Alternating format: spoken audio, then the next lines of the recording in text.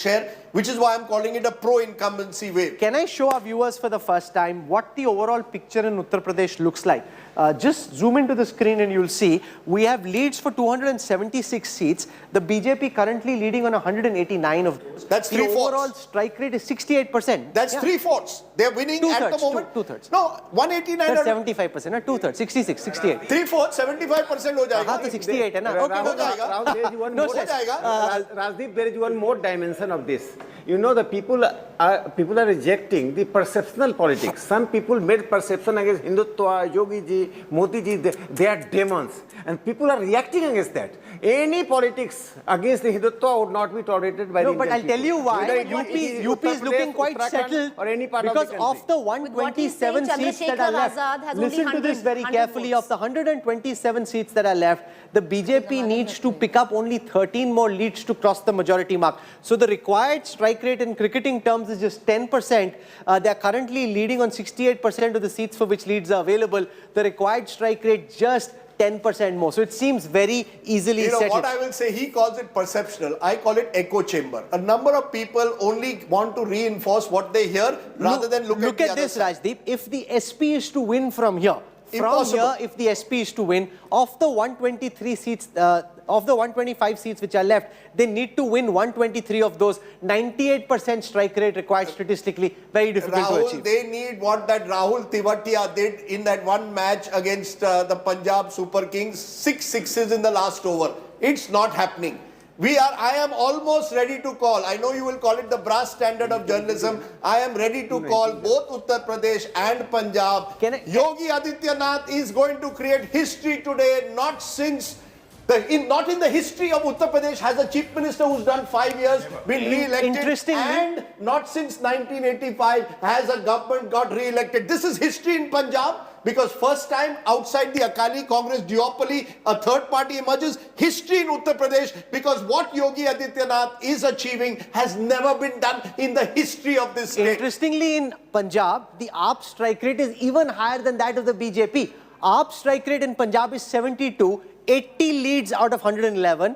To form the government, they basically already formed the government, so there's nothing left, but 72% leads currently off the trends that are available, 80 out of 111. This is history, and the strike rate is better than BJP in UP. So I'm calling AAP in Punjab a wave. I'm calling UP pro-incumbency, which means that the incumbent has been able to hold his own. In Punjab, it's just a wipeout of everyone else. Amazing. We don't have all the seats from Malwa region. Still, it is 80 out of 110. So they could cross 100 out of 170. It's a tsunami. It's a political tsunami in Punjab. That's the right word. It's a tsunami Kejriwal style. Let's show you what's happening in Goa. And in Goa, the BJP, out of the 21 leads that are available, is leading on 53% of the seats that they are fighting on. The Congress at this moment is leading on 12 out of 40. That's a strike rate of 30.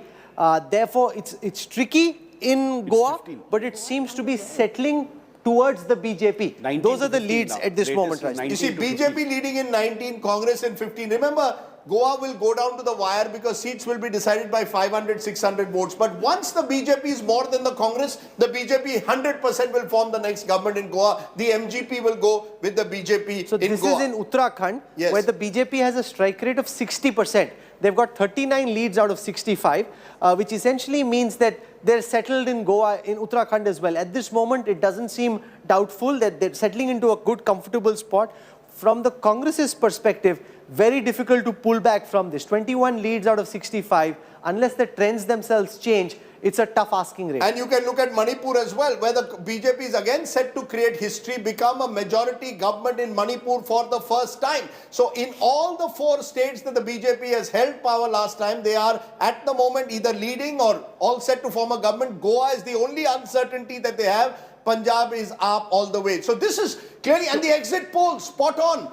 Today, Pradeep Gupta has recovered 200 from the Battle of Bengal. The BJP just hit 200. That's the first time that they've crossed the 200 figure very quickly from 100 to 200. It's a wipeout. 287 leads. So the poll was right. And thank God for that. Thank God for that. 71 to 100 for 100 for Samajwadi Party, and that's the only. And again, even in Goa now, a gap is building up. 21 is playing 12. TMC is 5. I want to tell our viewers that TMC Plus is one of the, or two of the TMC, Churchill Aramau and his daughter Velenka, and the other 3 are MGP. But once the BJP crosses the halfway mark there, then it's game, set and match. Interestingly, AAP is making its first ever seat in Goa as well as per those results. But clearly, even in Goa trends, while Didi's TMC may play kingmaker, that will only happen if the BJP comes below. The BJP has pulled ahead even in Goa. As of today, the Congress party is facing its worst ever nightmare. I have this being wiped out. interesting data over here. Of the 224 seats, where there's a direct fight between the SP and the BJP, the BJP is winning 72% of those seats, the SP winning only 28. If this was seen as a bipolar fight between BJP and the Samajwadi Party, the BJP winning 162 out of the 224 at this moment with a strike rate of 72, showing that in this bipolar contest, it's Yogi who's carrying the seat. 3 stories coming in today, Rahul. Kaun banega challenger? Kejriwal spreading beyond Delhi. Story number 2, Yogi Adityanath and Mr. Modi call it double engine, creating history in Uttar Pradesh. BJP holding on despite so-called anti-incumbency. The third story is the decimation once again of the Indian National Congress. This is a bad day. If you can't capitalize even in the post-pandemic era on slowing economy, mehengai, berozgari, then you've got to ask yourself, what strategy do you have in these states? Goa, as I said, could still go either way, but in all the other states, the Congress has no story to tell today. This is a terrible day in the office for the Congress party. If they don't introspect now, then God knows when will this party introspect. We can go region by region in Uttar Pradesh. In the 105 leads that we have in Western UP, the BJP is leading on 69. So it's a 69 place 36. Not as dominating a victory as they're seeing in Awadh and elsewhere. That's because Rohilkhand is holding on to the Yadavs. That's the one area. Muslims. Areas like Bareilly, Mainpuri is the other area. You see, there are 38 constituencies, Rahul, where Muslims plus Yadavs are more than 50%. The SP is holding on to those. There are 72 constituencies where there are 40%. They are winning half of them. But that's it. Because the moment you come to... They are not winning anything beyond Awadh, that. 82 seats we have leads That's BJP it. leading in 61 of those, SP only on 19. That's so right. in central Uttar Pradesh, the SP not being able to mount a challenge to the BJP. That's right. So the moment you move out of the Muslim Yadav heartland, the election becomes one-sided. There is a consolidation of the non-Muslim, non-Yadav caste. The Jatavs to some extent staying with Mayawati, but non-Jatav Dalits significantly also moving to the BJP. There was so much said about caste arithmetic in eastern Uttar Pradesh being unfavorable for the BJP. Look at what's happening. 90 leads currently, 61 of those to the BJP, only 20 to the Samajwadi Party, showing once again in eastern Uttar Pradesh, Modi Yogi carrying the day. Absolutely. This is a indication of the fact of a strong vote of confidence in the present administration. You have to look at it as that. Ration, Prashasan, and as Rahul said, polarization is a triple whammy. In Bundelkhand, of the 19 seats, we have leads for 15. The BJP leading on 13 of those, the SP only on 2, which again suggests that the exit poll is right because the polls showed a big victory for the BJP in Bundelkhand, which is what seems to be coming true on counting day. And very interesting, the poorer parts of UP, the BJP doing even better. So at a time when you talk of mehengai, you talk of fuel prices, you talk of, all what I'm saying is music to my friend Rakesh Sinha's ears, but it is a truth. आप जितना भी खुश हो जाओ, आपका दिन है। आप महंगाई, बेरोजगारी, पोस्ट सब बोल रहे हैं कि कोरोना के बाद क्या हुआ? No, I'm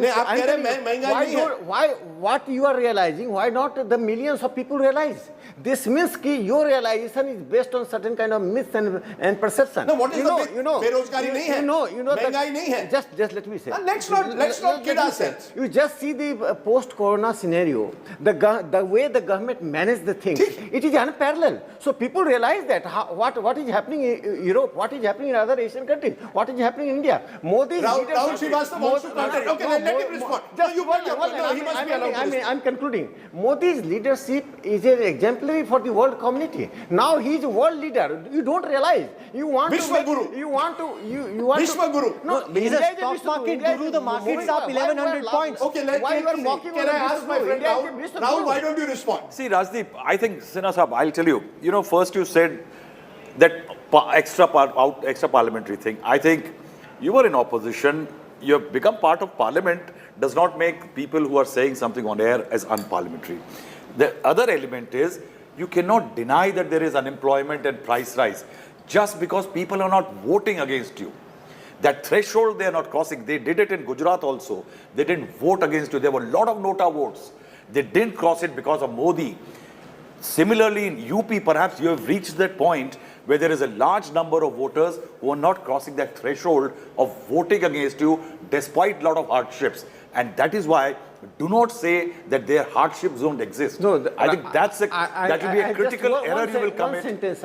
I'm answering one sentence. You know, Narendra Modi's governance has one characteristic feature, that he made the people as a stakeholder rather than clients. That's why even there are certain inaccuracies in the governance. They consider the efforts of the Modi, intent of the Modi, and his honest efforts 24, 365 days. This is the reason that people are connecting with Narendra Modi, not other regions. Because other people are just making propaganda. Has the Congress any alternative? Why I say extra parliamentary forces? Because in parliamentary democracy, it is the parliamentary parties which lead the movement. I agree. 1974. Okay, let Rahul Verma respond. Rahul Verma, do you think this kind of result is as much because of the lack of credible alternatives as the Yogi Modi factor in Uttar Pradesh? The fact is, the SP associated with an element of Gunda Raj, Muslim appeasement, Mayawati associated with maybe a politics again of personal family corruption allegations, plus not looking beyond her own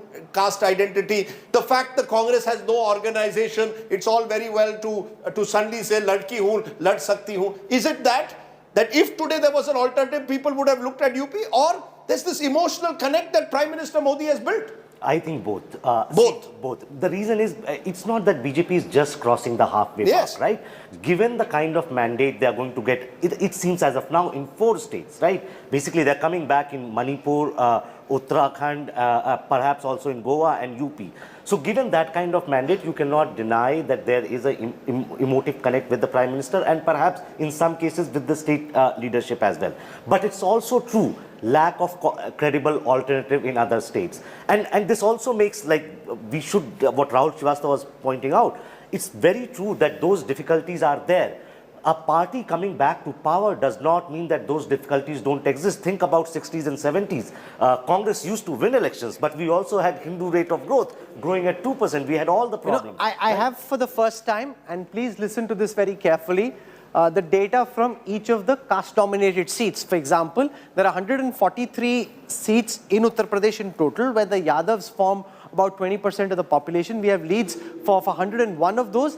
In the Yadav-dominated seats, Rajdeep, the BJP is currently leading on 68, the SP only on 31. So even on Yadav-dominated seats, the BJP, because of the anti-Yadav consolidation, is doing well. See, when we say Yadav dominated, what does it mean? Everybody else polarizes against them. That's right. And these are seats where we've taken 20% Let's come to the Jat dominated seats. We have 36 leads. Remember, when I say domination, it essentially means not more than 50%, but that community is in a position to be able to influence the results of that seat. In the Jat dominated seats, and so much has been said about Jharkhand, 26 leads for the BJP, SPRLD only on 10. So they have 2.5 times the leads even in the Jat-dominated seats. And may I just add to that our narrative has been so full of Jats because of the Kisan Andolan, they only account for 36 seats out of 403. Of the Dalit seats, 160 Dalit seats, 119 leads for the BJP on Dalit seats, 31 of those to the BJP. This has been one of the great stories of Uttar Pradesh in the last 7 years. The BJP's efforts to reach out to Dalit communities, especially non-Jat Out of the 113 seats for which we have trends where Muslims are in big numbers, the BJP leading on 73, the SP on 36. Preeti, you were making a point? So the point I was making is what we were talking about earlier. When we talk about, if you can just get that Western, you're on the other side. And I just want to tell our viewers, just a minute. Muslim-dominated seats means what? Muslims more than 20%. Around 20%. So it doesn't mean that Muslims are voting for the BJP. It means that everybody else is counter-polarizing. Yes, Preeti. No, what I was talking about is we're talking about West UP. You're talking about the Jat vote. What we were in the beginning, one of the factors that there was no transfer of votes to Samajwadi Party. Look at the map there and you'd see a sweep how many, even those seats that they have won, the alliance has won, you'll only see RLD. So the RLD is now leading on 8 seats in Western Uttar Pradesh. The Samajwadi Party not even in 1. So the Jat, who has gone and pressed the hand pump button, has done it for the RLD, not for the Samajwadi Party. And this is the third time that's happened. Samajwadi Party has suffered with the BSP, it suffered with the Congress, and it's not been able to get its act together even with the RLD. There is no vote transfer, the fear of Yadav Raj. Pawan Kheda joining us. Okay. Kumar Abhishek is at the BJP headquarters. You know, I must tell our viewers, he is at the BJP office in Lucknow. He tracks Uttar Pradesh for us, runs UP Tak, is our Lucknow bureau chief. And even when everybody else was confused, Kumar Abhishek was clear that the BJP is going to do well. His margins were lesser than what we're seeing right now, but he was very confident. और लग रहा है कुमार आपका जो confidence था कि BJP जीत रही है और अच्छे से जीत रही है, ठीक वैसा ही निकल के आ रहा है. Vindication for you on counting day.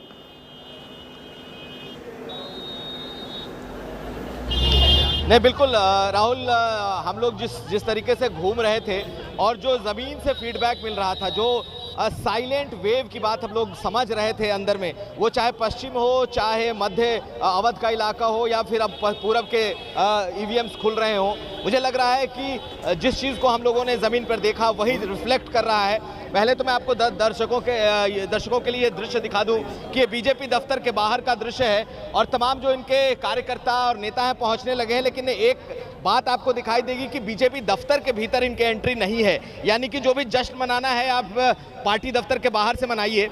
लेकिन राहुल, जैसा कि हम लोग चर्चा कर रहे थे, इस बार 3 फैक्टर वो जो कि निकल करके भी आए हैं, वुमेन फैक्टर, एक्स फैक्टर की तरह काम किया है.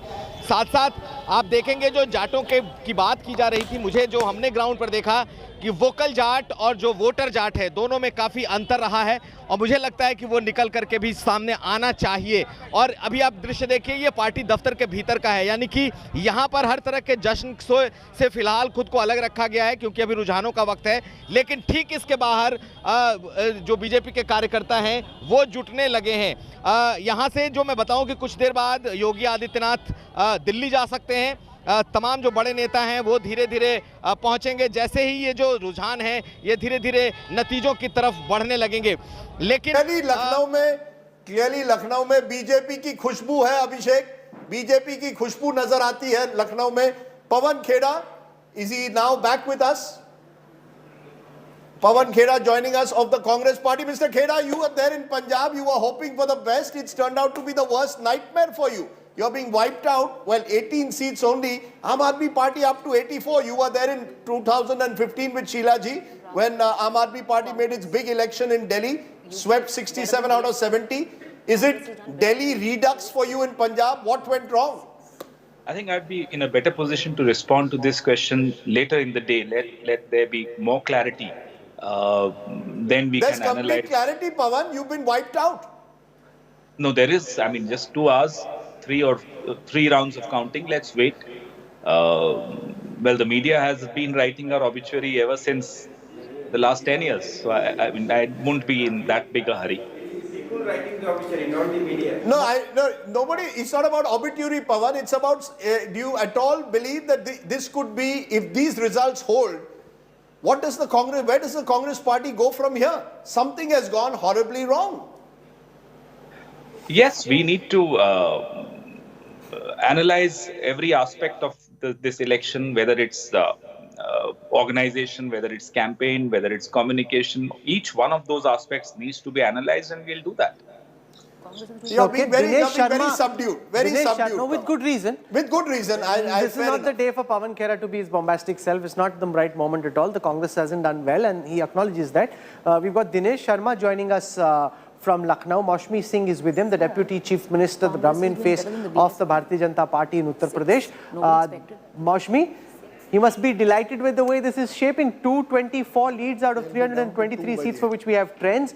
The BJP seems to be dancing its way to victory in Uttar Pradesh.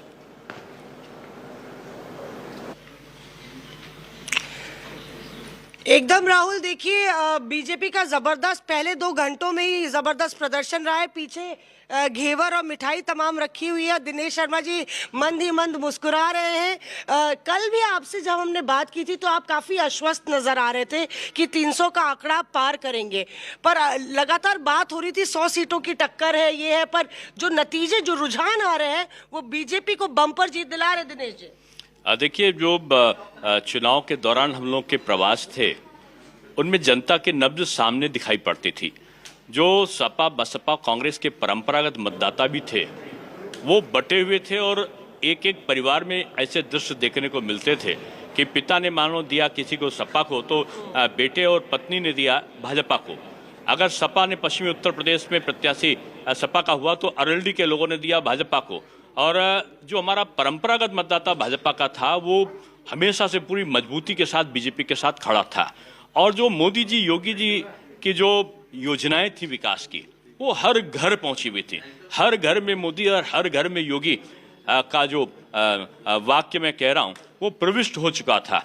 और लोगों के मन मस्तिष्क में पिक्चर क्लियर थी कि जो जातिवाद, संप्रदायवाद, क्षेत्रवाद, भाई भतीजावाद, परिवारवाद की जो व्यवस्थाएं हैं, की सोच है, जनता ने उस पर बुलडोजर चलाने का निश्चय कर रखा था। दिनेश जी, जो पहले 2 घंटे में पिक्चर सामने आ रही है, क्या उससे क्लियर है कि भाजपा को इस तरह की जीत मिल रही है कि आपको लगता है कि कुछ उठापटक होगी? नहीं, देखिए, हम संभावनाओं के बारे में अब घोषणा करना मैं समझता हूँ उचित नहीं है, लेकिन इतना मैं कह सकता हूँ कि जो चुनाव के परिणाम हैं वो निश्चित रूप में उत्तर प्रदेश की विकास यात्रा की गति को और तेज करने वाले होंगे, राष्ट्रवाद की अभिकल्पना को पूरा करने वाले होंगे, जातवादी और परिवारवादी सोच को पराजित करने वाले ये परिणाम जरूर से होंगे। तो कौन सा फैक्टर ज्यादा काम किया, मोदी फैक्टर, योगी फैक्टर, कौन सा फैक्टर ज्यादा काम किया, डबल इंजन की ट्रिपल इंजन? देखिए, मोदी जी और योगी जी विकास के एक रोल मॉडल हैं और उत्तर प्रदेश ने 2017 के बाद जो 2017 में 1-2 भी योजनाओं में वो नंबर 1 पे नहीं था केंद्र की योजनाओं में, आज जब आपसे बात करें 57 योजनाओं में उत्तर प्रदेश नंबर 1 पे है। यानी हमने केंद्र की योजनाओं को बेहतर तरीके से चलाया और प्रदेश की योजनाओं को जो उनकी पूरक बन के उनको भी हमने चलाया। केंद्र और प्रदेश का जो समन्वय था, योगी जी और मोदी जी की जो ट्यूनिंग थी काम करने के, एक विकास की अवधारणा को आगे ले जाने की जो उनकी भावना थी, वो आज घर घर पहुंची है। हर घर में आज किसी को राशन मिला है, किसी को मुफ्त के वैक्सीनेशन का लाभ मिला है, किसी को आवास मिले हैं, किसी को इज्जत घर मिला है, किसी के वहाँ सड़कें बनी हैं, किसी को वहाँ बिजली पहुंची, किसी को मुफ्त की शिक्षा मिली है, हर तरफ। इसलिए आप अगर इस चुनाव में देखो तो सबसे बड़ी बात क्या थी, इसमें सड़क, बिजली, पानी, शिक्षा, स्वास्थ्य और सुरक्षा, ये मुद्दा विपक्ष नहीं बना पाया था। क्यों? क्योंकि इसमें हमने काम किया था। और पहली बार ये चुनाव था कि वो विपक्ष ये जाति मेरी, वो जात तेरी, ये संप्रदाय मेरा, वो संप्रदाय तेरा, तो ये अपने पुराने फार्मूले पर चुनाव लड़ने का जो कोशिश कर रहा था, जनता ने उसको नकारा है। बाबा का बुलडोजर जो है उस पर जनता ने मोहर लगाई है। नहीं, क्या श्रेय उनको भी जाएगा? से तो जाहिर बात है, जो नेतृत्व करता है उसको श्रेय जाएगा। As we go across to we'll go back to in Delhi, but look at this. This is the map of Punjab. The violet is up, 83. It's across. It's across Malwa, complete sweep across Majha. It's only in this area of Doab where exactly basically you just need to watch our exit poll. We tell you with great confidence what's happening because that is exactly what's happened. We said in Doab it won't happen, and I remember some of the pundits, including those sitting here, said that ऐसे कैसे हो सकता है कि Majha and Malwa are winning, Doab they are not, but that's what's happening in the poll. It's a sweep. There are 4 big winners today. There is the BJP. There's Pradeep Gupta. No, 1 minute. India Today. I was coming last to them, but you. So let's put India first. Today. But absolutely, you're right. Yeah. Look, pollsters were hit. Get attacked when they get it wrong, and we got it wrong in Bengal. We got it partly wrong in Bihar. But today is fantastic. You're getting it almost right. The only state, and I still maintain Goa will go to the wire. It's 2013, and we'll have to see how. No, but it's within our range, Rajdeep. No, even in Goa. Yeah, but we put the Congress slightly ahead. We'll have to see how it goes. But everywhere else, and look at what's happening in Uttarakhand.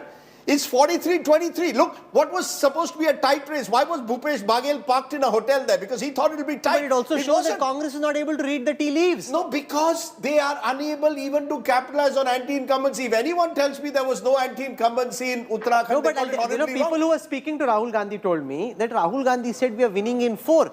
Except for Uttar Pradesh. He kept insisting, even after the exit polls came, he said these guys are a bunch of jokers, they don't know what they're saying. We are winning. He kept saying that. He believes that. Can I give you an example? Yes. 2 governments. You changed a chief minister in Punjab, Amrinder Singh, 4 months ago. You changed 2 chief ministers in Uttarakhand 8 months ago. The BJP's change of chief ministers results in a victory in Uttarakhand. The Congress's change of chief ministers has resulted in decimation. Why? It's not enough to change a chief minister. You then need plan B, you need an organization, you need last mile connectivity. You can't have Harish Rawat sitting for God's sake in Punjab, your most popular leader of Uttarakhand, and the Congress expects to win. But this is a party without a strategy. But Rajdeep, may I draw your attention? Even if you're going by this scorecard, the Congress is at 6 right now in Uttar Pradesh. We'd given it 0 to 1. It's doing better than the BSP. Sure. Look, I'll have to see their vote share. If the Congress ends up with 6, look, Yes, but they will be clutching at straws. But 6 is not straws for the Congress. 1 minute. Preeti, For 403. a party which expected 0 to 1. Third, aage, fourth nahi aaye. From the Congress's perspective, it's not a bad one. This is like saying कि मैंने Papua New Guinea के सामने अच्छा performance कर दिया, please give me a medal. I'm not saying that. I'm just saying the BSP right now stands at 4, the Congress stands at 6. Can I show for Punjab, out of the 77 seats they had, the Congress is retaining only 12 of 77.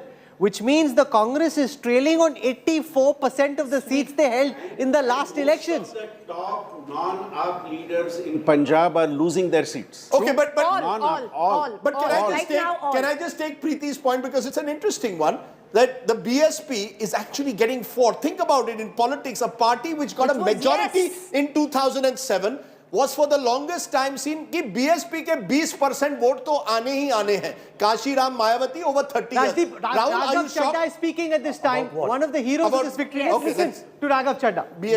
Many say he's going to. अब उन्हें स्वाद चखाना है, उनको हटाना है और नए ईमानदार अच्छे लोगों को लाना है.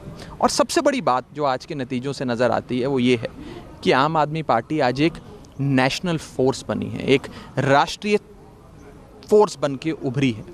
और आने वाले समय में आम आदमी पार्टी, अरविंद केजरीवाल जी भारतीय जनता पार्टी के प्रिंसिपल चैलेंजर होंगे. ये कहने में मुझे कोई डाउट नहीं है, कोई गुरेज नहीं है. और आने वाले समय में आम आदमी पार्टी कांग्रेस पार्टी की नेशनल और नेचुरल रिप्लेसमेंट बनेगी. आज देखा जाए नतीजे तो बड़े बड़े दिग्गज, जैसे आपने बोला भी है, कैप्टन अमरिंदर सिंह हो, वो भी थोड़े से हैं. नवजोत सिंह सिद्धू जो प्रधान रहे हैं और वो दावा करते थे कि हमारी सरकार दोबारा आएगी, हमने ये, उन्होंने रोल मॉडल भी दिया. क्या कहेंगे बड़े बड़े जो हैं दिग्गज, उनका कारण क्या रहा? देखिए, हुआ ये कि बीते 50 सालों में इन सारी पार्टियों ने पंजाब को इतना लूटा, पंजाब को 3 लाख करोड़ के कर्जे के नीचे ला दिया, पंजाब के युवाओं को नशे की लत लगाई, युवाओं को देश छोड़कर और बाहरले मुल्कों में जाकर मजदूरी करनी पड़ रही है, किसान आत्महत्या कर रहा है, बहुत बुरा हाल है. किसी भी सेक्टर को उठाकर देख लीजिए, शिक्षा की बात करें, स्वास्थ्य की बात करें, एक्सेट्रा. लेकिन इन नेताओं के 7 स्टार होटल बन गए, इन सब के फार्म हाउस बन गए, इन सब की बड़ी बड़ी कोठियाँ बन गई, इनके शॉपिंग मॉल्स बन गए, एक्सेट्रा. तो लोगों ने ठान लिया कि इस बार इन सारी ताकतों को हराकर ईमानदार लोगों को लाना है. अरविंद केजरीवाल जी, भगवंत मान जी की जोड़ी को लाना है. और ये भी दिखाता है कि जहाँ पर लोगों के पास एक विकल्प है, वहाँ लोग विकल्प को चुनते हैं. आज आम आदमी पार्टी केवल पंजाब में ही एक विकल्प नहीं, मेरा मानना है एक राष्ट्रीय विकल्प, एक नेशनल ऑल्टरनेटिव बन के उभरी है. और आने वाले समय में आम आदमी पार्टी, अरविंद केजरीवाल जी इस देश की कमान संभालें, ऐसी मैं प्रभु से प्रार्थना करता हूँ. राज्यसभा की भी अभी इलेक्शन होंगे, तो अगर आम Aadmi party. Let's for a moment cut out from Raghav to ask Preeti about Raghav Chadda. You know, Raghav Chadda is an interesting character. Won his election last time, first time, 2020. He's a chartered accountant, I believe.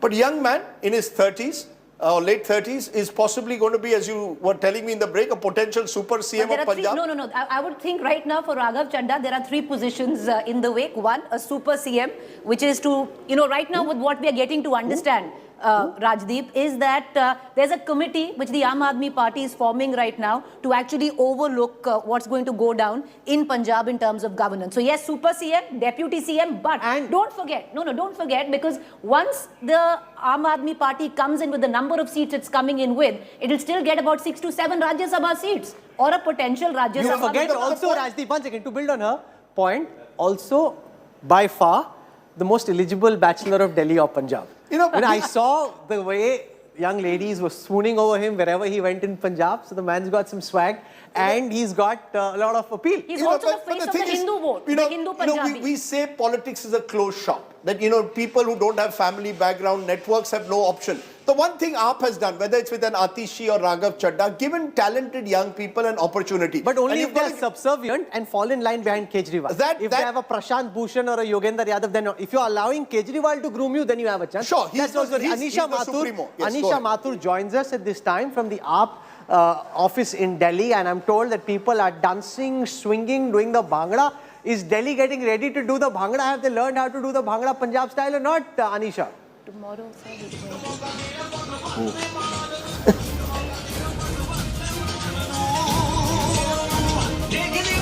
So this is the music that plays, the ditty that plays when AAP's caravan moves across Punjab. It's very catchy. It was playing all across the streets and mohallas of the state. And the interesting thing will be the point that we're discussing about whether Bhagwant Mann will now be able to rule, govern, administer Punjab in the manner that AAP has promised. If he's able to do it, it's a big one. We've got Anisha Mathur joining us from the AAP headquarters in Delhi. Anisha, everyone around you, I'm told, is doing the Bhangra. Anisha, Anisha, do you hear me or not? Yes, go for it. Tell us what's happening at the AAP headquarters. Well, yes, sir. Rahul, if you can hear me, Rahul, if you can hear me at all, there's a lot of dancing, a lot of celebration that has begun in the Aam Aadmi Party office here. All these guys have been dancing here. The Bhangra has started. This entire flash mob group of Aam Aadmi Party volunteers has started celebrating here. And even outside the party office, I'm going to ask my cameraman to pan and show you. Even outside the office, outside the barricade, some of the volunteers who've gathered here have started celebrating. So Aam Aadmi Party is in a lead in Punjab. Even in the official election commission statistics, they're in the lead in about 86 seats. And that has led to a lot of celebrations breaking out here in the Aam Aadmi Party office. The party leaders, Gopal Rai and Dilip Pandey, are here in the party office, and all of them say that this is an indication of where the Aam Aadmi Party will be going in the future. They have national ambition. They hope to also get seats in Uttarakhand and Goa. But Punjab, of course, has led to this celebration. And you can see here, what do you have to say? Like, there is a lead in Punjab. You guys are here dancing in support of Bhagwant Mann. We are much confident that we will win the Punjab and we will serve the people of Punjab. And we are much confident that if Punjab people give a mandate, then other parts of state will also give the mandate. So you can see the kind of enthusiasm here in the volunteers here in the Aam Aadmi Party. Back to you. Vote share act in order. The AAP volunteers need to get their Bhangra game going as well. A mix of Delhi dancing with Bhangra, which is fine, but they're dancing and they have every reason to. And what strikes me, look at them young. One of the things is that we've seen that they're all under, I just checked Raghav's age, someone sent me a message, maybe a prospective bride, that he's only 33. He's only 33, born in 1988. But that, it shows that there is churning in Indian politics. Look at when somebody says that, you should see him blush.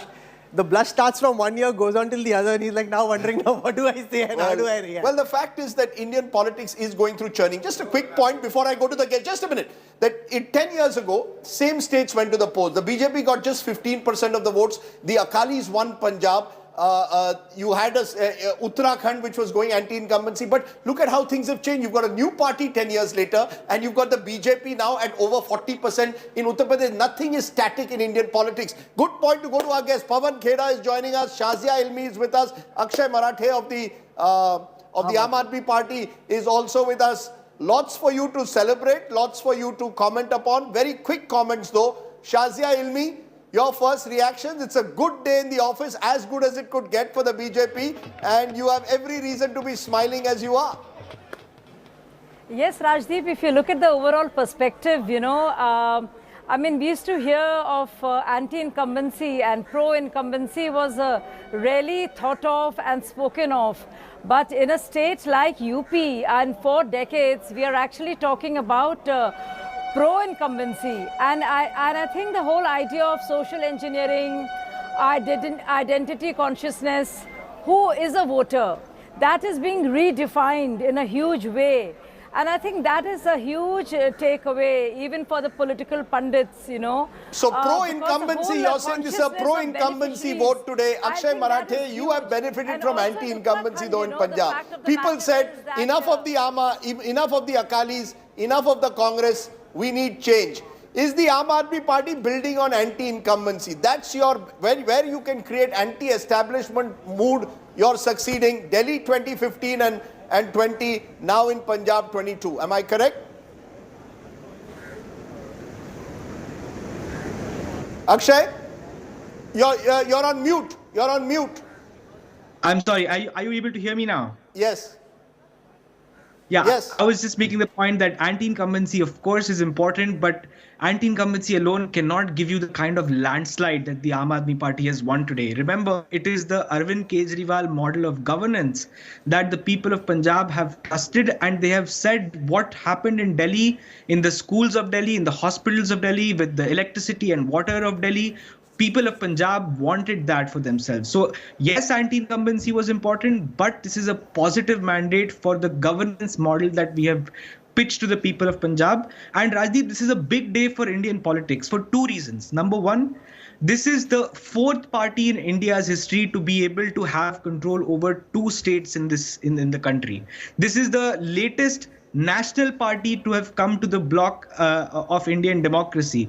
It is a big moment in India's democratic history. It is a big moment for Aam Aadmi Party, and it is a big moment, remember, for all the people watching from across the country who are yearning for change, who are yearning for the governance model of welfareism with economic prosperity, especially in times of hardship that COVID has shown us. Trust me, so you're saying this is a positive vote for the Aam Aadmi Party, not just anti-incumbency. Pawan Khera, you're looking very somber. You know, you can have a nice smile, Pawan. It's a nice Thursday morning, and haar jeet to hoti rehti hai, Pawan bhai. But now that the numbers are settling in, how bad is it? If this doesn't cause massive upheaval in your party, what will? Please tell me. No, upheaval is an ongoing process. It may or may not get visible to the outside world. Upheaval in any organization is an ongoing process. So I won't say a particular election will lead to an upheaval. No, that's not how I look at transformation in any party, especially as old as Congress. Being an old party, being a large party, we take our own time in navigating through changing times. Well, we should take a little less time and respond to the changing times. No, but can I be more direct? Can I be more direct, Mr. Pawan Khera? Rahul Gandhi staked a lot in Punjab. Priyanka Gandhi staked a lot in UP. Both haven't worked, although you've got 6 seats in UP. That is still very, very little. That's a very small gain. In Punjab, you've been wiped out. You've lost Uttarakhand despite manifest anti-incumbency, despite history of government changing 5 years. You've been wiped out in Manipur. I mean, are you going to say that maybe we need a new leadership? Just try it. Why not? Rajdeep, as I said, for the media and analysts, you judge a party's performance through elections.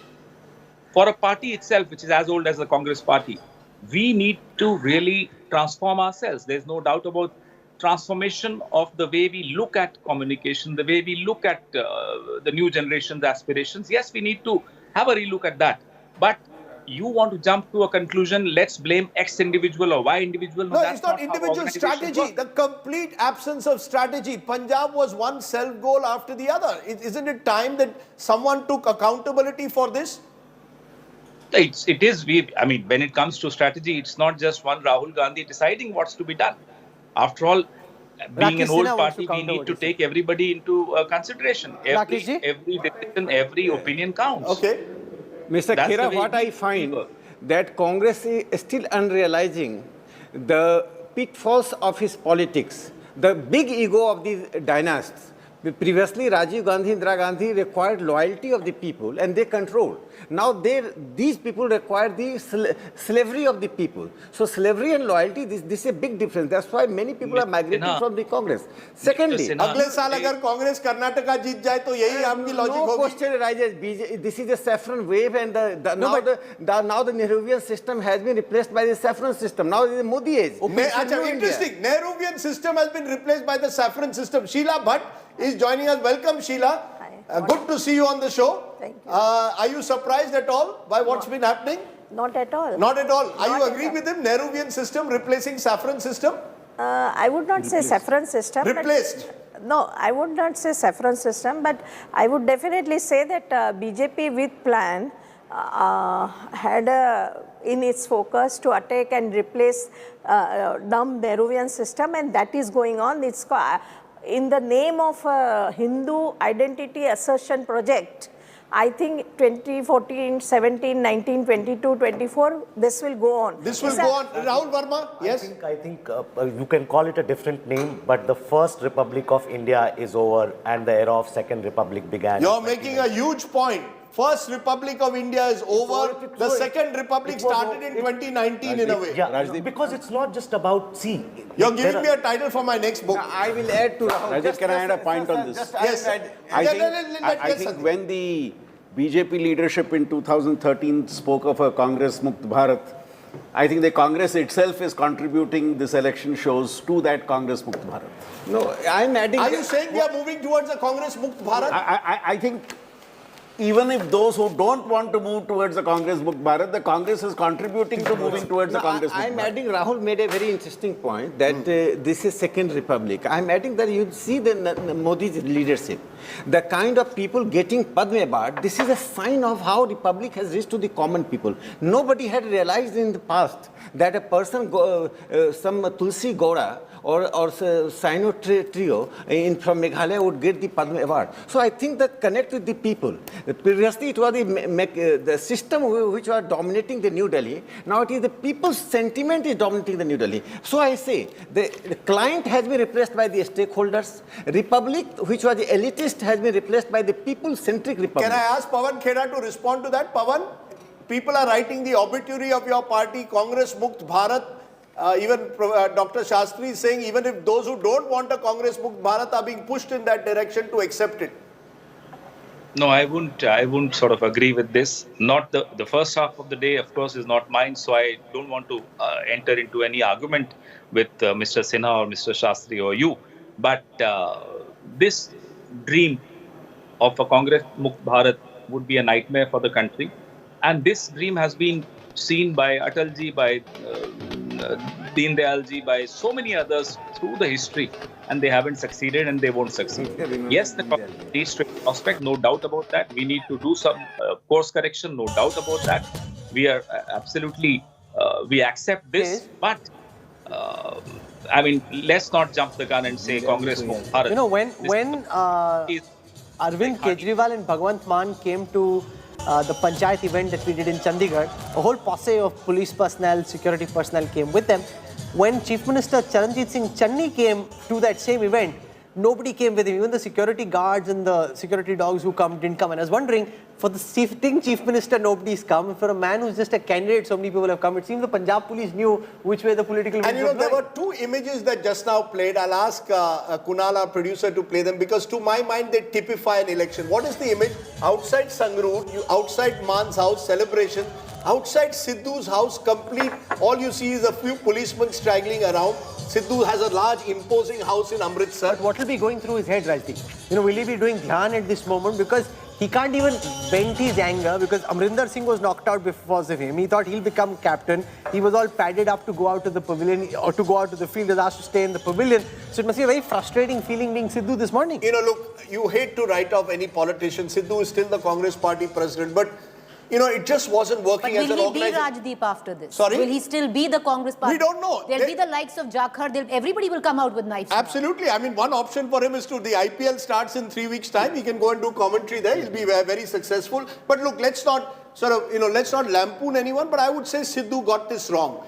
You became party president, replaced Amrinder Singh, but then you can't take on your own chief minister. And look at what's happening to Charanjit Singh Channi. In Chamkaur Sahib, he's losing Badaur, but in Chamkaur Sahib, at the moment, he is slightly ahead, I'm told. So, as per our data, he's still trailing. He's still trailing in both?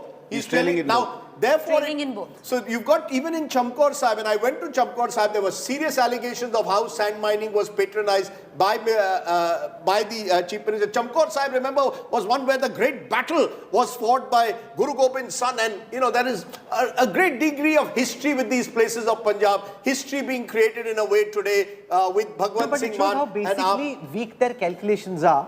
He had a chance in Chamkaur Sahib. He might still do in the way that the votes get counted. In Bhador, the polls were showing, the pre-polls were showing he's losing. Yet he somehow goes. It just shows how disconnected the Congress was from reality. Goes to Bhador in the Malwa belt thinking because I'm a Dalit, I'll be able to swing the seat. You're losing your own seat. You don't go into a second seat as chief ministerial candidate unless you're reasonably sure you'll win. I'll tell you what happened. And this is where, you see, the strategy cannot, Rahul, be done sitting in TV studios. Because what was we are not doing the strategy, they are doing the strategy. Congress wala. You see what they thought, because the moment Bhagwant Mann was nominated by the Aam Aadmi Party, we need to also have our chief minister candidate. Rahul Gandhi goes, makes Charanjit Singh Channi. Then Malwa is the belt of Bhagwant Mann. We also need someone as a chief minister face in Malwa. So you send your chief minister from Chamkaur Sahib to Malwa. It doesn't work like that. It's not so simple. You don't ignore now Manipur, the northeastern state where BJP crossed 51% votes. It's huge. This is a very significant. Very significant. Not because it is the defeat or the winning of any political party, but because how the BJP and nationalist party made an inroad in the northeastern states. Sir, it is a big. Sir, at the moment you're leading in 28 in Manipur. 51% votes. Others 23, INC 9. Remember, others include Conrad Sangma's NPP. It includes JDU, Nitish Kumar's JDU. But Shazia Ilmi, you want to, your old party AAP is doing well, so you perhaps can say you want to have a message for your old friend Arvind Kejriwal. No longer friends. No longer. No, I have a message for you, Rajdeep. I'm sure you'll do a little jig if AAP wins in Punjab. And I just want you to do a little jig also when our exit polls are perfect, which they appear to be. Please wait for the jig. And Goa. You said it so often, I'm wondering whether Mehndi, like a Mehndi, you've been preparing a dance move. Shazia ji, you're welcome to join me also. Long incumbency is there. Please we've join done me. A spectacular job. Please join me for the jig. You know, one second, I must tell our viewers that a very senior BJP leader trolled Rajdeep or took his trip a bit by saying that you only dance when the BJP loses or the AAP wins. That's so very they're all unfair. expecting I'll tell you what, I either have sweets or I dance when our exit poll is right. Unfortunately, Rahul, you were away when that poll, you were in Harvard at the time, and therefore it was Ankit Tyagi, my friend, me and Pradeep Gupta, and it was 3 in the afternoon. My producer says, sir, thoda naach gana ho jaye. It was only one state. I don't think the producers had anything. I come from a state called Goa. In Goa, you play the music, we'll dance. We'll dance. You're the piper, we'll play, who plays the tune, we'll dance. So, this afternoon, don't miss it. It's going to be He's going to be here soon. We don't need to wait till the afternoon. 253 leads for the BJP, 88 for the AAP. It's very clear that this poll is going just the way the India Today Access My India poll said. Yes. Captain Amrinder Singh is actually trailing by over 8,000 votes. That's huge. But look, the Badals are losing. The captain is losing. The margin is huge. It's a wave. It's a tsunami. Punjab is a tsunami. There are no rational explanations when a tsunami takes place. People have decided badlav chahiye, and Punjabis have decided bahut ho chuka. A lot of machinations went in trying to swing Dera vote from one party to the other, thinking that they'll be able to stop the AAP wave. What this verdict shows is that when people have made up their mind that they want change, all this tikadambazi, the jugaad doesn't work. It works only to a certain extent in a tight fight. But what this shows is, when there's a tsunami coming, the tsunami is coming your way. There's very little you can do Absolutely. About it. But Akshay Marathi, the question is that are you going to use this to expand into other states? Mamta Banerjee once 7 months ago in Bengal, she hasn't been able to go beyond as successfully as Goa is showing. Does the AAP also realize that this is not some quick, you worked in Punjab for 7 years. If you want Himachal, Gujarat, you'll have to work over the next decade. This is a slow grind. No, absolutely. There's no denying that. In fact, Arvind Kejriwal has always maintained he's not some Napoleon that he'll win one state after another after another. That's not the point. The point is that we have a vision for the country. We have an economic vision. We have a developmental vision. And wherever we find that the people of that state are demanding change and they're demanding that kind of policy change that the Aam Aadmi Party is promising, we will step up and we will provide that change to the people. And if you want to ask which state is coming up, then yes, we can tell you Gujarat is coming up, Himachal Pradesh is coming up. Our teams are working in those states. This is not to suggest that we are hankering after power at any means. It's not that we are using Delhi and Punjab to go to other states. The fact is that we have a cadre, we have a national presence, and we have always had a national presence, whether or not we had power in any of these states. I come from the state of Maharashtra. We have volunteers in Maharashtra. We have volunteers across the country. No, so but make no mistake, you're underplaying the role of power, but power makes a difference because it gives you resources, it gives you administrative capabilities, and it just gives you the heft of being in power in two states. A lot of money for elections. I mean, elections aren't fought for free. Rahul, Money for elections comes, yes. I think what power gives you is a proof of concept. We have been able to establish to the people of India that we are able to govern better than all the other parties. Look what happened in Delhi. 2 times over we won more than 60 seats. In Punjab, we are winning with a historic landslide.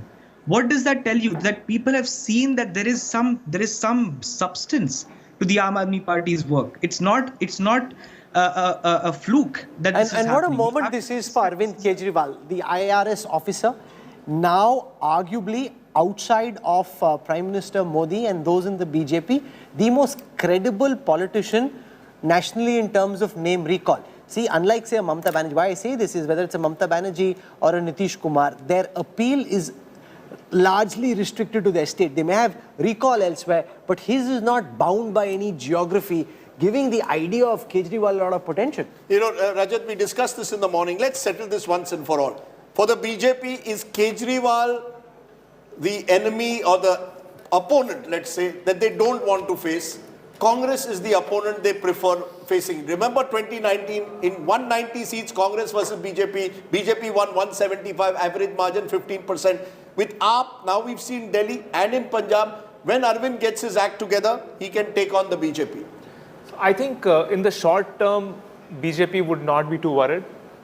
They believe that the fragmentation of the opposition is going to further consolidate BJP's stand. That the more Arvind Kejriwal grows, he damages the Congress. Certainly, the TRS goes down, then Didi, she doesn't become a challenger, Akhilesh is out. Now you look at the entire scene, it's only BJP all the way to 2024.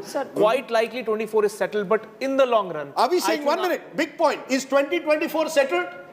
Has today settled Sheila Bhatt? No, has it settled 2024? Of course not. Indian democracy is very vital, very vibrant. BJP is sweeping UP, BJP is winning 3 other states. So, this is the problem with analysts, I think. No, not settled. The problem is that everybody says Uttar Pradesh is the semi-final. When the semi-final results are out, then you are saying, no, it was not a semi-final. You can't be two ways, right? Nobody has lost final. If they have won semi-final, you want to say that?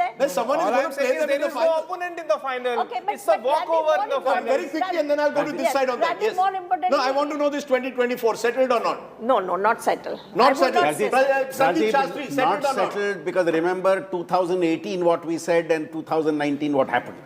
How things changed. When the Congress won in Madhya Pradesh, Chhattisgarh, Rajasthan, but lost 2019, you're saying. Also, February 2019 changed a lot of things. Settled or not 2024? A tough question. In politics, nothing is settled, but what Rajat is basically hinting at the direction. Which is basically, even in 2018, that was a mistake of analysts. Think from the political point of view. The advantage which BJP had going into 2019 election, that advantage BJP has now and even more going into 2024 because opposition is advantage BJP, yes. BJP is the top seed for the final. I think 2024 is more easier for the BJP because that election would be fought.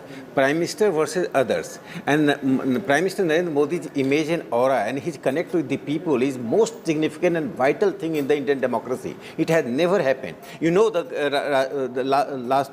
day before yesterday, we were discussing on 7th, that how the beneficiaries of his programs. This means he created a larger constituency beyond caste, community and region and language. So you find that Modi ji is reaching to the people, the grassroots people. So the BJP, the charismatic figure of Narendra Modi ji has turned the BJP, transformed the BJP as a grassroots party. It was previously urban party, it was then the cowbell party, now it is a grassroots very party. Clear that nobody has the organizational wherewithal to put up a formidable challenge. So it may be unsettled on television, studio, or on Twitter, but on the ground, once semi-final is sorted, BJP is now into the finals. But look at the other side of the semi-finals. There are so many parties fighting it out. So we still have a qualifier to go. I think what today, I think there's a, taking from the cricket analogy, we've got the first match of the IPL when you reach knockout stage is between team number 1 and team number 2. BJP is clearly now team number 1, they're in the final. Zimbabwe. We don't know, that's right. So that's the point. Now we have the qualifiers. Now the qualifiers and the challengers we still don't know it because doesn't matter. they have what this result shows you is no matter what happens at the end of it, you'll have Zimbabwe. So there's a problem. Unless you have a formidable foe which can put up a fight, the opportunity. See, if you couldn't convert anti-incumbency in Uttarakhand where there was manifest anti-incumbency, if you couldn't convert anti-incumbency in Goa where clearly there was anti-incumbency, you will not, even if there is some simmerings of discontent, you won't be able to channelize it enough to cross the finishing line. I couldn't agree with you more. I think the real concerns today at the end of this verdict will be for the opposition. Because there are serious concerns over the main opposition brand. So you are worried about the opposition. Celebrate the BJP's victory. It's a big victory for the BJP. It's holy come early. We are worried about the opposition. BJP worked tirelessly to make this victory happen. I am waiting for Pradeep Gupta and then we will do the jig. But you know, just one point before we go to Syed Zafar Islam about 2022 and 2024. Goa is the only state at the moment where we cannot call. I think we can call every other state, Rahul, safely. In Goa, very interestingly, North Goa, BJP is 13-5, right? South Goa, where Congress expected to win. What is happening? Congress is 8, BJP is 6, independents are 3. And my sense is Aam Aadmi Party, Trinamool Congress, smaller parties have all eaten into the anti-BJP vote in South Goa. So the BJP has benefited from consolidating itself in North Goa and benefiting from a divided opposition in the South. So while the margin still remains 18 to 14 and halfway mark is 20, TMC plus 5, right? That's 4 of the MGP at the moment and 1 of the Trinamool Congress. They could still play the role of kingmakers, potential kingmakers still there. One GFP. GFP is part of Congress. We put them as Congress plus. So GFP, Goa Forward Party, my namesake Vijay Sardesai, distant cousin. Please understand, when you are distant, you are a distant cousin. So, you know, I am not the chief. There's a Sardesai everywhere in Goa. You throw a stone in Madgaon, 5 guys will come and say, I am also a Sardesai. Another story for another day. Zafar Islam, congratulations. You can smile broadly. Am I right in saying 2024 is a done deal or am I running ahead of myself? Rajdeep, I had read your article a couple of weeks ago and I think you were spot on there and you are spot on now as well. 2024 is a done deal. We have fought an election where everybody was speculating, opposition were making different kind of... Can I just say, Zafar, the moment the BJP gets complacent is when they get into trouble. Please do not say the BJP is winning 2024. Whenever they're complacent, they're in trouble. It's when, like in Uttar Pradesh, if you saw, the BJP was hungry, it was on the edge, they were nervous, they were anxious, and they mobilized the full might of their army. That's what led to this victory. The moment you start thinking, jeet gaye, that's not going to work. Rahul, let me tell you very candidly, we are never complacent. First of all, we never say that it's a semi-final match. For us, every election is a final match. And we fight with all our might. And it is evident from the fact that even in this election, people were speculating different things. Different agencies were speculating and giving different verdict. But I must compliment both of you as an anchor and also the agencies which you have hired, Pradeep ji. You have all had predicted something which is so evident. Which I must say, even the BJP top leadership, and I won't name who, but some of the top BJP leaders we spoke to were expecting, say, 240, 250. That was the outer limit. I can see Sheila ji is there. She met me in Varanasi.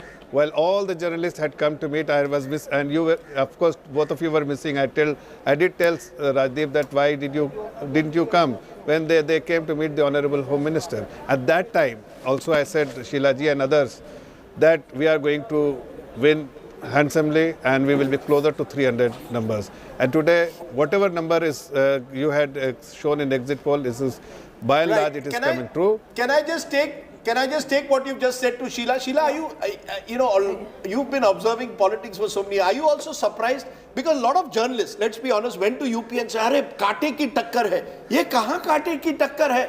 So, is it that we live in our echo chambers? Of course, and definitely, because I think, can I take a bigger view and tell you, I'm so sorry to tell you this, that I think this result shows that UP-based Muslims must not hear anything of secular liberal people.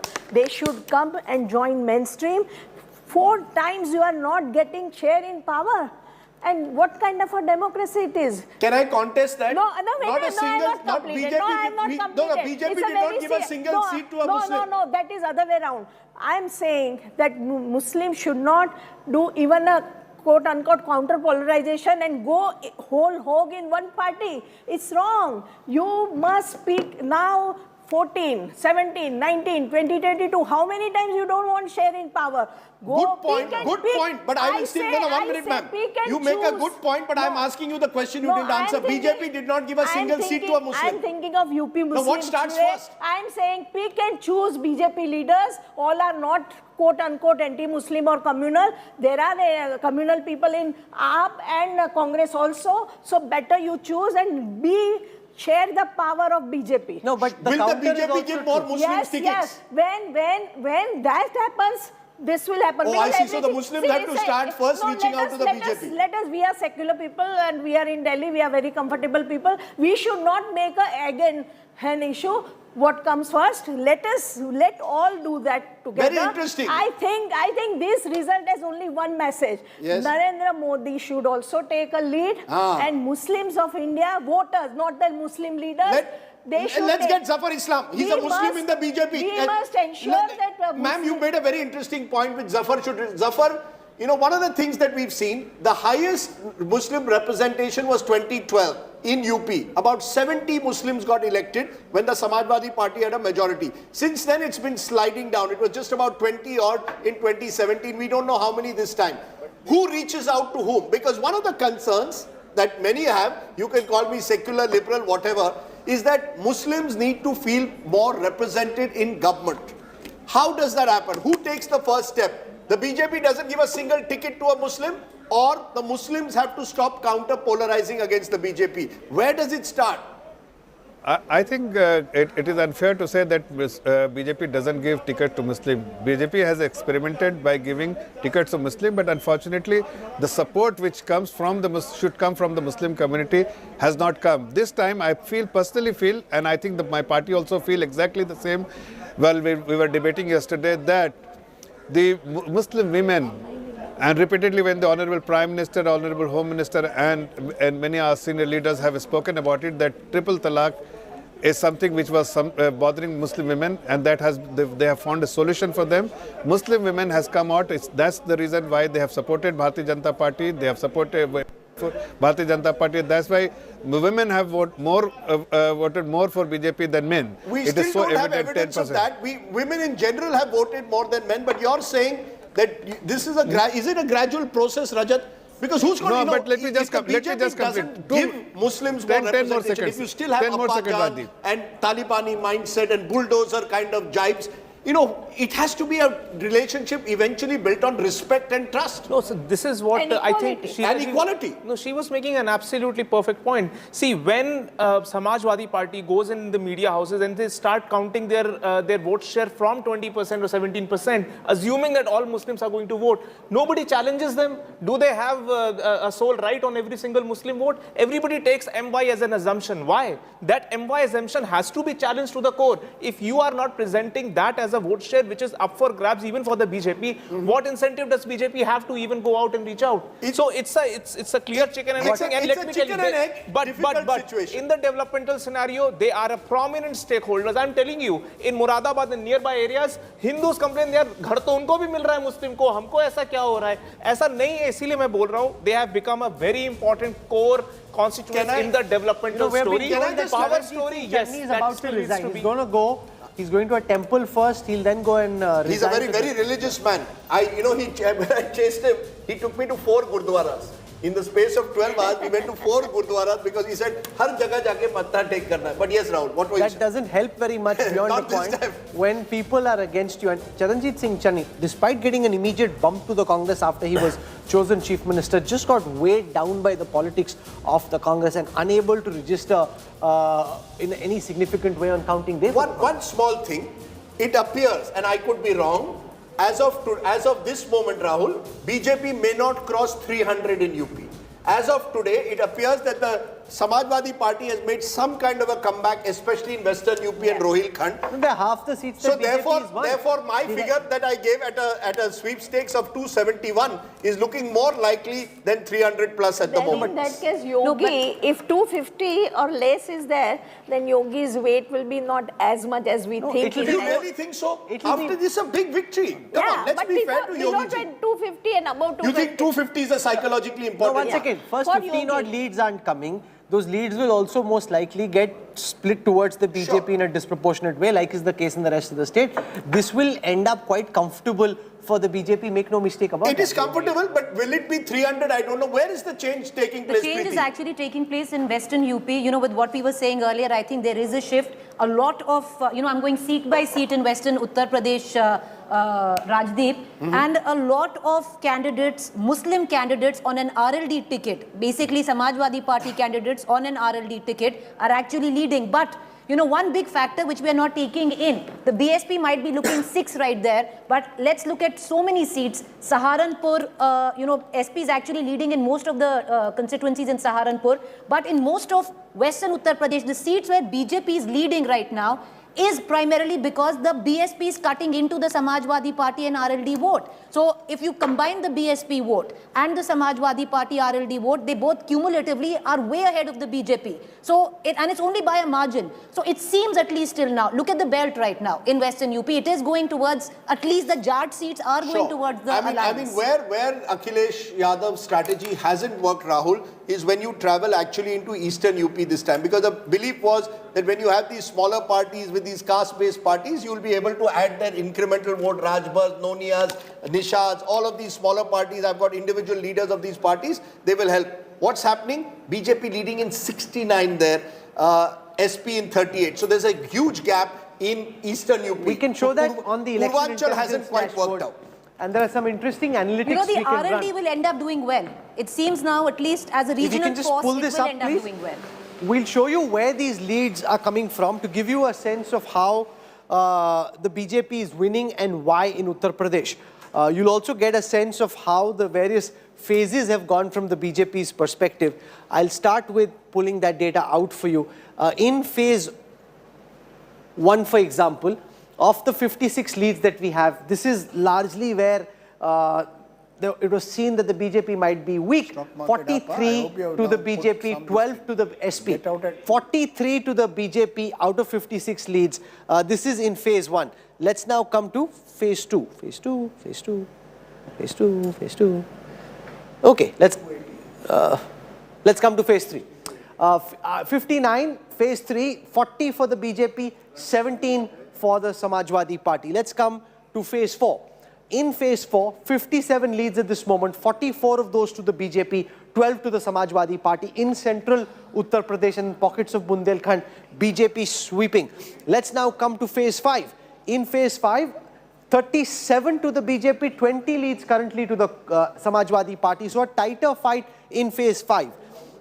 From there, let's come to phase 7, for example.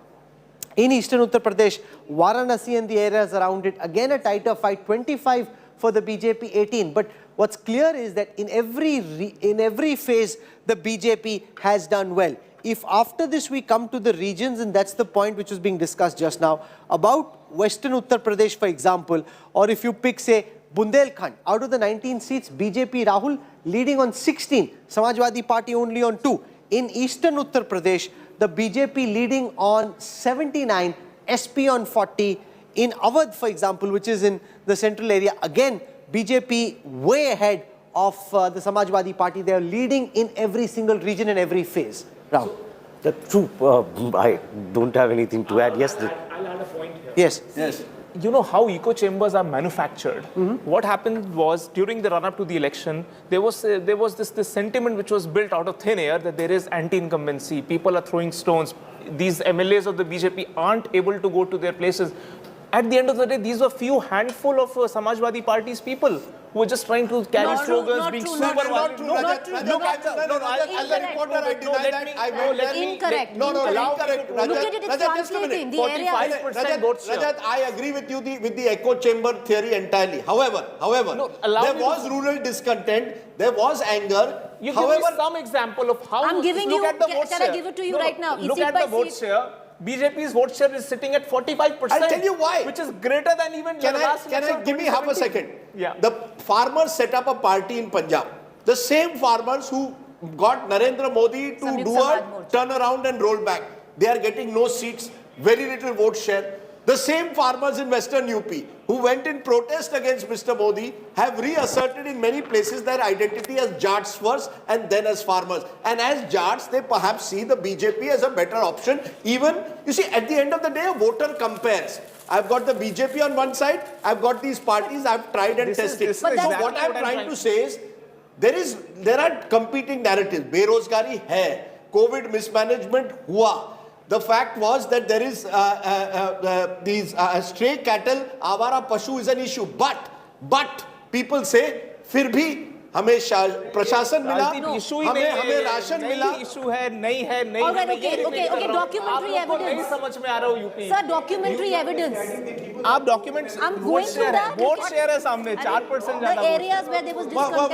One by one. Yes. Very wrong perception you are trying to disseminate. There was no COVID mismanagement. बिल्कुल नहीं, not at all, Rajdeep. This was one of those states where it was better managed. Let me tell you that. You know the COVID. See, COVID hit every single state. Rakesh ji, allow me to speak. I agree. COVID hit every single state. It was only Yogi who pulled 40 districts in a non-stop manner. Let me say 1 minute. Now let me as an anchor. You hit a very good point. And Rahul, this should be understood.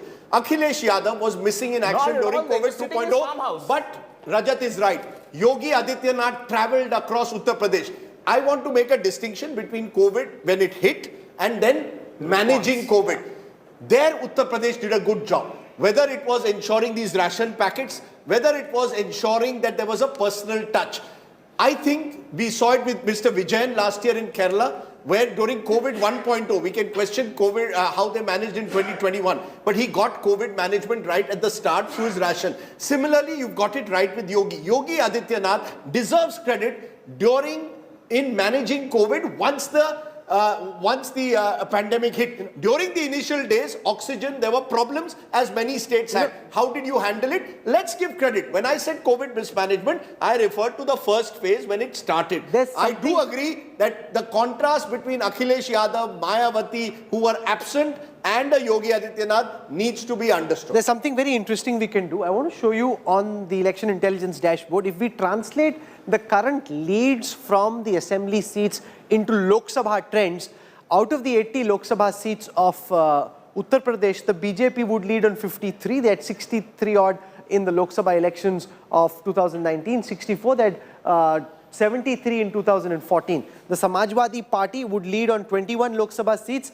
In 2019, they had 5. The BSP had 10 seats in the last elections. If these trends were to be extrapolated onto a Lok Sabha election, the BSP would be down to 1. So 50 plus for the BJP in Uttar Pradesh when it comes to Lok Sabha trends. If we look at the rural seats of Uttar Pradesh, out of the 311 rural seats for which we have trends, the BJP currently leading on 201 of them. The SP leading on 99, BSP on 5. Not much urban pockets in Uttar Pradesh, unfortunately. We have trends for 35 seats, the BJP leading on 27 of them, the SP leading on 7, the BSP leading on 0. Now, this Sandeep Shastri question about the BSP, 0 in urban, very poor in rural, losing in every phase, losing in every region. Is this really the end of the road for the BSP? I wouldn't call it the end of the road, but I would definitely say that what we are seeing today is not new, but has been in the last 5 Assembly and Lok Sabha elections. You are seeing in every election in the last 10 years, I would say, the gradual decline in the support, the vote share and the seats that the BSP has got. And if you look at this campaign, Rahul, in this campaign you hardly saw the energy which generally Mayawati is associated with in an election. You hardly saw that in this election. So the BSP getting into single digits this time as per the trends does not seem surprising if you see the trends of the past. It has not only not been able to retain the Jata votes, it has of course lost the other votes, Jata votes also. Does the BJP then become the preferred party of the Dalits, Rahul Verma? True, and that trend was visible in 17 and 19. See, there are two things. One, I think it's the road, end of the road for BSP. It's not going to recover from here. Second, and what we were basically discussing about what kind of verdict UP is going to throw. And Rajdeep mentioned, BJP basically losing some percentage points from Lok Sabha election. Remember, BJP had 50% votes in 2019 Lok Sabha in UP.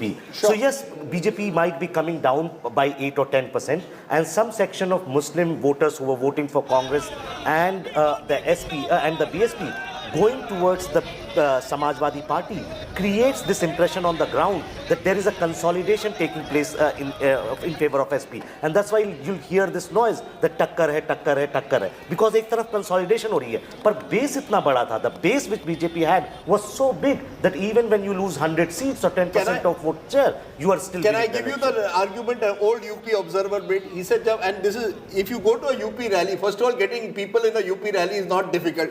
Number two, BJP, let's assume, gets 45-50% of the vote. He said 50% तो उनके खिलाफ vote करते हैं. जो खिलाफ vote करते हैं उनको आप मिलोगे. If you meet them or you go to the rally, you think, अरे बाप रे, सब उनके खिलाफ हो गए हैं. So in Uttar Pradesh, never go by the crowds. No, but Rajdeep, never go by the pundits. The same pundits go to the same place, come back with the same conclusion about how there's an anti-BJP, anti-Modi hawa, and have egg on their face every single time. And they'll do it again in the next election. Except one pandit called Rajdeep Sardesai. Kabhi to 25th of February. 25th of February, BJP has a clear lead. Please see what Rajdeep Sardesai said on 25th of February before any pollsters, and I was attacked by someone who said, "Aap to big gaye ho." This is the problem with being in echo chambers. When you actually say that the BJP is winning and you are supposed to be a so-called secular liberal. I am a human. I am an observer, and I am certainly not extra-constitutional, as Rakesh Sinha said. But Syed Zafar Islam, what does this win mean for Yogi Adityanath? You see, we have talked about Amit Shah and social engineering. We've talked about Narendra Modi's emotional connect. Yogi Adityanath was the face, the chief minister. He is about to achieve what no chief minister has done, Zafar Saab, which is to win after 5 years in power. What does this mean for Yogi Adityanath? Is he now your Neta number 2, if I may call him that? Well, Rajdeep, let me tell you very candidly, and I think it is important for everyone to know, in Bharatiya Janata Party, from 1 to 10, there is only one person, and you know the name, it is the Honorable Prime Minister. There is no number 2, there is no number 3, and there is no number 4. 1 to 10 is the Honorable Prime Minister. We have fought every election under his leadership, his guidance, and 2022 is no exception. We have fought the election of 2014, 17, 19, and 2022 under his guidance and his leadership. And it is so evident the kind of efforts, despite holding so much responsibility of the Prime Minister, he has done exceedingly well there. He has been seen as a global leader, and in election campaign, he has spent time there as relentless to the extent that, I don't know how many of our viewers know at this moment, he has a big roadshow planned in Gujarat tomorrow. So when everybody else is just soaking in, Rajdeep and I would like to wake up a little late because we woke up really early and been working really hard to bring this coverage together. Prime Minister Modi will be out on the road in Gujarat saying, "Bas ab Gujarat ki baat." No, like two politicians. Kejriwal, we are told, is going to Amritsar, where he will do a matha take. Not today. Tomorrow. Yeah, He is likely to go in a couple of days there. So Arvind Kejriwal also recognizes the importance. We are in a world of optics. We are in a world where the multimedia age. You've got to be constantly seen to be energy in action. You've got Rahul Gandhi's last images of him having ice cream in Kerala. Now you'll have Modi. No, for all you know, and going by his track record, he may have an Italian sojourn planned because it's been a really tough polling season. Now he needs to unwind or go diving or surfing somewhere. I'm not being unfair, but it's true. No. How did you and Rahul Gandhi and Rahul Kanwal have the same name? अरे कोई राहुल का तुम्हारा community बना दो WhatsApp group. Plus the problem is Rahul Verma, Rahul Srivastava, Rahul Kanwal, Rahul Gandhi. And we have similar interests. Whether it's a dive, so for example, in Lakshadweep, the person I was diving with was Rahul Gandhi's diver, and he's a advanced diver. He's a rescue diver. I'm an advanced diver. He's a rescue diver. He's one step ahead of being an advanced diver, and he's very good. And when I'm in the water, I'm just thinking, this is what this man likes. This is what he should be doing, because the diver was very passionate about how good a free diver Priyanka Gandhi Vadra is and how good a diver Rahul Gandhi is. So basically, Rahul Gandhi and Rahul Kanwal are going on a diving holiday to Lakshadweep. Breaking news. He'll sink me. He'll drown me over there. Breaking news coming in. Rahul Kanwal, Rahul Gandhi, and all the Rahuls are invited to a diving holiday in Rajdeep is just trying to get me into trouble. He's going to leave me off the boat and ensure my oxygen runs out and I don't come up. I only know this because the diving instructor was the same. That's the only reason I know this. And he's very passionate when it comes to surfing, for example. One thing. Yes, go ahead. I'm going to look at Punjab. After this election, G23 in the Congress. What happens to them? G23 would be very active. I met some of the leaders of the G23. They were expecting that. You want them to join you? No, not to join. No, there's some talk that G23 leaders of the Congress. No, seriously, some are looking at AAP as an option. And some are looking at BJP as an option. Some of them are very serious. They are going to challenge the dynasty because now they are going to appeal to the whatever they left with the Congress, that the Congress is going to be finished if this trio is working in that manner. Last point I am making, this verdict has endorsed that now BJP is established. It's a party of natural governance in India. And no doubt, because in UP repetition, you just see one myth was broken. Rahul that day speaking many myths in the politics that any chief minister who visits Noida and goes back to Lucknow, he loses the election.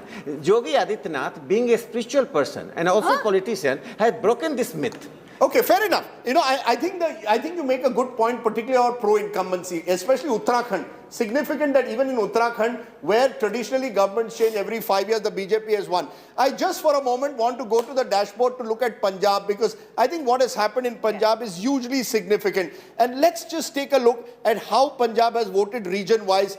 Malwa, this is the real story in a way of Punjab. This is Delhi all over again. 69 seats of Malwa, AAP has won 65. Which is exactly what we said in the exit poll. That's right. Which is why it's called the exact poll. Thank God for that. If you remember in 2015, the Aam Aadmi Party won 67 out of 70 in Delhi. Malwa is Delhi of 2015. Amazing sweep. This is an area, agrarian belt, small farmers, marginal farmers, but an area which dominates Punjab. Also some large farmers, I might add. So it's not just a small, but a strong anti-incumbency mood was there. Majha, Gurdaspur, Amritsar, Pathankot. Here also the traditional belt of the Shiromani Akali Dal down to 3. AAP is 16. Congress is 5. Then you come into Doaba. And when you come into Doaba, the region between the two great rivers of Punjab, beautiful part of the state, 7 to the Congress, AAP 8. So there's only one region where the Congress has held its own. So when the Dalit card was played, the Congress was hoping that that would give it momentum. That Dalit card has had such limited impact. So one of the myths is broken.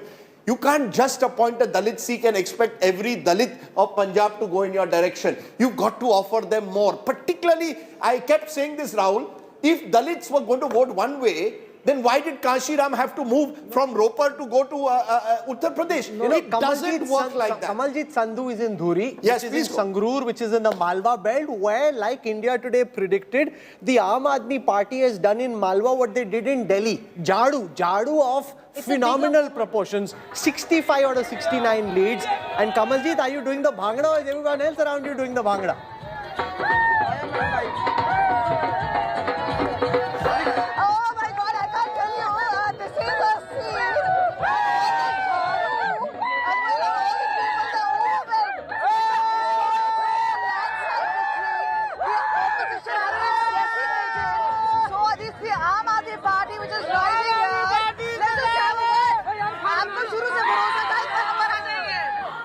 Full बहुमत के साथ सरकार बन रही है। मैं पंजाब के लोगों का बहुत तहे दिल से धन्यवाद करता हूँ। मेरे को 1 मंथ हो गया हरियाणा से आया हूँ, अब तहे दिल से धन्यवाद करता हूँ पंजाब के नागरिकों का। आप ये बताइए, पहले खालिस्तान आ गया, फिर बीच में डेरा की बात आ गई, लेकिन जीत आम आदमी पार्टी की हुई। आपको लगता है ये षड्यंत्र वगैरह काम नहीं किया? नहीं, इस षड्यंत्र में मैडम कोई भी काम नहीं कर पाता, क्योंकि इस बार पंजाब के लोगों ने मन बना लिया था कि पंजाब में झाड़ू से सफाई अच्छी तरह से कर। पर ये आम आदमी रहेंगे क्या? आप ये खास आदमी बन जाएगा आपका काम? आम आदमी पक्का आम आदमी रहेंगे। आम आदमी का काम पक्का भरोसा, पक्का। देखो, actually give you a 360-degree view out here. There is a celebration going on in every small corner. We'll just try and show you. Just hear the beat.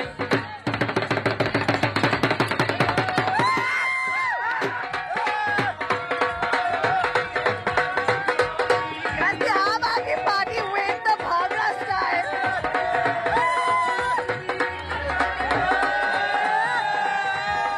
So a victory celebration already underway. There is a mic up there. We've been told Bhagwant Maan is going to make an appearance, and then he will go and collect his certificate. Thereafter, then it becomes all that particular rush, and Aam Aadmi Party has nothing to worry about. They don't need any sort of support. It's an overwhelming majority. Who gets what needs to be seen. But Jeevan Jyot Kaur emerging as one of the clear women candidates. She is decimated. She is defeated both Pritam Singh Dhami as well as Navjot Singh Sidhu. So something to watch out there for. But right here in Sangrur, in the hometown of Bhagwant Maan, a massive celebration, a historic celebration. A small town boy, a satirist, a comedian now making it to the helm of affairs. Now it's about ek mauka Kejriwal nu, ek mauka Bhagwant Maan nu.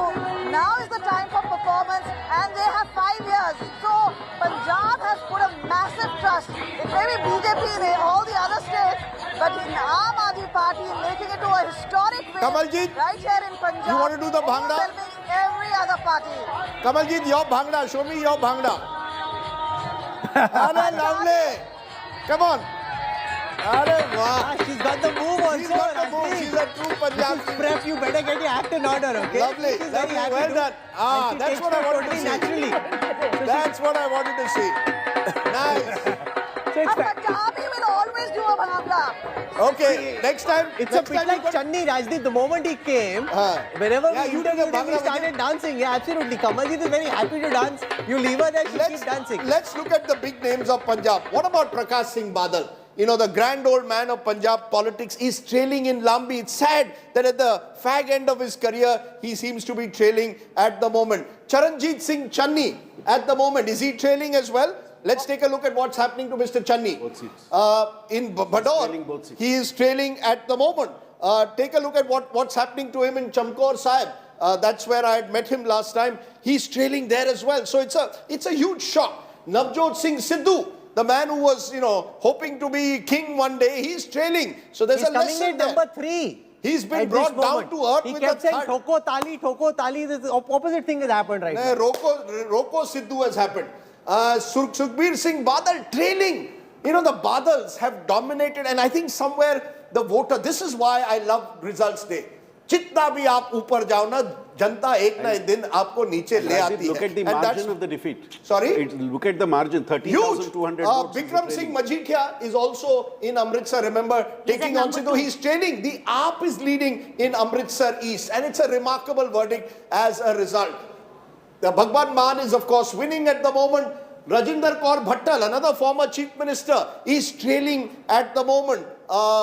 So you've got all these heavyweights losing. This is a landslide. The only way to describe Punjab is a complete landslide at the moment for the Aam Aadmi Party. And what Arvind Kejriwal told Preeti is turning out to be We've true. got Captain Shalini Singh of the Aam Aadmi Party joining. Our reporter was doing the Bhangra. I'm wondering whether she's celebrating too, because 89 out of 117 seats. This is one of the most emphatic victories by any political party in Punjab's electoral history. It is historic what we're seeing in Punjab at this time.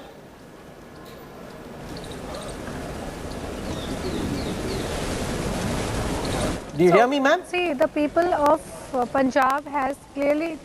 Yes, I can hear you. Can you hear me? I hear you well. Please go on. Can you hear me? I hear you strength 5. Please go on, ma'am. Yes. So, yeah, so the people of Punjab have clearly chosen the Kejriwal model of governance. They want good governance, and we are very grateful to the people of Punjab for giving us a chance to change the face of Punjab, to develop Punjab. So it's the citizens of Punjab, I would say, and definitely the Kejriwal government, the Bhagwant Mann as the leader of Punjab now will be the new CM, and I'm very sure that we will bring the much needed change to the people. What's happening in Uttar Pradesh? Charu Pragya joins us of the BJP. History being written. 261 leads for the BJP at this time. Yogi Adityanath overturning 3 decades and more of political history by being voted back to power by the people of his state. What a phenomenal victory this is for the Bharatiya Janata Party in Uttar Pradesh. Many congratulations, Charu, and welcome. Absolutely, and thank you so much. And I am very happy currently, and I want to start by thanking our leadership, thanking Modi ji and every single Karyakarta who's worked on ground now, not just for the elections, but throughout 5 years. So ours is a party which has stood with the people of Uttar Pradesh through thick and thin. Ours is a party which has worked very hard on ground to transform the lives of people as much as we can in the short space of time that we were given. And I'm delighted Yogi ji has written history. After 36 years, the Chief Minister is getting repeated in Uttar Pradesh, and that is only thanks to Modi ji's brilliant policies, which wants to help every single Indian, and Yogi ji's implementation of these policies. Let's look at those numbers. We've got, sorry, Rahul, I crossed Go on, please. But there are some style graphics that have come finally on Uttar Pradesh, where we can do a deep dive region by region in this fascinating state of Uttar Pradesh. First, take a look at vote share. Let's take a look at the vote share graphics. 14% is Mayawati. That's down about 6% last time. 32% is Akhilesh Yadav, which is the highest ever the Samajwadi Party has got. But this, of course, is an alliance with smaller parties. So we'll have to see what their individual vote share is. BJP is 43%. Remember,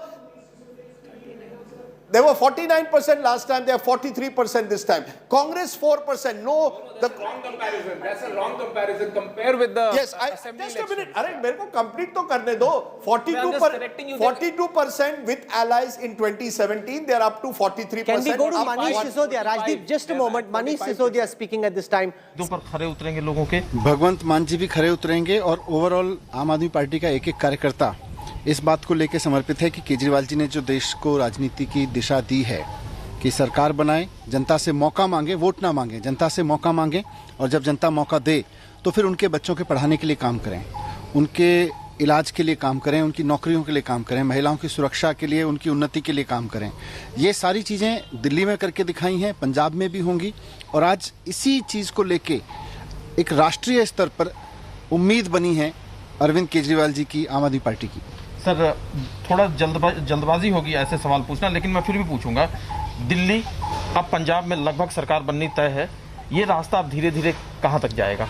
रास्ता धीरे धीरे ये जाएगा कि अब इस देश में जो केजरीवाल जी की राजनीति का मूल है, उनकी केजरीवाल मॉडल ऑफ गवर्नेंस का मूल है शिक्षा पे काम करना, स्वास्थ्य पे काम करना, महिलाओं के लिए काम करना, व्यापारियों के लिए ईमानदारी से काम करना, आम आदमी को ईमानदारी की गवर्नेंस देना, रोजगार पे काम करना, जिसका मैंने कहा कि भगत सिंह जी और बाबा साहब का जो सपना था, जैसा देश वो बनाना चाहते थे, अब ये रास्ता उधर जा रहा है। आज देश के हर युवा को उम्मीद है कि उसकी रोजगार की व्यवस्था हो, उसके बच्चों की शिक्षा की व्यवस्था हो, उसके घर में कोई बीमार पड़े तो इलाज की व्यवस्था हो, वो सरकार से कोई काम कराना चाहे तो ईमानदारी से, उसे रिश्वत ना देनी पड़े, उसे दलाली ना देनी पड़े। तो ये सारी चीज़ों पर आज केजरीवाल जी की राजनीति खड़ी है, और केजरीवाल जी का model of governance, Kejriwal model of governance Delhi में भी सक्सेसफुल हुआ, जनता के फ़ायदे में हुआ, पंजाब में भी लोगों ने मौका दिया है, वहाँ भी आम आदमी का फ़ायदा होगा। वो आम आदमी पार्टी की जीत नहीं है, आम आदमी की जीत है, उसकी ज़िंदगी की जीत है। सर, एक आखिरी सवाल है सर मेरा। पंजाब के साथ साथ आप लोगों की उम्मीदें गोवा और उत्तराखंड से भी थी, लेकिन वैसे नतीजे नहीं आ रहे हैं, जो ट्रेंड्स दिख रहे हैं उसमें ऐसे नतीजे नहीं आ रहे हैं, तो कहाँ पर चूक रह गई? क्योंकि उत्तराखंड और गोवा में भी केजरीवाल मॉडल चल सकता था, और वहाँ पर दमखम के साथ आप लड़ रहे थे। गोवा में और उत्तराखंड में हम पूरी उम्मीद से थे, उत्तर प्रदेश में भी हमने अपने कैंडिडेट उतारे थे, हमने अपने आप को प्रस्तुत किया था, लेकिन कहीं ना कहीं जो पूरा फोकस रहा वो पंजाब पे रहा, और उसकी वजह से पंजाब में आज विश्वास हुआ लोगों को, धीरे धीरे बाकी जगह भी होगा आने वाले समय में इन सब राज्यों में बिल्कुल बिल्कुल। अभी तो देखिए पंजाब और दिल्ली में जो काम होंगे सरकारों के, उसको देख के हर जगह लोग कहेंगे कि हमें भी केजरीवाल मॉडल ऑफ गवर्नेंस चाहिए। सर दिल्ली में आप लोगों की शिकायत रहती थी कि फुल स्टेट नहीं है, पंजाब अब फुल स्टेट, पंजाब में पूरा स्टेट है और पूरे देश की जनता अब साथ है। Sonia already hinting at potential national ambitions, the education health model of AAP to be taken forward. Just to look at now those numbers, Rahul, because when we go region by region, you'll see that UP is where we start with Purvanchal. Take a look at what has happened in Purvanchal. In Purvanchal, you can see at the moment that clearly the vote percentage, BJP 10% ahead of SP. This was expected to be the most competitive area. That's also not happened in this election. So you've got 43% playing 33%. How is this translating into seats? In seats also in Purvanchal, as a result, the BJP is well ahead of its rival. So you look at the Purvanchal seat numbers there in a moment and you will see that again the BJP is well ahead. Move from Purvanchal to Awadh. In Awadh also, again BJP with a 6% lead, but the Samajwadi Party has done well. So the consolidation of all anti-BJP forces has come to the Samajwadi Party in Awadh. But when you look at it in seat terms, there's a huge difference in seat terms. In seat terms in particular, you're getting a sense that clearly, look at the margin, 76 place 31. 2:1 in Awadh. So they've held on to their stronghold. Let's turn to Bundelkhand now. Because Bundelkhand, the poorer part of Uttar Pradesh, what happened in Bundelkhand this time? 14 to the BJP, just 2 to the SP, virtual sweep, 18 to 1. Clear sweep, 19 seats, 18 to the BJP. The poorer parts, large Dalit bastis, but 46%. But all of this is exactly like we predicted in the exit poll. Absolutely. So if you saw an exit poll, what you're seeing, you already know. So the poorer parts, and I think this is significant going ahead, poorer parts have voted even more strongly for the BJP, 46% in Bundelkhand. The final part is Preeti Chaudhary's favorite part of Western UP. She has an emotional attachment to Western UP. Why would I have any emotional attachment? Okay, she doesn't have an emotional attachment. Okay, 46% versus 37. But again, it's a solid 9% lead. Mayawati's traditional area. 14% for Mayawati, do you see that? So Mayawati has her vote there. That's where the Jatavs but she's lost at least 6% of her vote. She has cut the seats of the Samajwadi Party in at least 10 seats. Right. Where Mayawati and SP combined is way more than the BJP. So she's done the job for the BJP in at least 10 to 12 seats in Western UP. It wouldn't have made a difference to the final tally, but you're right. And what has happened therefore, what was Mayawati's vote bank, Rahul, when she won in 27? Muslims, Dalits and the upper caste. Upper caste went to the BJP. The Muslims have gone this time to the Samajwadi Party. And even among the Dalits, the Jatavs only have stayed with her. The non-Jatav Dalits have moved to the BJP. Mayawati's vote bank has shrunk beyond measure. And it's a reminder to politicians, don't take the voter for granted. You are missing one point. Look, the Bharatiya Janata Party has expanded its social base. That is silent social engineering. Sure. Is one of the factors that BJP is not shouting. BJP is not associating itself a particular caste and community. That is the feature of the BJP. Unlike the Congress in the past, Congress party has certain vote bank like Brahmin vote bank and the Muslim vote bank. BJP has not been affiliating with any particular community and caste.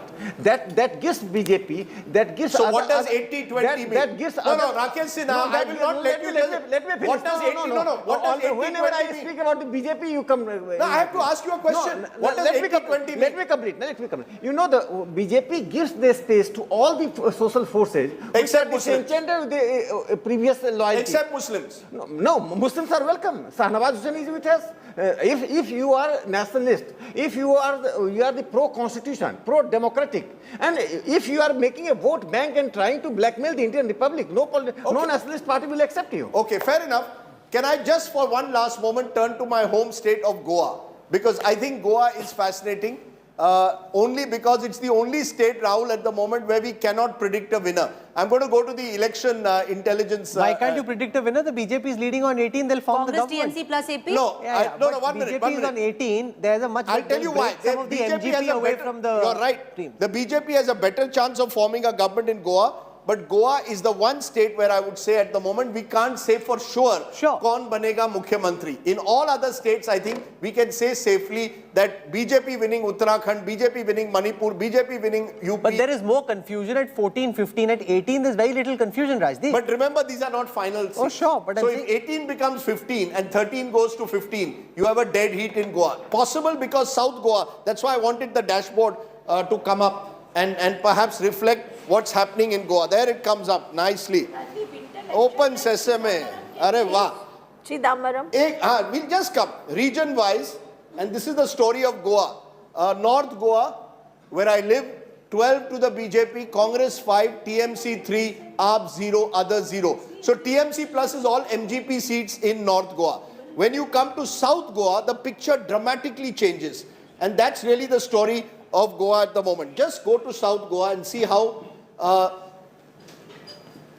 there it is. South Goa. Beautiful parts in and around Madgaon. Less populated in terms of outside tourists. BJP 6. Congress 8. TMC 2. AAP 1. AAP is making its debut. First time. Last time they lost their deposits in all but one seat in Goa. This time they're leading in one. So they've got a bridgehead in Goa as well. TMC leading in 2. These are the Alemaus. Churchill and his daughter. And Congress leading in 8. Now, if that 8 becomes 10 and the BJP goes to 4, you could have a race in Goa. South Goa will now decide whether the BJP forms the government. I expect at 8, 19, 12, anything about 16, BJP forms the government. They need 16. Congress needs 18. You're right. Congress will need minimum of 18 to form a government. Otherwise, at 19, we don't know who will be CM. There'll be a battle for that. But for now, BJP well ahead in the race. Whoever the BJP wants should be CM will be CM. Absolutely. Yeah. So I already know there are 3 contenders have sent me WhatsApp. Please tell us exact numbers. So you can imagine there are 3 people in the BJP eyeing the CM's post in Goa. Well, it's a good problem to have. Much better than the problems the Congress is having this morning. And you see, this is that's the interesting story. That possibly, if you look at VIPs, let's see what the Chief Minister is doing, Rahul. Because the Chief Minister Pramod Sawant is now leading. 1 minute. He's leading at the moment. So that should be good news for his supporters. He had a tough fight there in that particular seat in Goa. Who else is one of the interesting characters? Utpal Parikar. A lot of attention on the son of Manohar Parikar is now trailing to Babush Montserrat, the strongman of but it shows how the dynasty had very poor political judgment in Panjim against Babush. Utpal had no chance. Everybody knew it except Utpal. That just shows how dynasty is actually a bad thing, because the man had poor political judgment about his own prospects. That's right. And he was propped by the old BJP, which thinks that a new BJP has taken over. No, the likes of Amit Shah ji told him that give me 3 seats. We'll give you one of those 3 seats, but he insisted on Panjim, where Babush is too strong. Babush could have broken away and won that seat even outside the BJP, and the BJP knew it. Utpal didn't. Absolutely. So I think what you've got in Goa is a clear sense again that in tight races, both Uttarakhand and Goa, the BJP's last mile connectivity tends to give it a better chance than the Congress, and the fragmentation of the opposition. There's a message in Goa. If you want to fight the BJP, you're going to have to get every element of your battle plan right. Former Chief Minister trailing, Digambar Kamath is trailing. This is a big news because Digambar Kamath, remember, is the Congress's face. I'm sorry, he's leading now. No, he was leading. He's from Madgaon. Let's just take a look. Let's be fair. He's at the moment. He's leading at the moment. Digambar Kamath leading. He could be the only major congressman who could be a potential chief minister if the numbers change. But at 1912, you're right, Rahul. All 4 states to the BJP. And that's a big victory. Make no mistake. After West Bengal, it was said that the BJP is suffering anti-incumbency, COVID, economic recession, and everything else that was thrown at their face. Despite those challenges, to win 4 and to lose 1 to the AAP, not to the Congress, just shows how well ensconced the BJP under Prime Minister Modi is ahead of the big battle of 2024. From here, for any party to upturn the direction of 2024, remember, the tally could potentially still be in question, but to upturn the tally or change the nature of the verdict would require a monumental mismanagement on the part of the BJP, which they've shown, Sandeep Shastri, they don't do. Whenever they make a mistake politically, like the farm laws, economically good, politically bad, they take them back. Right. So cut their losses. Yes. In fact, if you to just take an example, if you take Uttarakhand, a party which changes its chief minister 3 times, still managing to do well, and the rival party's candidate Harish Rawat is trailing today. a person who was seen as the prospective Congress chief minister is trailing in his seat. That having changed your chief minister thrice, you still have a strategy to be able to win a state. No, but Harish And here Rawat I would also, credit because the he Prime wanted his Minister's- daughter to fight, then went off. The Congress people have a particular problem of their own. So he gave up his own seat to his family member, went and fought another seat, and the other seat is trailing. In the rural seat where you originally fought from, you would have done trailing fine. by 14,000 plus That's what I'm votes. saying. So One more thing about the BJP, even after coming to the power, generally when a political party comes to the power, organizations are neglected. What BJP has done, undiluted, undiminished efforts to build up the party organization at the grassroots level. You just see during the COVID regime, how Prime Minister and the party President Nadda ji taking meeting with the workers, directing them to go to the people. So I think this is party now all 365 days were active among the people. Congress lacks the organization base. It is no organization. There are leaders but no organization. There are press release but no ideology. So such party cannot make a mass appeal to the people only on the basis of propaganda and some outside support. What I think that constant expansion of the BJP, region-wise, caste-wise, community-wise, that is important thing. And we should come out from the traditional assessment of the politics that this caste is particularly tagged with this part. Majority of them that, but there is now dilution. Even you go and survey in Jadava, there are certain people, there are certain sections, they are voting for the BJP. So that is the one thing that we are thinking only on the traditional basis of voting pattern. No, this the is chemistry true. has changed now. BJP under Prime Minister Modi, with the help of Amit Shah, has rewritten the political grammar of this country. The whole idea that BJP is an upper caste, Brahmin, Thakur party is no longer true. They've rebuilt their social coalition not as a one-off, but as a consistent trend, and entrenched themselves far deeper than any party since the Congress at its peak, suggesting that it will not be if anybody as a political observer is thinking there will be an immediate demise of the BJP, from the structure that they've built, it either holds, grows or consolidates, and even if it comes down by chipping away at the margins like the Congress. This whole idea of Congress Mukht Bharat took a lot of time. It didn't happen immediately. The Congress has been in terminal decline for a long time. You see, two things have coincided. The decline of the Congress and the rise of the BJP. It's almost as if at 2012-13 was an inflection point. They owe a lot of credit to Arvind Kejriwal and Anna Hazare. We can discuss that on another day, because they opened the window, and the BJP, typical of the BJP, rushed through that little window of opportunity that was provided. And since then, there's been only one way that they've gone, which is up. They've actually upped the game. They've made politics more competitive. Rajat Sethi, you work closely with the BJP managers at times. What is it about their election machine? Even in Bengal, they lost but grew from a party of 3 seats in 2016 to 70 odd seats in 2021. What is it what is it distinctive according to you about the BJP machine? See, on one hand, we were talking about these echo chambers, the way they were operating, they're trying to, forcefully find one or two voters, amplify those voices who are against the BJP and try to set the narrative. On the other hand, across all states, what BJP was doing is identifying their beneficiaries who they've benefited through various schemes on every single booth. In every single booth, they reached out 3 to 4 to 5 times to every single beneficiary and told them that, did you get the benefits? This was the government which ensured that the last mile delivery of all of these developmental accessories are reaching the people. That is how BJP quietly worked through this campaign away from the shrill of the crowds that Samajwadi Party was able to attract. I'm telling you, this is a very important phenomenon. This happened in Bihar. Over there also Tejasvi was able to attract crowds. But these Yadav voters are largely more vocal voters in Uttar Pradesh as well as in Bihar. And you see the results. Point taken. Sheila, you saw the BJP of Advani Vajpayee. Now we are seeing the BJP of Shah Modi. What's the difference? Very big difference. What's the biggest difference? The biggest difference is the aggressiveness. Aggressiveness. Killer instinct. They have a guts and a chati to go for whole hog Hindu identity. No of ifs and buts. They really went for it. Not giving ticket in 2014 was a very big thing. Let's go straight across to Samar Srivastav joining us from Lucknow. He has Jitin Prasad, switched sides from the Congress to the BJP. Obviously did it at the right time. Let's listen in. Samar, go ahead. यही है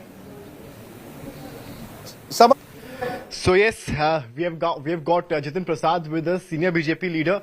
So we'll try to speak to him. Jitin, how's your day? Because it has been a day for BJP so far. Yes, of course, it's a great day for all of us here in the Bharatiya Janata Party. It's, the people of UP have, started giving their mandate, and you can see the trends which are totally in favor of the Bharatiya Janata Party. And the sole credit of this election, of course, the Prime Minister's leadership, which has been seen that he transcends all caste boundaries and regions. And in Uttar Pradesh, the Chief Minister Yogi Ji, his hard work and dedication, the people have, respected that. They have given the mandate. You can see where it's a landslide victory for the Bharatiya Janata Party in Uttar Pradesh. It was said that it could be a neck-to-neck fight, but what we are seeing the numbers right now, BJP is clearly leading. No, this is a false propaganda. और ये मैं हिंदी में बता सकता हूँ आपको, ये सत्ता की लड़ाई नहीं थी. ये तो संस्कार, संस्कृति और सभ्यता बचाने का संघर्ष था, जिसके प्रतीक हैं प्रधानमंत्री मोदी जी और योगी जी. जो हमारे देश की संस्कृति है, सभ्यता है, जो संस्कार हैं, वो देखा है कि जनता का आशीर्वाद मिला है. और आप देख सकते हैं कि सिर्फ उत्तर प्रदेश नहीं, पूरे देश भर में भारतीय जनता पार्टी का डंका बज रहा है. What do you think? What moved voters towards the Saffron Party? Of course, it is the sole leadership that Bharatiya Janata Party delivers, is commitment to the people. And you can see the big ticket items of development that the Bharatiya Janata Party had done in the past 5 years, and the future that the vision of the Prime Minister at the national stage and in the state, the Chief Minister, their wholehearted commitment and focus on the people. Samarth, can I ask one question? And the people have respected and given us, we are very happy that... yes. Samarth, can I ask one question to Jitin ji? Since he worked in the Congress and BJP, what is the biggest difference he has seen between Congress and BJP style of functioning? Rajdeep sir is on the line. He has just asked one question. What's the difference between Congress functioning in Congress and BJP, as we have been both? No, like I said, Bharatiya Janata Party reflects the people's aspirations and is the people's party. And the leadership is totally dedicated, committed to the cause that the people are first and nobody else. And as far as I have said that before also, the Congress party and the people of Uttar Pradesh, there's a great divide. They don't reflect the sentiment of the people anymore. Your take on Congress's role in Uttar Pradesh? Your take on Congress role in... I already told you that the divide between the people and the Congress party is so much, they don't reflect the sentiment of the people anymore. That is what is the problem there. And as far as the Bharatiya Janata Party, I have seen the top leadership till the worker. Everyone is committed to the cause. There is a 24/7 machinery. There is not only for elections, it's round the clock, round the year. Every time the whole focus is the people. But Priyanka Gandhi Vadra is also visible on the ground. Visible is not the only criteria. You have to deliver, you have to respect the people's mandate, you have to live up to the expectations, the aspirations, and full time to the cause. Jitin, what's your take on Akhilesh Yadav blaming EVM and administration? Well, those are issues that you'll have to ask him. As far as we are concerned, we are always very confident. The people of Uttar Pradesh have reposed faith in the Bharatiya Janata Party. It's history in the making, where Uttar Pradesh has never repeated a government, and this time, not only a repeat, but a record mandate. Final question, Jitin. Next target for the next... No, the target is people, and their cause and their upliftment and their work. That's what we are dedicated to, and that's what our focus is. Thank you so much, and all the best for the next government. So he is Jitin Prasad. He is clearly confident that BJP is all set to make another benchmark in the coming government, and yes, he is happy. Back to you. Samarth, thanks very much for that interesting interview. The difference between the Congress style and the BJP style. Jitin Prasad saying Congress disconnected with the people. Who would disagree on a day like this? Ashwini Kumar, former Congress leader, he too has left the party. Mr. Kumar, you're from Punjab. AAP, historic victory. There's much talk that you may be joining the AAP soon. But either way, will you tell us today, I told you so? Well, of course, I'm going to tell you I told you so. I've said it on every single channel that AAP was a tsunami waiting to hit Punjab. But there were people who were blind and there were people who were deaf, who would just not look or hear. And I said so. Who are these people? Basis of a very intensive engagement in Punjab.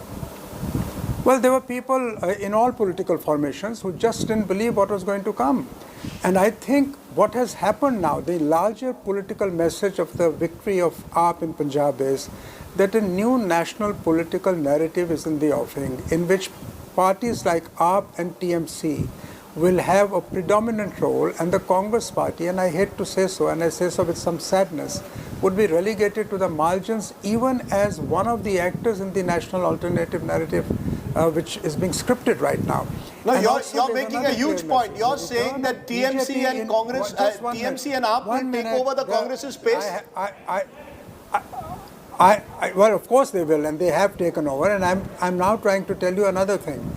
The return of BJP in UP also demonstrates that BJP is and will for some years remain the dominant pole in India's politics. So therefore, there will be two poles, one led by BJP and the other led by a national alternative, a new alternative, in which AAP and TMC and regional parties will have a very predominant role. And that is being scripted right now. No, but Ashwini ji, when you come to, it's the day that you decided to leave the Congress that we invited you to join us at the Panchayat that we were doing at that time on the Punjab elections. And you said that because the Congress has its strategy wrong that you're leaving, and you predicted that AAP would win, which is what's happened. But many in the Congress, very senior leaders called me after that and said Ashwini is doing this for selfish reasons. He's doing it because he wanted a ticket for his son. He doesn't have the larger interest of the Congress because we didn't give him a ticket for his son. Could you, hello? Yeah, I hear you well, sir. Hello? I hear you. Hello? Voice? We hear you fine. Okay, we'll get Ashwini Kumar back. But this is the challenge, that you've got the old guard upset very clearly, but the people close to Rahul Gandhi say they're upset for personal reasons, not because they have an ideological problem with what's happening, but because of their personal self-interest. That's not entirely wrong. Let's be honest. There are many leaders who got a lot of benefits, went to Rajya Sabha and got other benefits from the Congress. They're not mass leaders. They would struggle to win an election on their own. So there is a point in that. However, if you want to combat such leaders, you have to prove that you can win elections for the party. If you can't win, how do you earn respect? You see, you can gain a position, but you can't earn respect. In a party like the Congress, which is a vote-catching machine, you will only earn respect when you can show that you can win elections. The problem the Gandhis are facing at the moment is a lack of legitimacy at one level because they don't win enough elections for the Congress party. Yes. Can I make a point on this? We have been seeing this since 2014, that the Congress leadership at the national level is unable to win the party key elections. Have they groomed state-level credible leaders to be able to make up for that? No. So in such a situation, how would you expect the Congress to be able to recover from the losses that they are facing? But are they even fighting? You win an election in stage 2. Are you even fighting like your life depends on it? The Congress had an opportunity in Uttarakhand, they had an opportunity in Goa. They were the incumbent in Punjab. How seriously did the Congress fight that battle in comparison to the state like UP, where they have long-term hopes, but in the short term they had very little opportunity? Therefore, and Ashwini Kumar, I was just asking you about that interview that we did with you earlier. It went viral, was buzzing on people's phones, and people called me to say, you should have asked him that he's being selfish. He wanted a ticket for his son. We didn't give him that, which is why he's left. He's not got an ideological problem with him. The whole lot, just not just you, but everyone else who's leaving is doing so for selfish reasons. That's what the Rahul Gandhi camp thinks. Well, could you have expected anything better from some of these people? And I know who you are referring to, and I will not name the gentleman. But when I was not given the Rajya Sabha seat in 2016, did I then leave the party? When I was asked to resign from the cabinet in 2014, did I then resign from the party? I have stood with the party through thick and thin, and denial of seat here and there can hardly be a reason for my leaving after 46 years of loyal and dedicated commitment to the party. But today I saw that the party was downhill, not only in terms of its moorings, but in terms of its willingness to learn. That is why I said they were deaf and dumb to the realities in Punjab. And at the end of the day, every political person, every public man has to be true to one's own sense of dignity and conscience, and also to the welfare of the people he represents. Punjab and Congress were poles apart. People were fed up of this circus that was shown over the last three months on every TV channel, including yours. At that point of time, it was a question of one's own credibility, and I could see it coming. And it is not that I didn't want the leadership. I kept telling them that things are not looking good. So therefore, you know, everybody does politics for some kind of an opportunity. So what is wrong with that? And so you're saying that AAP and Trinamool will take the space of the Congress? What do you see as being a possible solution? Do you think that, no, do you think that if the Gandhi family were to make way, a new Congress could emerge? Or do you think that's almost impossible because many congressmen don't see it like that?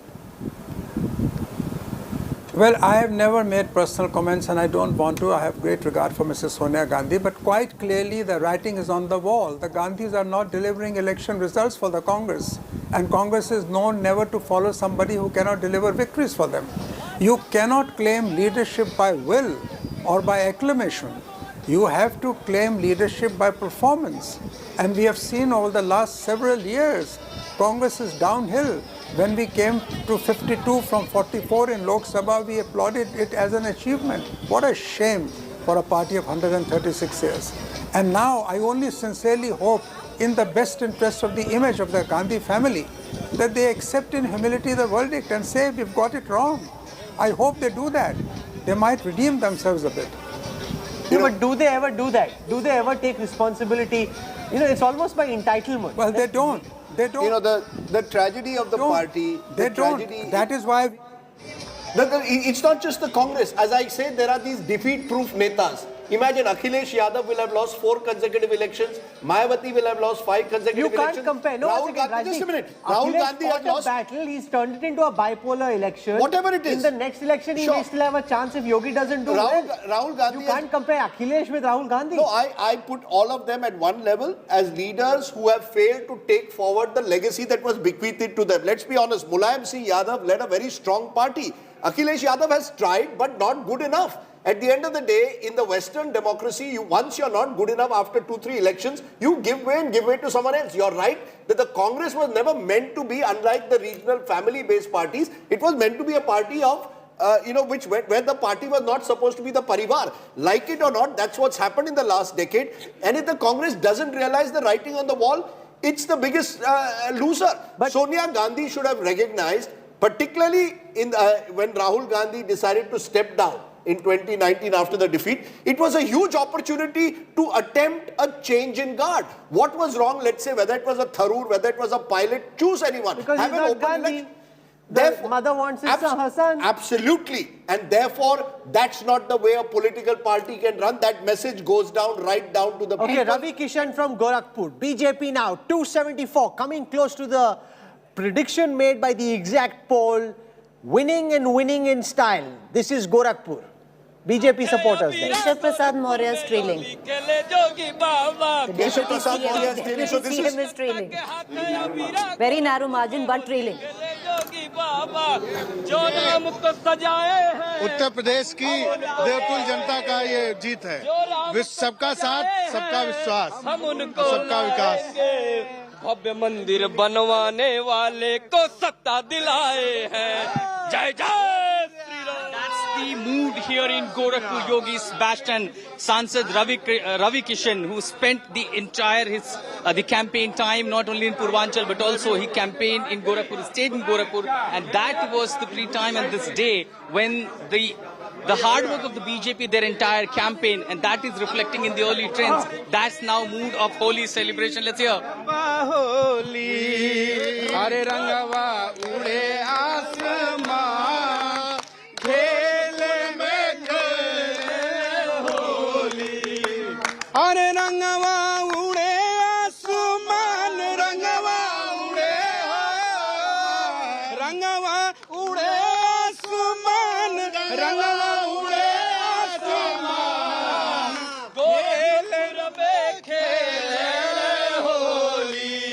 Go across live as BJP supporters in Gorakhpur are playing Holi to the Minister of State in the Prime Minister's office. The Minister of State for Science, Technology, Jitendra Singh joins us. Dr. Singh, welcome. It's Holi come early in Gorakhpur. You've got your Gulal out as well. A big victory. The BJP now leading on 277 out of the 400 leads that we have available at the moment. Mubarak ho.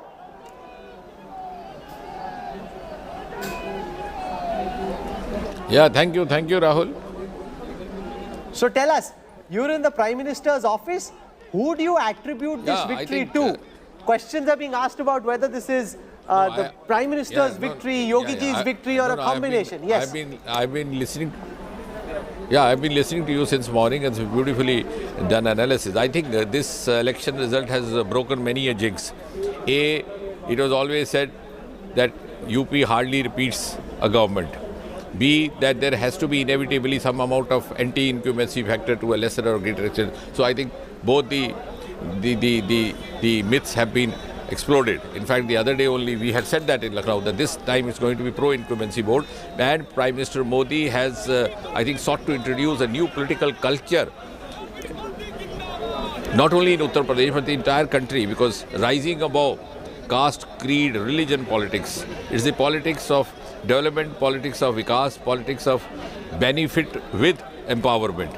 So those sections of society which had somehow not received the kind of attention all these decades which they deserved have been reached out, whether it is the Ujjwala, whether it is the Chakrata, and you must have seen even in Uttar Pradesh, almost 11 crore toilets were built, and across the households, regardless of whichever religion, whichever caste they belong to, and they were given the nomenclature of Izzat Ghar. So I said the other day, 3S, Suraksha, Swachhata and Samman. And if you ask young girls across the state, they would confess that whatever else it might be, notwithstanding that, they feel much safer now compared to what it was earlier.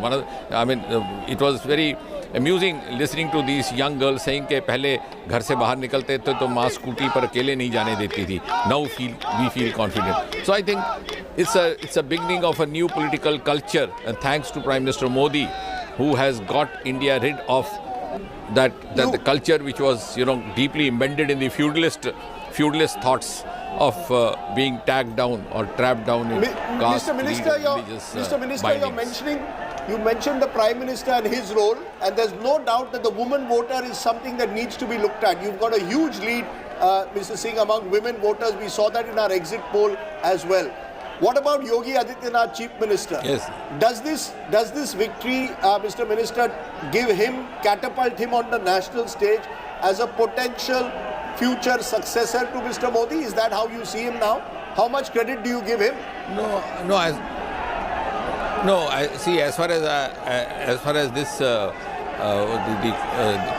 this issue is concerned, I think this is a foregone conclusion. Prime Minister Narendra Modi is the leader of Bharatiya Janata Party, and if you are referring to the kind of you are tactically trying to mention the succession pattern, I think from the series 1 to 10 it is Modi, Modi, Modi, Modi, Modi. So the election in 2014 was fought under the leadership of Prime Minister Modi. 2019 again Modi. Uttar Pradesh, it was fought under the leadership of Prime Minister Modi in 2022, and again in 2024 it's going to be fought under the leadership of Prime Minister Modi. So very interesting. You're almost saying Mr. Modi is like what Amitabh Bachchan was in Bollywood in the late 70s, number 1 to 10, and then everyone else. But somewhere surely there's space for Yogi Adityanath. You could put it that way. There is space, as Chief Minister, Mr. Minister, for Yogi Adityanath or not? No, certainly as Chief Minister he was entrusted with the responsibility of translating all the Modi schemes on the ground, which he has done diligently. So the credit which is due to him goes to him. But you cannot draw a match. I think that's beyond discussion. It's Modi all over. Can I just ask you, given these victories, there's much talk because you're from that part of Jammu and Kashmir also going to the polls now in July, August. Is that the next agenda? Am I going to see you out there in a few months? Yeah, actually, what are the exact dates going to be for an election in J&K is to be decided by the Election Commission of India. But as far as BJP is concerned, I've been saying this all along, we are a 24/7 party. We are not the ones who start visiting temples on the eve of an election. We are always geared up for any election, whether it's a panchayat election, the district council or the corporation or the assembly. And the culture is such that each one of us, regardless of whatever the position, is primarily a karyakarta. So all of us, join the election campaign in whichever state it happens. So we are fully prepared. And as far as Jammu and Kashmir specifically is concerned, you would appreciate that the opposition parties have already, gone missing because there's hardly any opposition left now. Because the reach of Prime Minister Modi's schemes has touched across the sections of society, not only in the Jammu region, but also in the Kashmir Valley. The beneficiaries of Izzat Ghar, the beneficiaries of Shauchalayas, the beneficiaries of the gas cylinders are not only women or men from a particular community, but across the community lines. And as I said that day in Lucknow, they may not say so openly for whatever reasons, but when it comes to casting a secret ballot, they always vote for Modi. And that has been proven by the kind of percentage we received of the women voters, even in Uttar Pradesh.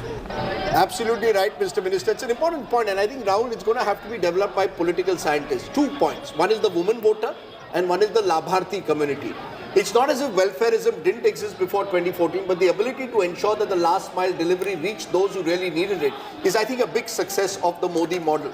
And the second part, as I said, is the woman voter. What is it that the woman voter has got? She seems to have got convenience, the Shauchalaya being an example, and importantly, she's got a sense of status. As the minister put it, Izzat Ghar. And I think we, even whatever else you may have flaws in the Modi model of governance, last mile delivery will have to be examined, especially the Labharthi model. And this is the second state where this has happened, Rakeshji, because exactly the same happened in Bihar as well, where again the RJD Congress would have won, except for women pushing Nitish Kumar and the BJP over the finishing line. Here as well, you've got the BJP with a 16% advantage amongst women, whereas the advantage amongst men is only 4%. Women are literally holding Prime Minister Modi and Yogi on their shoulders. Prime Minister Modi has demolished the electoral patriarchy. The kind of the women were guided by their main folk in the election, whom to vote or how to vote. Now you see in the family, even some men are for some other party, but the women are taking their own line of action. But most important thing, one of the things... so your mic has fallen, we'll just come back. Can I just make a point? Right from 1952 to today, never has UP seen the top 2 parties getting 97% of the seats. They are getting now leading 391 out of 401 seats. This has never happened in the history of UP elections, that you have such a strong bipolar 1952. contest. Right from the time of the United Provinces. We have not seen such a big percentage of seats being won by the top 2 parties. And what it's done, therefore, it made it that much more difficult for the Samajwadi Party, despite what Akhilesh did. Interesting strategic analysis, because remember, Rahul, the highest ever vote that the Samajwadi Party has got is 28%. They are getting their highest record vote, but still can't beat the BJP because the BJP started from a higher arithmetical base. And honestly, this is what anyone who should have studied UP would have recognized. Samajwadi Party needed a 15% swing in their favor. They've got about 6 to 8%. Now 12% swing. Yeah, but it's, you needed a huge swing. You're not going to get that because the BJP is going to be where it is. It is getting that 43 to 45%. This time what I find that Muslims vote remain undivided. Last time Muslims got divided. This time they solid vote for the Samajwadi Party. 2 things are very important in this election. Prime Minister Modi has created a national identity in different form, and the parties which are people from region, caste, linguistic identity, they are associating with this identity. Resurrection of the soft power of India in the form of culture nationalism. You see how the decolonized mind, how his speeches in parliament, outside the parliament, he's quoting the scriptures from the Tamil poet to the Ramdhari Singh Dinkar. These are all things which are disseminating in the mind of the people. Look, these are good point. I just want to go back to Goa for a minute because it's still boiling. Look at what has happened there. Aam Aadmi Party is a story. As I said last time, but that's mostly the... No, I'll tell you 1 minute. Last time contested all seats, lost their deposits everywhere but 1. They are now leading in 2. Remember, for a political party, it's a slow ride up. It's not easy. They are leading in 2, and one of them is they are defeating Churchill Alema of the TMC, who simply took the TMC ticket, has been in every party, and he's being defeated by someone I met, Venzi Vegas. Again, 35-year-old guy who's contested a panchayat election, won it, now is defeating the mighty Churchill Alema by 2,300, which is effectively means that he's in pole position to win. The point I'm making is that Goa also is undergoing churning. In fact, if the opposition had aligned, the BJP would have been swept out. The only reason the BJP is winning Goa is a fragmented opposition, especially in South Goa. But if the BJP numbers fall to 15, we could have all kinds of games going on late into the night in Goa. So Goa is where the poll will probably take place tonight after 10 p.m. That's when. So why are you saying it will fall? It could also go up just as well from 17 to 19. It could, but I'm saying the only state, out of all the states, the only story left to tell. Meanwhile, a friend has just sent me, and I think it's fair, Uttarakhand is a real story.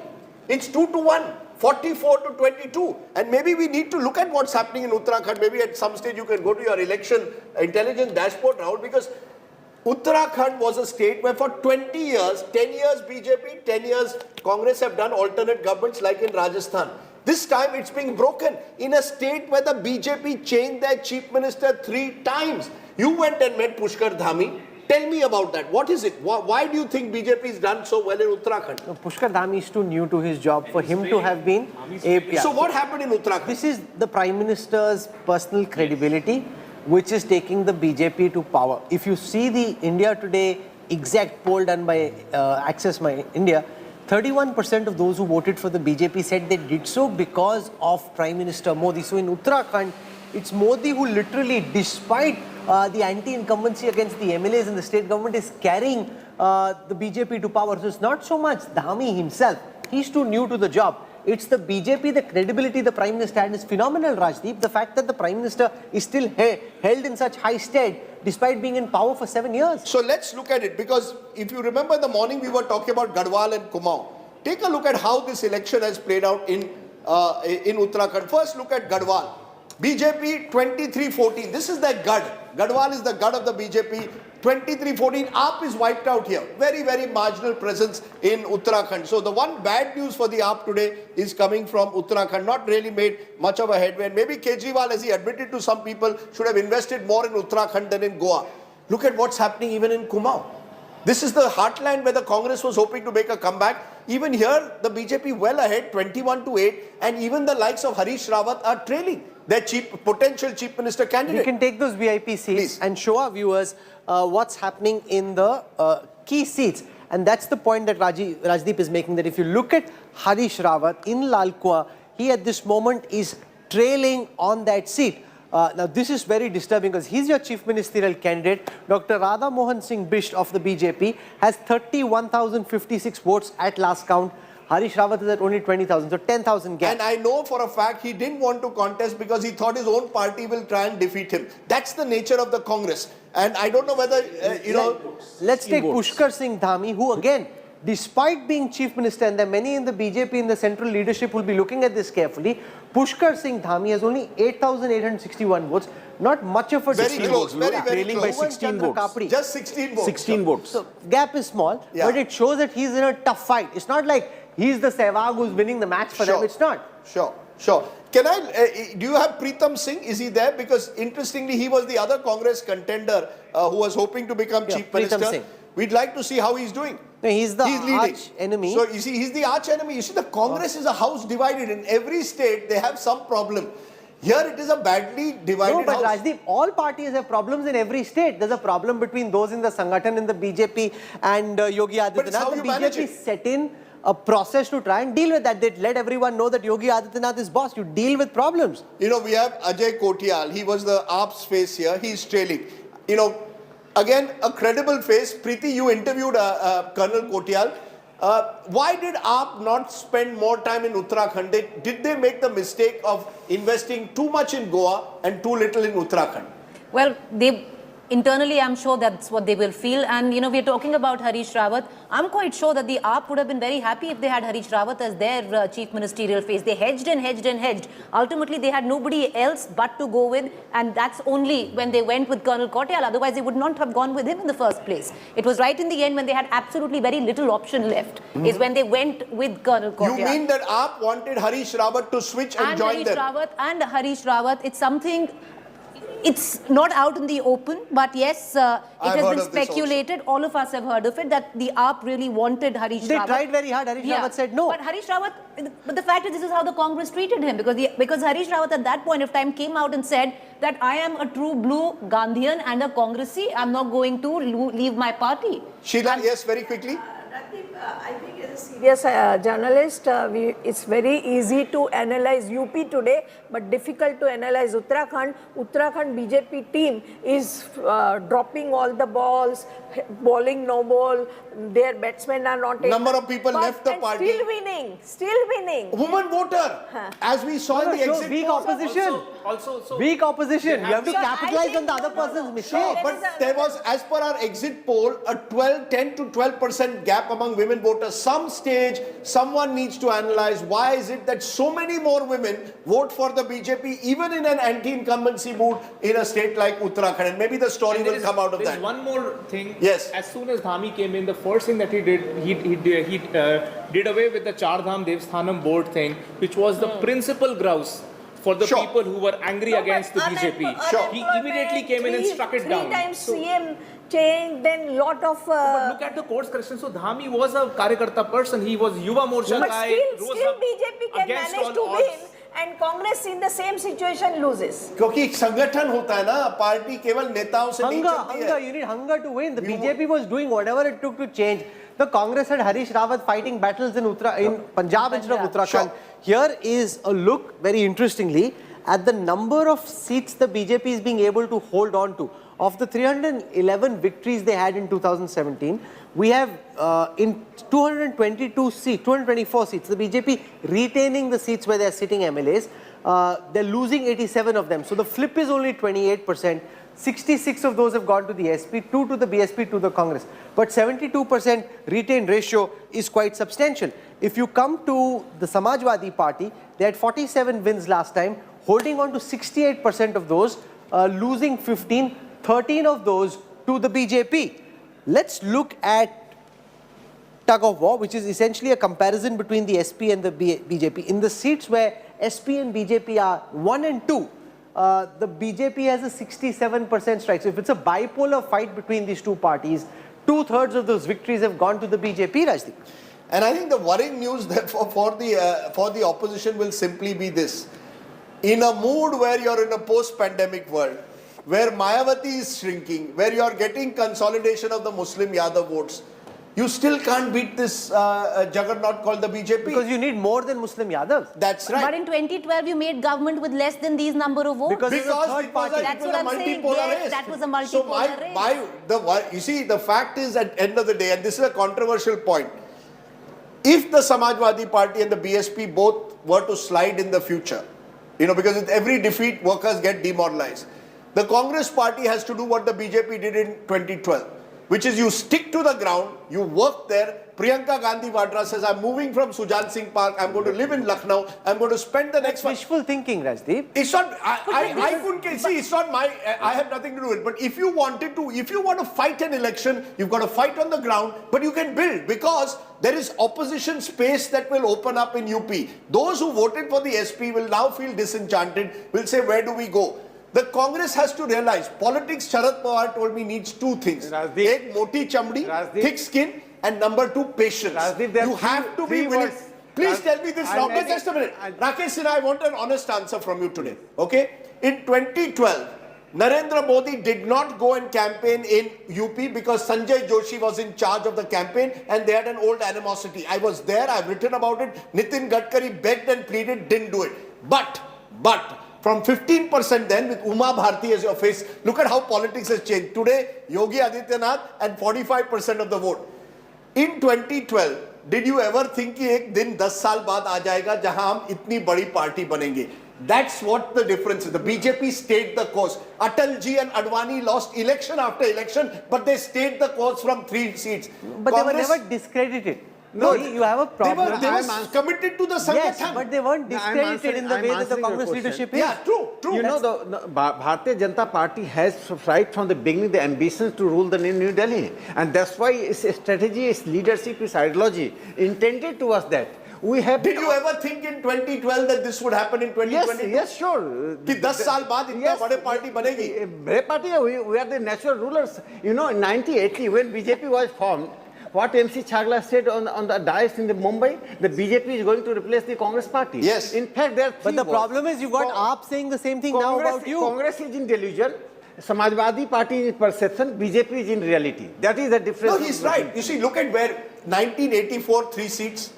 What are 2 seats? 2 seats. From 84, we are now 38 years later. It's taken 38 years.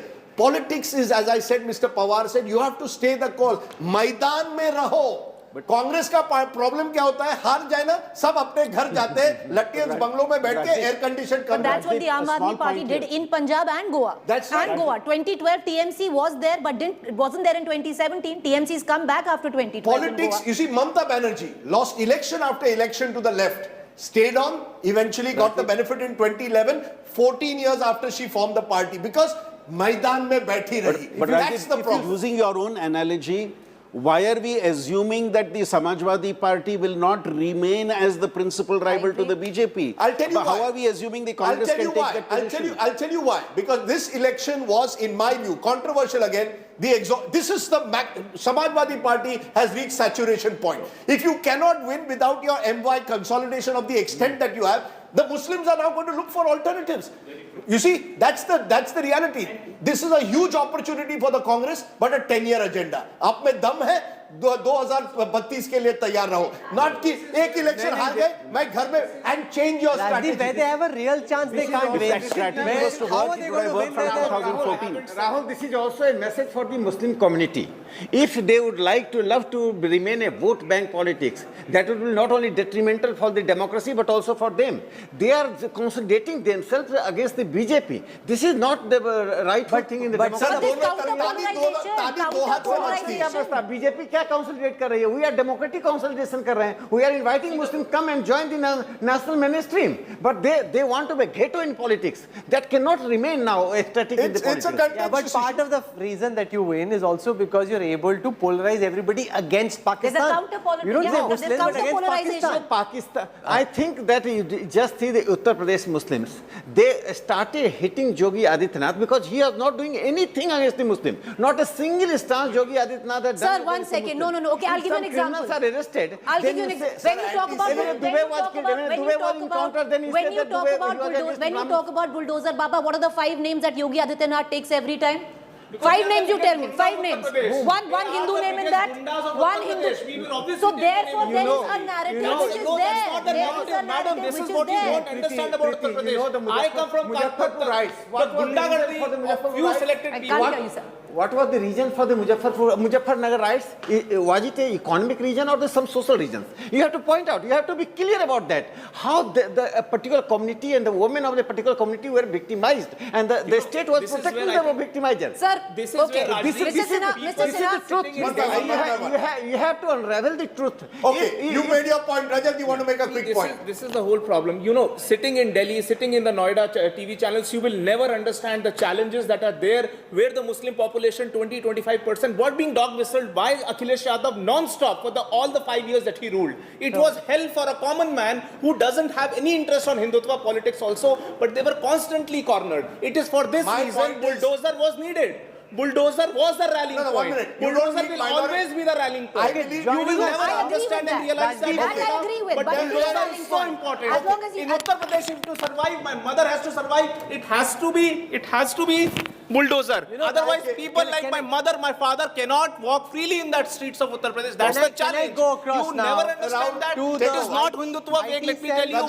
it is law and order wave. It is a huge law and order wave of Uttar Pradesh, which you don't understand the essence and the importance of it. शांति से जीना भी नहीं मुश्किल हो गया था. Dear friend of Rajdeep Sardesai, Mr. Amit Malviya now joins us. He was just complaining, Rajdeep was complaining, Amit, that you pull one little clip of something he says and your army is viraling it. He's very unhappy. This is a big victory, 270 plus for the BJP at this moment. It's Holi come early, lots of gulal at the BJP office, I'm told. Many congratulations, Mr. Malviya. Thank you so much. First of all, my condolences to Rajdeep Sardesai. It's a bad day for him. Perhaps there is some joy for him in the result that Aam Aadmi Party has put out in Punjab, he can probably take the dance floor and Very make good of the day whatever is left. By someone who should have read my article on the 25th of February where I predicted a BJP win. I don't fall into your Godi media. That doesn't mean I fall onto the other side. I have no Godi, neither yours or the other side, Mr. Malviya. And I will tell you this with all humility. I suggest you read it. It's in English, very simply written, where I say BJP has a clear lead in UP. I challenge any of your Godi media to ever say that the opposition is leading in a state where they are actually leading. That's the difference between the people that you patronize and the journalism I do. I started journalism when you were probably in school, sir. So please, with due regard, I wish you well. Congratulations. Great day for you. And I'm going to dance, I promise. Well, Rajdeep, as far as Godi media is concerned, the people whose Godi you want to sit in does not have or do not have the people's mandate. As far as your journalism is concerned, people should watch your interview of Sonia Gandhi in Anand Bhavan. What a lamb looks like, they will know. So please don't tell me about your journalism. Everybody knows about it. Be gracious, accept the congratulations. Be gracious at this time. There's no point getting into personal attacks. Be gracious. They're congratulating you. He's the head of the IT cell. He has to every day attack someone. He tells the trolls who to attack. That's his job. Achha, why are we fighting? Amit Malviya, it's a big day. It's a big victory. He's a troll army in charge. Leading in 4 states. This, do you think, you were very closely involved in the West Bengal campaign. Do you think what happened in West Bengal is now completely done and dusted and BJP now well poised for 2024? That big battle of the general elections after this huge victory in the semi-finals gives BJP a leg up in its prospects, you think? Well, let's come to substantive conversation because clearly I don't think Rajdeep is capable of holding one. But Bengal, the BJP has 38% vote share in Bengal and is the principal opposition there in Bengal with 18 Lok Sabha members and 77 legislators in the assembly. So we are in a great position in Bengal and certainly next time around we will have more MPs from the state and we'll form government there. Coming to Uttar Pradesh, it's a phenomenal win. No chief minister has ever completed a 5-year term and got re-elected for the second time. And since 1985, which is 37 years from now, no party has come back to power in Uttar Pradesh. This has purely been possible because of the governance, delivery, law and order, women empowerment, security, infrastructure development, improvement in healthcare, education. I keep listening to Rajdeep and his ilk talking about Hindutva, polarization and all of that stuff. Do you realize that the BJP has gone far deeper into Uttar Pradesh? It is now seen as a party of governance. There's no taking away from the fact that we are involved in reclaiming the cultural ethos of this country. The Kashi Dham is an example. The Grand Temple at Ayodhya is an example. What we've done in Uttarakhand, as far as the Char Dham is concerned, it is significant. No other leader other than Prime Minister Modi after Devi Bai Holkar has done so much for rejuvenation of the Hindu cause. But there is a lot beyond that that is in play there in Uttar Pradesh. From 2014 to 2017 to 2019 and now 2022, the mandate is overwhelmingly in favor of the BJP, its governance, its pro-poor policies, pro-women policies.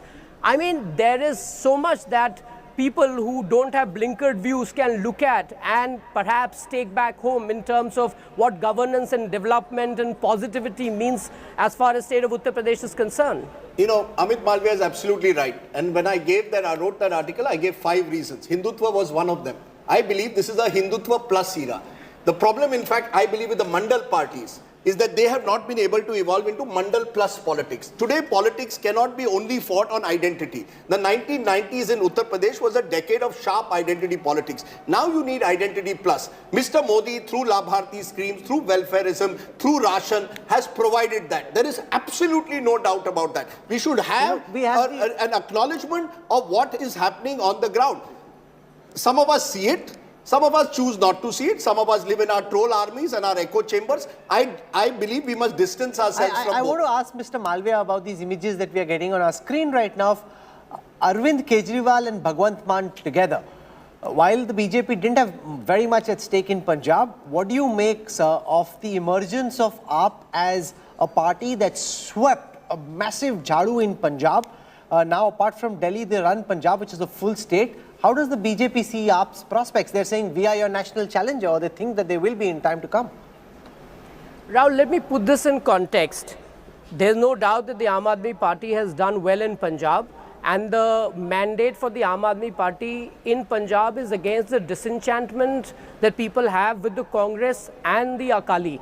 It's for the first time that the BJP has contested Punjab on its own steam and not in an alliance with the Akali, our traditional partners. We've gone beyond our regular 23 seats that we used to contest. But this whole chatter about the Aam Aadmi Party being the national alternative to the BJP, I think is a little premature. The Punjab state sends 13 Lok Sabha MPs, Delhi has 7. That puts the total at 20. The Aam Aadmi Party has never won a Lok Sabha seat from Delhi. So people vote differently as far as state elections are concerned and as far as Lok Sabha is concerned. Also, when you talk about national alternative, you have other claimants like Mamata Banerjee from West Bengal, which gives 42 Lok Sabha seats. You also have KCR from Telangana. You have Stalin. You have Sharad Pawar, who's been the Prime Minister in waiting forever now. So is there an acceptability and is there a momentum, and has the Congress actually abdicated states like Madhya Pradesh and Rajasthan and several states where they are in a direct contest with the Congress?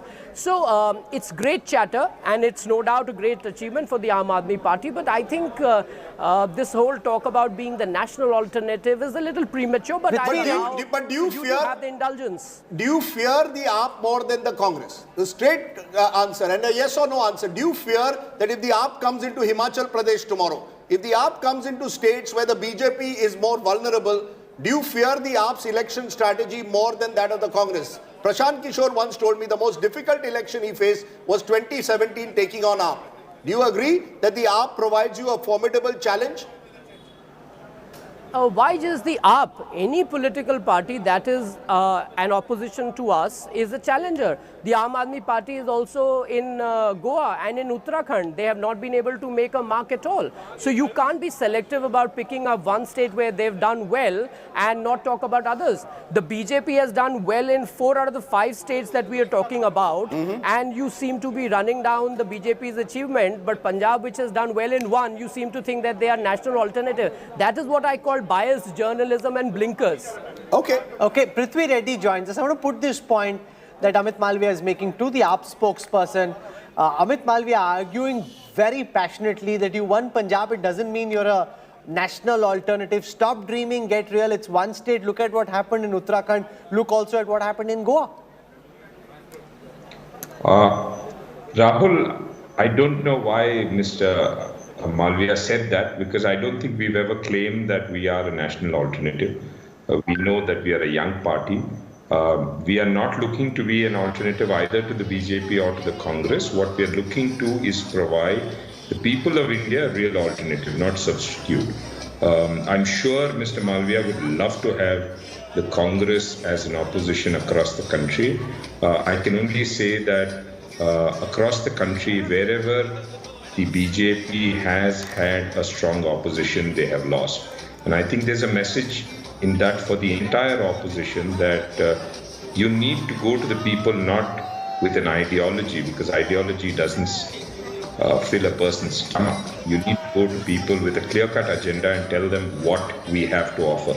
I think the difference between some of the other opposition parties and the Aam Aadmi Party in Punjab is that we spelled out what we will do for the people of Punjab. Preeti has a question for you. Preeti. So I have a question for Mr. Malviya. Mr. Malviya, you said that this is the first time you went in with the number of seats. By the way, also, your alliance partner, Captain Amrinder Singh, has lost Patiala. But I want to ask you, wouldn't you have hoped that you at least got a bigger vote share this time? You're fighting over double the number of seats what you were fighting in 2017. You're over 70 seats you're fighting this time around, and your vote share and your seats are still just about 3 and lesser than what it was when you were fighting about 20 odd seats?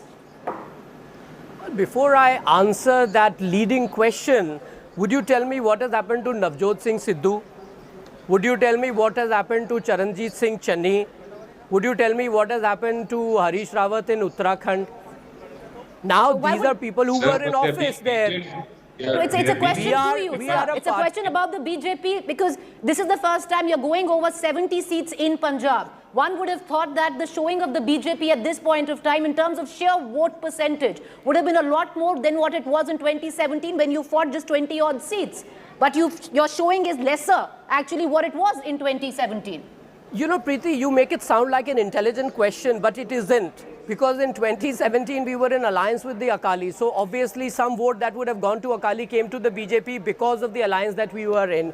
Today, we are fighting as a party on our own steam. And of course, we haven't pushed aggressively in the last 5 years for several reasons.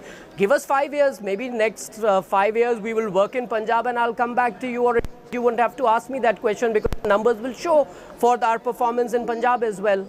But for now, the question should be asked, where is Navjot Singh Sidhu? What happened to this great example of, Channi being the chief minister and Rahul Gandhi's plan? The question should be asked to Gurdeep Sappal, spokesperson Congress, because when it comes to Punjab, the Congress has had a bit of a meltdown. The party in power down to 18 seats. Today is possibly, and if Goa goes the way it is, it will be a day of blanking out completely. This could be the worst nightmare. Are you today willing to concede the manner in which Captain Amrinder Singh was removed, the timing of it, the attacks between Channi and Sidhu? Congress pressed the self-destruct button in Punjab, yes or no, Sappalji? Rajiv, first of all, I'll congratulate both BJP and Aam Aadmi Party for their respective successes. It's a bad day for Congress, no doubt about it. And certainly people do not like the bickering state spillover. You can't have two views about it. But I will add to it what Mr. Varun Reddy just now said. And I think he summed it up very beautifully that today ideology doesn't matter. And that is what Aam Aadmi Party is all about, because it can conveniently sit back. It can choose to be passive in Delhi riots. It can choose silence on the questions of crony capitalism, about the economy, about people who are in distress. It's only about freebies. And there's a shelf life of such politics. I think, as you yourself said a little while ago, next few years are there for Congress party because ideology does matter. And what Rahul Gandhi has done in past few years is he has brought back Congress party to the ideological basis. And now we need to follow it up with organizational work and communication, because somewhere we have not been able to communicate what Congress party stands for and sir, what about your leadership? You see, accountability of leadership that takes decision that leads to defeat. Everywhere, in most Western democracies, that leads to a leadership change. Would that ever lead to that in Congress? Will Mr. Sidhu at least step aside? Will those who appointed him admit that they got it wrong? Should there be some accountability? Who is responsible? Don't only blame it on the organization and poor workers when your leaders were fighting like cats and dogs. No. Accountability question does arise, and within the organization it is discussed. It's not for the public spectacle that we do such things. There will be a lot of introspection within the Congress party also. We do introspect. But we have to realize that Congress party is also going through a very challenging phase. Congress party today is not what it used to be. And a whole new organization structure has to emerge. And it has to be built upon ideological clarity, unlike what Aam Aadmi Party says. That is what we are looking at now, that ideologically, let us be very clear where Rakesh Sinha wants to make a very quick point. Yes?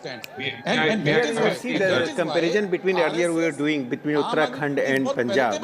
Chief ministers were changed. Here leadership matters. Prime Minister Modi lifted the entire election campaign, irrespective of change of the leadership. Gradual three chief ministers were changed. But your leadership could not do that. So I think that there is a characteristically difference between the Congress leadership and what Prime Minister Modi is doing. One leader is connected with the people, has credibility, so he gives the people faith in his leadership, in his policy and program. Your leadership fails to give confidence among your own workers. You change the party president, you change the chief minister, new party president, they don't have harmony, and that is in public utterances. So I think it is the complete failure of the leadership.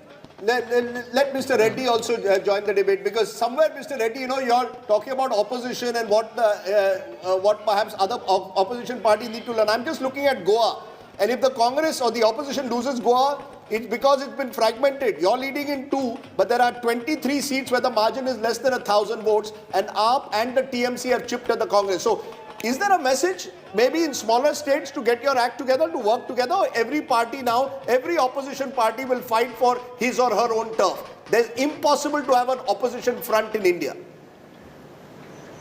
What the future holds, I cannot predict, Rajdeep. But one thing is very clear. The people of Goa gave a mandate for the Congress last time. 14 out of the 17 MLAs sold themselves. When you talk about this horse trading, you need a seller and you need a buyer. And I blame both the parties. As far as the issue of that Mr. Uppal was raising about ideology, I think the only votes that the the Congress is getting is the anti-BJP vote. And I don't think they have utilized that to provide an opposition to the BJP in this country. I think Congress has failed the people of this country across board, whether it's at the state level or at the national level. Okay. And ideology is important, but you need to spell out what you're going to do. Mr. Malviya, a lot of chatter in the BJP and outside on what the magnitude of victory means for the BJP. Of course, from 1 to 10, there is Prime Minister Modi, but who's at number 11? Does Yogi Adityanath, the bulldozer Baba, establish his credentials now as the one person after Prime Minister Modi, especially when it comes to the cohort of chief ministers, as possibly the first amongst other BJP chief ministers? Would you concede that? Would you accept that? Well, Rahul, if you look at the mandate that the BJP has got in Uttar Pradesh in 2014, 2017, 2019 and 2022 now, clearly the overarching leadership influence of Prime Minister Narendra Modi cannot be missed. He obviously remains the tallest leader of the party, and the mandate in Uttar Pradesh on each of these occasions represents his popularity, his great pull and attraction for the people.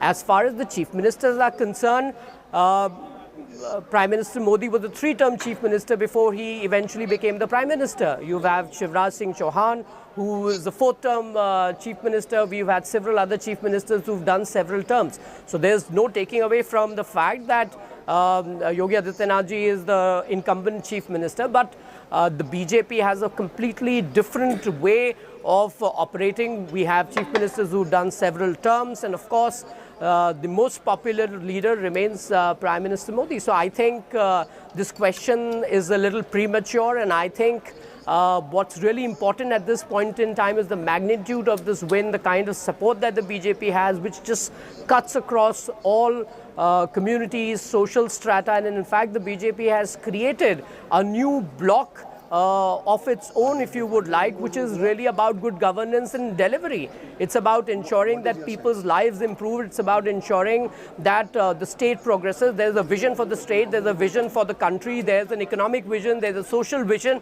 I don't think any government in the past has had this kind of a clarity around taking the country or their respective states to the next level, which the Prime Minister and several chief ministers of BJP under his leadership are doing. Thank you very much, Amit Malviya, for joining us. Appreciate your thoughts, and this is wholly come early indeed, and best wishes. So thank you. Ravi Kishan now joins us.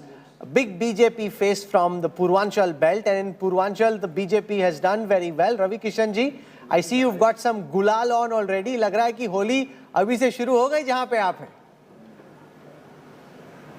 Yeah. It's a big party time for all the people are happy because Pushkar Maharaj ji, Yogi Adityanath ji, now he's become a local MLA, will turn by evening, by God willing, all chief minister. So big happiness, it's a big celebration because we're winning almost every seat in this Gorakhpur Mandal, jo hamari commissionery aati hai. So it's a big day, and I'm really thankful to the great देवतुल जनता जिन्होंने उन सारे बातों को नकार दिया जहां पर जात पात थी.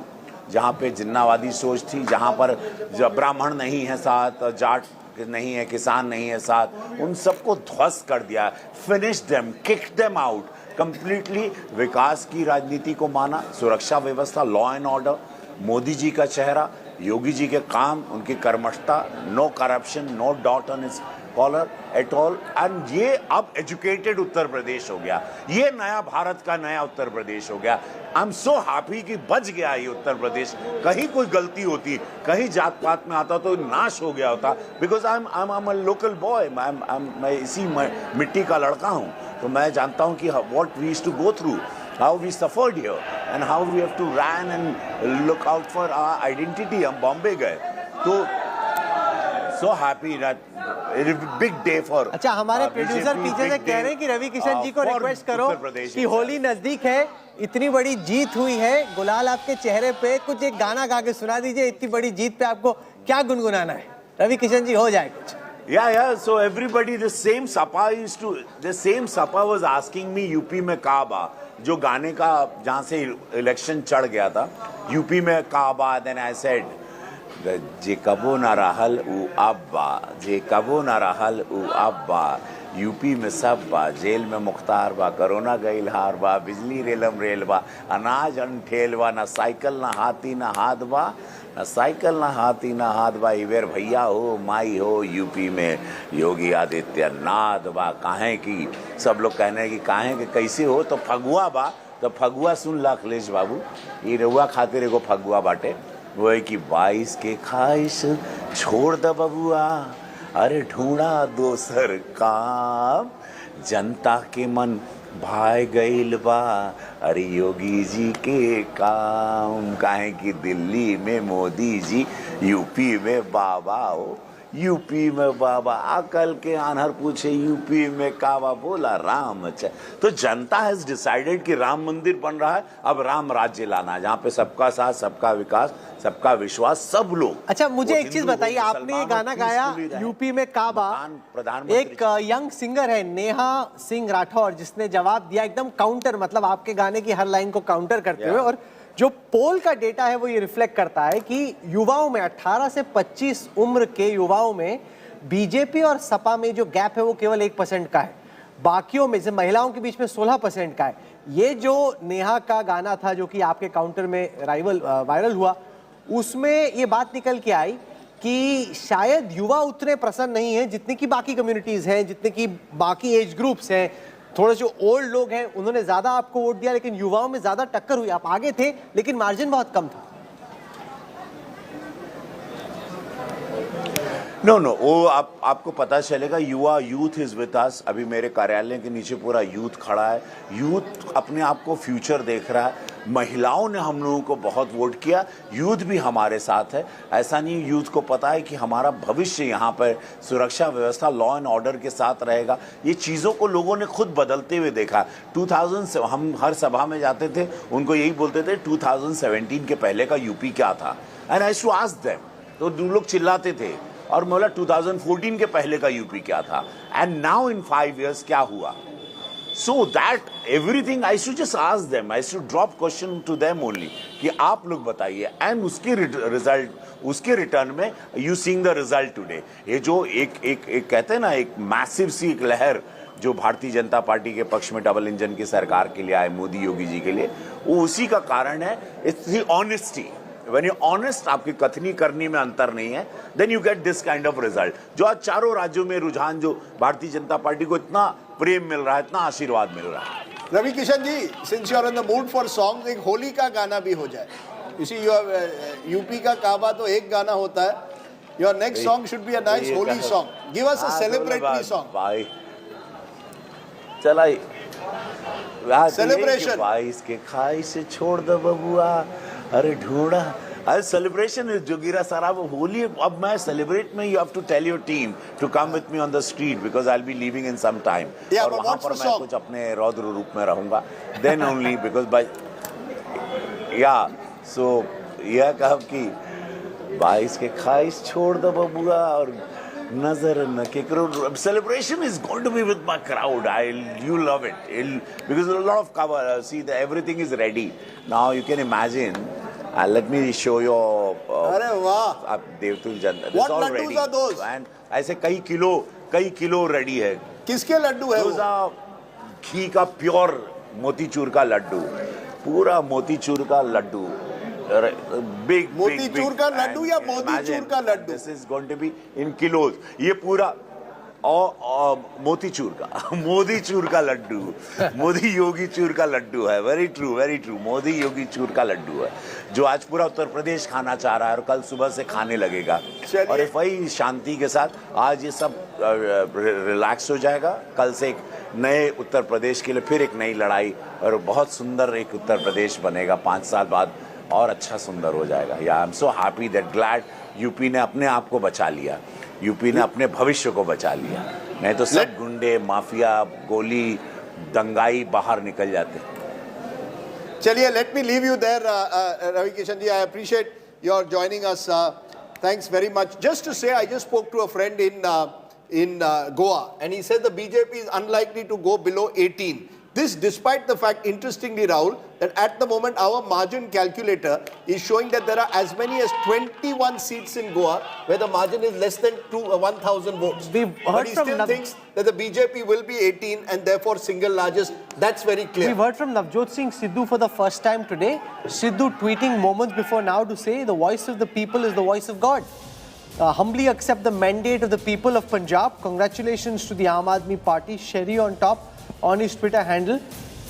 It's a bit of a mess if you're Navjot Singh Sidhu, because he was the groom and then they decided not to make him the groom, and then he didn't even have a horse to sit on, but he made a lot of noise, and the whole Congress campaign in Punjab.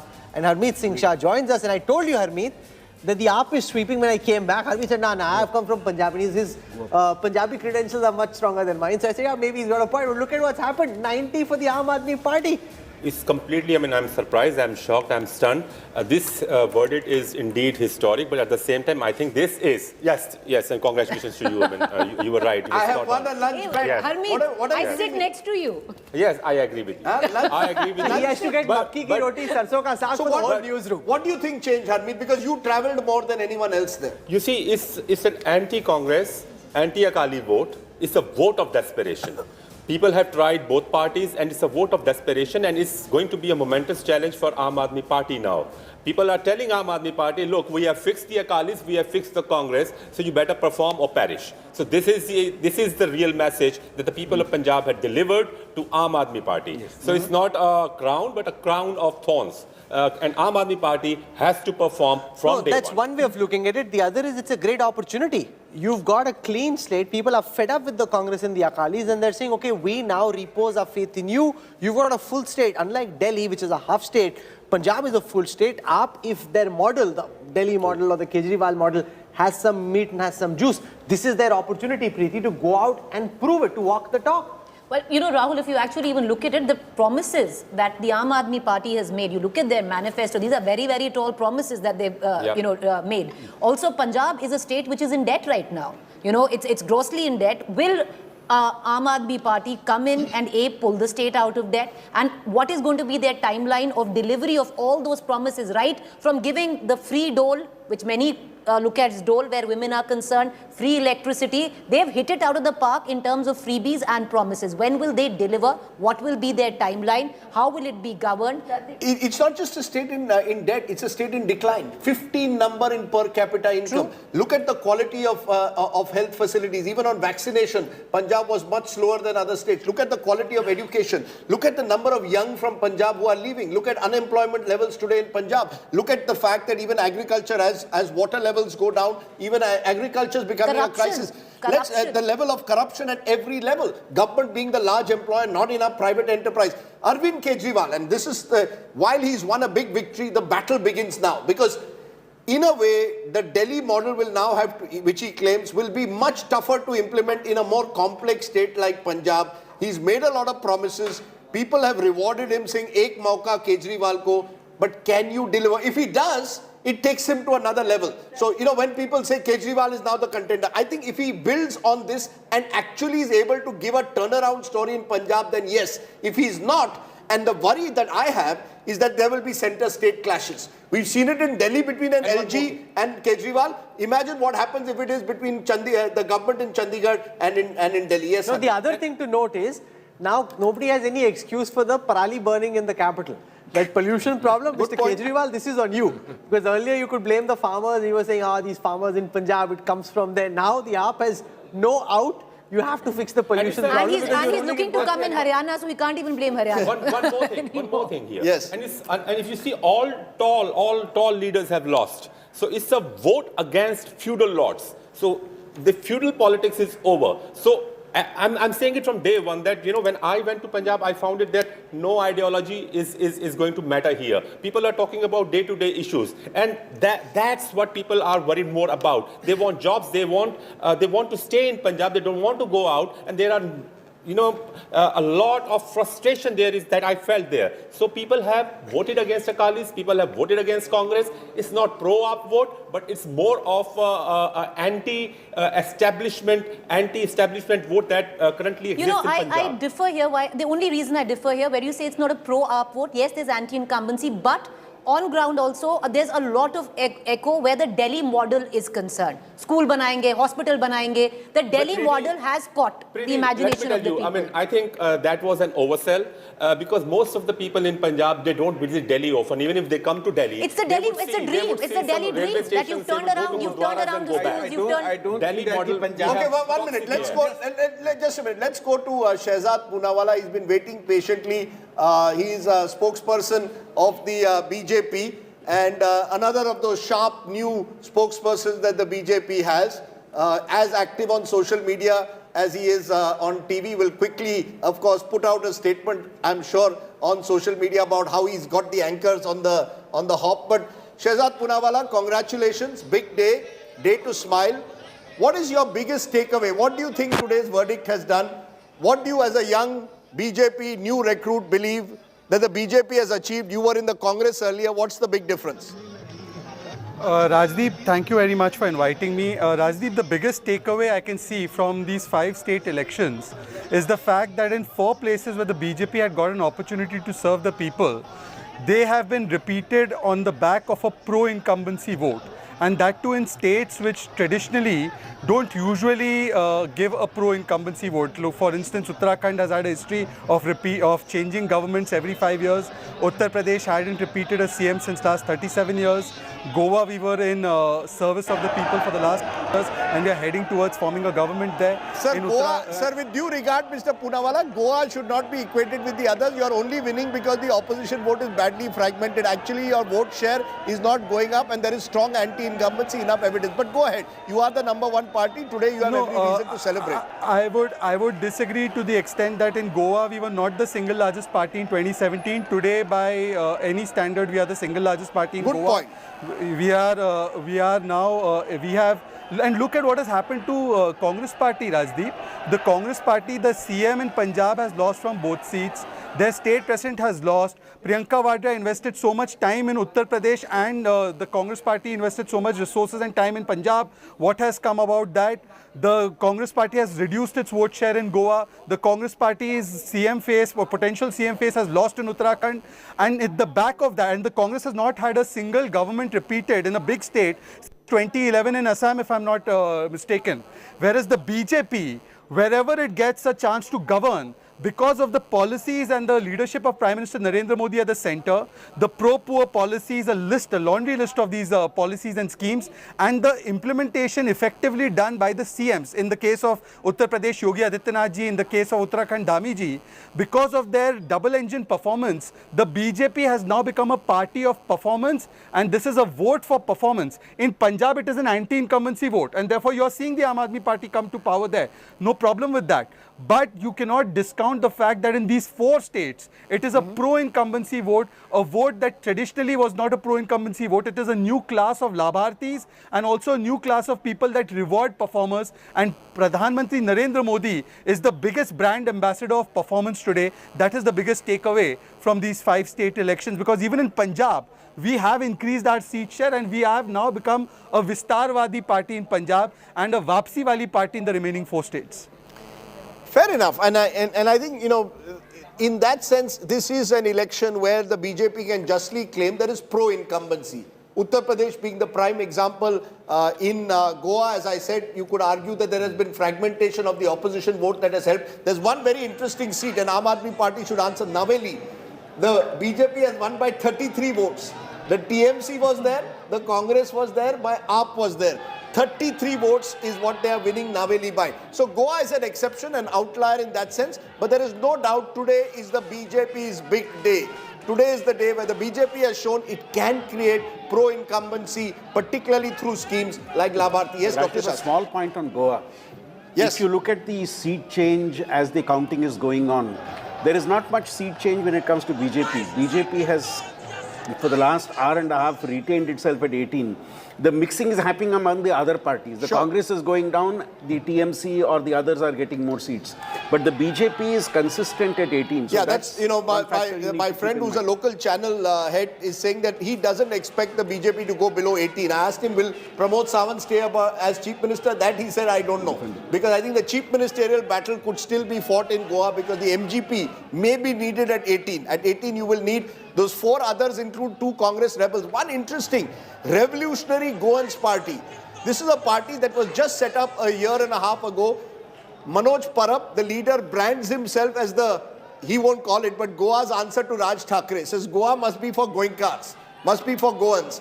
Young party, most of the leaders, 35-40 age group, they're leading in 1 seat. There is a mood in Goa for change, no doubt. But the fact is change has got completely split in that state. In the other states where the BJP is leading, it's a pro-incumbency vote. Rakesh Sinha ji, you wanted to say something when I interrupted. Sorry. No, I think as far as Punjab is concerned, the people have decided to go for a new experiment. But I don't think that that will fulfill the national ambition of Kejriwal because he lacks the all India vision. What about the UP?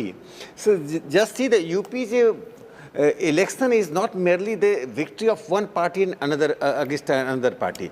It is the victory of an alternative ideology which has been emerging under Prime Minister Narendra Modi. He consolidated.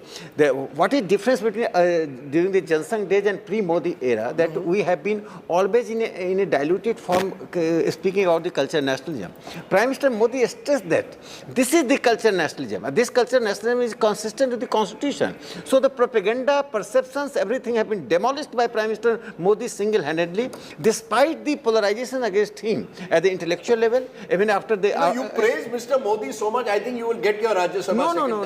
It's not for the Rajya Sabha or No, Lok but Sabha. he's worthy of praise. Of course he is. Given the quantum of the victory Today he is, no doubt. And I believe it's Mr. I would say 7 years into his second term. I would say it's Mr. Modi's victory. This is a huge day for Mr. Modi. If on the back of all that has happened in the last 1 year, Mehngai, Berozgari, COVID, you can still pull up a victory like this. Remarkable. That people don't expect perfection. They're not expecting that everything will get fixed. They're expecting hard work and effort and emotional dedication. connect. Emotional connect also. Emotional connect built on hard work and dedication. Can I ask you one thing? You did a Jab We Met with Keshav Prasad Maurya. Trailing. You and he did a dupki also together. अब वो हार रहा है 8,482 So why are you blaming me? I want to understand from you. What is this? Keshav Prasad Maurya, Deputy Chief Minister. Even the tallest OBC. So imagine, this is a result where we are saying pro-incumbency. I'm wondering only why Rajdeep is asking me. But it's like I lost my seat. I didn't. I just did a Rahul Kanwal is going diving with Rahul Gandhi. Went for a dupki with Keshav Prasad Maurya. What explains this? At the moment, I must tell you, he was quite scandalized. I jumped off the boat, went swimming in the Ganga right in the middle of the water. They were a bit scandalized over this guy coming back or not. But yes, Preeti. But even in your interview, Keshav Prasad Maurya didn't say that Yogi Adityanath is going to be the next CM face. The fault lines were very clear even in that interview. No, but I think Yogi Adityanath ji, in the way that he's winning right now, establishes that A, he was the right choice in 2017, and B, more importantly, that he is the undisputed choice as Chief Minister. Remember, unlike say a Devendra Fadnavis or even to some extent Vasundhara Raje Scindia, Yogi Adityanath, because of his personality and because of the connect he's been able to build, is a force in his own right. You can't take that away. Just the manner in which he is. He's not a pushover Chief Minister. He's not some... to answer the main question. Which is? Why is he losing? Yeah, why is he losing? Because, and I'll tell you, there's a story there. because I think, look at the he's contesting. Let's look at where Keshav Prasad Maurya is on our large UP map that we have. Here he is. And this is a constituency which is worth it's worth seeing, because he is losing at the moment in this constituency to Pallavi Patel, sister of Anupriya Patel, minister in the Modi government. Remember, the Apna Dal has split into two factions. Now, the part of the Kurmi vote, at least here, seems to have gone to Pallavi Patel. So you've got a non-Yadav OBC taking on another non-Yadav OBC, a Kurmi taking on a Maurya, and you've got the Kurmi leader Pallavi Patel winning. So, had this happened across the state, Akhilesh Yadav would have had a much better day, but it's not turned out. It never turns out that way. But this is an interesting seat to observe. I thought we should look at some of the other interesting seats. Siddharth Singh, often seen on TV, Allahabad, leading at the moment, yes, by a substantial margin from Allahabad. Let's take a look at who he's contesting against. Can we go across to Dr. Pramod Sawant, the BJP's Chief Minister in Goa? He's speaking BJP at 13 seats. Let's listen to him.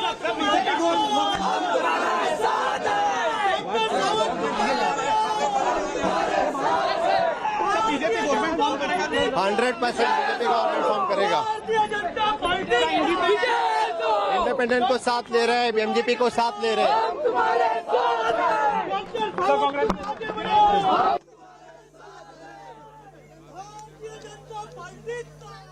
In Goa. So I would not go that far to say that he will certainly be the next chief minister, but yes, you could argue that he's in pole position. I just thought I wanted to look at this factor of these non-Yadav OBCs, how have they done? This is Arvind Rajbhar. This is the son, remember, of Om Prakash Rajbhar, who leads the SBSP. He is trailing. So a number of these so-called non-Yadav OBCs who joined the Samajwadi Party or were allies of the Samajwadi Party are not doing as well as their leaders are. Let me go to more VIPs at the moment.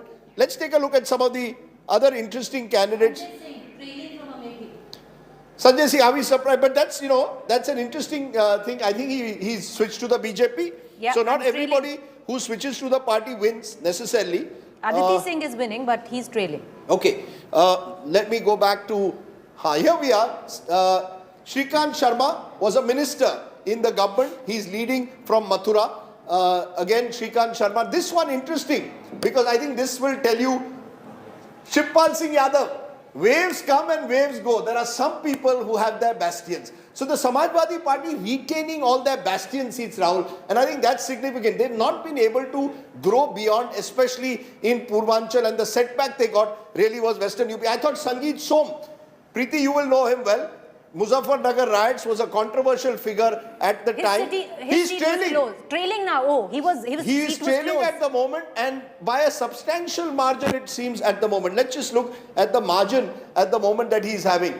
Sanjeev Balyan had to literally camp in Sangeet Som's constituency. Sorry, it's a very close race at the moment. It's a close race, and it was touted to be a close race. Sanjeev Balyan was camping in Sangeet Som's constituency to actually galvanize the Jats in favor of him. It was a tight contest in his constituency. And if you want to know what polarization and non-polarization, how polarization works, take a look at this seat, Kairana. Because it became the center for the so-called Hindu-Muslim battle of Western UP.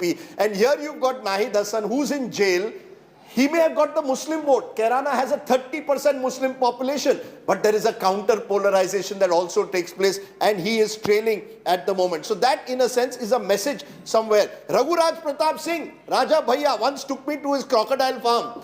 I was many in years ago. There is no crocodile farm, Rajdeep. This is an urban myth. He has a pond, a big lake kind of pond. I thought it in would Pratapgarh. Be there is no crocodile over there. Did you see a crocodile? I'll tell you what. I had seen a picture. Then? So I went. This is mid-1990s. He's got ferocious dogs. I said, "Mujhe ye crocodile farm dekhna hai." So he took me. There was a farm. Unfortunately, a pond, no crocodiles in it. It's a beautiful pond. You So I can said, go for a run crocodile around. किधर है? He said, ये आप लोगों ने मेरे नाम पर लगा दिया कि मेरा crocodile farm है. So there was this myth of the crocodile farm. He has beautiful horses at that farm. He had horses. He had He's dogs. a very good rider. Large dogs and all. Very ferocious dogs. But I was in Pratapgarh, Rajdeep, and the funniest thing is the people there, the allegiance to Raja Bhaiya is so strong that they said, यहाँ पर तो 402 सीटों का चुनाव हो रहा है क्योंकि एक तो राजा भैया जीत चुके हैं. दुनिया बदलेगी. There should be a full Netflix Netflix series on Raja Bhaiya. Is there any one last person that we can go to? That Sanjay Singh Amethi. Azam Khan. Is Azam Khan somewhere in our list at the moment? He is. He's winning. Mohammad Azam Khan. Mohammad Azam Khan, old friend, once took me to the, forced me to come and filed a breach of privilege motion. I had to appear in front of the UP Assembly. He said, "Aapko humiliate karenge." Netas are the same everywhere.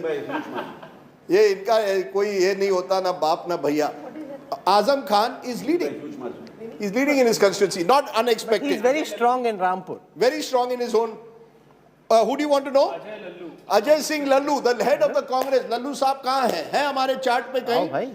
Ajay Singh Lallu, we seem to have ignored the Congress. This is the state of the Congress. We've ignored their party president. P.L. Punia's son is leading.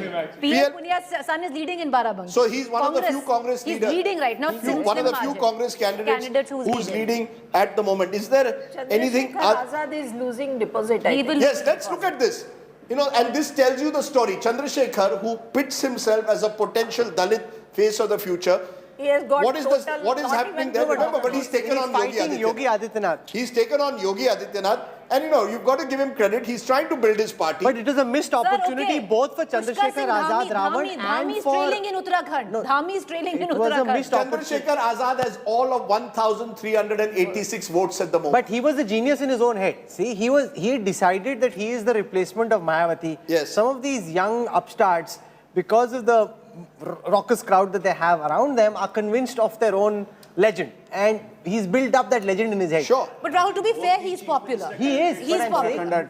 Popularity Both are trailing. Is contextual. If he'd fought, say, 5 or 6, 7 seats around Saharanpur, which is where he comes from, he would have helped Akhilesh Yadav. Symbolically, some of the Jata votes may have gone to the SP alliance. But he only wanted 3 seats. Akhilesh didn't even give him those 3 seats. No, he wanted 10 plus seats. What Akhilesh says, that he wanted 10 plus seats and he was being unreasonable. 3 to 4 seats Akhilesh was willing to give him. Okay, let's look. We've not looked enough at Manipur, where it's a clear victory, and hopefully we'll be able to focus on Manipur later. But Goa is the only state where the verdict is still not there. And what makes Goa fascinating is this. Because when I look at margins, less than 100. Are there any seats less than 100 in Goa? No, but you know, yes, Rajdeep, AAP has won 2 seats in Goa now. Yes, but there are 5 seats in Goa where the margin is less than 100. 5 seats, margin less than 100 out of 40. Less than 500. There are 7, 10, 11, 13 seats in Goa where the margin is less than 500. Are there seats less than 1,000? Of course there are. 8, 5, 13, 16, 18, 22. Think about it. 40-member assembly, 22 seats, margin is less than 1,000. It is a nightmare to predict a Goa election, which is why out of all the election, the only one, Rahul, where Pradeep Gupta may have got it slightly wrong because he picked the It's within his region. He will say within the range, but I would say that the one state where we could argue that the exit poll, and most exit polls predicted this, that the Congress will be slightly ahead of the BJP. It's turning out that the BJP is ahead of the Congress. But game on. I don't know how many rounds are over, but when the margins of 6 seats are less than 100. Some of those seats are 20,000 voters in your state. It's a very small, it's like a municipal election, Rajdeep. Dekho, yahi Rahul Kanwal is from Punjab election. And calls Goa a municipality. No, I love Goa, you know, it's my retirement plan, so I don't mean it bad. Whenever I go to Goa, he says, "Mere liye zameen dilwa do." That he wants a place where he can go diving, where he can do all these things, the lovely parts of Goa. But look, this is what makes Goa a transactional state, because when the margins are 100, is going to be giving it back all through the day today. Both the chief minister candidates are trailing. Yeah, so both Pushkar Dhami and Harish Rawat. Both are trailing. Dhami is also trailing. Good. Okay, I want to play out this one clip of an interview that Preeti Shweta did with Arvind Kejriwal at the Punjab Panchayat, where Kejriwal very confidently declared that all these senior leaders would lose, including the chief minister losing on both his seats, and AAP would sweep, which is kind of what's happened. So let's show you first what Kejriwal did, and Preeti has that note she got from the Delhi chief minister. Here is one of the big heroes of today, Arvind Kejriwal. अब तो मैंने लिख के भी दे दिया। क्या लिख के दिया है आपने? चन्नी साहब दोनों सीटों से हार रहे हैं। तो हमें भी लिख के दे दीजिए। नहीं, एक बार लिख दिया, चलो। और लहर अगर आ रही है तो लो, लिखाओ। कागज दीजिए, कोई है कागज वहां पर? कागज दे दो। और अगर लहर आ रही है तो ये भी लिख के दे दीजिए कितनी सीटें आ रही हैं। नहीं, सीटें कितनी की नहीं, बात ये करो, एक और लिख के दूंगा मैं। चलो जरूर। नहीं वो भी मैं लिख के दे रहा हूँ सुपर सीएम नहीं लिख के दे दो क्या लिखा है सर साथ में बोलते जाओ चन्नी साहब दोनों सीटें हार रहे हैं और आम आदमी पार्टी कितनी सीटें जीत रही है साइन कर सीटों से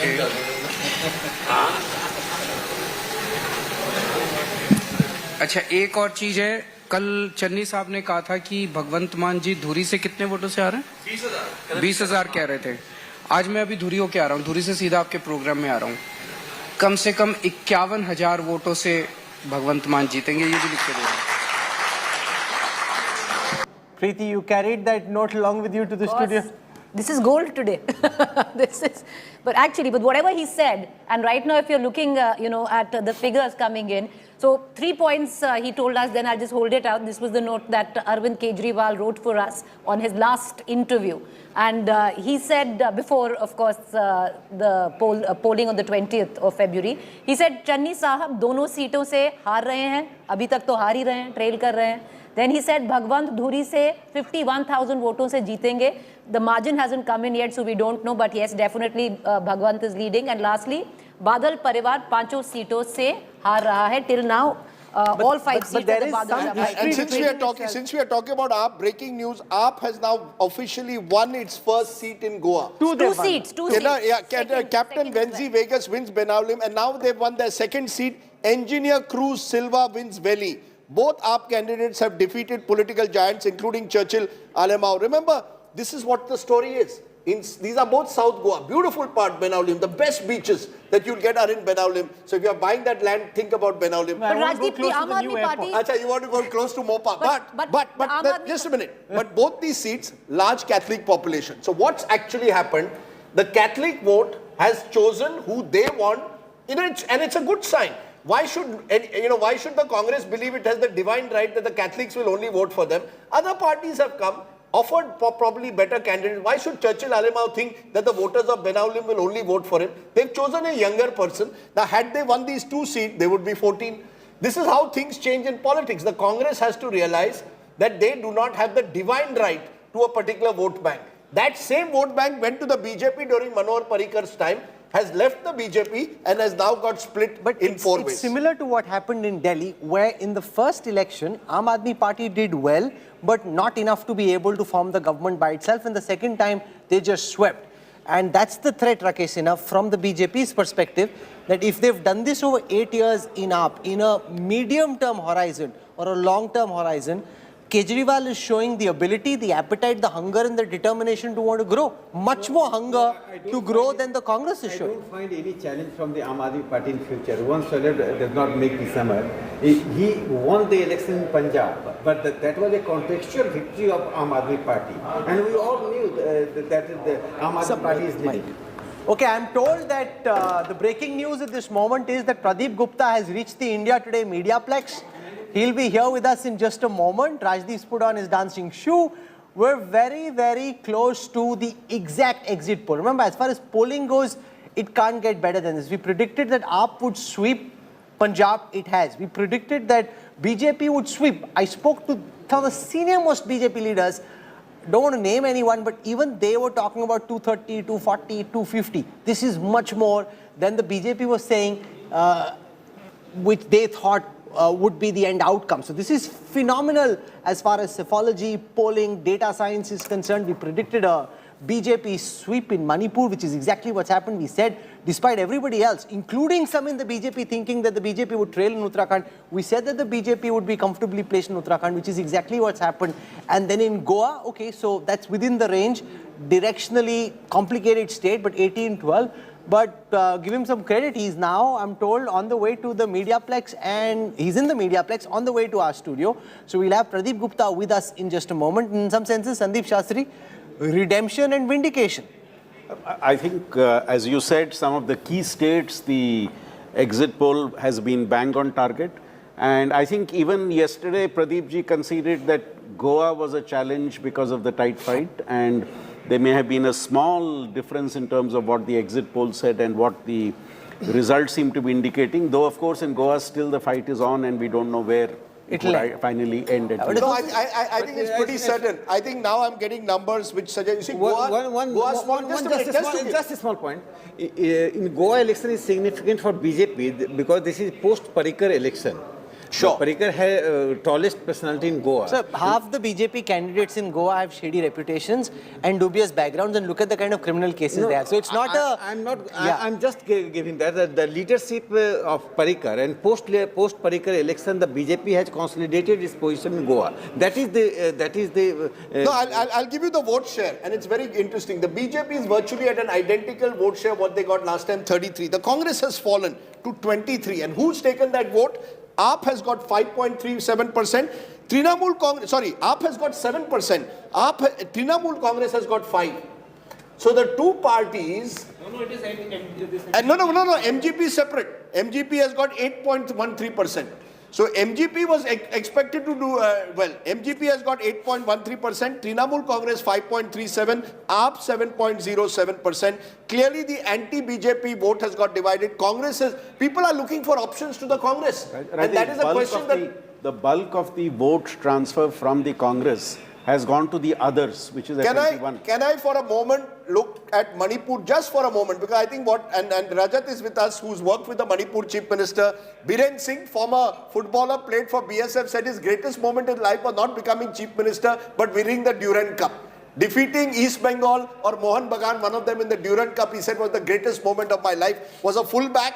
Well, he's proved to be quite a fullback this time, because what you've got is the BJP as of now, Rajat, leading in 32 out of 60.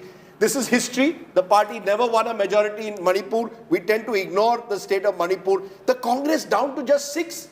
The mighty Congress, Rahul, which won 15 years in a row under Ibobi Singh, down to 6. Others 22. And those others include Congress, Sangmas, NPP. Yes. So, I think this is where what Rahul Kamal was mentioning earlier in the morning, that you can campaign in poetry, but you have to govern in prose. What Biren Singh, he's son of the soil. He's been an ex-editor. He's really fought for the causes of the Manipur people, and he ensured some seemingly impossible things. He delivered those. He delivered ILP. Inner line permit was something which was so sacrosanct for the people of Manipur, because they believed that protecting these real micro-minorities of India through some level of constitutional safeguard, which only perhaps the BJP could give. He was an ex-congressman. He left the Congress 3 months before the 2017 elections. It was exactly on these grounds that Chief Minister Biren Singh, he felt that Congress, in spite of being in power in centre and in the state, was not delivering on the fundamental issues that concern the people of Manipur and the Meitei community, which was ILP, which was dealing with AFSPA. As you travel through the northeast, and we had a couple of opportunities to travel, the one thing that you pick up is that corruption is much lesser. Money was always going from the centre to the northeast, never effectively deployed and channelized. Now, in better road, infrastructure, you can actually see the money from Delhi being put to good use in the northeast. Aviation connections, airports, roadways, far better, in a way that the BJP now dominates the northeast in states where it was virtually non-existent a few years ago. And I think the reason behind it is that there was a transactional relationship between the leadership in the northeast and the leadership in Delhi. They felt that paisa de diya, wahan pe leader aayenge, they'll fill the kitty of the national leaders here, and that's it. What BJP did was that they made it a point that these ministers in centre actually travel to these states. And I think Gupta is here.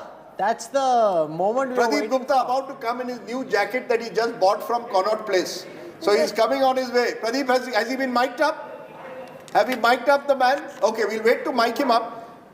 In the meantime, the BJP at 273 in UP, which is an enormous victory for the BJP. Not quite 300 yet, as I said. They're probably going to fall short of that magic number, but it's still a huge... So it's a loss of 51. Your friend Patricia Mukim sent me a message that... Yes, my friend. Okay.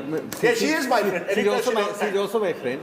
After her advice, I adopted a village in Manipur. Yes. Meghalaya. She said that why don't you discuss Manipur in length, because the election result in Manipur is very significant now.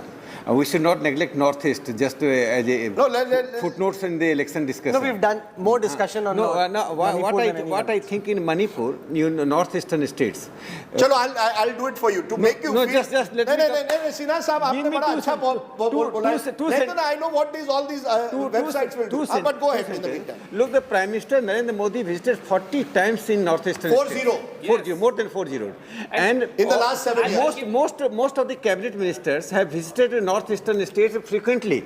That is not for the vote only. I'll add, even in the campaign, let me tell you, Amit Shah ji went 4 times, Nadda ji went 7 times. And Northeastern Council has been working very handsomely. Sure. No, I agree. In fact, I was once asked what are Mr. Modi's achievements, top 3, and one of them I said the outreach to the northeast. And I do believe that that's worked. Let's look at regions, outer and inner Manipur. Now, if you want to understand, and Rajat will know better, outer Manipur is basically the hill areas. Here the BJP has got 9, others 12. Now there are those who believe the BJP has made compromises with some of the militant groups there to win elections, but it has brought peace to the area, no doubt about it. Inner Manipur is of course the area around Imphal, and that's been swept, the Meitei dominated areas, 23 to the BJP, the Congress winning just 6 and others are at 10. Let's take a look at the seats, because I want to look at alliances.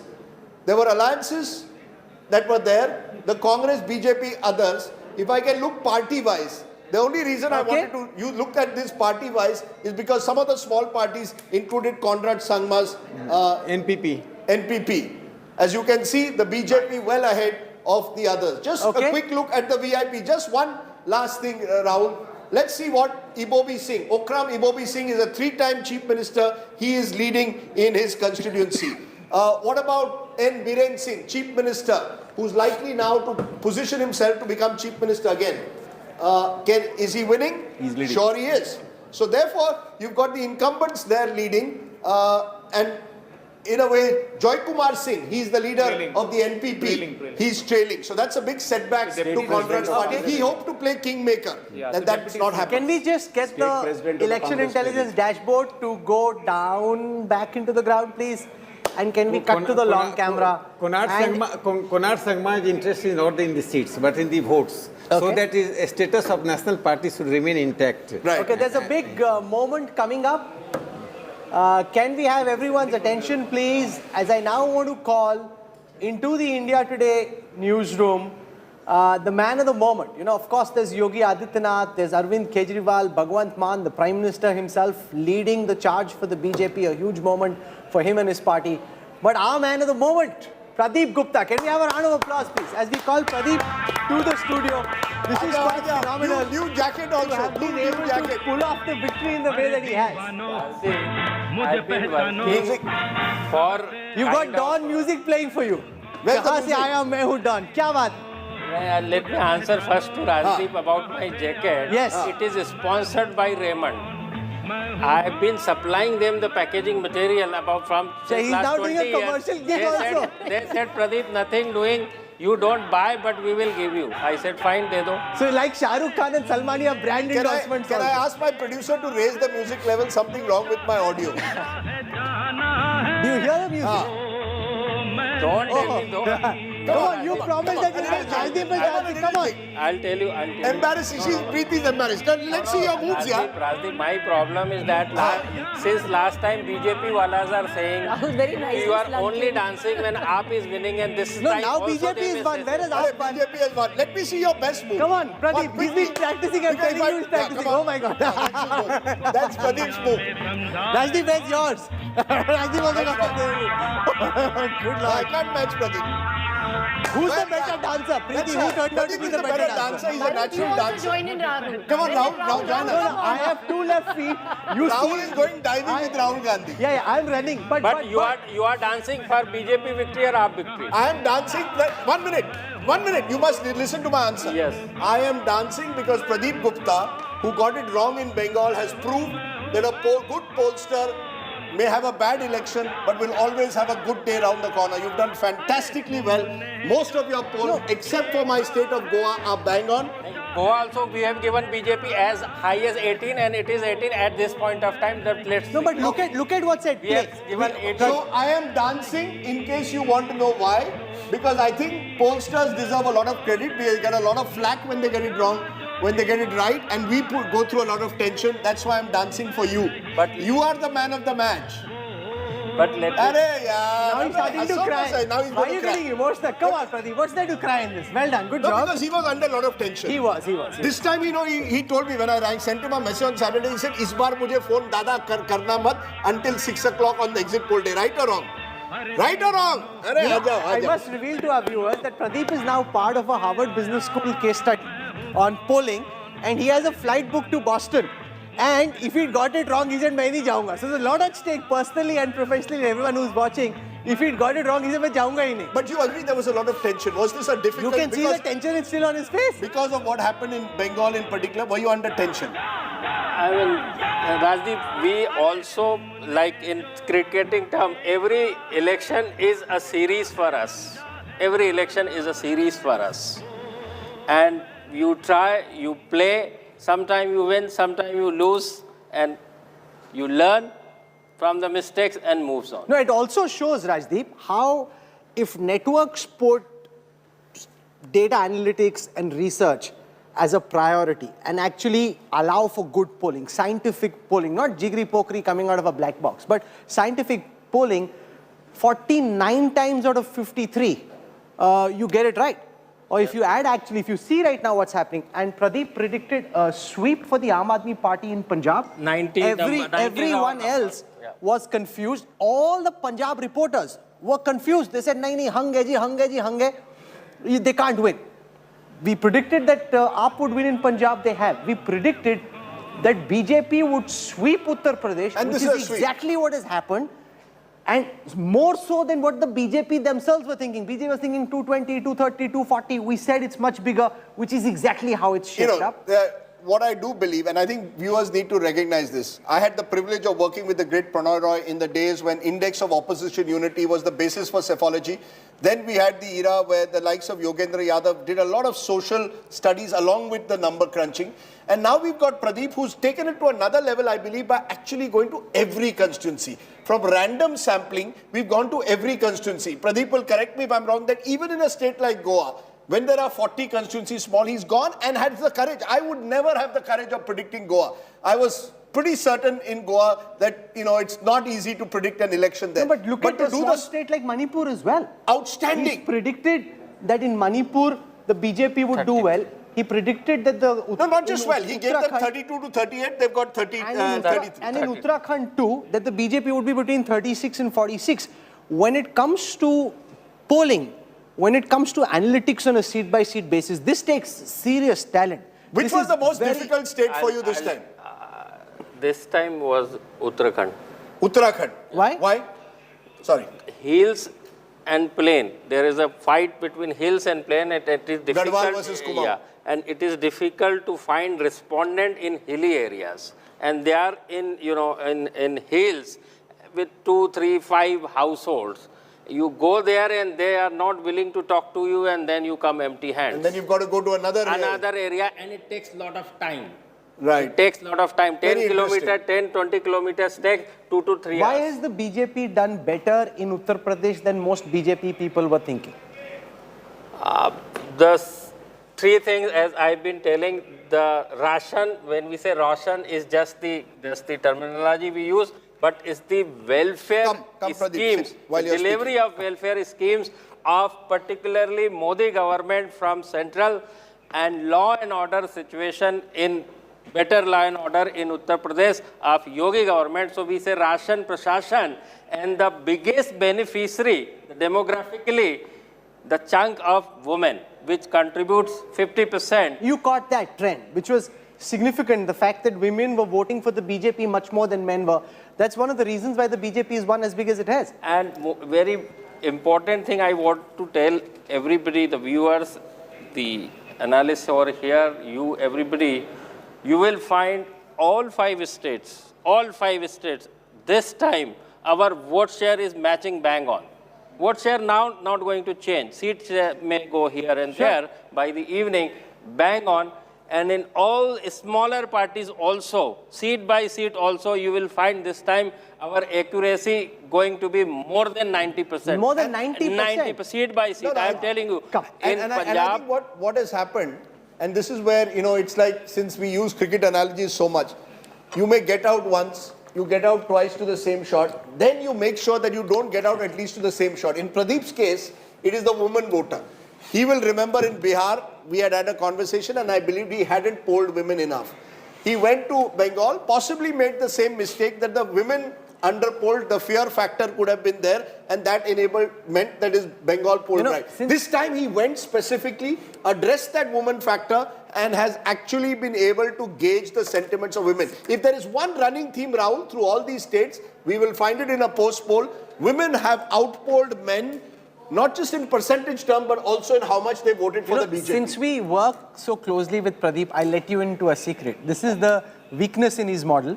So if you're looking at where he gets it right and what could potentially go wrong, I don't know if Pradeep wants me to say this on TV or not, but it's important because, as I said, it's not black magic or jigri pokri or some kind of a satta. This is serious science. The weakness is, if it's a two-phase election, or say a three-phase election, and he's expected to put out his predictions right after the last phase gets over, which is what, say, a TV channel would want, and the vote share on which the projection is being done is less than the actual vote share. Sometimes, for example, you're told at 5 p.m. that the vote share will be 62%, so you say it will be 64 because you assume it will go up a little bit, but in the end, if it ends up, say, above 71, as it does in some cases, then there's a 5 or 6% gap between the base on which the prediction is made and the actual voting percentage at which polling ended.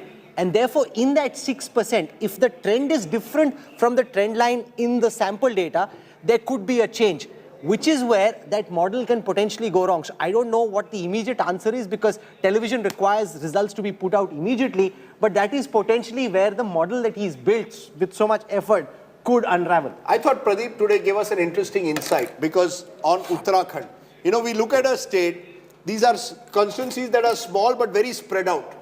To go to a hill station, say 5,000 meters up, find only 2 families, then look for another is very, very difficult. Pradeep, you are getting emotional. Kabhi-kabhi rona chahiye. Pushpa, I hate tears. Pradeep, I hate tears. But, you know, tell me the pressures. When you get it wrong, people say, Are Pradeep Gupta ne big kiya ye wo. You've heard that, we've heard it. Today, therefore, those tears must be coming from that. This feeling that, look, I try to do a professional job.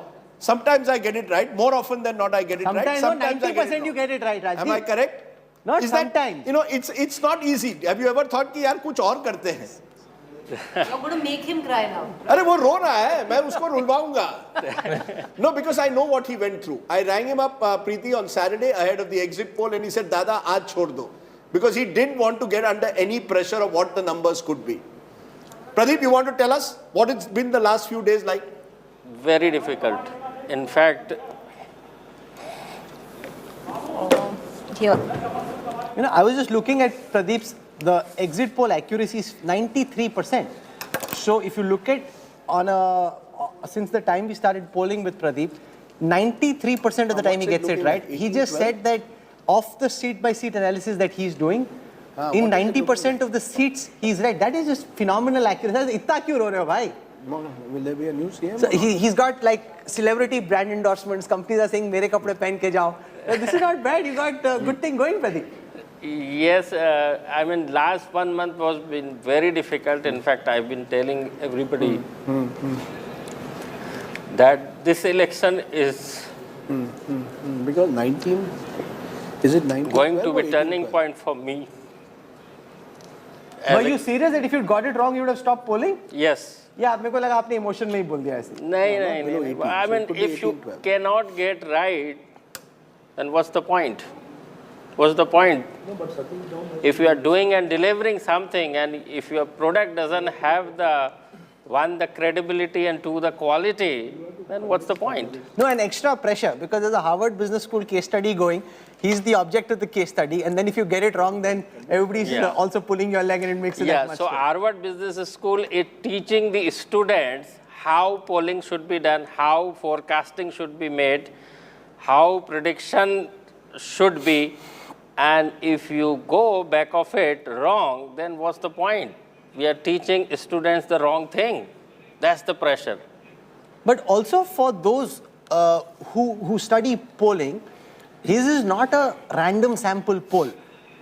He's looking at areas, Sandeep Shastri, and that's the difference between what you do at CSDS, Lokniti, and what he's doing. He's going seat to seat. CSDS does a more detailed poll, but in fewer seats with fewer voters. This is a much larger sample, 1,20,000. Plus, where they know that, for example, if it's a Muslim-dominated constituency, they're not polling as extensively, they're picking where to go. So the seats aren't randomly sampled. The seats are sampled at these, which is a bit like what American pollsters do, where you know which are the red and the blue states, you know where you need to go, and you focus on understanding what's happening in the seats which are in play, rather than going on seats which are already determined on either side.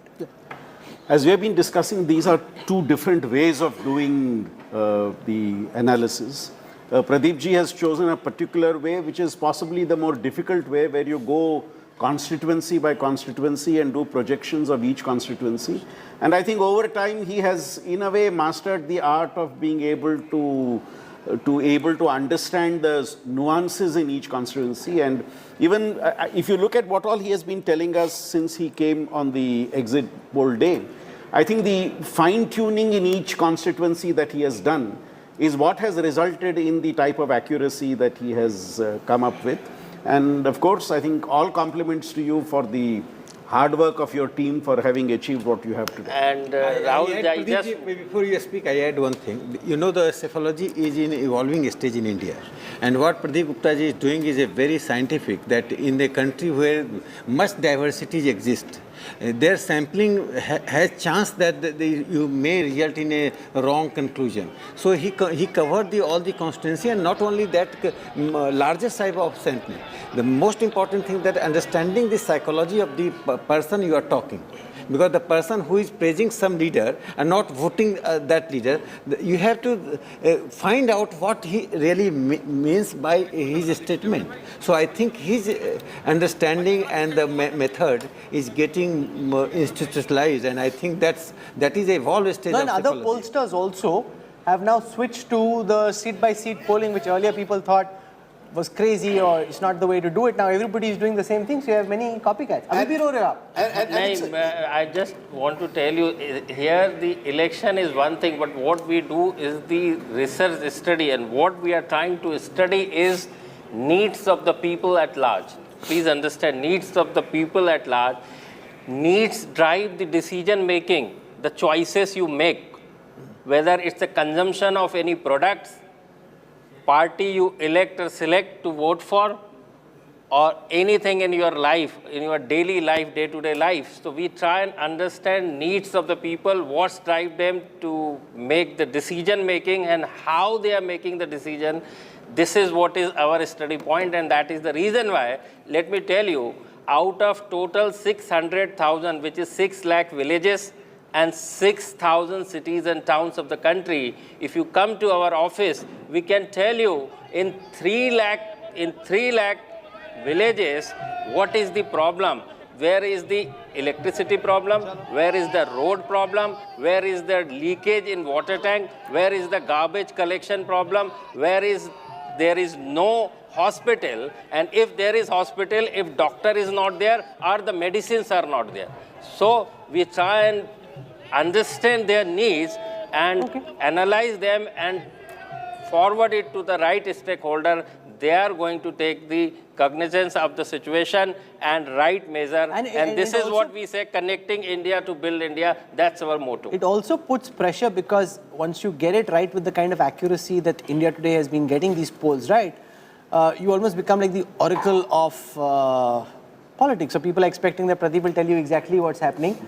Which is a bit dangerous, because he's having to turn his phone off and say, my phone mute us, because everybody's calling, wanting to know who's winning. So it's fantastic. Now tell me a couple of things, Pradeep. One, a lot of talk about how, because the BJP is won 2022, 2024 is now a cakewalk. Do you buy that, or do you think that's not a right conclusion to draw? We'll have to wait and see how the challenges emerged. That is also important. And the other side, how the incumbent perform here onwards. You know, we have seen sometime BJP lost very badly during 2018 assembly elections, particularly of Madhya Pradesh, Chhattisgarh and Rajasthan. And after 4 months, there was general election and BJP emerged victorious, and victorious in a big way. So at times, you know, we need to understand the situation. The government, the party should not be complacent, and they do whatever they've been doing, then there is no problem.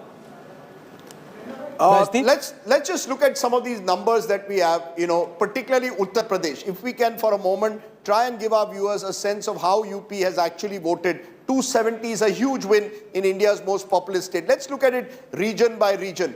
We'll go vote share. Purvanchal vote share, 13% is BSP, 34% is SP, BJP 42%. And we'll say, you know, this is which was perhaps the most competitive area.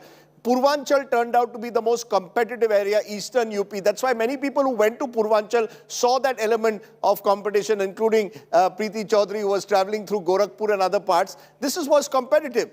But when it went into seats, you will see how it translated. In terms of seats in Purvanchal, that's where you will see that when you have an 8% lead in a bipolar race, it gives you the party which has that lead.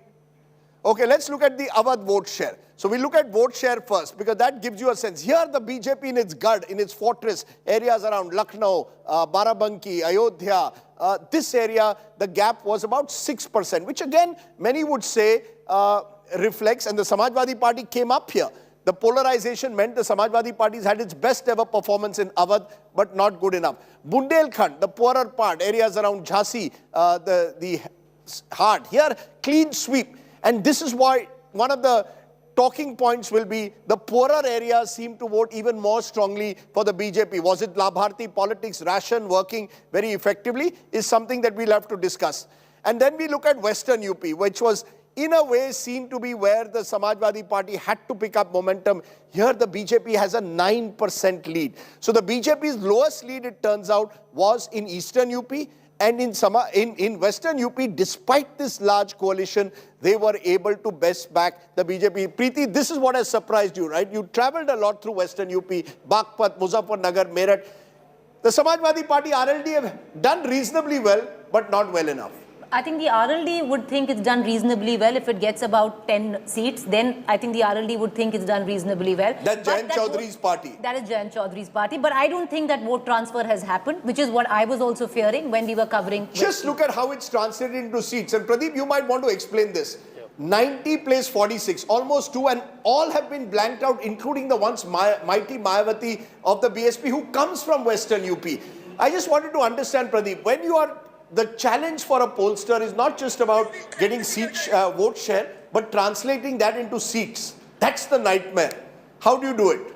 So that's the reason why we go to seats here. So we never face that kind of nightmare. So you don't get into any issue of translating vote share into seats because you're going to every seat. And we analyze every seat as if as the full And state. your sample size for every seat in UP? 200? 300. 300 per seat. Yeah, that's why it is total making out to 1,21,000 this time. Wow, fantastic. As many WhatsApp groups as the BJP has, Pradeep went to that many voters. The BJP very good at booth level with its Panna Pramukhs, its block Pramukhs, its Shakti Kendras and Mandals. Let's turn now to Awadh and take a look at how the seats translated in the Awadh area. What were the seats that they got in Awadh? This is of course the vote share. How did it translate in UP Awadh into seats? And take a look at what is happening in terms of the seats here. 77-32. So again, 2:1, more than 2:1. This was of course, as I keep saying, a fortress for the BJP. The BJP expected to do well. And then the final area that I want to come to is in Purvanchal. Because the competition here was the most severe, the most serious in terms of the fact that you had a caste alliance stitched together. Lots of smaller parties, Nishads, Rajbhars, Nonias, all were there on the side of the Samajwadi Party. How did it actually work out? 48 played 84. Congress won 1 year, others 3, BSP 3. So, you know, in a sense, there isn't a single region where the BJP is behind. It's dominated Uttar Pradesh today across region. This is a pan-region sweep, which is the only way to describe what happened in Uttar Pradesh. Can we quickly look at Punjab? And particularly in Punjab, look at Malwa. Because the story within a story is, as I keep reiterating, Delhi of 2015 has been repeated in Malwa of 2022. 91 seats, of course, is the overall number in Punjab. And there is Bhagwant Mann laughing his way, Channi looking depressed, Sukhbir Singh Badal wondering ki ye Badal kahan se aa gaye, and Nadda ji with Amrinder Singh also looking not very happy. Majha at the moment, okay, we are not getting okay, there you have it, 38% to Aap, 11% lead here, huge lead over the Congress. The Akalis are the ones who got 24% here, but clearly were well behind. So you have a double-digit lead in Majha. Can I look at Malwa for a moment? When we look at Malwa, and this is areas around Patiala, Sangrur, 47 place 20. This is a smash. This is a 26% lead. In fact, the Akalis have done slightly better than the Congress in terms of vote share. Yeah. So that Dera vote may have got translated in some places. No. Rajdeep, they are very strong in area like Bhatinda. That's their stronghold. There is nothing like Dera. Pradeep Gupta has an important point based on the data, because a lot of panditry was about how the Dera vote got switched en masse from one to the other. Pradeep's point is that you no longer are in a country where the Dera chief can say vote for X, Y or Z. People apply their own mind. They may differentially tell you that yes, we will do what you say, but ultimately they will do what they want. And even within families, the whole idea that Mukhya can move the vote of the village, that's not true. People have their own agency, they apply their own mind and they do what they think is right. That's an important trend out of the data. Yes, 100% Rahul. In fact, I keeps on telling to all the leaders, they always say कि उस leader ने अपने vote इधर transfer कर दिए, उधर transfer कर दिए. I keeps on saying, boss, वो ज़माने गए जब जमींदार एक आंख दिखा देता तो पूरा गांव एक तरफ करता था. आज आपके बच्चे आपकी बात नहीं सुनते हैं तो जमींदार की क्या बात सुनेंगे? Very interesting. Let's look at Doaba. Because this was the belt as a Doaba between the two rivers. Malwa seats here. Yeah, we'll come to the seat share. Doaba 29 place 24, so 31 place 29. So this is where the Congress did the best, but it was not good enough. This is where the Channi factor, the fact that this is a large, there are a number of Dalits in Doaba.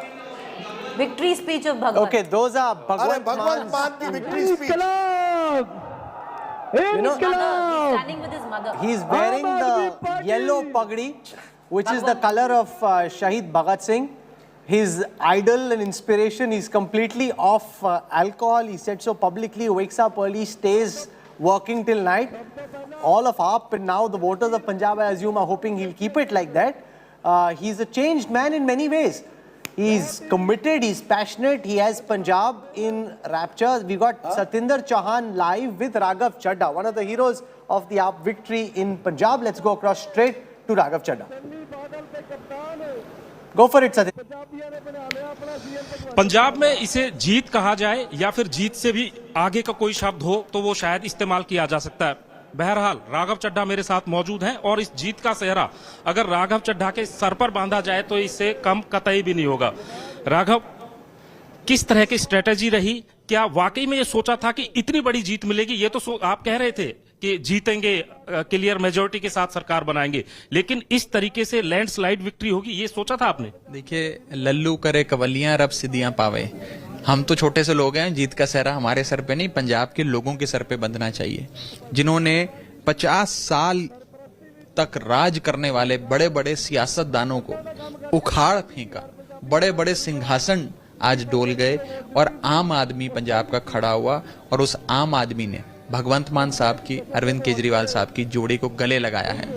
और इस जीत के असली हकदार पंजाब के लोग हैं. और मुझे लगता है कि ये एक चमत्कार से कम नहीं है. हमें पूरी विश्वास था कि ऐसा ही लैंडस्लाइड मैंडेट आम आदमी पार्टी को मिलेगा, लेकिन फिर भी ये परमात्मा ने अपना मेहर वाला हाथ अपने बच्चों पे रखा है, हम सब पे रखा है. ये चमत्कार से कम नहीं है और एक जीत नहीं कहूंगा मैं इसे, ये कोई साधारण जीत नहीं है, कोई एक इलेक्शन में जीत मिल गई। एक बहुत बड़ी जिम्मेदारी पंजाब के लोगों ने आम आदमी पार्टी के भगवंत मान साहब के कंधों पे डाली है, पंजाब को फिर से खुशहाल बनाने की। और मेरा विश्वास है कि पंजाब अब उड़ता पंजाब नहीं, उठता पंजाब, खुशहाल पंजाब के नाम से जाना जाएगा। केजरीवाल साहब हमारे एक प्रोग्राम में आए थे, आप भी उसमें मौजूद थे, और ये चुनावों से कई दिन पहले प्रोग्राम था चंडीगढ़ में, तो उन्होंने लिख के दिया था कि चन्नी भी दोनों सीटों से हारेंगे, सुखबीर बादल हारेंगे, प्रकाश सिंह बादल हारेंगे।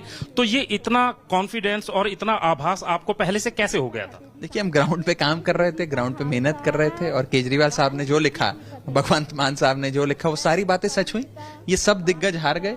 हमने पंजाब के लोगों को झाड़ू चलाने के लिए कहा था, पंजाब के लोगों ने तो वैक्यूम क्लीनर चला दिया और सारी सफाई कर दी। ये तो देखिए, ये एक धर्म युद्ध था, एक तरफ अधर्म था, जिन लोगों ने हम पे कीचड़ उछाला, केजरीवाल साहब को आतंकवादी कहा, भगवंत मान साहब का मजाक उड़ाया, मुझे गोरा अंग्रेज कहा, केजरीवाल साहब को काला अंग्रेज कहा। ये ताकतें हारी और धर्म जीता, धर्म हमारे साथ था। कट्टर ईमानदार मान साहब की और केजरीवाल साहब की जोड़ी जीती, पॉजिटिव कैंपेन, पॉजिटिव एजेंडा जीता। ये लोग जब केजरीवाल साहब को आतंकवादी कहते थे तो केजरीवाल साहब जवाब देते थे कि मैं इतने स्कूल बनाऊंगा। ये भगवंत मान साहब का मजाक उड़ाते थे तो भगवंत मान साहब जवाब देते थे कि मैं इतने अस्पताल बनाऊंगा।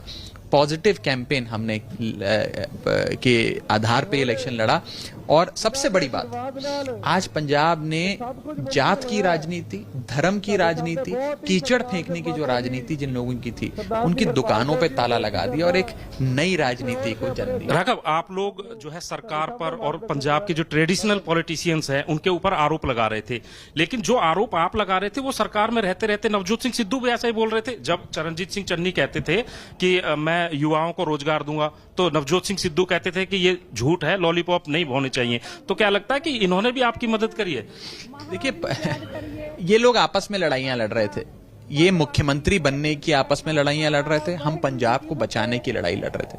लोगों ने हमें आशीर्वाद दिया, लोगों ने हमें बख्शिश दी अपनी। और साफ तौर पे ये जो मैंडेट है आज ये भी प्रूफ करता है कि आज आम आदमी पार्टी सही मायनों में एक राष्ट्रीय फोर्स बन के उभरी, एक नेशनल ताकत बनी है, राष्ट्रीय स्तर पे एक बहुत बड़ी राजनीतिक ताकत बनी है। मेरा अपना मानना है कि आने वाले समय में आम आदमी पार्टी कांग्रेस की राष्ट्रीय और स्वाभाविक विकल्प बनेगी, यानी कि नेशनल और नेचुरल ऑल्टरनेटिव बन के उभरेगी। इसी के साथ साथ अरविंद केजरीवाल जी भाजपा के प्रिंसिपल चैलेंजर बन के आगे आएंगे, ये मेरा विश्वास है। और राघव चड्ढा के बारे में चुनावों से पहले कहा जा रहा था कि सरकार बनेगी तो राघव चड्ढा भी सरकार का हिस्सा होंगे, यहां तक कहा जा रहा था कि डिप्टी चीफ मिनिस्टर वो हो सकते हैं पंजाब के। देखिए, मेरी जिम्मेदारी इलेक्शन लड़वाने की थी, मैं पार्टी का पंजाब का सारा कामकाज देख रहा था, मेरी इलेक्शन लड़वाने तक की जिम्मेदारी थी और मैंने लड़वा के अपनी वो पूरी जिम्मेदारी अदा करी है। सरकार भगवंत मान साहब की है, भगवंत मान साहब की अध्यक्षता में मान साहब चलाएंगे और मेरा पूरा विश्वास कि एक प्रो पीपल सरकार चलाएंगे। और हम लोग सिर्फ उनके लिए काम नहीं करेंगे जिन्होंने हमें वोट दिए, सबके लिए काम करेंगे, जिन्होंने वोट नहीं दिए उनके लिए भी करेंगे। अभी आपने कहा कि अब आप प्रिंसिपल चैलेंजर हैं, गुजरात और ये हिमाचल के चुनाव बिल्कुल पास आ रहे हैं, आगे क्या स्ट्रेटेजी रहेगी? देखिए, केरल से लेके कश्मीर तक, असम से लेकर गुजरात तक, हर जगह लोग आम आदमी पार्टी के मॉडल को, केजरीवाल मॉडल ऑफ गवर्नेंस को देख रहे हैं, समझ रहे हैं और उसका लाभ लेना चाहते हैं। वो चाहते हैं कि उनके सूबे में भी, उनके राज्य में भी केजरीवाल मॉडल ऑफ गवर्नेंस आए। और मुझे लगता है कि आने वाले समय में राज्य दर राज्य भी और राष्ट्र स्तर पर भी आम आदमी पार्टी खूब विस्तार करेगी। अगला कौन सा राज्य लड़ेंगे, क्या रणनीति से लड़ेंगे, आपको बहुत जल्द कुछ ही दिनों में हम ये बताएंगे। अच्छा, एक आखिरी सवाल आपसे पूछ लेता हूँ, शपथ ग्रहण और कैबिनेट, ये दोनों चीज एक दूसरे से जुड़े हुए हैं। वैसे ये कहा जा रहा है कि आप लोगों ने बहुत पहले से तैयारी कर दी थी, रात में चल रहा था कि कौन मंत्री क्या बनेगा। देखिए, अभी तो आज जीत हुई है, भगवंत मान साहब मुख्यमंत्री हैं, वो चुनेंगे अपनी कैबिनेट, ये उनका संवैधानिक हक है, वो चुनेंगे कि उनको अपनी कैबिनेट में अपनी फतेह प्रवान करे। वाहिगुरु जी का खालसा, वाहिगुरु जी की फतेह। पंजाबियों, सब तो पहला कोने-कोने च, दुनिया के कोने-कोने च वसते पंजाबियों नू मेरे वालों बहुत बहुत धन्यवाद, दिल दीआं गहराइयां चों। ਕਈ ਇਹੋ ਜਿਹੇ ਵੀ ਨੇ ਜਿਹੜੇ ਇਸ ਮੁਹਿੰਮ 'ਚ ਆ ਨਹੀਂ ਸਕੇ, ਆਪ ਵਿਦੇਸ਼ਾਂ 'ਚ ਰਹਿੰਦੇ ਨੇ, ਪਰ ਉਹਨਾਂ ਨੇ ਕਿਸੇ ਨਾ ਕਿਸੇ ਸੋਸ਼ਲ ਮੀਡੀਆ ਰਾਹੀਂ ਜਾਂ ਕਿਸੇ ਹੋਰ ਤਰੀਕੇ ਨਾਲ ਇਸ ਜੰਗ ਦੇ ਵਿੱਚ ਹਿੱਸਾ ਪਾਇਆ। ਪੰਜਾਬ ਨੂੰ ਦੁਬਾਰਾ ਪੰਜਾਬ ਬਣਾਉਣ ਦੀ ਜੰਗ ਦੇ ਵਿੱਚ ਜਿੱਥੇ ਜਿੱਥੇ ਵੀ ਉਹ ਵੱਸਦੇ ਨੇ ਉਹਨਾਂ ਦੀ ਤੰਦਰੁਸਤੀ ਦੀ ਅਰਦਾਸ ਕਰਦੇ ਹਾਂ ਤੇ ਉਹਨਾਂ ਦਾ ਬਹੁਤ ਬਹੁਤ ਧੰਨਵਾਦ ਕਰਦੇ ਹਾਂ। ਵੀਰੋ, ਤੁਸੀਂ ਦੇਖਿਆ ਹੋਣਾ ਕਿੰਨਾ ਚਿੱਕੜ ਸੁੱਟਿਆ ਸਾਡੇ ਤੇ ਵਿਰੋਧੀ ਪਾਰਟੀਆਂ ਦੇ ਲੀਡਰਾਂ ਨੇ। ਅਰਵਿੰਦ ਕੇਜਰੀਵਾਲ ਜੀ ਤੇ ਮੈਨੂੰ ਨਿੱਜੀ ਟਿੱਪਣੀਆਂ ਕੀਤੀਆਂ, ਘਟੀਆ ਸ਼ਬਦਾਵਲੀ ਵਰਤੀ ਗਈ, ਬੇਇੱਜ਼ਤੀਆਂ ਕੀਤੀਆਂ ਗਈਆਂ ਸਾਡੀਆਂ। ਅੱਜ ਮੈਂ ਇਸ ਮੰਚ ਤੋਂ ਉਹਨਾਂ ਨੂੰ ਕਹਿਣਾ ਚਾਹੁੰਦਾ, ਤੁਹਾਨੂੰ ਜਿਹੜੀ ਸ਼ਬਦਾਵਲੀ ਹੈ, ਥੋੜਾ ਪਿੱਛੇ ਹੋ ਜਾਓ, ਥੋੜਾ ਪਿੱਛੇ, ਮੈਂ ਇਦੋਂ ਅੱਗੇ ਆ ਨਹੀਂ ਸਕਦਾ ਮਾਈਕ। ਵੀਰੋ, ਇਹ ਸ਼ਬਦਾਵਲੀ ਉਹਨਾਂ ਨੂੰ ਮੁਬਾਰਕ ਹੋਵੇ। ਤੁਸੀਂ ਸਾਡੇ ਤੇ ਚਿੱਕੜ ਸੁੱਟਿਆ, ਨਿੱਜੀ ਗੱਲਾਂ ਕੀਤੀਆਂ, ਪਰਿਵਾਰਾਂ ਬਾਰੇ ਹੋਰ ਪਤਾ ਨਹੀਂ ਕੀ, ਪਰ ਲੋਕਾਂ ਨੇ ਇਸ ਗੱਲ ਨੂੰ ਨਹੀਂ ਮੰਨਿਆ।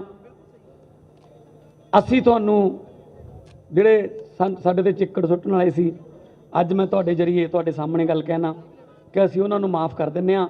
ਪਰ ਹੁਣ ਅੱਗੇ ਤੋਂ 3.25 ਕਰੋੜ ਪੰਜਾਬੀਆਂ ਦੀ ਇੱਜ਼ਤ ਕਰਨੀ ਸ਼ੁਰੂ ਕਰਨੀ ਪਊਗੀ ਸਭ ਨੂੰ। ਬਹੁਤ ਬੇਇੱਜ਼ਤੀਆਂ ਕਰ ਲਈਆਂ ਸਾਡੀਆਂ ਤੁਸੀਂ, ਸਾਡੇ ਬਜ਼ੁਰਗ ਜੁੱਤੀਆਂ ਟੁੱਟ ਗਈਆਂ, ਦਾੜੀਆਂ ਚਿੱਟੀਆਂ ਹੋ ਗਈਆਂ, ਦਫ਼ਤਰਾਂ ਦੇ ਗੇੜੇ ਮਾਰਦਿਆਂ ਦੀਆਂ, ਕਚਹਿਰੀਆਂ ਜਾਂਦਿਆਂ ਦੀਆਂ, ਤਹਿਸੀਲਾਂ ਜਾਂਦਿਆਂ ਦੀਆਂ, ਝਿੜਕਾਂ ਖਾ ਕੇ ਆਉਂਦੇ ਆ। ਚਲੋ ਬੁੜਿਆ ਕਿੱਧਰ ਮੂੰਹ ਚੱਕਿਆ ਹੈ ਨਹੀਂ, ਸਾਹਿਬ ਬੁੱਧਵਾਰ ਨੂੰ ਆਉਣਗੇ, ਸਾਹਿਬ ਵੀਰਵਾਰ ਨੂੰ ਆਉਣਗੇ, ਉਹ ਬੁੱਧਵਾਰ ਵੀਰਵਾਰ ਆਇਆ ਹੀ ਨਹੀਂ। ਹੁਣ ਮੈਂ ਤੁਹਾਨੂੰ ਇਹ ਕਹਿਣਾ ਚਾਹੁੰਦਾ, ਹੁਣ ਤੁਹਾਨੂੰ ਜਾਣ ਦੀ ਲੋੜ ਨਹੀਂ। ਉਹ ਬੁੱਧਵਾਰ ਵੀਰਵਾਰ ਵਾਲੇ ਸਾਹਿਬ ਤੁਹਾਡੇ ਪਿੰਡਾਂ 'ਚ ਆਉਣਗੇ। ਦੇ ਆਰ ਪਬਲਿਕ ਸਰਵੈਂਟਸ, ਉਹਨਾਂ ਨੇ ਸੇਵਾ ਕਰਨੀ ਹੈ। ਇਕੱਠੇ ਹੋ ਕੇ ਜਿਵੇਂ ਤੁਸੀਂ ਵੋਟਾਂ ਪਾਈਆਂ, ਉਵੇਂ ਜਿਵੇਂ ਇਕੱਠੇ ਹੋ ਕੇ ਪੰਜਾਬ ਚਲਾਉਣਾ ਹੈ। ਪੰਜਾਬੀਓ, ਪਹਿਲਾਂ ਪੰਜਾਬ ਮੋਤੀ ਮਹਿਲਾਂ ਚੋਂ ਚੱਲਦਾ ਸੀ, ਸਿਸਮਾਂ ਵਾਲੇ ਮਹਿਲਾਂ ਚੋਂ ਚੱਲਦਾ ਸੀ, ਵੱਡੇ ਵੱਡੇ ਦਰਵਾਜ਼ੇ, ਬਹੁਤ ਉੱਚੀਆਂ ਉੱਚੀਆਂ ਕੰਧਾਂ ਵਾਲੇ ਘਰਾਂ ਚੋਂ ਚੱਲਦਾ ਸੀ। ਪਰ ਅੱਜ ਤੋਂ ਬਾਅਦ ਪੰਜਾਬ ਪਿੰਡਾਂ ਚੋਂ ਚੱਲੂਗਾ, ਵਾਰਡਾਂ ਚੋਂ ਚੱਲੂਗਾ, ਮੁਹੱਲਿਆਂ ਚੋਂ ਚੱਲੂਗਾ, ਸ਼ਹਿਰਾਂ ਚੋਂ ਚੱਲੂਗਾ। ਪੰਜਾਬ ਤੁਹਾਡਾ, ਅਸੀਂ ਕੋਈ ਰਜਿਸਟਰੀ ਨਹੀਂ ਕਰਾਈ ਇਹਨਾਂ ਦੇ ਨਾਲ, ਪੰਜਾਬ ਤੁਹਾਡਾ। ਅੱਜ ਮੈਂ ਤੁਹਾਨੂੰ ਕਹਿੰਦਾ ਸੀ 32 ਦੰਦ ਨੇ, ਮੈਥੋਂ ਨਾ ਕਹਾਇਆ ਕਰੋ ਕੁਛ। ਵੱਡੇ ਬਾਦਲ ਸਾਹਿਬ ਹਾਰ ਗਏ, ਸੁਖਬੀਰ ਜਲਾਲਾਬਾਦ ਤੋਂ ਗਿਆ, ਆਦੇਸ਼ ਪ੍ਰਤਾਪ ਕੈਰੋਂ ਪੱਟੀ ਤੋਂ ਹਾਰ ਗਿਆ, ਕੈਪਟਨ ਸਾਹਿਬ ਪਟਿਆਲੇ ਤੋਂ ਹਾਰ ਗਏ, ਸਿੱਧੂ ਤੇ ਮਜੀਠੀਆ ਦੋਨੇ ਹਾਰ ਰਹੇ ਨੇ, ਚੰਨੀ ਸਾਹਿਬ ਦੋਨੇ ਸੀਟਾਂ ਤੋਂ ਹਾਰ ਗਏ। ਲਿਖ ਕੇ ਦਿੱਤਾ ਸੀ ਨਾ, ਕੇਜਰੀਵਾਲ ਸਾਹਿਬ ਦੇ ਵੀ 32 ਨੇ, 64 ਹੋ ਗਏ ਦੋਨਾਂ ਦੇ। ਸੋ ਵੀਰੋ, ਜਦੋਂ ਸੱਚੀਆਂ ਨੀਤਾਂ ਹੋਣ, ਸੱਚੀਆਂ ਨੀਤਾਂ ਨੂੰ ਮੁਰਾਦਾਂ ਹੁੰਦੀਆਂ ਨੇ। ਸੋ ਜਿਨ੍ਹਾਂ ਨੇ ਵੋਟਾਂ ਪਾਈਆਂ ਉਹਨਾਂ ਦਾ ਧੰਨਵਾਦ ਹੈਗਾ ਹੀ ਹੈ। ਜਿਨ੍ਹਾਂ ਨੇ ਆਮ ਆਦਮੀ ਪਾਰਟੀ ਨੂੰ ਵੋਟਾਂ ਨਹੀਂ ਪਾਈਆਂ ਉਹਨਾਂ ਦਾ ਵੀ ਧੰਨਵਾਦ ਹੈ, ਕਿਉਂਕਿ ਡੈਮੋਕ੍ਰੇਸੀ ਹੈ, ਹਰੇਕ ਨੂੰ ਹੱਕ ਹੈ ਆਪਣਾ ਪੱਖ ਰੱਖਣ ਦਾ। ਉਹ ਇਸ ਗੱਲੋਂ ਕਦੇ ਵੀ ਆਪਣੇ ਮਨ 'ਚ ਡਰ ਨਾ ਰੱਖਣ ਕਿ ਅਸੀਂ ਵੋਟਾਂ ਨਹੀਂ ਪਾਈਆਂ, ਇਹ ਸਾਡੀ ਸਰਕਾਰ ਨਹੀਂ ਹੈਗੀ। ਮੁੱਖ ਮੰਤਰੀ ਸਾਰੇ ਪੰਜਾਬ ਦਾ ਬਣੂਗਾ, ਸਾਰੇ ਪੰਜਾਬ ਦਾ।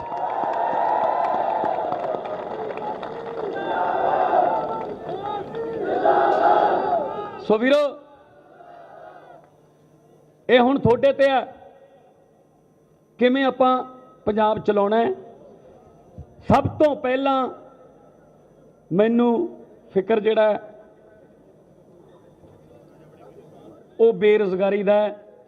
ਪਹਿਲੇ ਦਿਨ ਹੀ ਹਰੇ ਰੰਗ ਦਾ ਪੈਨ ਬੇਰੁਜ਼ਗਾਰੀ ਦੂਰ ਕਰਨ ਵਾਸਤੇ ਚੱਲੂਗਾ। ਹੌਲੀ ਹੌਲੀ ਤੁਹਾਨੂੰ ਲੀਡਰਾਂ ਦੇ ਕਾਫਲਿਆਂ ਚੋਂ ਬਾਹਰ ਕੱਢਾਂਗੇ। ਆਪਾਂ ਮੋਟਰਸਾਈਕਲ ਦੀ ਭੀੜ ਦੇਖ ਲੈਂਦੇ ਆ ਕਿ ਇੰਨੇ ਮੋਟਰਸਾਈਕਲ 200 ਮੂਹਰੇ ਆ, 300 मोटरसाइकिल पीछे है। मैंने पत्रकार आया एक, कहता जी कैसा लग रहा है, दिल्ली तो आया सी, इतने मोटरसाइकिल यूथ के तुम्हारे आगे चल रहे हैं और इतने मोटरसाइकिल पीछे हैं, कैसा लग रहा है? मैंने कहा जी बहुत बुरा लग रहा है। कहते ये कैसा जवाब है, नेता लोग तो खुश होते हैं कि यूथ हमारे साथ है। मैंने कहा जी मैं वो नेता नहीं हूँ जो नौजवानों की भीड़ को देखकर खुश होऊंगा। मैंने कहा आज क्या दिन है? कहता जी मंगलवार है। मैंने कहा कितने बज गए? कहता 12:30 बज गए दिन के। मैंने कहा वर्किंग डे है, काम करने का दिन है। ये मेरे साथ क्यों है? इसका मतलब ये बेरोजगार हैं। ये सैटरडे संडे को मेरे साथ आ जाते मुझे कोई दुख नहीं था। मैंने ये भीड़ जो है ना सोमवार मंगलवार बुधवार वाली वो कम करनी है। और नौजवानों के हाथों च टीके ने, वो फ्रस्ट्रेशन च ने, वो कोई अचान नहीं कोई नशा करता, उन्होंने कुछ दिख ही नहीं रहा। नौजवानों के हाथों चो टीके खो के टिफन फड़ावांगे, काम ते जाओ, शाम को अपने परिवार च घरे आके रोटी खाओ। अज यूक्रेन की खबर देख लो, किन्ने मुंडे अपने पढ़न गए हुए ने, कुड़ियाँ इत्थे क्यों नहीं पढ़ाई हैगी बई? इत्थे 98% नंबर लैके भी पैसे है नहीं, साढ़े कोल 1.5 करोड़ लगता है। यूक्रेन वर्गा छोटा जा मुल्क वो 30 लाख च MBBS करा दिंदा है, असी क्यों नहीं कर सकते फिर इत्थे?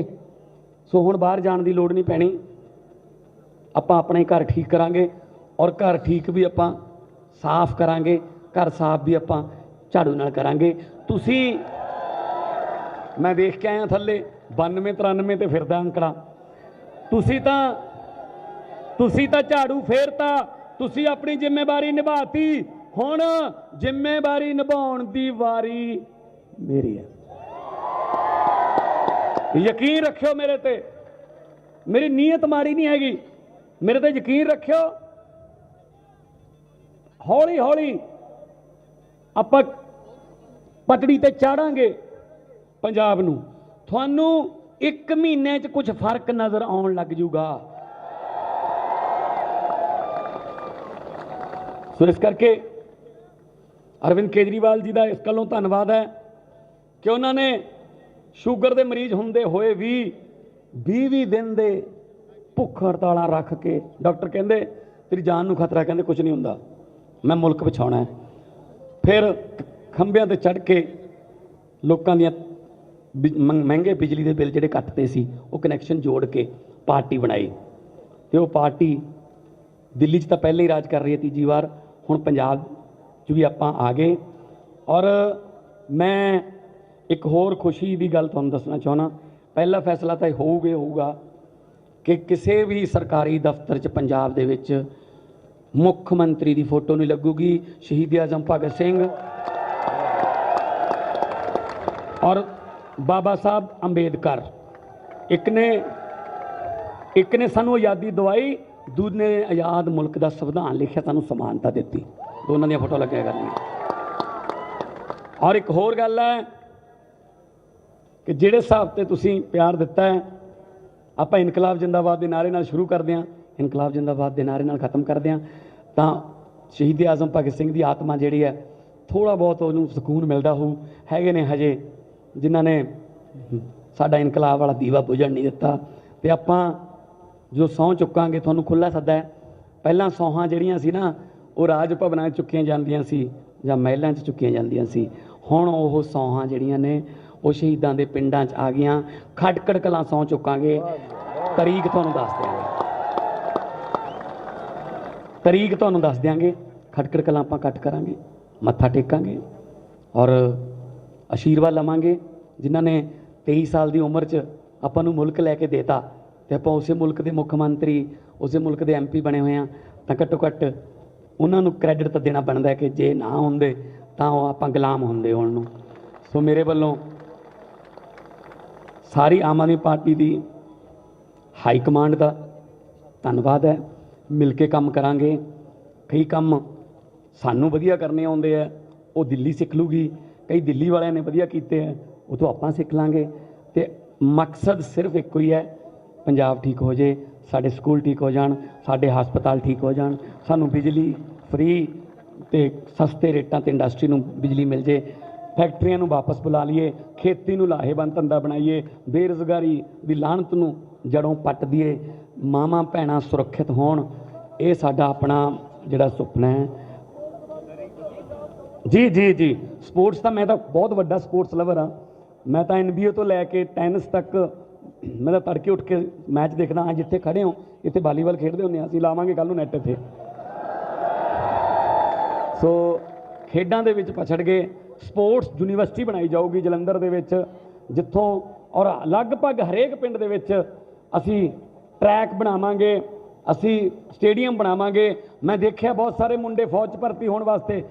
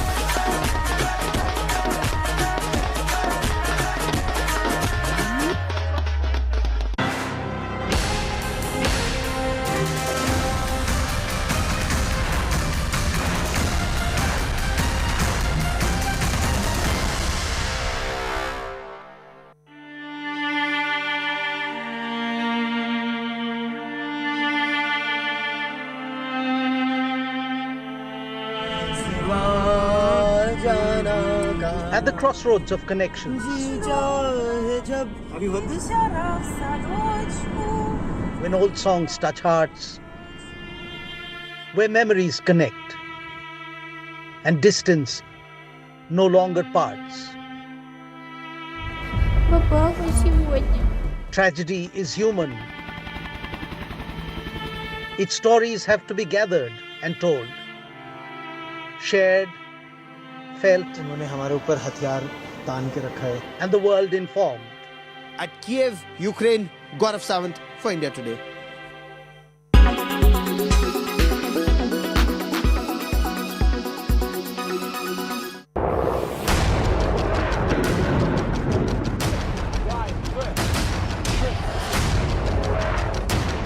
As Russia declared war on Ukraine, as the world was plunged again into crisis, with the only Indian team in the real war zone. This is Mariupol. You hear a series. Hear this sound. I will show you a quick, so to say, bombshell room tour. I can smell the gunpowder in the air. And without pause, India Today totally dominates viewership and smashes the competition. When it's the world's biggest news story, there's only one gold standard of journalism.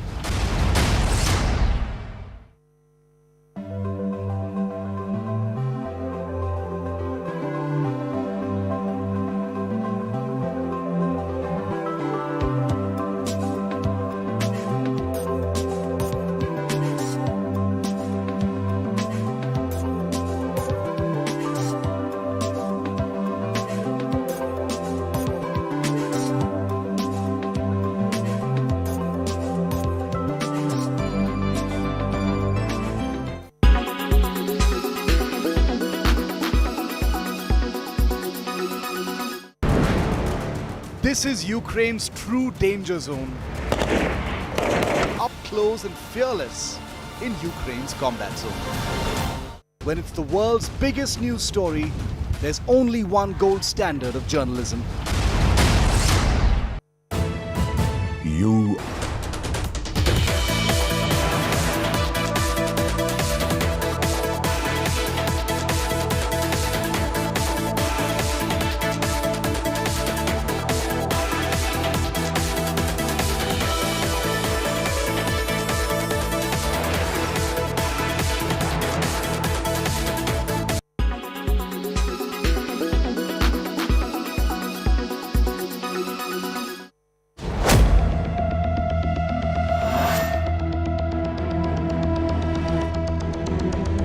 In a major blow to Russia, Vladimir Putin's most trusted general was killed in the fighting in Ukraine. Ukrainian forces have claimed that they have killed the top Russian general, Major General Andrei Sukhovitsky. He was shot dead by a sniper during a special operation in Ukraine. The Ukrainian forces shot down a number of the Mi-8 troops carrying helicopters during the assault.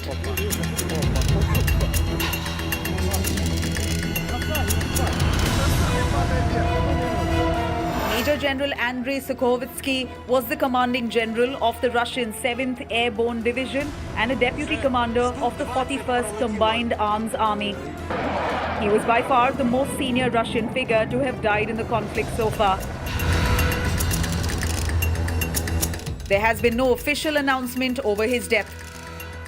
But a local officers' organization in Krasnodar region of Russia confirmed the news, saying this is true, sniper. Putin confirmed that a general had been killed in a speech. He was updating the Russian people on the progress of the conflict. It is not confirmed where he died, but it is suspected to have happened during an attempt to land in Hostomel. Putin's Spetsnaz commander falls. He was a respected paratrooper. He practiced in missions in hostile territory. He reportedly had been decorated for his role in the annexation of Crimea. Sukhovitsky is the most senior known casualty and another sign that Putin's efforts in this war isn't going as per plan. Major General Sukhovitsky has steadily risen through the military ranks to take a series of leadership positions, and he took part in Russia's military campaign in Syria too. Russia has claimed 498 of its soldiers have been killed in Ukraine and another 1,597 have been wounded. But experts say the actual number of those killed and wounded is considerably higher and will continue to rise.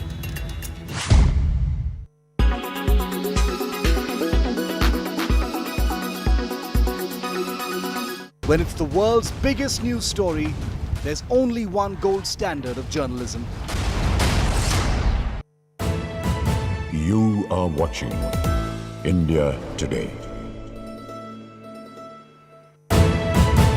Co-presented by Berger Paints. Paint your imagination. Powered by Amrita Vishwa Vidyapeetham. Education for life, education for living. Co-powered by AU Bank. Badlaav humse hai.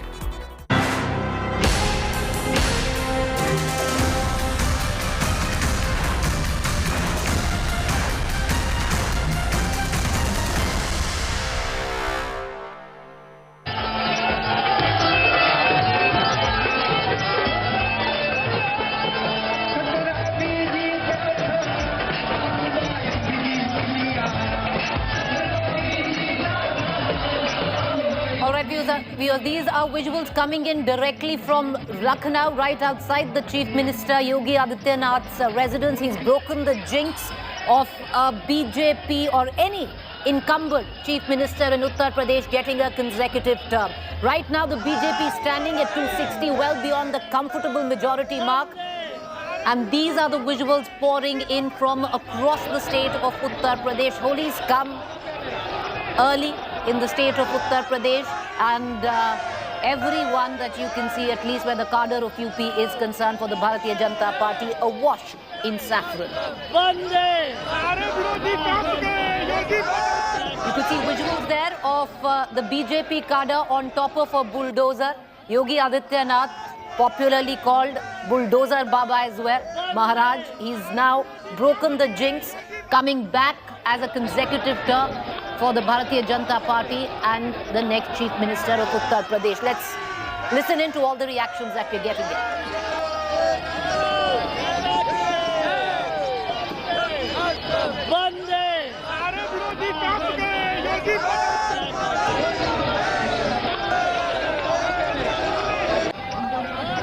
That's right. All right, let's cut across right now. Joining me is BJP leader Prakash Javadekar. Mr. Javadekar, many congratulations. Poised for a big win. Thank you. That's what it looks like right now. What makes you think that this was possible, Mr. Javadekar? It's such a huge win. This is the change in politics which Modi ji has brought.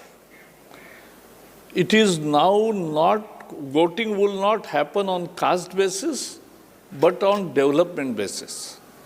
You provide good governance, and people will vote for pro-incumbency. So we are coming second time in Uttar Pradesh after 30 years. So this is the positive message emanates from this result. Second, we have returned in Goa, Uttarakhand and Manipur.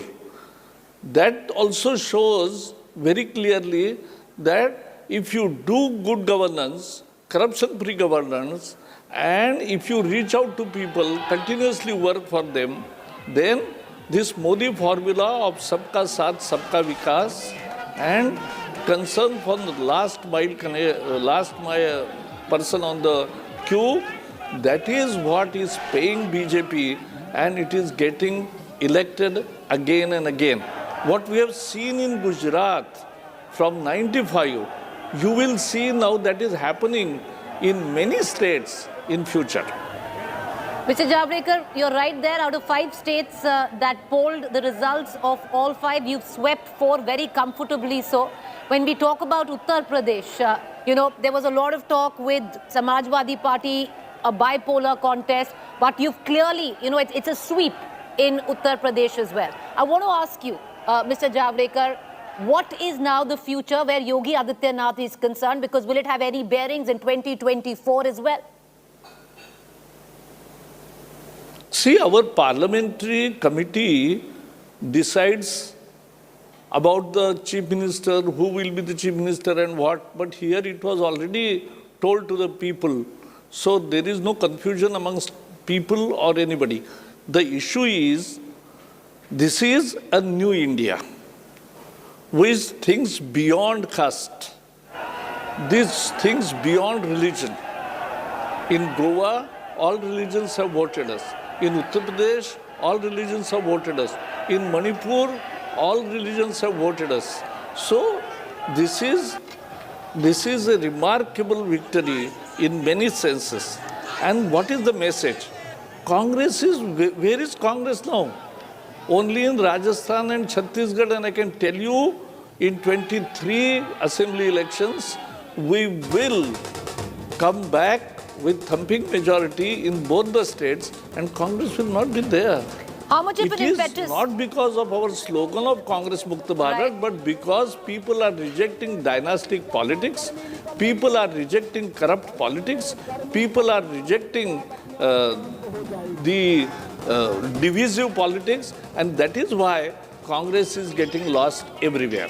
How much of an impetus will this give your campaign going into 2024? Because a win like this, which is over 260 is what we're looking at right now, is a huge margin where UP is concerned. And UP is the bellwether, they say, for the narrative to be set for the general elections. Yeah, but it is also important what made change in UP. Because women were not feeling safe in Samajwadi Party rule. And therefore, they have got real freedom from 17 onwards. And they want to continue with that. And therefore, they have voted in large number. But youths also, seniors also, and all sections of society. So we have actually broken all barriers. And it has become party of all. It is cadre-based mass party. And that is what on play. Along with, a sweep in Uttar Pradesh where the Bharatiya Janata Party is concerned, the only other state, which has witnessed this massive sweep is the state of Punjab, Mr. Javadekar. Now, Arvind Kejriwal and the Aam Aadmi Party is no longer just limited to Delhi. It's one Punjab. It's eyeing the states of Himachal, Gujarat. Do you now recognize it as this big force going into 2024, a national party now?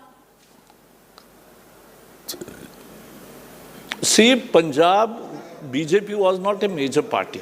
For 30 years, we were in alliance with Akali Dal, where we played a junior role, only contesting 23 seats out of 117.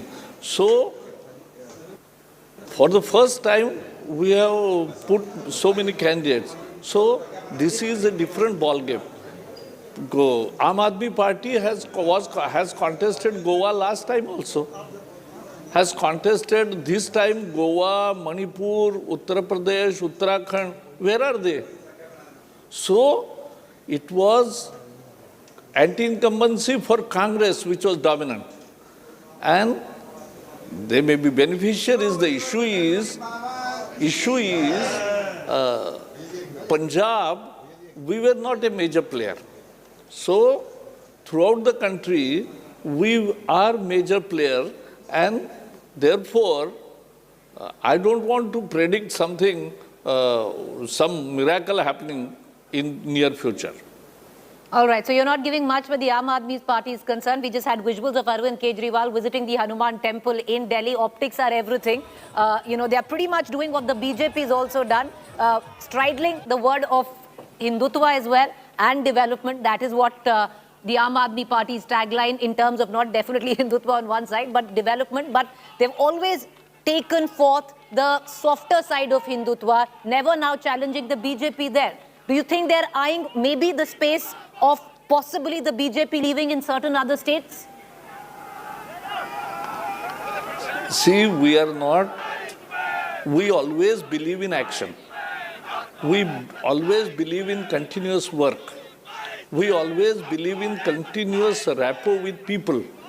Our local workers to national leaders all take tremendous efforts to reach out every time. And therefore, BJP has a clear ideology of nation first. And that is the fundamental difference with many other parties. All right. Mr. Javadekar, before I let you go, I want to ask you one quick question there. There's so much talk that we've had in our studio since the course of the morning on the possible future of Yogi Adityanath after a spectacular win like this. Where does it take him in the hierarchical order where your party is concerned? See, if I tell you right now all the answers, then what you will do after 1 year or 2 years?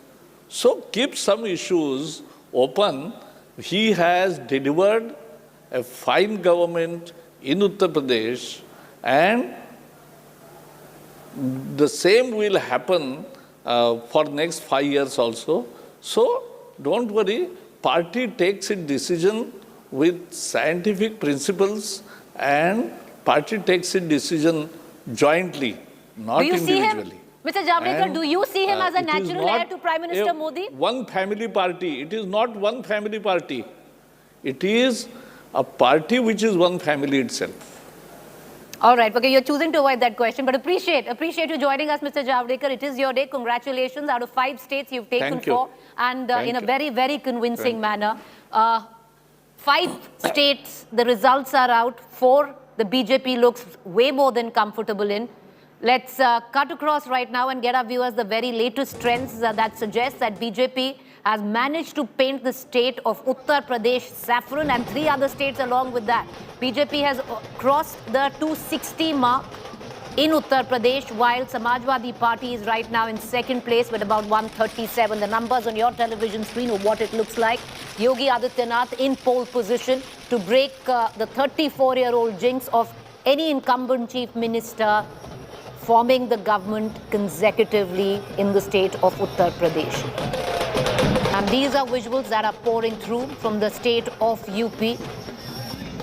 A big, big win. Even now, though, if I quickly go across and take a look where key candidates are concerned, while, of course, Yogi Adityanath, emphatic win for him, but Keshav Prasad Maurya, the Deputy Chief Minister of UP, is still trailing. But right now, viewers, these are the numbers that are coming in. BJP standing at 261, the Samajwadi Party at 137, the BSP at 2. The very sheer fact that the BJP stands at 2 says quite a bit right now. The only other state where there is a sweep from another party is the Aam Aadmi Party. It's historic what's happening in Punjab right now. All right. But let's put the focus right now back where Uttar Pradesh is concerned. Let's get you the key candidates who are in the fray at this point of time in Uttar Pradesh and how they are doing. So this is what it looks like right now, viewers. I'm going to take you through some of the key candidates right now in UP. Yogi Adityanath leading comfortably.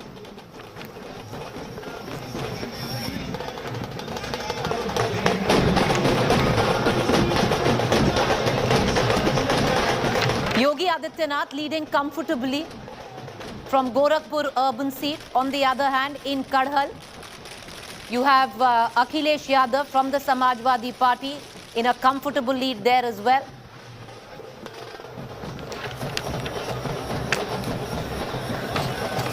You have Keshav Prasad Maurya trailing from Siratu, the Deputy CM.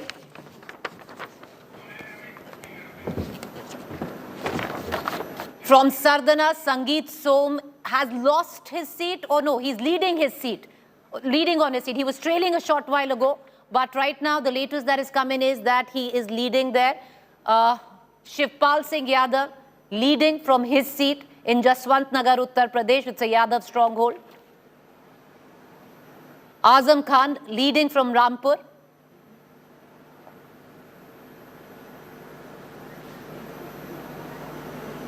All right, Archana Gautam from the Congress has lost her seat. She'll probably lose her deposit as well. She's polled less than 1,000.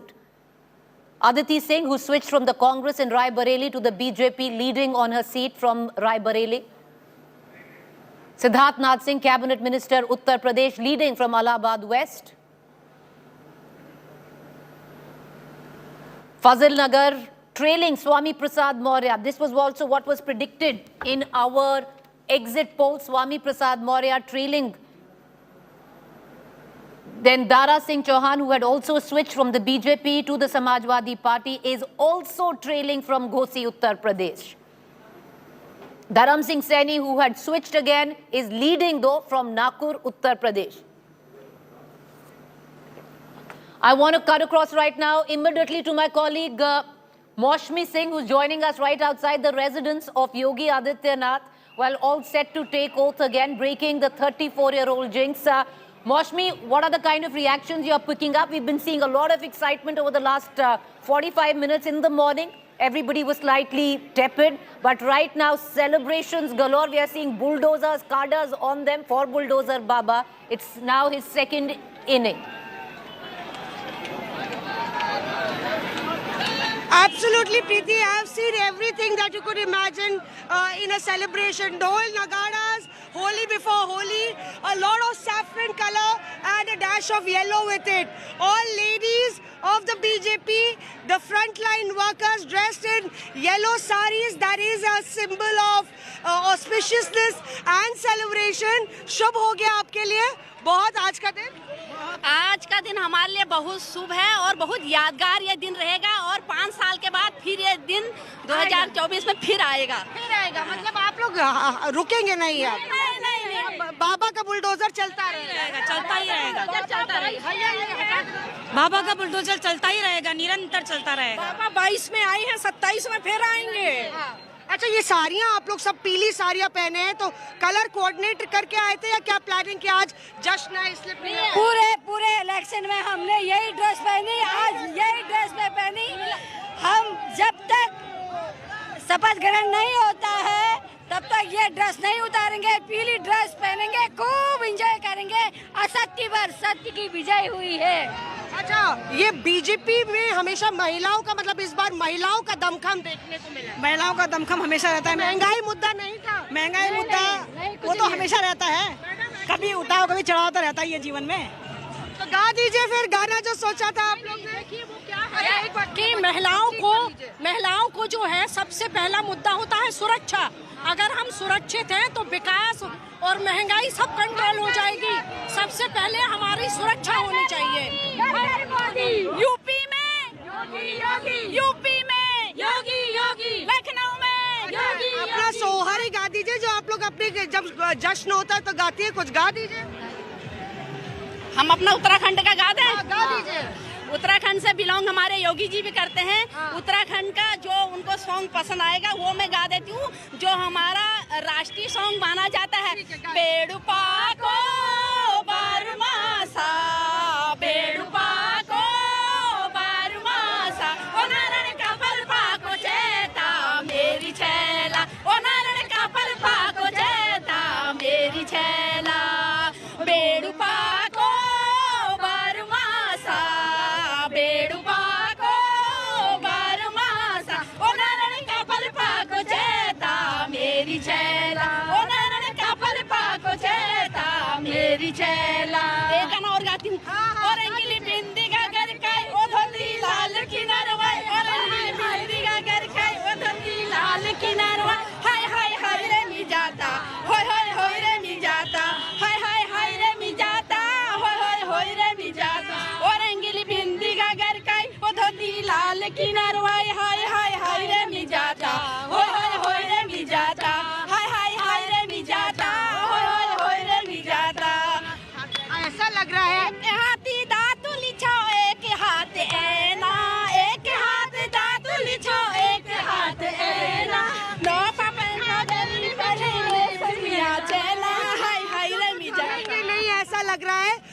मुझे लग रहा है आप लोग को performance को देखते हुए कि बेर पाकों की जगह आपको कहना चाहिए कमल खिलो बारहमासा। क्या कहती है? कमल खिलो बारहमासा, कमल खिलो बारहमासा, ओनरे कमल खिलो बारहमासा, योगी जी कमल खिलो, योगी जी बारहमासा। The women, the BJP women are unstoppable. You know, you can suggest them at your own peril, but here they are in full celebration mode and mood, and the colors are flowing, and the slogans and the songs are whether they have a sore throat or their voices are down, the spirit is in full swing. And You know, I'm going to come right back to you, Maushmi, because we're going to ask you exactly, you know, when are we going to see Yogi Adityanath? Till now, no official statement made by Yogi Adityanath, all eyes on him. But the latest news that's coming in, and that's the news that we are breaking at about 6:30 p.m., the Prime Minister, Narendra Modi, is going to go to the BJP headquarters in Delhi. There's a lot of cadre that has gathered there from the Bharatiya Janata Party, celebratory mood at the headquarters in the national capital, and Prime Minister Modi, along with Amit Shah, will be reaching the BJP headquarters at 6:30 sharp after the mega win in 4 states for the Bharatiya Janata Party, especially the sweep by the BJP in the state of Uttar Pradesh. The Prime Minister's victory lap will be at the BJP headquarters this evening at 6:30 p.m. We are expecting him there. On the other hand, the first of the victory processions already on. We're going to try and get you those images. This is, of course, Narendra Modi earlier on the road show. Yes, this was the Varanasi road show of the Prime Minister. He's managed to pull in. He's the star campaigner of the BJP. He had the maximum number of rallies across the state of Uttar Pradesh and managed to, along with Yogi Adityanath, broker one of the biggest wins for the Bharatiya Janata Party, looking for a consecutive term in the state of Uttar Pradesh. The numbers right now stack at 261 for the Bharatiya Janata Party, 137 for the Samajwadi Party, 2 for the BSP and 1 for the Congress. And what we are expecting is the Prime Minister to be at the Bharatiya Janata Party headquarters later this evening at 6:30 p.m. Massive celebrations planned for the Bharatiya Janata Party winning 4 states of 5. 5 states went to elections, 4 of them taken by the BJP. We haven't heard, Maushmi, yet from Yogi Adityanath himself. We saw that big victory speech by Bhagwant Mann in Punjab for this massive sweep for the Aam Aadmi Party, but nothing yet from Yogi Adityanath. When are we going to listen in, hear him, or actually see him this time?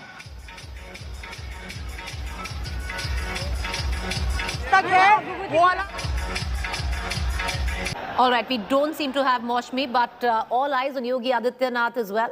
He hasn't spoken since morning. The last time he publicly spoke to the press was when he had gone to cast his vote in Gorakhpur. He'd been an MP in Gorakhpur for 5 terms, and this time around he was fighting for the state assembly elections in Gorakhpur Sadar seat, from which he is right now winning handsomely, or at least leading handsomely as well. And that was the last time when he had said that he hopes that the BJP will go beyond 275. This is what it looks like right now. 261 is where the BJP is standing at, not very far from the figure that Yogi Adityanath quoted. But where is he right now?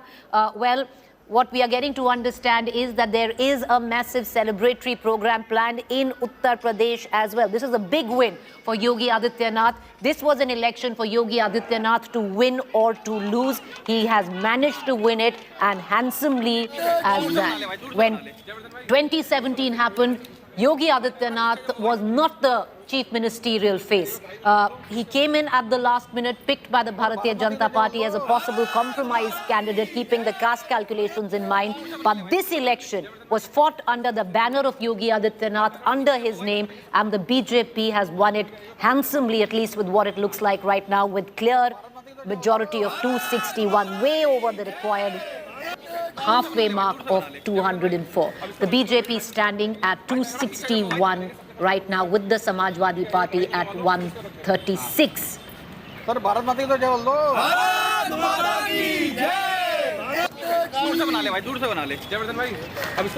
right. I want to take our viewers through right now on what the vote share looks like in all 4 states, or rather 5 states, the 4 of which the BJP has won. Let's take you through on what the vote share right now in Uttaranchal looks like. All right, Purvanchal, Uttar Pradesh. This is what it looks like. Let's look at Uttar Pradesh. This is region-wise. We're breaking it up for our viewers. Purvanchal, 42% is what the BJP stands on. The Samajwadi Party at 35%. The BSP as 13%. The Congress at just 3%, 7% to the others. This was what many journalists had said, dead heat. It doesn't look like that at all. They say the area of Purvanchal or eastern UP is where the election had come down to, or the decision would have been made in the last 2 phases, which was the 6th and the 7th phase, where the elections in this region were fought. Well, the BJP way ahead with 42%. Now, this is the Awadh region, the center, the fulcrum of Awadh politics there. 44%. 6% over the Samajwadi Party. Hasn't done badly, but when it translates into votes, the number is huge. So the Samajwadi Party standing at 39%, the BJP at 44%, the BSP at 10%, the Congress at 3%. Let's take you to Bundelkhand, which is a sweep by the BJP. This is where the marginalized, the vote is very, very poor. This is where schemes like the Ration scheme, the Awas Yojana were a huge, huge hit. And the numbers say it for what it is. 46% the BJP's vote share. The Samajwadi Party at just 29%. The BSP at 8%. A huge Dalit vote in this area. The non-Dalit seems to have clearly gone the BJP's way. Let's look at now the western belt of Uttar Pradesh. And this is where they said there was the farm discontentment. Many reporters had picked up on that. But the BJP still getting the lion's share where the vote share is concerned at 46%. The Samajwadi Party standing at just 38%. And the BSP at 13%. This is the belt of western Uttar Pradesh. So this is what it looks like, viewers, in terms of vote share in the state of Uttar Pradesh. We've broken it down region on region. Let's break it down right now in terms of seats. What does it look like in terms of seats? So let's move on right now from these graphics. And we're going to get you the graphics of seat share as well. But the overall cumulative figure, viewers, lies at 261 for the Bharatiya Janata Party right now, 137 for the Samajwadi Party. Primarily, what seemingly is a keen bipolar contest. We're going to continue to trying to get our viewers all the reactions that are coming in. And okay, this is what we were wondering earlier. Why haven't we seen Yogi Adityanath? We're going to see him at 5:30 p.m. He's going to come to the BJP office in Lucknow at 5:30 p.m. The Chief Minister Yogi Adityanath, his victory lap will be in Lucknow at the BJP headquarters where my colleague Moshmi was joining us from. This is going to happen at 5:30 p.m. in just about 3 hours from now. This is what it looks like, viewers. It's a huge win for Yogi Adityanath. This is his win. This election was fought under his name, under his leadership. And he's made it count. He's registered on the board 263 up against the Samajwadi Party way behind with a gap of over a comfortable 100 at 135. So that is when we're going to see Chief Minister Yogi Adityanath at 5:30 p.m. 6:30 p.m. in Delhi will be the victory lap of the Prime Minister. This victory belongs as much to the Prime Minister as well. Out of 5, there are 4 states in the bag, and many had seen this as a midterm referendum on the Modi government. And he seems to have delivered. He's got 4 out of 5, and 4 he's got comfortably so. If you look at the numbers where Goa is concerned, poised to reach that halfway mark, standing at 19. It's a BJP government for sure, with Congress a distant second at 2, TMC at 3, and Aam Aadmi Party at 2. Uttarakhand as well, done very, very well. The BJP now at 48, the Congress at 18. Many said it was dead heat in Uttarakhand. Nothing like that. The BJP sailing ahead very, very comfortably. And then the big chunk, 263 in Uttar Pradesh with Samajwadi Party with just 135. Let's cut across right now to the BJP's headquarters where all the action is, and so is my colleague Moshmi, who earlier on was speaking to the women wing or the women cadre of the BJP. Lots of song and dance celebrations. Holi's come early in Lucknow, but Moshmi, 5:30. What we were wondering is, where is Yogi Adityanath? You know, this is his day, half the day is gone, and he still is not visible. 5:30, we'll see him where you're standing.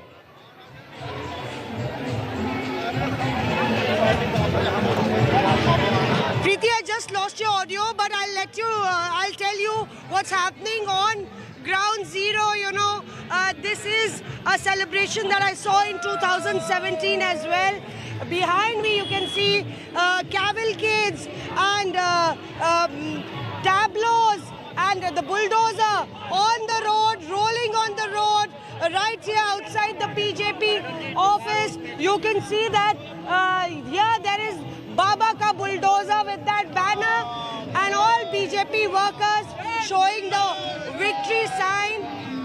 Clearly, you know, this is happening for a while now, and BJP workers waiting with bated breath for a glimpse of the Uttar Pradesh Chief Minister Yogi Adityanath.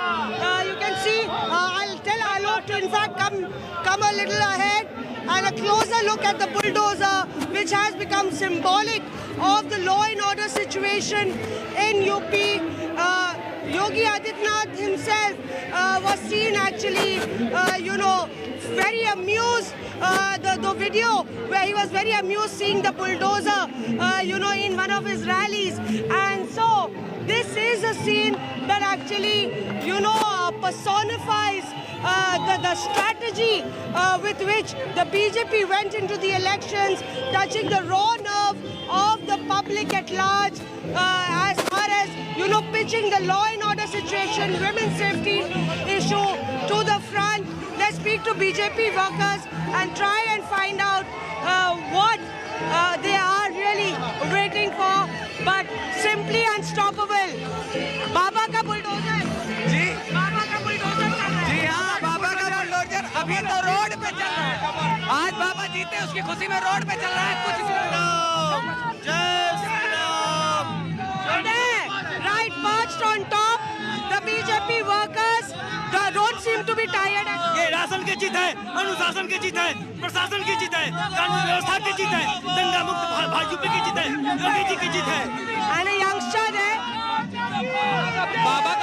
बाबा का bulldozer repeat होके आ गया है अब ये विकास कार्यों में चलेगा जो बदमाशी करते थे उनके निवासों को तोड़ने का काम करेगा So yeah, the Vidhan Sabha and DJ music, everything flowing in, colors and flowers and dole and nagaras. That's a lot of frenzy, a lot of madness and a lot of happiness as far as the BJP workers here in Lucknow are concerned. They seem to be simply unstoppable. Coming back to you, my colleague Moshmi there, getting us the very latest from outside the BJP headquarters. Understandably so, a steady stream of BJP cadres elated at such a huge win, which the BJP seems to be registering right now. 258 is what the BJP is standing at, the Samajwadi Party at 140, the BSP at 2. As of now, these are how the numbers are stacked up in Uttar Pradesh. But this win, viewers, will go to Yogi Adityanath. This election was fought under his leadership, under his banner. In 2017, when Yogi Adityanath was picked, he was a compromise candidate of sort. His rise to power in 5 years, with all the controversies he might have courted, he has given it back with an emphatic win in 2022. Let's take a look at the rise of Yogi Adityanath.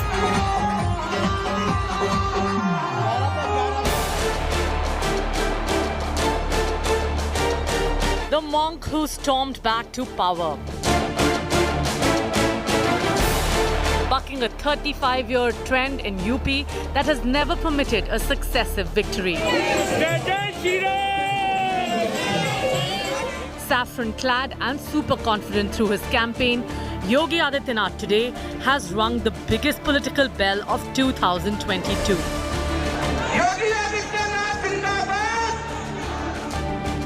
Branded a Hindutva icon, an image he invoked frequently through the campaign. जनता जनार्दन के आशीर्वाद से double engine की सरकार फिर से आएगी। 80 बनाम 20 की तरफ चुनाव जा चुका है। Even that comment, which had inflamed, appears to have come somewhat true, with votes pouring in from across barriers. The victory today is testament to the far more solid work he was actually standing on. By recasting himself as the law and order headmaster of Uttar Pradesh with visible results on the ground, Yogi made deep inroads into the minds and hearts of a vote bank that so many have ignored: women. He gamely broke the famous Noida jinx, which dictates defeat for anyone who campaigns in this Delhi suburb, and carefully crafted a campaign that rode on a pro-incumbency wave. Fighting the very real issue of unemployment, the bottom line is, Brand Yogi was able to persuade UP's electorate that not only was he worth voting back to power, but that nobody else deserved that chance. The double-engine metaphor that projected Yogi as an extension of the enormously popular Prime Minister helped amplify welfare work done to fever pitch. जिस UP की छवि इन लोगों ने ऐसी बना दी थी कि यहां कुछ बदल नहीं सकता, उस यूपी में योगी जी की सरकार ने कानून व्यवस्था को सुधार कर दिखाया है. With money in accounts, toilets in houses and safer towns and villages to live in, the unstoppable power of Ration Shasan was too much for the BJP's rivals to surmount. Let's make no mistake, Yogi's victory immediately makes him a first among equals in the BJP's pantheon of chief ministers, and solidifies the wishful thinking among millions of BJP supporters that he now stands as next in line to the main engine Modi.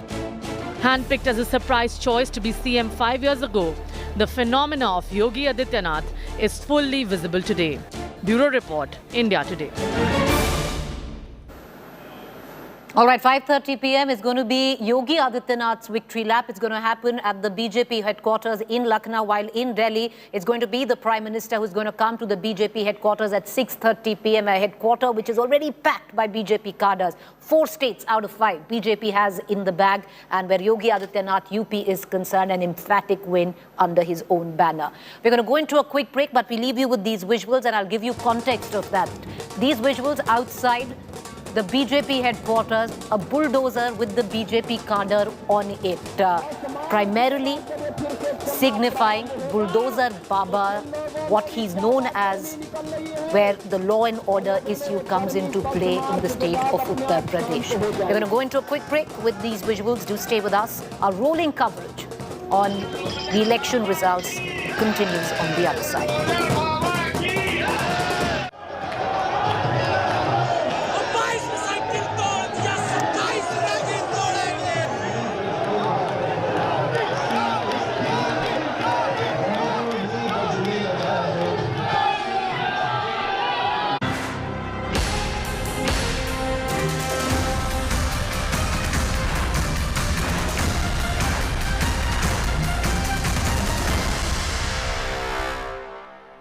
Crypto Watch brought to you by BitBNS.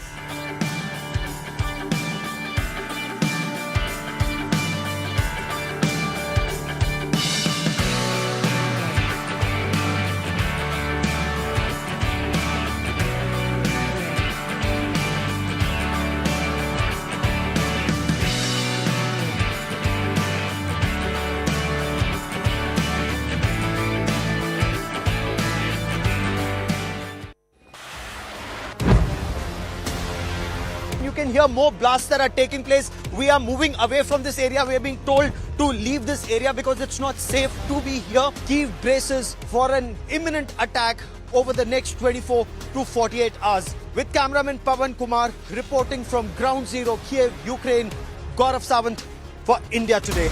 Grounded in journalism, on the ground reporting, only on India Today TV.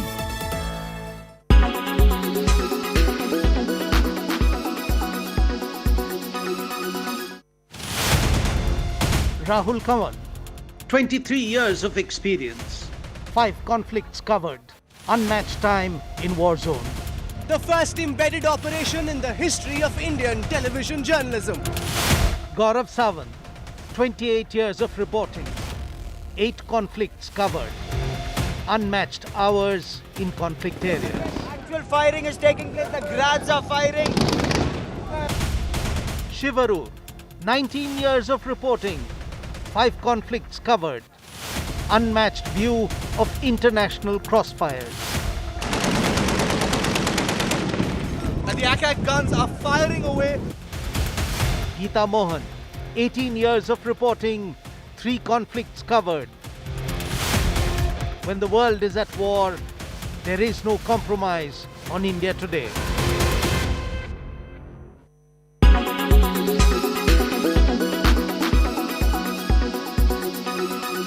When it's the world's biggest news story, there's only one gold standard of journalism. You are watching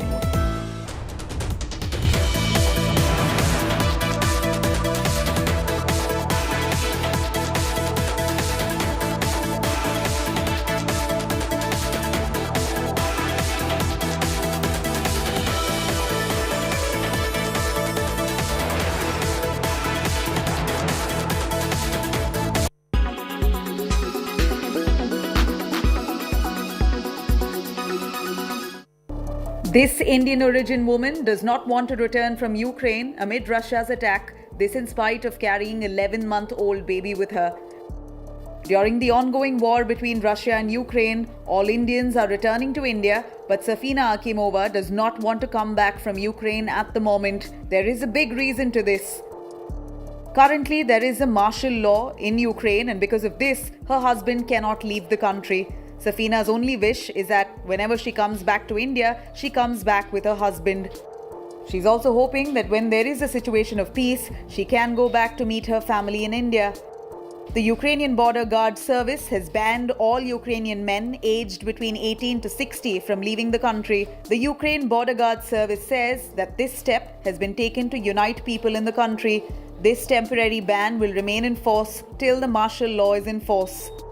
Safina said that if her husband is called by the government, he would have to go. Safina and her family are no longer living in their apartment, but they've shifted to a bunker for safety.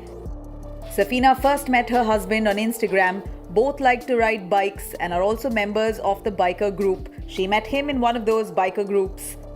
Safina was invited to visit Ukraine for the first time from her husband's bikers group. She says that her husband did not know English at all. In such a situation, both used to talk via Google.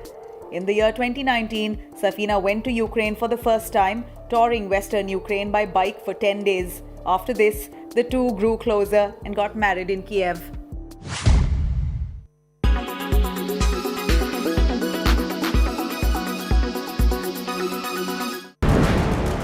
This is Ukraine's true danger zone.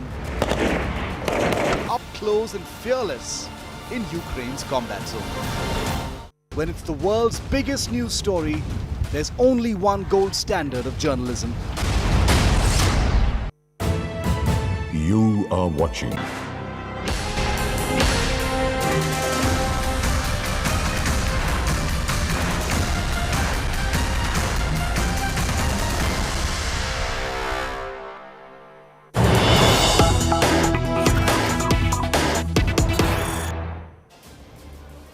All right, we have the latest news break that we are getting in. We're talking about victory laps and victory speeches. Arvind Kejriwal will take his victory lap at 3 p.m. after big Punjab win. Kejriwal victory speech at 3 p.m. You know, it's quite interesting because you can, draw that parallel to what's happening in Uttar Pradesh. Yogi Adityanath's victory lap, the Chief Minister at 5:30 p.m. Narendra Modi's victory lap at 6:30 p.m. right here where Delhi BJP headquarters are concerned. On the other hand, you already heard Bhagwant Mann, the new designate Chief Minister of Punjab, but Arvind Kejriwal also now making his victory speech because this will be Arvind Kejriwal's platform of his party going national. Till now limited to Delhi, Arvind Kejriwal expected to speak at 3 p.m. I want to cut across. Harmeet is Manjeet, before I go to Harmeet, I have Manjeet Sehgal who's joining us live. Manjeet, we already heard from Bhagwant Mann, his victory speech. Arvind Kejriwal expected to speak at 3 p.m. but to be visiting Punjab very soon, going to Amritsar as well to take matha at Darbar Sahib. Yes, indeed, Preeti. We heard that Arvind Kejriwal, along with all the leaders, will be soon visiting Punjab, will go to Harmandir Sahib to pay obeisance. Besides Harmandir Sahib, they are also expected to visit other shrines as well and will also be thanking the people of Punjab. We here at the Sangrur have witnessed a lot of hectic political activity. Supporters of Bhagwant Mann, besides the bureaucrats, are reaching in large number to meet Bhagwant Mann. Bhagwant Mann has just left his Sangrur home and is taking out a victory march in the city. His supporters can be seen riding the vehicles.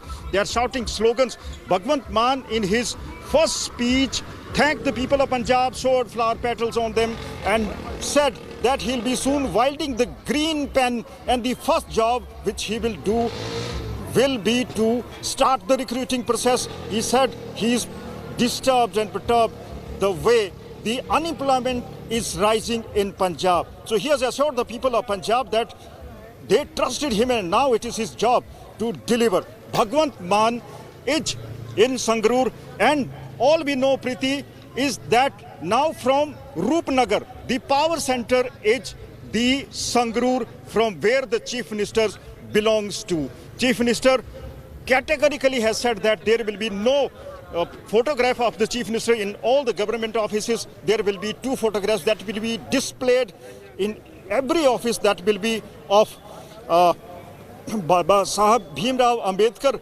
and Sardar Bhagat Singh. So he also assured the people of Punjab that he and his government will try to give a clean government and transparent administration to them. Remember, Aam Aadmi Party contested this election with the promise that they will build a new Punjab. They had also promised that the people of Punjab should give a chance to the Aam Aadmi Party. They have seen the governments and misgovernments rather that were run by the Congress, that were run by the Shiromani Akali Dal, that resulted in mismanagement. Punjab has been pushed towards a dark age. Remember, Punjab is under a huge debt of 3 lakh crore rupees, but it is now the Aam Aadmi Party government that will steer, that will bring back and put the economy back on the track. So huge win for Aam Aadmi Party here, and celebrations are already on, not only in Punjab but also in foreign. We witnessed supporters of Aam Aadmi Party dancing to the tune of Bhangra in various parts of Canada as well. Preeti. In various parts of Canada as well. You know, I can totally believe that, Manjeet, the amount of Canada flags that I saw on top of cars, on top of buildings, on top of homes when I was traveling, especially in Doaba, because that's where the NRI belt is. But I want to pull in immediately Harmeet as well into this conversation. Harmeet, you didn't expect these numbers, but tell me, now that you've sat back and you've looked at these numbers and seen this emphatic win by the Aam Aadmi Party, where do you think they've scored? And what went wrong for the Shiromani Akali Dal and the Congress? Preeti, first thing is that this is a vote of frustration. The people were extremely frustrated with the ruling political establishment, the opposition Akali Dal. So they have tried both, and they have been trying them for decades and decades. And now it's the vote of frustration. It's a vote of experiment as well. They are ready to experiment with Aam Aadmi Party. The promise of Rozgar, the promise of eliminating drug menace, the promise of governance at doorstep. I think people bought that idea. Okay, let's try Aam Aadmi Party. And especially, you know, what surprises me is the complete annihilation of the Shiromani Akali Dal. It's a sad news for Punjab in general, because Punjab has lost its own regional party 100 years after the party was formed, and we see it demolished by Aam Aadmi Party this way. So I have seen rallies of Akali Dal and they were packed, but in Punjabi, in rustic Punjabi, I would say, ये तो उसका जुलूस निकल गया. I mean, this is that level of annihilation that we see in Punjab, especially of the Shiromani Akali Dal. Yeah, that said, one thing is clear, that Aam Aadmi Party has a lot to deliver. It's a huge gamble that Punjab has placed on AAP, and they have to start from day one.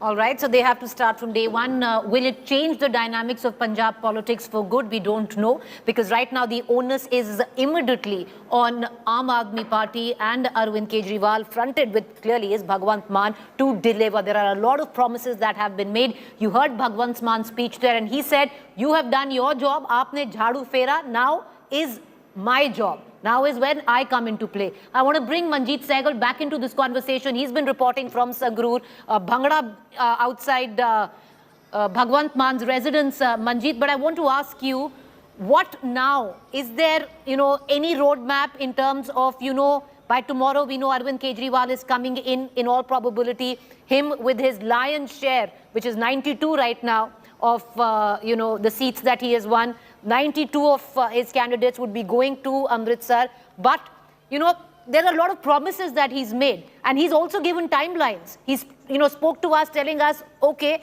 once I come into power, first month this, second month this, first year this. His task is cut out. Well, Preeti, the first thing is to celebrate the victory, which is huge, for the Aam Aadmi Party, which was eagerly waiting for this day to happen. Remember, in 2017, Aam Aadmi Party had made some mistakes as well, but this time all mistakes were removed and the party chalked out a clear strategy to win this election. Chief Ministerial face was announced, and that benefited the party. Besides this, the party also banked upon the failures of the ruling Congress government and the misgovernments in particular.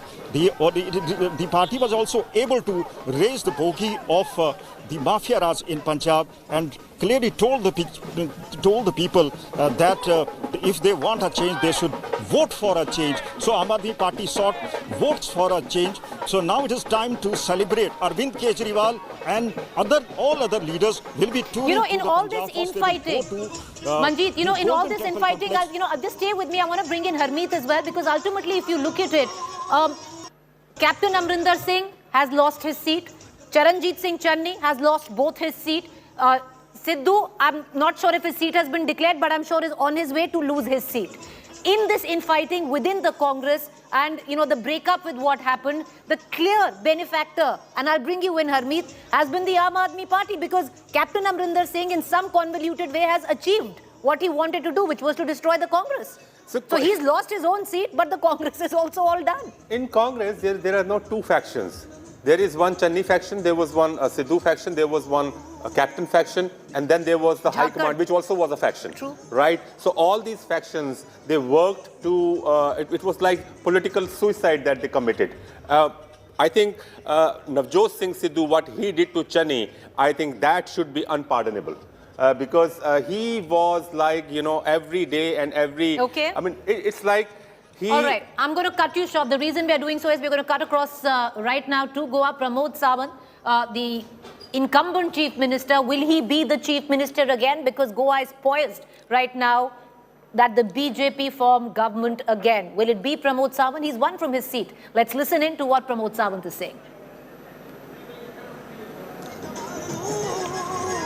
Doctor Pramod Sawant इस वक्त हमारे साथ मौजूद हैं। Sir, बहुत बहुत बधाई आपको इस जीत के लिए। सुबह सवेरे आप यहाँ पर आए थे, मंदिर पूजा अर्चना करनी थी, जीत के बाद फिर से यहाँ पर आए। जीत का श्रेय किसके साथ? मैं जीत का श्रेय पहले भगवान को देता हूँ, बाद में गोवा की जनता को देता हूँ, और बाद में हमारे केंद्रीय नेतृत्व और राष्ट्रीय नेतृत्व और जो स्टेट के लीडर्स हैं, इन सबको देता हूँ। अच्छी तरह से कैंपेन करने के वास्ते उन्होंने इतनी बड़ी जीत भारतीय जनता पार्टी को मिली है। उम्मीद कर रहे थे जीत का दायरा ऐसा ही? ऑफ कोर्स, मैं तो 22 में 22 प्लस बोल रहा था। अभी भी 1-2 सीट इधर उधर हो रहे हैं, शायद हमें 20 इंडिपेंडेंस को भी साथ में लेके जाएंगे। किस तरीके का आपको सपोर्ट कैसा मिला इंडिपेंडेंस को?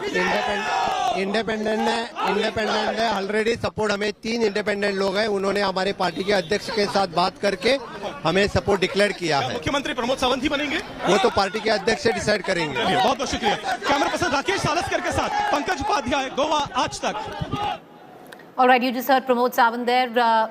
Will he be the next chief minister of Goa? Well, that's the big question. He's won his seat, but in Goa politics, you don't really know what's going to happen next. But BJP clear forming government in 4 states out of 5.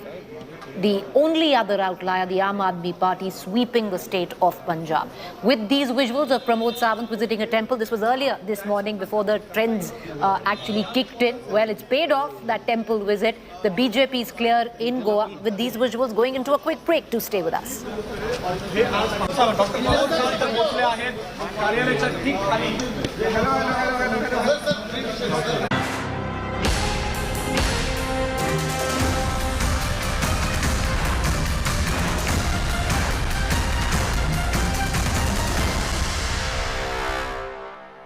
Crypto Watch brought to you by BitBNS.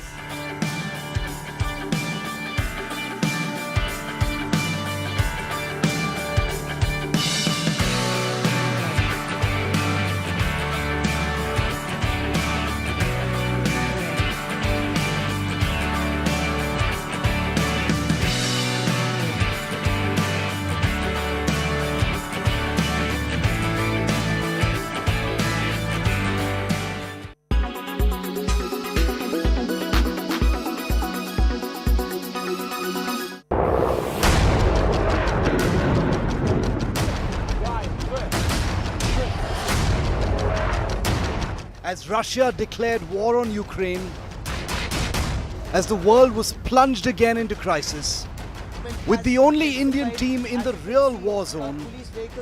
This is Mariupol. You hear a series. Hear this sound. I will show you a quick, so to say, bombshell room tour. I can smell the gunpowder in the air. And without pause, India Today totally dominates viewership and smashes the competition. When it's the world's biggest news story, there's only one gold standard of journalism.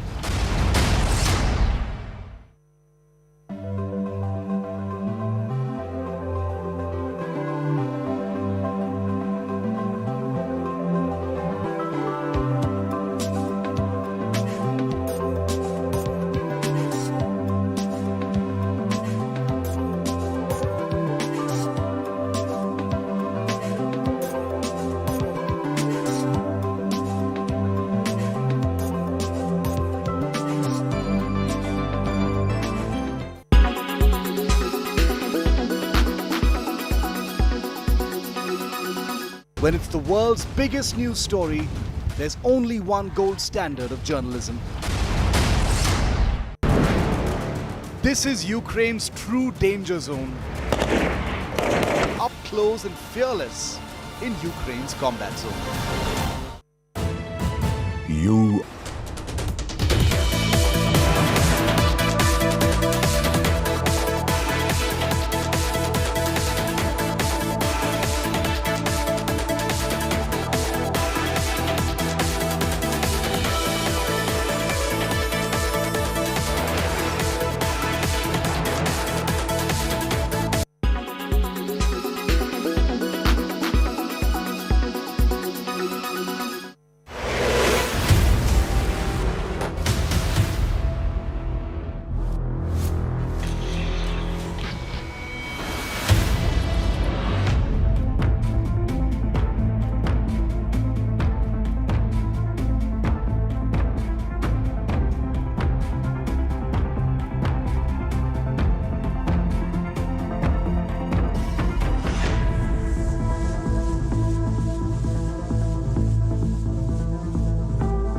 We have purposely designed these sanctions to maximize the long-term impact on Russia and to minimize the impact on the United States and our allies.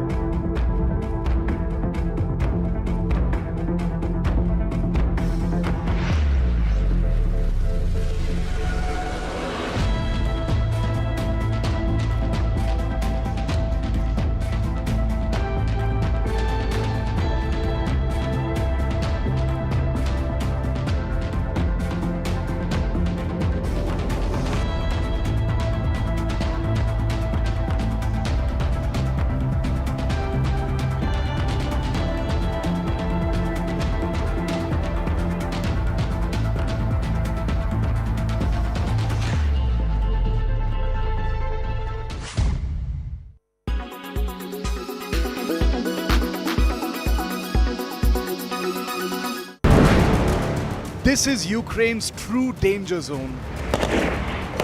Up close and fearless in Ukraine's combat zone. When it's the world's biggest news story, there's only one gold standard of journalism. You are watching India Today.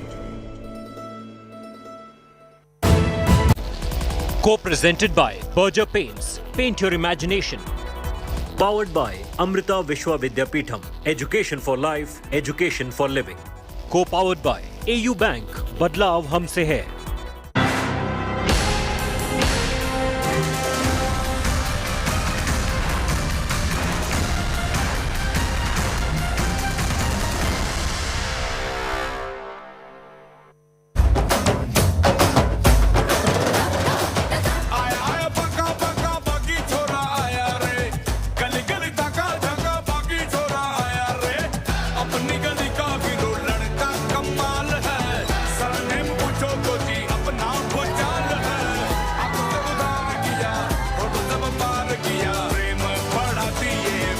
बेटा गर्दा उड़ा दी।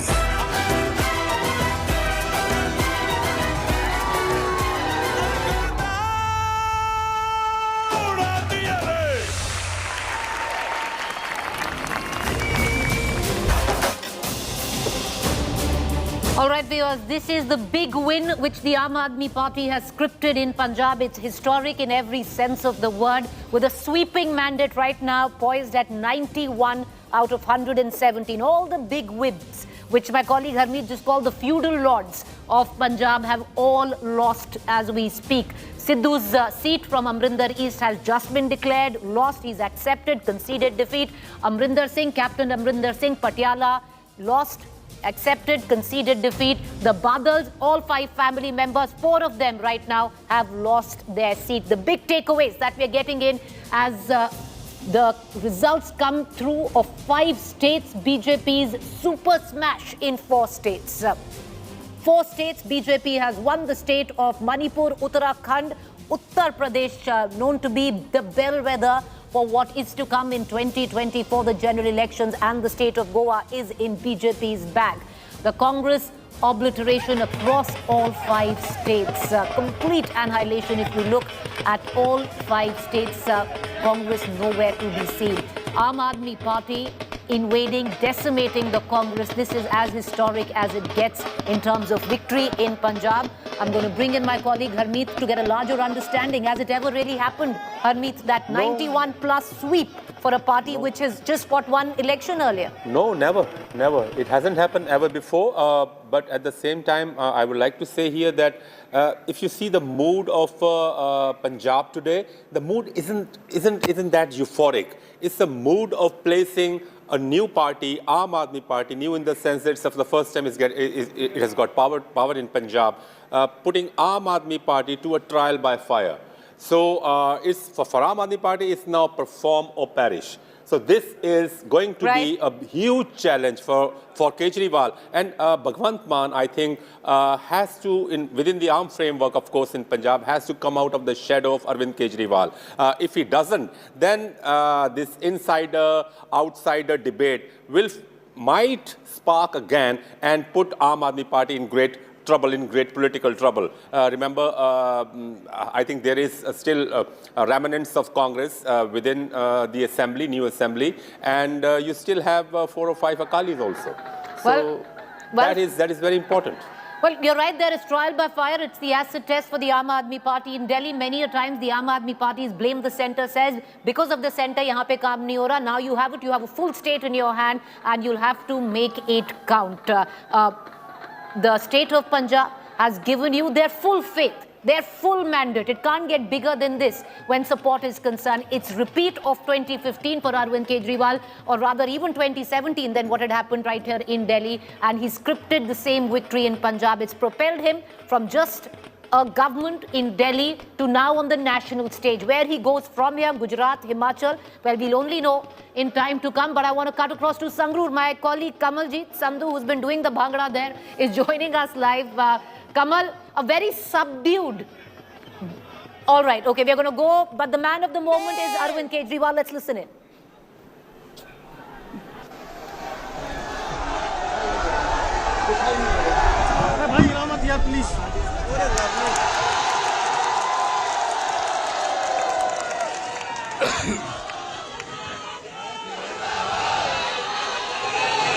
पंजाब के लोगों ने कमाल कर दिया।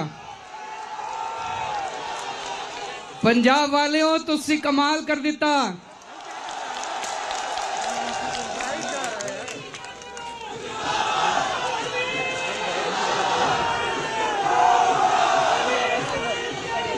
We all love you Punjab.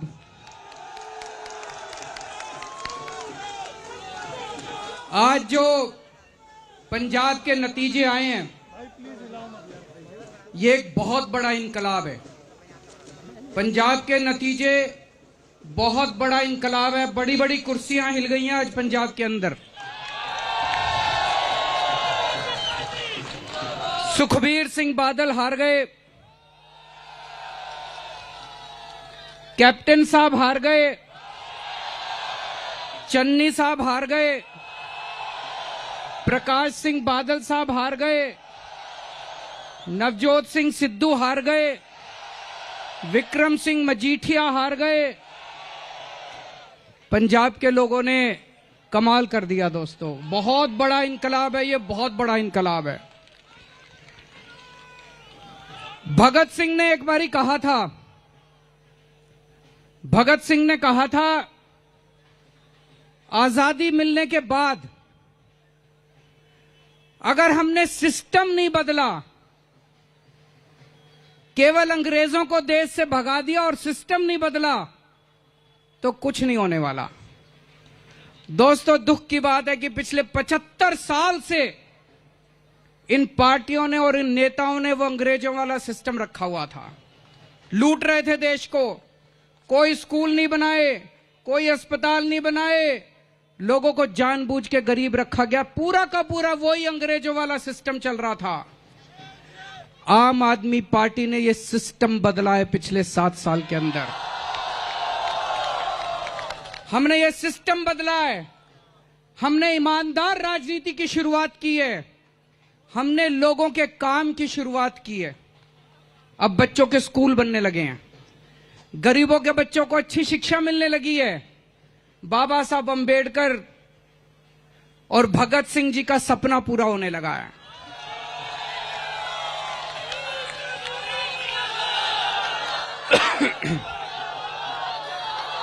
लेकिन दोस्तों, ये इतना आसान नहीं है।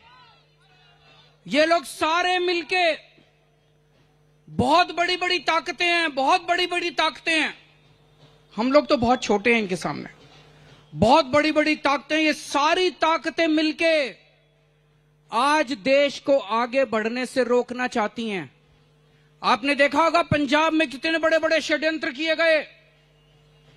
कितना रोज सुनते थे, ये पार्टी वाले अपना वोट इसको यहां से ट्रांसफर कर देंगे, इसको यहां से ट्रांसफर। सारे इकट्ठे हो गए आम आदमी पार्टी के खिलाफ, सब इकट्ठे हो गए और इनसे बात कर कहते थे एक ही मकसद है सबका, आम आदमी पार्टी नहीं आनी चाहिए, चाहे कोई पार्टी आ जाए। सबका एक ही मकसद था, आम आदमी पार्टी नहीं आनी चाहिए, कोई भी पार्टी आ जाए। बड़े बड़े षड्यंत्र किए इन लोगों ने। अंत में ये सारे इकट्ठे होके बोले केजरीवाल आतंकवादी है।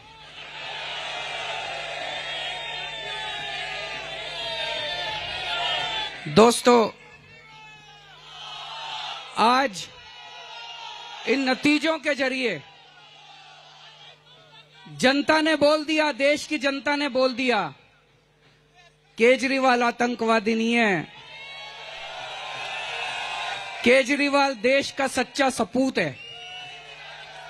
केजरीवाल देश का सच्चा सपूत है।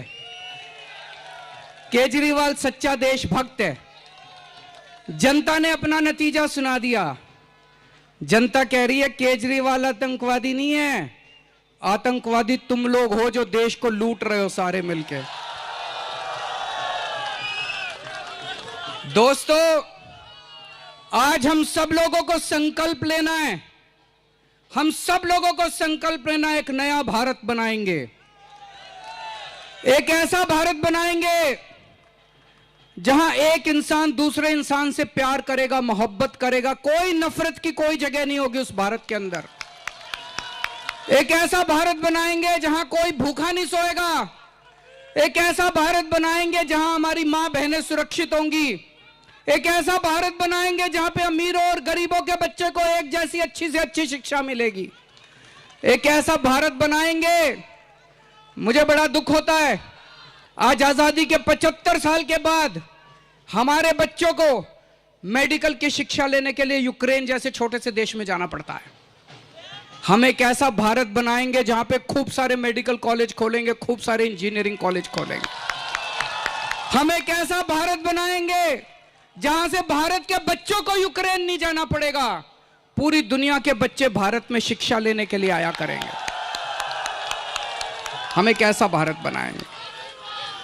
आज बहुत सारे लोग मेरे को टीवी में देख रहे होंगे, जो लोग मेरे को टीवी में देख रहे हैं, जितनी महिलाएं देख रही हैं, मेरी मां बहनें देख रही हैं, जितने युवा देख रहे हैं, जितने किसान देख रहे हैं, जितने मजदूर देख रहे हैं, जितने इंडस्ट्रियलिस्ट देख रहे हैं, जितने व्यापारी देख रहे हैं, जितने लोग आज टीवी पे मुझे देख रहे हैं, उन सबको मैं कहना चाहता हूं, आप सब लोग, मैं जानता हूं जब आप देखते हो कि किस तरह से नेता और पार्टियां मिलकर देश को लूट रहे हैं, आपके दिल में भी बड़ा दुख होता है, आपको बहुत गुस्सा आता है इन लोगों के खिलाफ।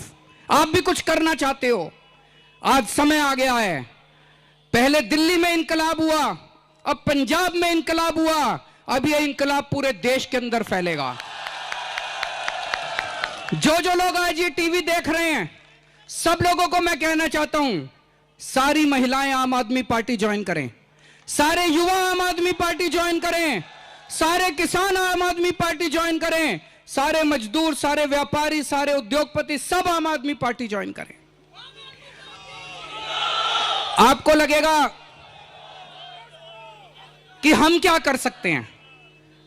एक आम आदमी को लगता है मैं क्या कर सकता हूं, मैं तो बहुत छोटा हूं। आपको पता है कि चरणजीत चन्नी जी को आज किसने हराया है? भदौर से लाभ सिंह उगोके। कौन है ये लाभ सिंह उगोके? मोबाइल रिपेयर करने वाली दुकान में नौकरी करता है। मोबाइल रिपेयर करने वाली दुकान में नौकरी करता है। उनकी माताजी एक सरकारी स्कूल के अंदर सफाई कर्मचारी का काम करती हैं। उनके पिताजी खेतों में मजदूरी करते हैं। ऐसे व्यक्ति ने चरणजीत सिंह चन्नी को आज चुनाव में हराया है। आपको पता है नवजोत सिंह सिद्धू को किसने हराया है? हमारी एक महिला वॉलंटियर है, आम महिला है, आम वॉलंटियर है, जीवनजोत कौर। उन्होंने मजीठिया को भी हरा दिया और उन्होंने सिद्धू को भी हरा दिया। तो दोस्तों, आम आदमी में बड़ी ताकत है। मैं बार बार कहता हूं, इस आम आदमी को चुनौती मत दो। ये जिस दिन खड़ा हो गया, बड़े बड़े इंकलाब आ जाएंगे, बड़ी बड़ी कुर्सियां हिल जाएंगे। तो आज मैं सब लोगों को, देश के लोगों को आह्वान करता हूं, अपनी ताकत को पहचानो, खड़े हो जाओ। अब इंकलाब लाना है देश के अंदर। समय आ गया है भारत का। 75 साल हम लोगों ने खराब कर दिए, अब और टाइम खराब नहीं करना। सब लोग आम आदमी पार्टी ज्वाइन करो। आम आदमी पार्टी कोई पार्टी नहीं है, आम आदमी पार्टी इंकलाब का नाम है। आम आदमी पार्टी भगत सिंह के सपनों को पूरा करने का नाम है। मैं आज मेरे छोटे भाई भगवंत सिंह मान जी को पंजाब का सीएम बनने के लिए बहुत बहुत बधाई देना चाहता हूं।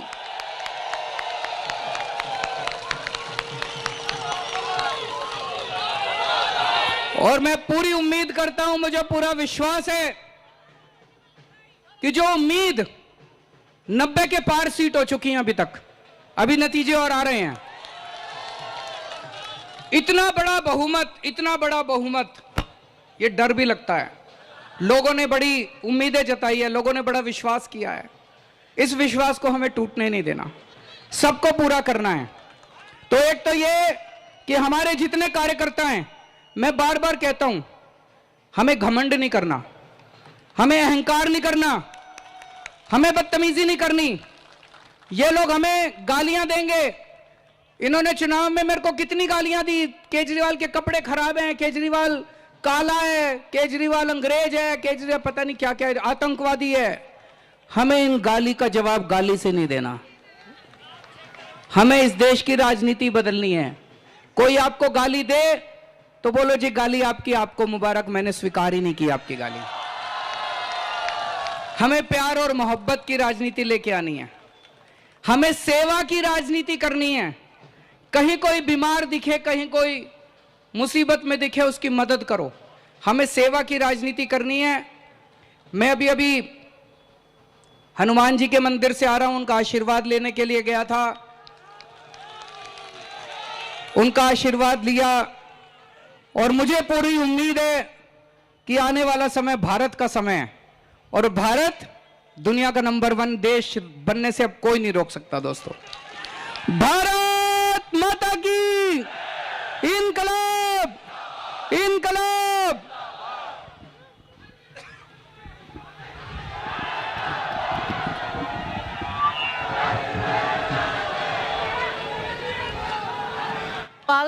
Speaking to his cadre, speaking to the people of Punjab that gave his party such a huge mandate, and also pretty much speaking to the country, because he's clearly stating his national ambitions, where you just heard him, that now it's Aam Aadmi Party looking at India per se, and that Indians have to get together. And he gave the call to the youth, to women in particular, to Kisans in particular, asking them to join the Aam Aadmi Party. They've emerged as vote banks in various elections, and this time around, Arvind Kejriwal speaking at the Delhi headquarters to his cadre, which have gathered there for a very long time, waiting for him.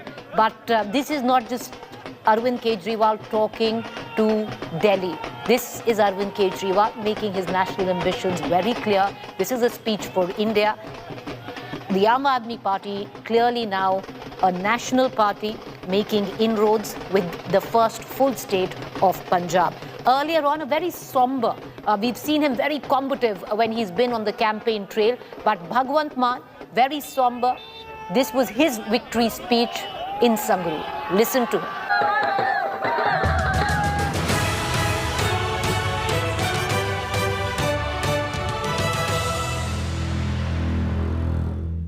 ਪਹਿਲਾਂ ਪੰਜਾਬ ਮੋਤੀ ਮਹਿਲਾਂ ਚੋਂ ਚੱਲਦਾ ਸੀ, ਸਿਸਮਾਂ ਵਾਲੇ ਮਹਿਲਾਂ ਚੋਂ ਚੱਲਦਾ ਸੀ, ਵੱਡੇ ਵੱਡੇ ਦਰਵਾਜ਼ੇ, ਬਹੁਤ ਉੱਚੀਆਂ ਉੱਚੀਆਂ ਕੰਧਾਂ ਵਾਲੇ ਘਰਾਂ ਚੋਂ ਚੱਲਦਾ ਸੀ। ਪਰ ਅੱਜ ਤੋਂ ਬਾਅਦ ਪੰਜਾਬ ਪਿੰਡਾਂ ਚੋਂ ਚੱਲੂਗਾ, ਵਾਰਡਾਂ ਚੋਂ ਚੱਲੂਗਾ, ਮੁਹੱਲਿਆਂ ਚੋਂ ਚੱਲੂਗਾ, ਸ਼ਹਿਰਾਂ ਚੋਂ ਚੱਲੂਗਾ। ਪੰਜਾਬ ਤੁਹਾਡਾ ਸਭ ਤੋਂ ਪਹਿਲਾਂ ਮੈਨੂੰ ਫਿਕਰ ਜਿਹੜਾ ਉਹ ਬੇਰੁਜ਼ਗਾਰੀ ਦਾ। ਪਹਿਲੇ ਦਿਨ ਹੀ ਹਰੇ ਰੰਗ ਦਾ ਪੈਨ ਬੇਰੁਜ਼ਗਾਰੀ ਦੂਰ ਕਰਨ ਵਾਸਤੇ ਚੱਲੂਗਾ। All right, there you heard that's Bhagwant Mann there making his victory speech. I want to quickly pull in my colleague Harmeet, who's joining us for more. You know, Harmeet, there was one thing that you constantly spoke about. You spoke about, the Dalit factor. You had the first time a Dalit chief minister in the face of Charanjit Singh Channi, who fought not from 1 but 2 seats where the Dalit population was quite dominant. And it was perceived by many that the Dalit vote is going to go towards the Congress. The Congress is going to reap that benefit of having Channi as the chief minister. But that didn't quite work. We'll analyze the post-result data closely when it's available. But my sense tells me that perhaps it's the appointment of Charanjit Singh Channi backfired in Punjab for the Congress party, in the sense that it didn't help consolidate Dalit vote, which in any case wasn't ever monolithic in Punjab. But on the contrary, what happened was that I think it's my guess that Jet vote consolidated against Channi, and it consolidated hugely, especially in the Malwa belt. So the appointment of Charanjit Singh Channi, I think, backfired for the Congress party here. All right, so the appointment of Charanjit Singh Channi backfired. What about, that's so much talk. And, that's usually an argument which one had with many, that if there is an organic wave, then transfer of votes, manipulations don't really quite work.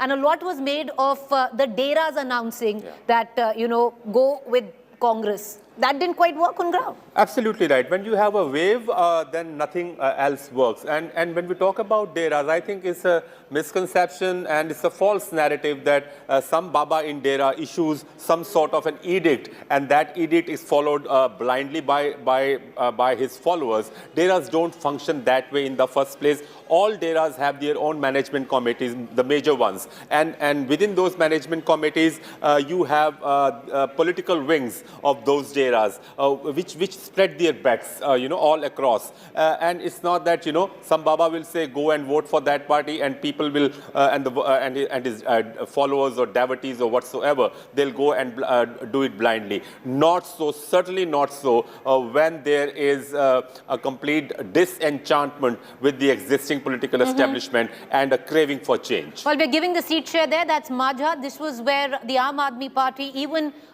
before polling had happened, had said this is what is going to spring a surprise. This was where they were wiped out in 2017. And look at those results there. 15 seats have gone to the Aam Aadmi Party till now. This is where they were hoping to consolidate. Doaba is still an area which they haven't really made much gains, but they were hoping that Majha and Malwa will compensate for Doaba. And how has it compensated? It is on your television screen, viewers, with 91 seats going to Aam Aadmi Party from 117. The Congress now being reduced to a precious 19. That's it, with Shiromani Akali Dal at just 4. I want to take you through with some of the key candidates right now. The biggest names, the movers and shakers when it came down to Punjab politics, completely washed away in what has been an Aam Aadmi Party tsunami. Right from Sukhbir Badal lost his seat from Jalalabad.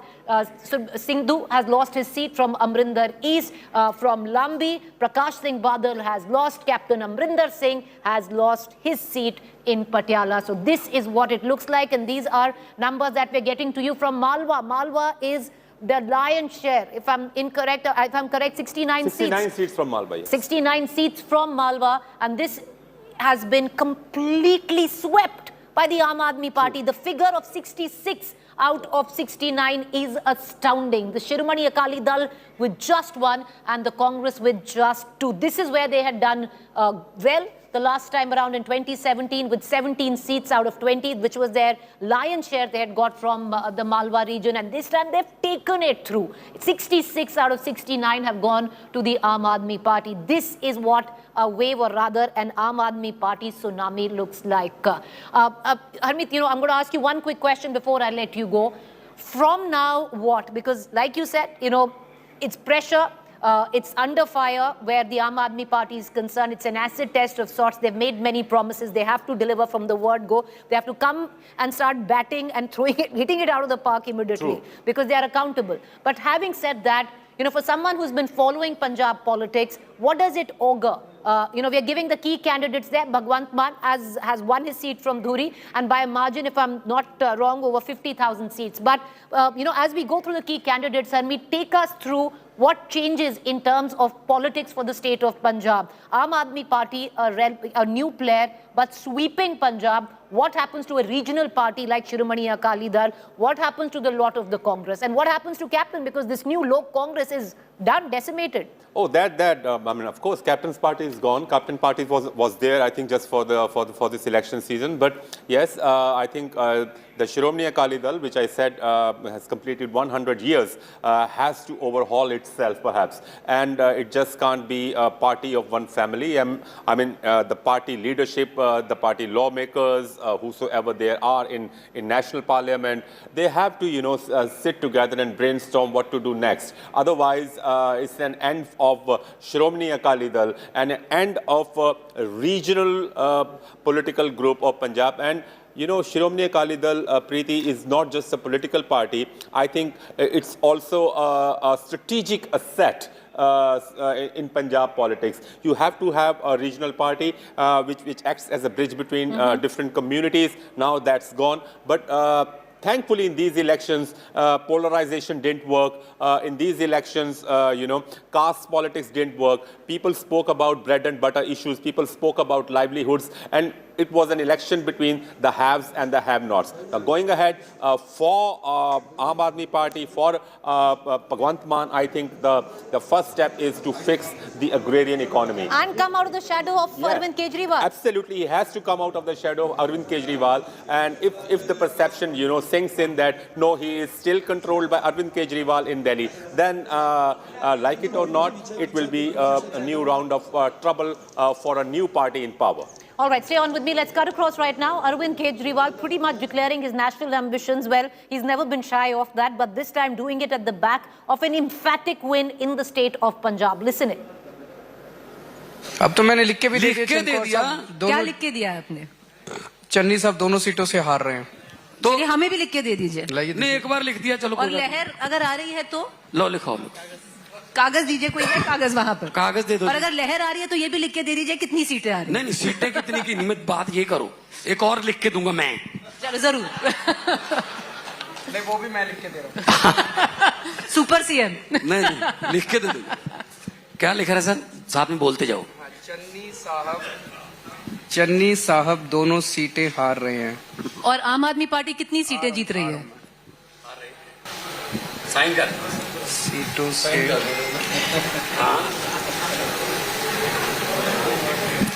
अच्छा, एक और चीज है, कल चन्नी साहब ने कहा था कि भगवंत मान जी धुरी से कितने वोटों से आ रहे हैं? 20,000 कह रहे थे। आज मैं अभी धुरी होके आ रहा हूँ, धुरी से सीधा आपके प्रोग्राम में आ रहा हूँ।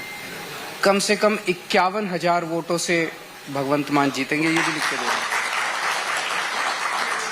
All right, so this wasn't his declaration of national ambitions. That just happened about 1 hour ago, or about half an hour ago, where he spoke in Delhi at the Aam Aadmi Party headquarters. This is what he had told us way back before polling, and I quite have that letter, or the note that he had written at that point of time, and practically save one. Actually, nearly all three are coming true, which is Channi will lose from both seats, Bhagwant Mann will win from a margin of 51,000, and the Badal Parivar की 5 सीटें हारेंगे, 4 तो अभी तक हार रहे हैं, is what seems to be the trend right now. A quick break, we are back with the very latest. Do stay with us, our rolling coverage. 5 states. Counting has taken place, 4 of them swept by the BJP in their pocket. The Aam Aadmi Party, Aap Tsunami in Punjab as well. A quick break, stay with us, our coverage continues.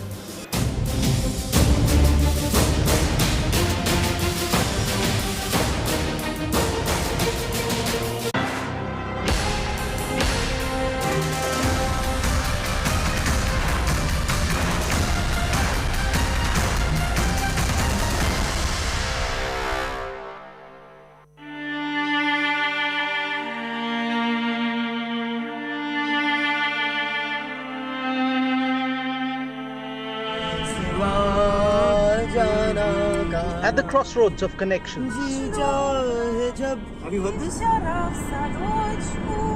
when old songs touch hearts, where memories connect and distance no longer parts. Tragedy is human. Its stories have to be gathered and told, shared, felt, and the world informed. At Kiev, Ukraine, Gaurav Sawant for India Today.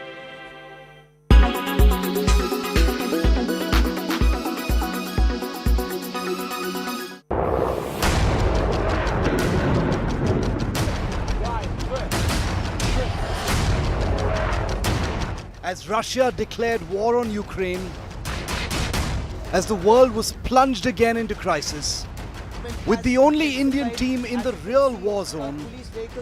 This is Mariupol. You hear a series. Hear this sound.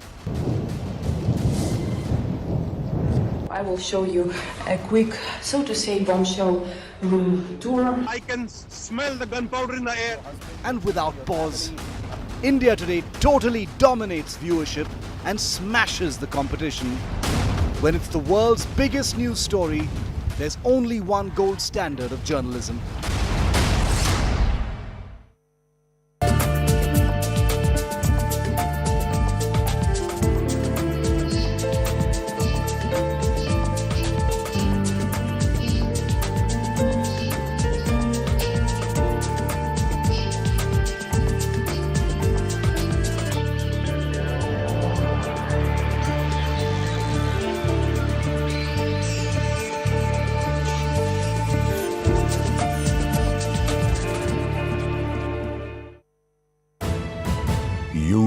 watching India Today.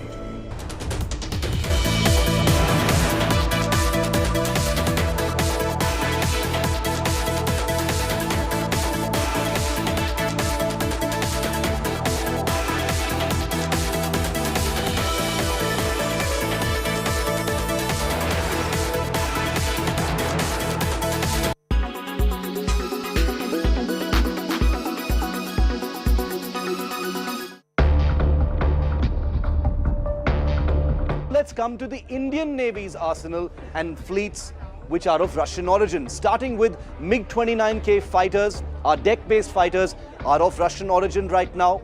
The formidable Rajput-class destroyers are the Kashin-class destroyers of Russia. Then you've got the Talwar-class frigates, which are also supplied and built by Russia. The Veer-class missile corvettes are also of Russian origin. India's largest current ship, the INS Vikramaditya aircraft carrier, is the former Admiral Gorshkov aircraft carrier from Russia. So basically the biggest warship in Indian service, the flagship of the Indian Navy, is of Russian origin. The entire fleet of Kilo-class attack submarines is of Russian origin. INS Jyoti, one of the Indian Navy's primary fleet replenishment tankers and oilers, is also a ship that's been built by Russia. And let's not forget that a lot of technical assistance for India's Arihant-class ballistic missile submarines, nuclear-powered ballistic missile submarines, has also come from Russia. Very, very crucial. Not to forget that many Indian Navy ships are armed with the Indo-Russian BrahMos cruise missile. The Indian Navy also operates KH-35 anti-ship missiles. They also operate the Russian origin P-20 anti-ship missiles. Many Indian Navy platforms are armed with the Russian origin Klub anti-ship and land attack cruise missiles. APR-3E torpedoes in use by the Indian Navy are also from Russia. CRN-91 patrol boat cannons, again of Soviet origin. The ubiquitous AK-630 naval close-in weapon system seen on the decks of many of our warships, also from Russia. The RBU-6000 anti-submarine rocket system, very visible, very recognizable, also from Russia. The GSH-30-1 autocannon, also a weapon system that is being seen on many Indian Navy platforms. You are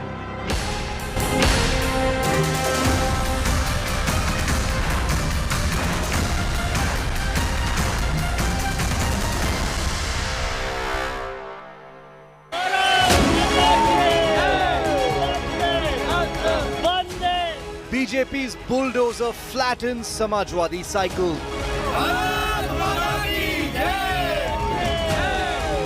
Yogi in driver's seat, rivals all crushed.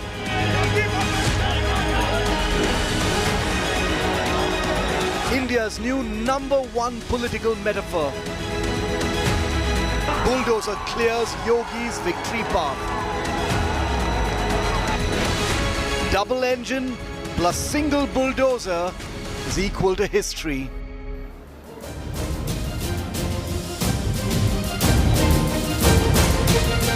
All right, viewers, warm welcome. Our rolling coverage. 5 states counting is on, and massive leads in 4 states for the BJP. There are emphatic wins, and then there are wins within wins. Breaking news coming in: Rajnath Singh's son, Pankaj Singh, has won with an astounding margin of 1,59,199 votes from Noida. This is the margin with which Pankaj Singh, he's the son of Defence Minister Rajnath Singh, he was contesting from Noida, and he has won with an astounding margin of 1,59,000 votes. There are wins and there are wins within wins, some which will go down in the annals of assembly election history, and this is going to be one of those, with Pankaj Singh recording this massive landslide in terms of his own constituency of Noida. He's the son of Rajnath Singh. He was a candidate from Noida, and he has won with a margin convincing enough to record a historic win. Meanwhile, viewers, the latest trend suggests that BJP has managed to paint the state of Uttar Pradesh completely saffron. Even if we break it down region by region, from west all the way to the east, It is Yogi Adityanath all the way. These three pictures, the Prime Minister Modi there, and Yogi Adityanath. It's been an election which belongs to the both of them, fought under their leadership. The star campaigner for the BJP, the Prime Minister Narendra Modi, held many, many rallies there. Yogi Adityanath, this is the first election that happened under his chief ministership, under his banner, and he's converted it. Well, the Samajwadi Party has recorded its most impressive numbers, but nowhere close to even come close to the victory margin. 132 is right now in terms of seat share, where the Samajwadi Party stands on, the BJP at 266, the BSP at 1, the Congress right now at 2, and others at 2. The mammoth victory for Yogi Adityanath, in many regions called Maharajji, but very popularly called Bulldozer Baba, linking him to the law and order or the Suraksha angle, which was a huge poll issue this time around, a huge factor on which vote was given across the urban and the rural belts of Uttar Pradesh. Many districts performed the bulldozer puja today, which is understandable. They call him the Bulldozer Baba. It's linked, like I said, to the law and order situation, which they feel that since the coming of Yogi Adityanath has only become better in the state of Uttar Pradesh. Well, it's Yogi Adityanath who's triumphed against anti-incumbency. This is a vote for the incumbent, and clearly all the other issues of joblessness, unemployment, inflation have fallen flat in the rural belt. All the talk of stray cattle fallen flat in the wake of Yogi Adityanath's bulldozer. What you see right now are visuals coming in from outside the BJP headquarters, the BJP flag, the lotus fluttering. I want to cut across to Samarth, my colleague who's joining us right now from the BJP headquarters in Lucknow. Samarth, 5:30 is when we expect Yogi Adityanath's victory march to take place in Lucknow. Give us the latest. We haven't seen him since the course of the morning. He's the man of the moment. When do we see him? Obviously, I think Yogi Adityanath is the man of the moment, as you just said, Bulldozer Baba, in the mean language, in the language which is commonly used on social media. But what is important is he will arrive at the BJP headquarters in some time, and he will also address the workers of the Satpal Party. But as we discussed before, that this was the do-or situation for the Satpal Party and its chief Akhilesh Yadav. So it's going to be evident like what next Akhilesh Yadav will do, because he put everything from his side, be it Vijay Yatras or anything else. But concretely, if you see that the number is standing somewhere around 130 to 140 from the numbers that they've got so far. So BJP is clearly leading. It's not just a tough competition even. BJP is getting a slight landslide victory from here if you see the numbers. And if in the next 2 hours numbers could change, it will hardly impact much, because in the current scenario, Yogi Adityanath is getting in from the government in the state of Uttar Pradesh. So the bulldozer formula or the ration formula or the law and order formula, all those features work in favor of BJP, and which were thus BJP's silent voter. And also the women voter played a crucial role for the Satpal Party, as we just discussed to our panelists, because women voter was crucial. Though the women in Bukhas also came to cast vote, but the woman voter who received the ration, because which was the need of the state was dealing with the pandemic, COVID-19. But now the things have been settled, and Yogi Adityanath is going to strengthen the Uttar Pradesh, because Akhilesh Yadav also tried his best, though Mayawati was never in the scene when we saw during campaigning also, though Priyanka Gandhi came to light and he was also visible on the ground, but not that much what was the need. So it was a clear bipolar competition, but as we discussed, it thought to be a neck-to-neck competition, but what the numbers are coming, it seems to be a clear-cut victory for the Saffron Party. This is what the BJP UP Chief Swatantr Singh clearly said, that people have accepted the welfare schemes of Prime Minister Narendra Modi, and he is the face. We must admit that the magic of Prime Minister Narendra Modi is still alive. Though Yogi was also the face, this time BJP patted his back throughout, be it in the form of Bulldozer Baba, be it his actions against mafias including Mukhtar Ansari, Atiq Ahmed and various other names. So the law and order played a major crucial part for BJP. Number 2, the ration scheme and various welfare schemes by Prime Minister Narendra Modi, be it the housing scheme, be it some other schemes, be it the Ujjwala Yojana. So these were the things inside the minds of voters which we got from the ground, and clearly BJP came victorious from the numbers what we have seen so far, Preeti. All right, we're going to come right back to you. I can already hear a slew of firecrackers going off right behind my colleague Samarth. My other 2 colleagues also join me. Is Milan, who's joining us from Kadhal, Mainpuri, the strongholds of the Yadavs.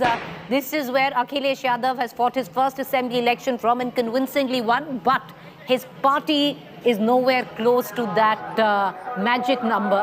I want to go across to Milan and then we'll cut across to Abhishek, who's joining us from Varanasi. But Milan, you know, yes, Akhilesh Yadav has won from Kadhal, but Samajwadi Party has lost this election. What are the reactions you're picking up from Mainpuri? Well, Preeti, let me just show you that when BJP is celebrating with crackers and a bulldozer in the Yadav bastion, what does it show? It shows that in this particular seat from Mainpuri Sadar, the BJP's candidate is leading, in fact, but the people in Mainpuri are celebrating BJP's victory at the moment because BJP is leading on many seats. The margin and gap is also such, Preeti, that you can't really say that this is not a sweep for the BJP in Uttar Pradesh. And you can look at the faces. These are all supporters of the BJP. I'd just like my camera person to show you this mini bulldozer. It's a toy. You know, they couldn't bring the real bulldozer up here, just like they did in Lucknow. But this mini bulldozer over here just talks about the fact that the government has been brought back by these people because they are looking for them. Certainly Akhilesh is going to win from the current seat because he's leading by a big margin against SP Singh Baghel. But the other 2 seats of Mainpuri, Bhogao as well as Sadar seat, is certainly going to the BJP because they are leading at this moment and a lot of rounds of counts have already happened. But when we do see that there are crackers being burst and that there are people who are chanting Yogi and Modi's name over here, certainly shows the kind of change that has come through the Yadav bastion once, which was known as the Yadav bastion, Mainpuri. There are chants behind me and you'll also hear them. So it's quite evident the change that you're witnessing on the ground here. Well, you know, Milan, you can't be further off from the truth that even in Mainpuri, if you see this strong surge of support right now from the BJP, that clearly means that the BJP has swept this election. What you saw, you know, that bulldozer, that plastic bulldozer, we've seen the real one with the BJP cadre on it, but most cadre, you know, we've seen them holding this little plastic bulldozer. You know, if Yogi Adityanath ever wants to fight an election of his own, this could be the symbol that he could pick because it directly relates to none else but Bulldozer Baba, who is Yogi Adityanath. Stay on with me, Milan. I'm going to come right back to you. I want to cut across right now. I have with me Maushmi, who's joining us from Lucknow. But before I cut across to Lucknow, let's go to Varanasi because, you know, if it is Yogi Adityanath's win, it's as much the Prime Minister Narendra Modi's win. He had the maximum number of rallies in Uttar Pradesh. Last 3 days camping from where Abhishek Mishra is joining us, Varanasi. He's the MP from that constituency and he's made that visit count, that entire area, the entire district, the last phase swept by the BJP, Abhishek. Well, absolutely, Preeti, and there will be no doubt for the fact that if Varanasi is able to sweep all the 8 seats, it's all the Modi magic once again in Uttar Pradesh Eastern Belt. But as of now, as per the update, Neelkant Tiwari is still trailing on his seat from the south Varanasi. He is marginally behind from the Samajwadi Party candidate. So one seat is going to trouble the BJP if the mandate doesn't come into their favor. But on the other 7 seats, all the BJP candidates are leading, be it Ravindra Jaiswal or Saurabh Srivastava and all those other candidates from Varanasi. It is very clear that Abhishek, we've lost you. We've lost you there. You're going to come right back and connect with my colleague Abhishek. But let's now cut across to my colleague Maushmi, who's joining us from Lucknow. We are counting down to Yogi Adityanath speaking his victory march at the BJP headquarters at 5:30 p.m. Well, good news also coming in for his deputy. Keshav Prasad Maurya is now finally leading in his constituency. He was trailing so far and from quite a margin, but a very narrow lead that he's managed right now from Sirathu. Cutting across to Maushmi. Maushmi, where are you? Give us a sense. And all right, okay, we're good. All right, let's cut across to Maushmi. Maushmi, where are you? Over to you. Of the situation here at the BJP headquarters in Lucknow. This is where the entire news is being watched, and India Today Aaj Tak being watched at the BJP office. Even as I talk, you can hear the song, the singing and the celebration that's happening. This is the Badhai Geet that is being sung, and you can see that this is the State Minister Sonam Kinnar, who was actually inducted in the Yogi cabinet, and here celebration of swords breaking out. Preeti, we showed you the Mahila Brigade, the Youth Brigade, and now you can see that how expressions, joy and triumph is unfolding. These scenes absolutely symbolic of the thumping victory that the BJP has scored. And here you can see that this celebration has been going on forever. We'll ask Sonam ji that Sonam ji, क्या वजह थी कि इतनी जबरदस्त जीत मिली है और कब तक चलेगा जश्न? Only for the peoples, everybody, the UP state, so like only for the Mr. Yogi Adityanath, the Chief Minister. So I'm a crowd feel and everybody, people, the UP state and congratulations. Guddan ji, what do you think? Do you think ये सबका साथ, सबका विकास जैसे चल रहा है, वो वाकई में जमीन पर लोगों को नजर आया? जी बिल्कुल, हम लोग प्रचार करने गए तो हमने घर घर देखा, हर घर, चाहे वो हिंदू हो चाहे मुस्लिम हो, कोई भी हो, सभी धर्म के लोग बिल्कुल तन मन धन से एकजुट होकर के वोट दिया है और मेरे बीजेपी को सक्षम बनाया और किन्नर समाज ने और बढ़ चढ़ के हिस्सा लिया है और हम लोग आगे भी यही 2027 में भी बाबा को लेके आएंगे। 5 lakh transgender community, so everybody people transgender, so only for the voting Bharatiya Janata party. So the transgender community is backing the BJP and the Modi Yogi combined. Let's get the celebrations on, Sonam ji. So here you can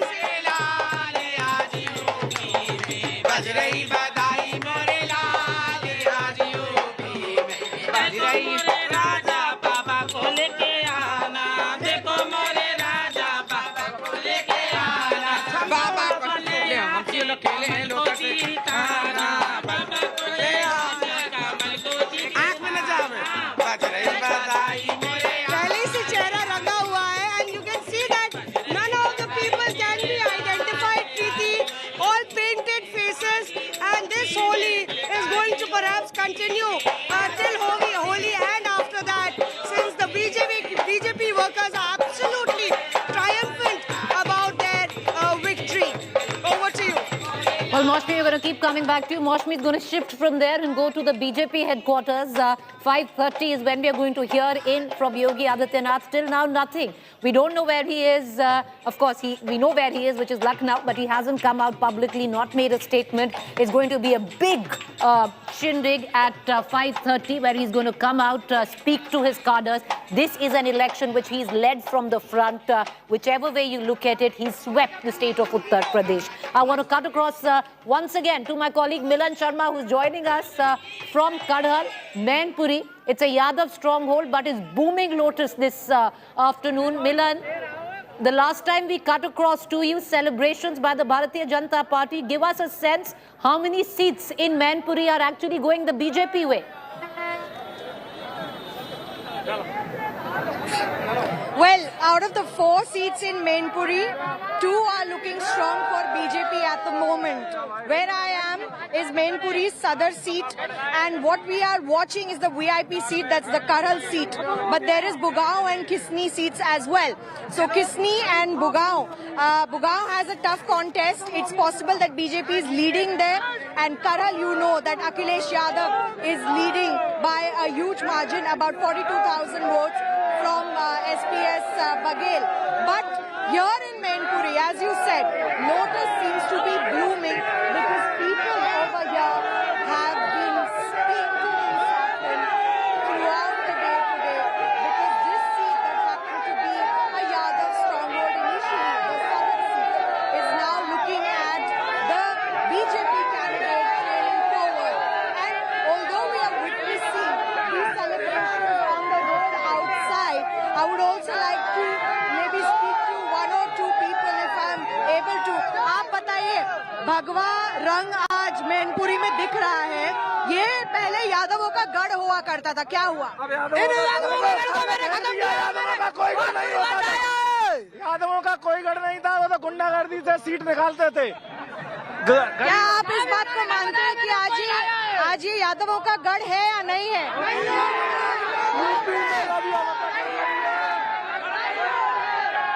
Okay, Preeti, the crowd here very enthusiastic, all drowning in celebrations for the Bharatiya Janata Party, certainly, because the way the exit polls had predicted, and that is the exact poll that India Today as well as Aaj Tak showed, but certainly BJP coming to power with a certain margin is giving hope to the people over here as well, and which is why enthusiastic crowds have lined up right outside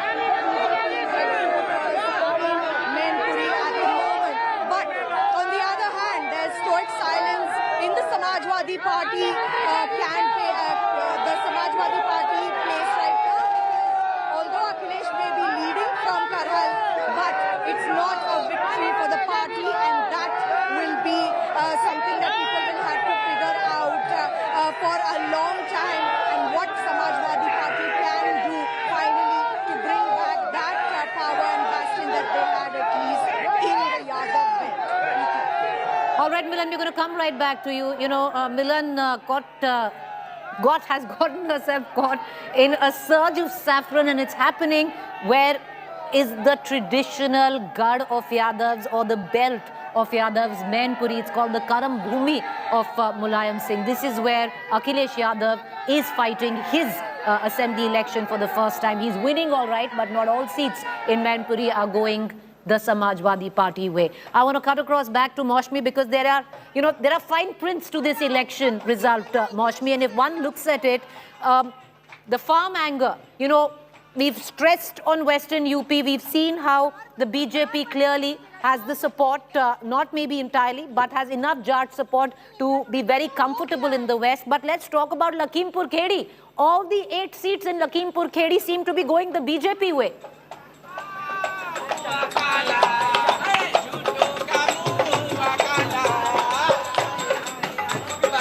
Maushmi, can you hear me? All right, no, we can't hear Maushmi. Maushmi's drowned in the din of celebrations in Lucknow. What we can also expect now, it will only reach a crescendo. As the evening goes on, it will only reach a crescendo. But let's talk a little bit about the BJP, which appeared on course to retain power in Uttar Pradesh, with our exit poll trends showing a clear massive sweep for the BJP. Well, right now, it is a clear mandate for the BJP as well in the state of Uttar Pradesh, standing at 265 with the Samajwadi Party, the principal challenger. It's a bipolar election at just 133. So let's take a look now on how Yogi Adityanath managed this mammoth feat to register this landslide victory.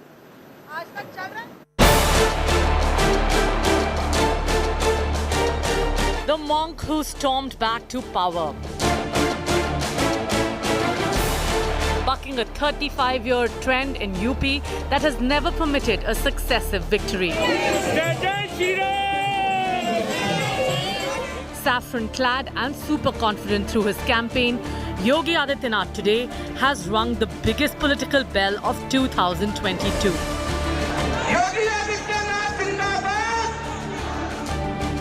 Branded a Hindutva icon, an image he invoked frequently through the campaign.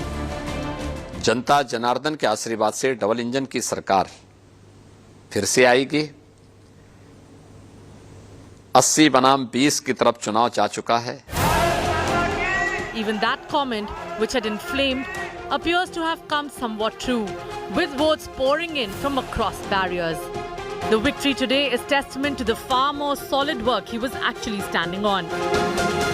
By recasting himself as the law and order headmaster of Uttar Pradesh with visible results on the ground, Yogi made deep inroads into the minds and hearts of a vote bank that so many have ignored: women. He gamely broke the famous Noida jinx, which dictates defeat for anyone who campaigns in this Delhi suburb, and carefully crafted a campaign that rode on a pro-incumbency wave. Fighting the very real issue of unemployment, the bottom line is, Brand Yogi was able to persuade UP's electorate that not only was he worth voting back to power, but that nobody else deserved that chance. The double-engine metaphor that projected Yogi as an extension of the enormously popular Prime Minister helped amplify welfare work done to fever pitch. जिस UP की छवि इन लोगों ने ऐसी बना दी थी कि हां कुछ बदल नहीं सकता, उस यूपी में योगी जी की सरकार ने कानून व्यवस्था को सुधार कर दिखाया है. With money in accounts, toilets in houses and safer towns and villages to live in, the unstoppable power of Rashan Shasan was too much for the BJP's rivals to surmount. Let's make no mistake, Yogi's victory immediately makes him a first among equals in the BJP's pantheon of chief ministers, and solidifies the wishful thinking among millions of BJP supporters that he now stands as next in line to the main engine Modi. Handpicked as a surprise choice to be CM 5 years ago, the phenomena of Yogi Adityanath is fully visible today. Bureau Report, India Today.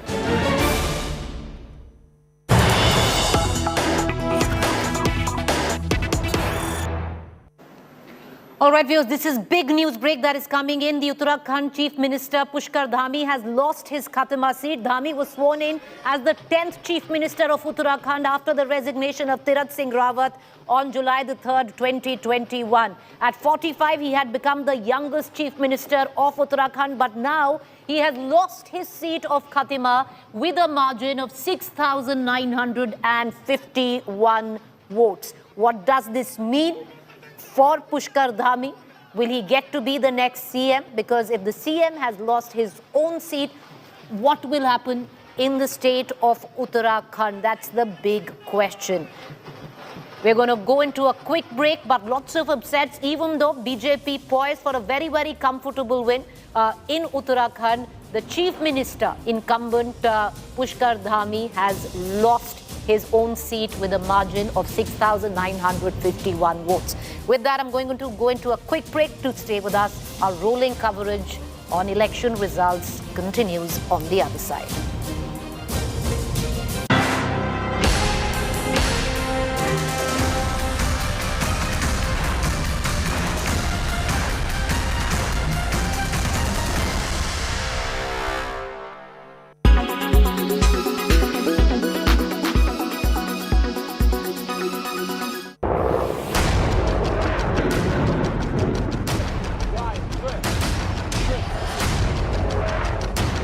As Russia declared war on Ukraine, as the world was plunged again into crisis, with the only Indian team in the real war zone.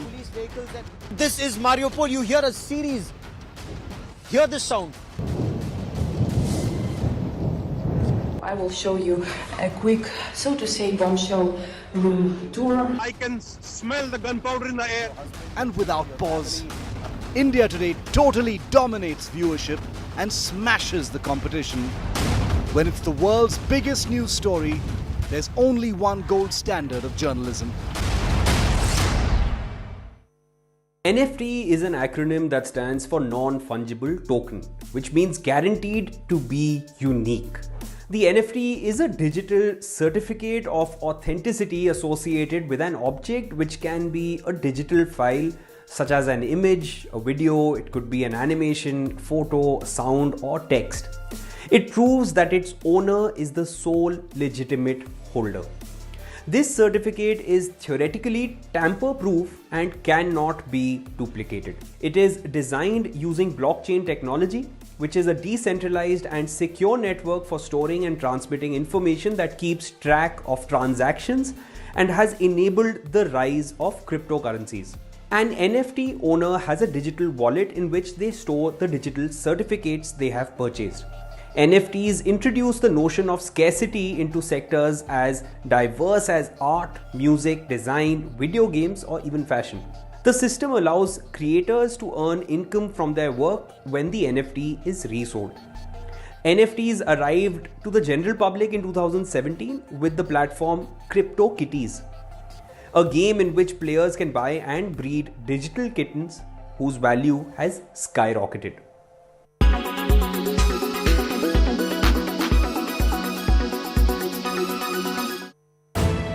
Co-presented by Berger Paints. Paint your imagination. Powered by Amrita Vishwa Vidyapeetham. Education for life, education for living. Co-powered by AU Bank. Badlaav humse hai.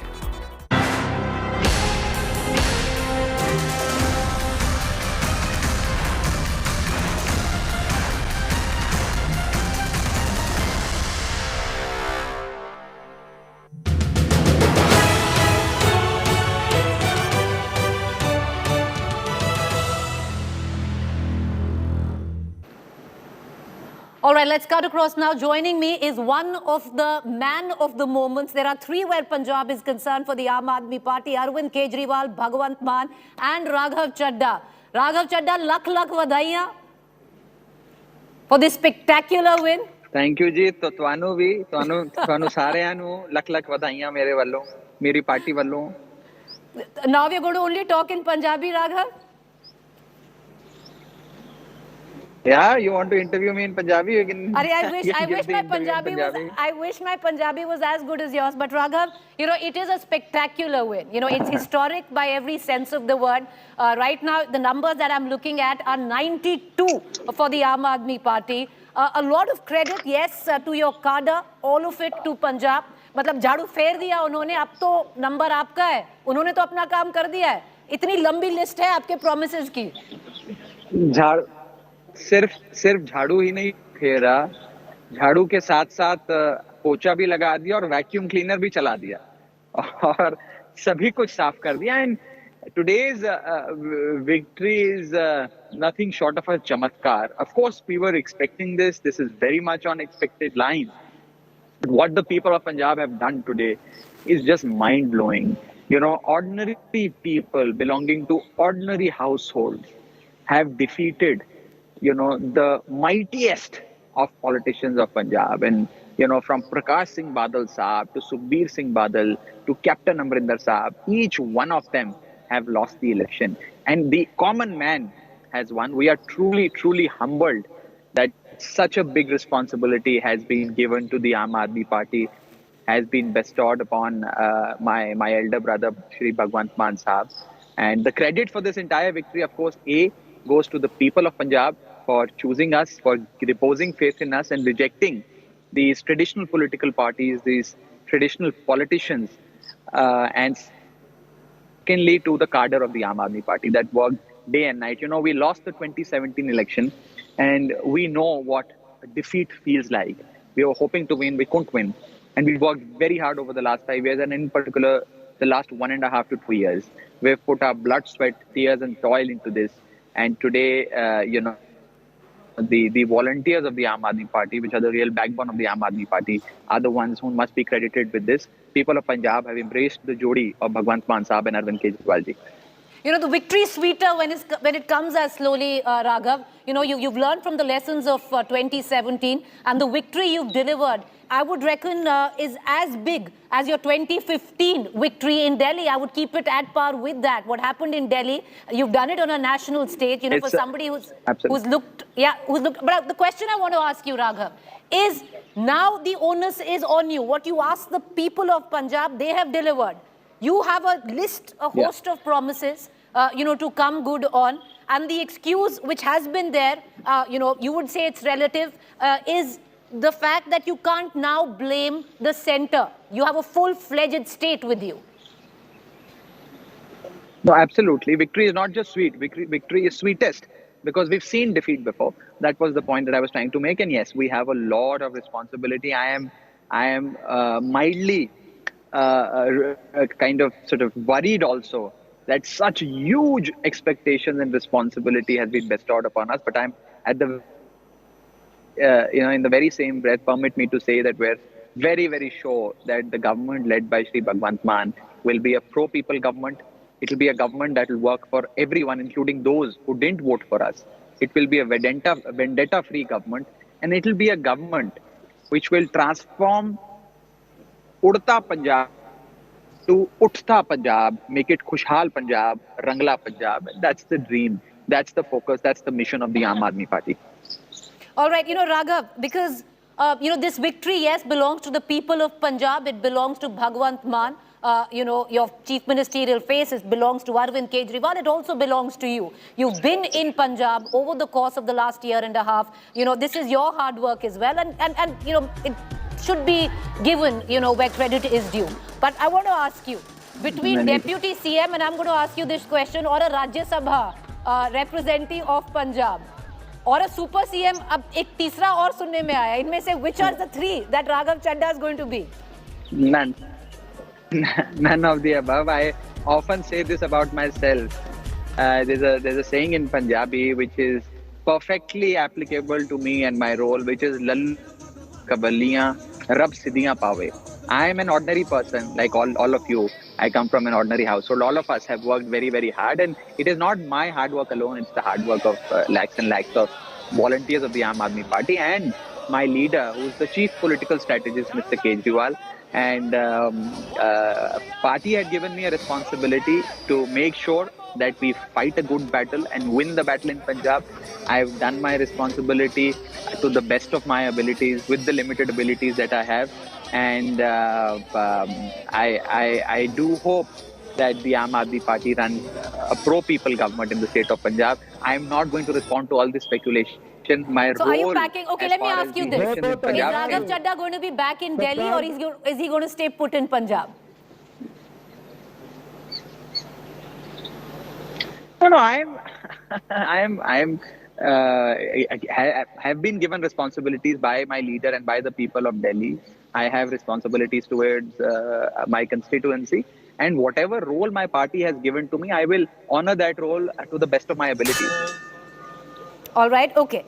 You know, today when we heard Arvind Kejriwal, we've heard you also yesterday, you know, when the exit poll was there, where it's a very clear national path now for the Aam Aadmi Party. You know, if I'm not wrong, you're already planning for Gujarat, Himachal.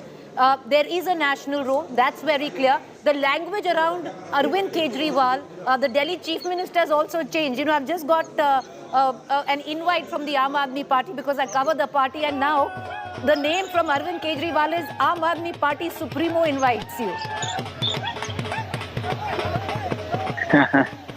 So, look, today's results have a very important significance, and its significance is that today the Aam Aadmi Party has arrived at the national stage. We're a force to reckon with now at the national level. Mr. Kejriwal, in my view, is going to be the principal challenger to the BJP in the coming days, and Aam Aadmi Party is going to be the national and the natural replacement of the Congress party.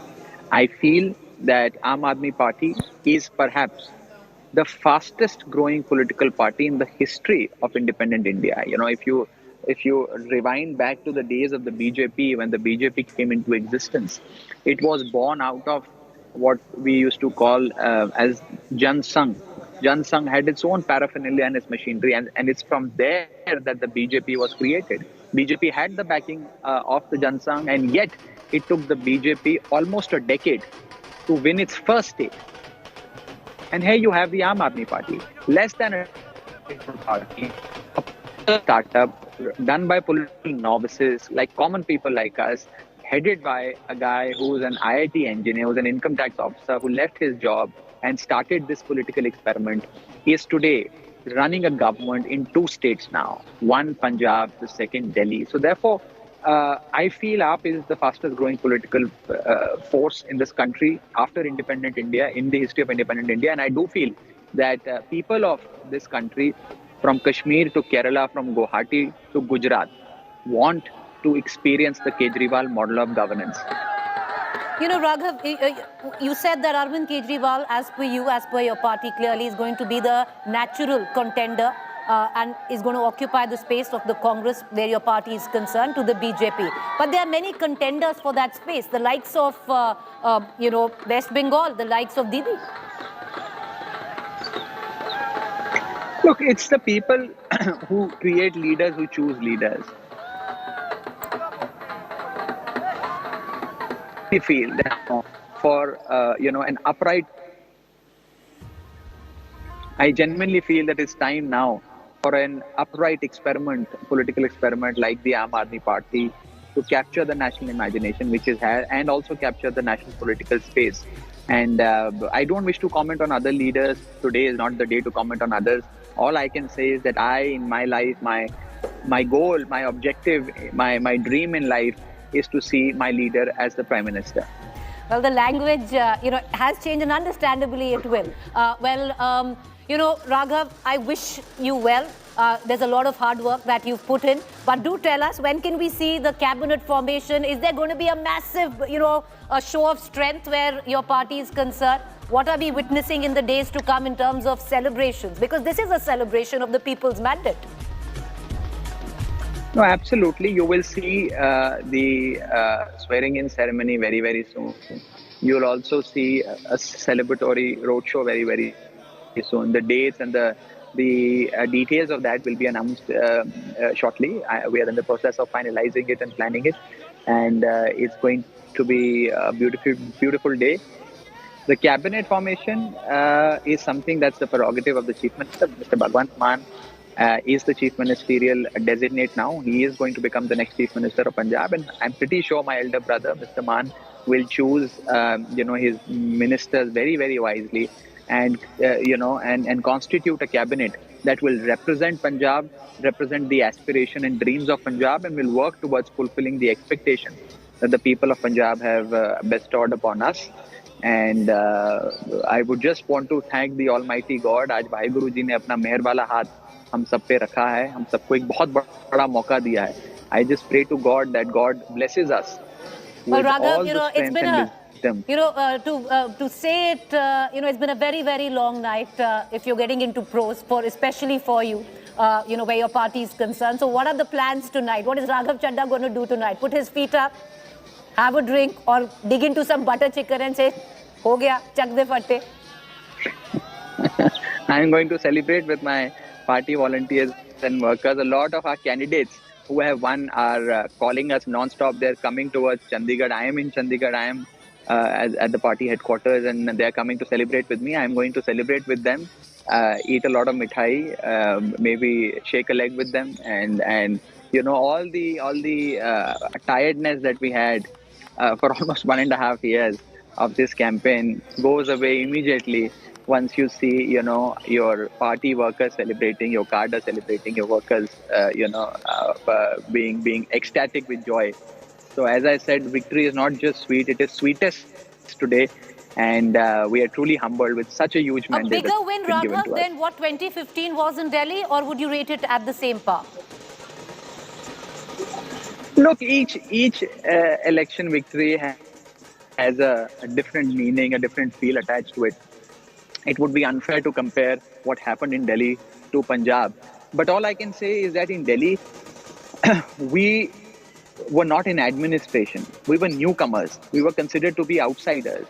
and we made a mark in Delhi. Our journey started from Delhi, and a model of governance, the Kejriwal model of governance, was born in Delhi. We've got that model now in Punjab, which has been accepted by the people of Punjab, and which will be ratified by the people of Punjab in the days and months to come. So I think both election victories are somewhat different, and it would be unfair to compare. But yes, the one thing that an election as beautiful as this teaches us, and I don't say this as somebody who's been leading the campaign for the party in Punjab, but as a political sort of student of political science or as a political analyst, that democracy is just so beautiful. Now you see that people of Punjab have defeated the stalwarts, those who have ruled the state of Punjab and perhaps even ruined the state of Punjab all these years, from Prakash Singh Badal to Bikram Singh Majithia, from Sukhbir Singh Badal to Raja Vading. I mean, all these people, Damshod Singh Sidhu, Charanjit Singh Channi has lost from both the states, and Mr. Kejriwal on a piece of paper wrote this and gave it to you in his in the interview that you did with him. I mean, all that has come true. All that has come true today. So it shows that the will of the people is supreme in democracy. And no politician, nobody should forget this. We should not get arrogant. We should not get overconfident, because the people are watching us. The will of the people is supreme. All right. Well, let your hair down at least tonight. And congratulations once again for this spectacular win, Raghav. Thank you there. And we'll hopefully see you finally do the Bhangra. You've not done it till now, but soon enough. Thank you there. A big congratulations, Raghav. Thank you for joining us. Thank you so very much. Thank you. Thank you. All right. Let's cut across right now to the all right.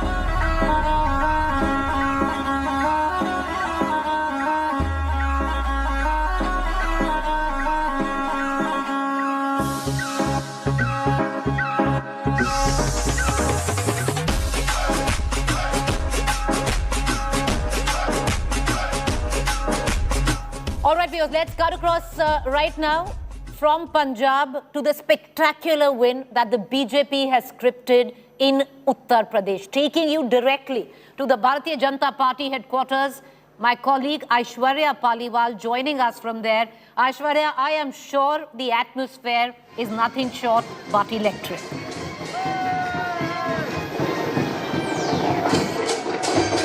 Yes, Preeti, the atmosphere is electric. In fact, it's dhol, it's bhangra.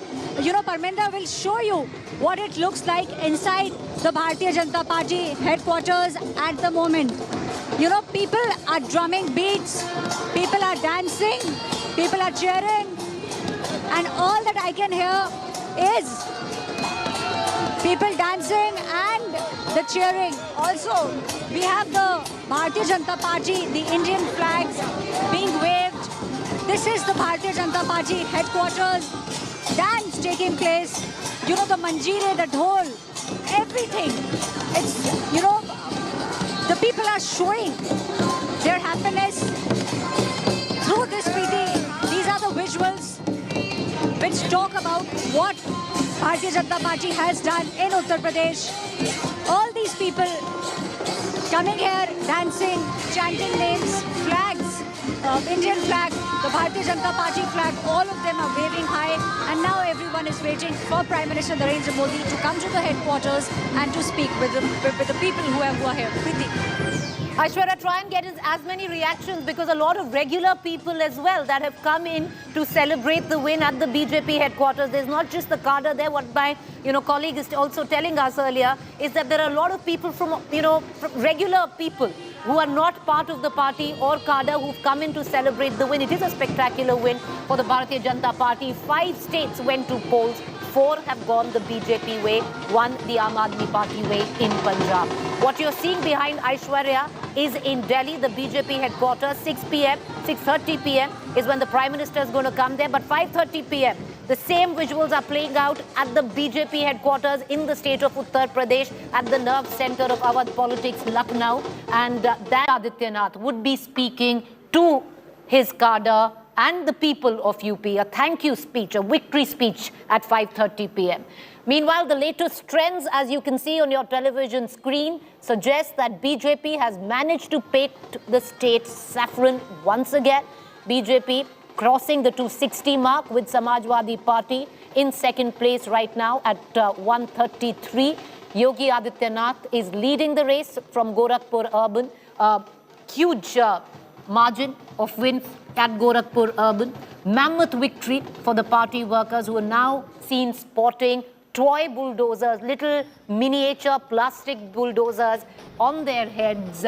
It's iconic right now to Yogi Adityanath, fondly called by many in Uttar Pradesh as Bulldozer Baba, linking him to his no-nonsense pro-law and order and Suraksha approach. Let's listen in to all the political reactions that have been pouring in.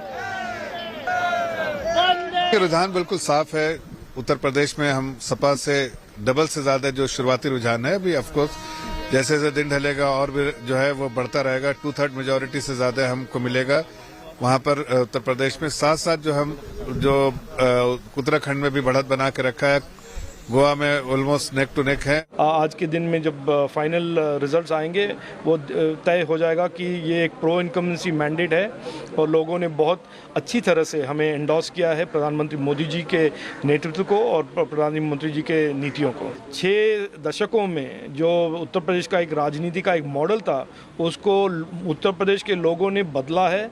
14 में बदला है, 17 में बदला है, 19 में बदला है और 22 में एक और बार वो वोट दे रहे हैं प्रधानमंत्री मोदी जी के इस डेवलपमेंट पॉलिटिक्स में और इस प्रोग्रेशन और प्रॉस्पेरिटी के पॉलिटिक्स के लिए। वास्तव में जनता जनार्दन ने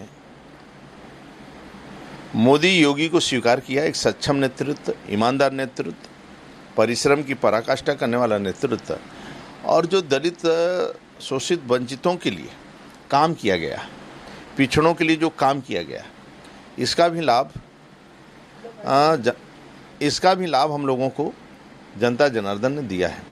Yes, of course, it's a great day for all of us here in the Bharatiya Janata Party. It's sole credit of this election, of course, the Prime Minister's leadership, which has been seen that he transcends all caste boundaries and regions. And in Uttar Pradesh, the Chief Minister Yogi ji, his hard work and dedication, the people have, respected that. सत्ता की लड़ाई नहीं थी, ये तो संस्कार, संस्कृति और सभ्यता बचाने का संघर्ष था, जिसके प्रतीक हैं प्रधानमंत्री मोदी जी और Yogi ji.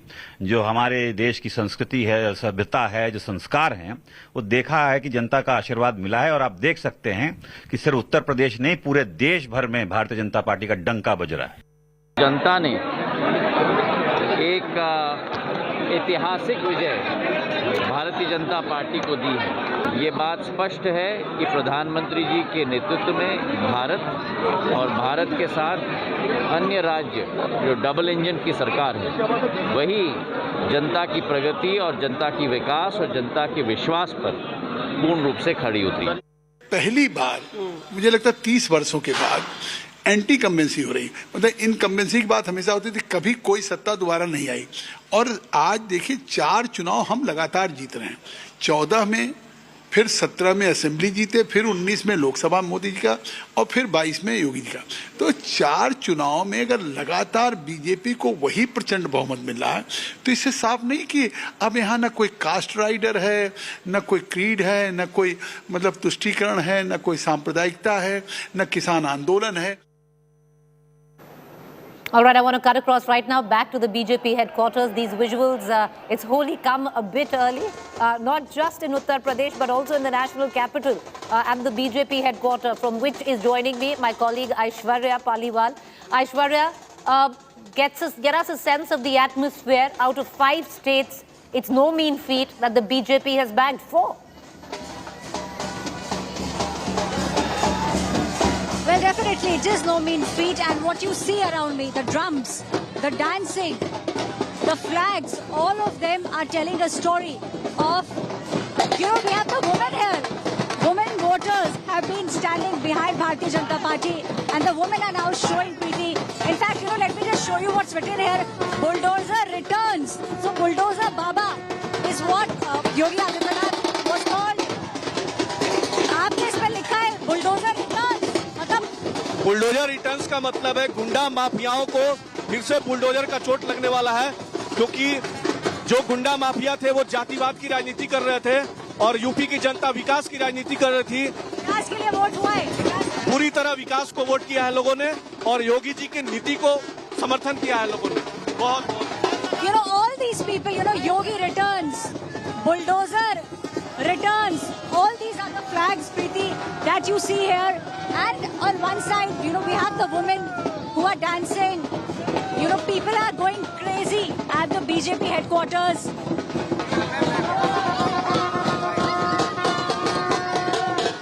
On the other side, Preeti,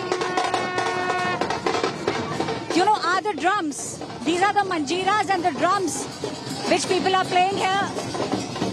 All this is being done while people await Prime Minister Narendra Modi. Is expected to reach the BJP headquarters by 6 p.m. and then he will speak with the people. But there definitely is a lot of enthusiasm at the BJP headquarters. Preeti. All right, so this is the atmospherics where the BJP headquarter in the national capital is concerned. My colleague Aishwarya Paliwal right behind her is another poster of Yogi Adityanath. If I'm not wrong, it also says, yes, Yogi Adityanath bulldozer returns. Very aggressive and understandably, the cadre for any political party, especially at the time of this massive win, not just in Uttar Pradesh, not just in Goa, not just in Uttarakhand, but also Manipur. 4 states in the bag. Aishwarya, try and get us some more reactions of the people who've gathered there. Are they all party cadre or they've come from other places, regular common folk?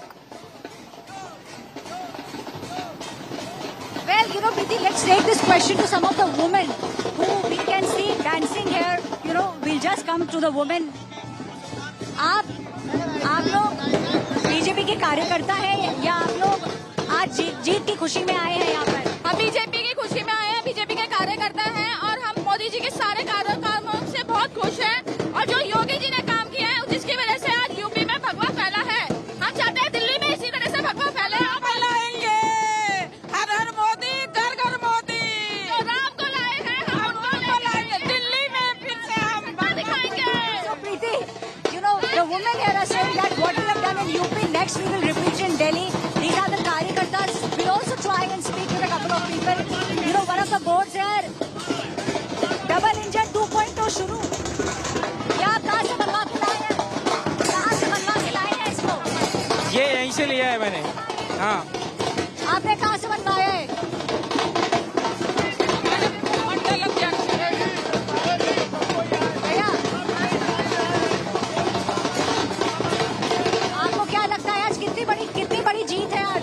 देखिए, Bharatiya Janata party और Bharatiya Janata party के कार्यकर्ताओं की बहुत बड़ी जीत है ये। जो योगी जी ने शासन दिखा के उत्तर प्रदेश में दूसरी बार सरकार बनाई है, ये बहुत बड़ी पूरे भारतवर्ष के हिंदुओं और पूरे भारतवर्ष के भारतीय जनता पार्टी के कार्यकर्ताओं की बहुत बड़ी जीत है।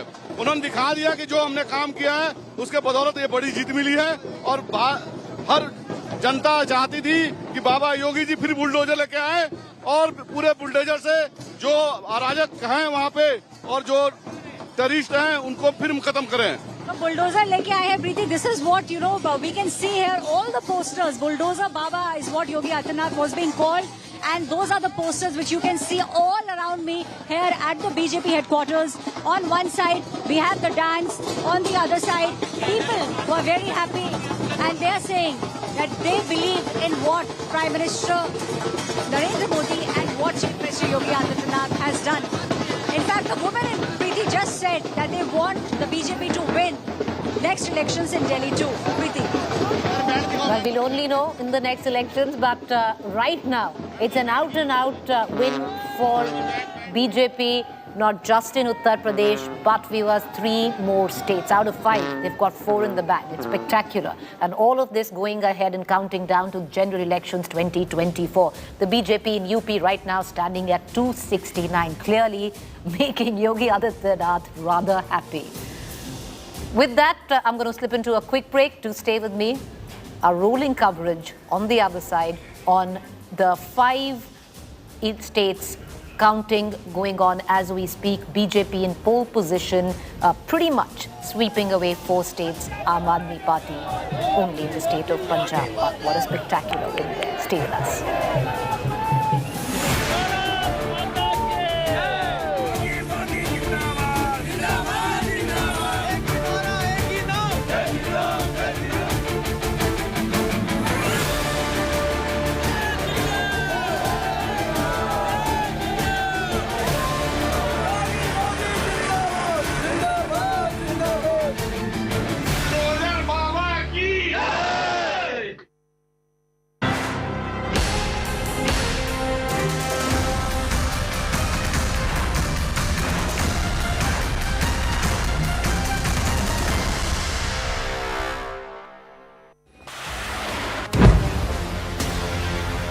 can hear more blasts that are taking place. We are moving away from this area. We are being told to leave this area because it's not safe to be here. Kyiv braces for an imminent attack over the next 24 to 48 hours. With cameraman Pawan Kumar reporting from Ground Zero, Kiev, Ukraine, Gaurav Sawant for India Today.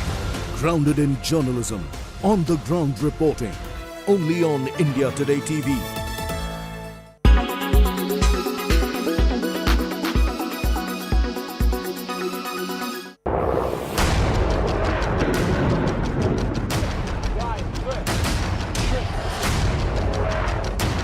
As Russia declared war on Ukraine, as the world was plunged again into crisis, with the only Indian team in the real war zone. This is Mariupol. You hear a series. Hear this sound.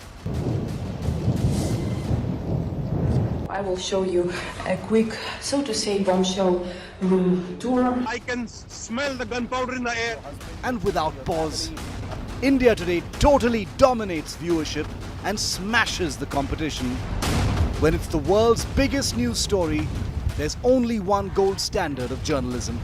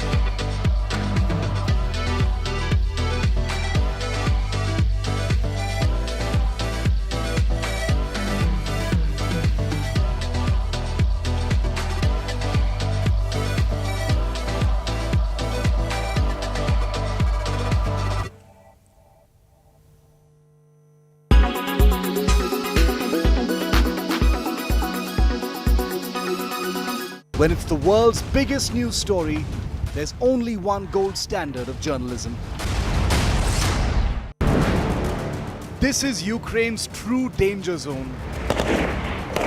Up close and fearless in Ukraine's combat zone. You are watching India Today.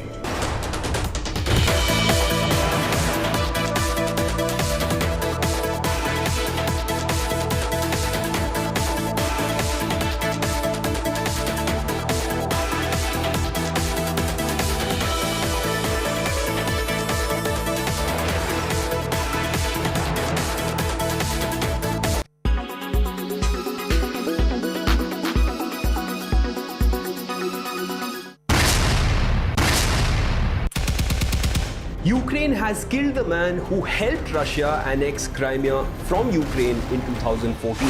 As per Ukraine's defense ministry, they have killed one of Vladimir Putin's main men in Ukraine.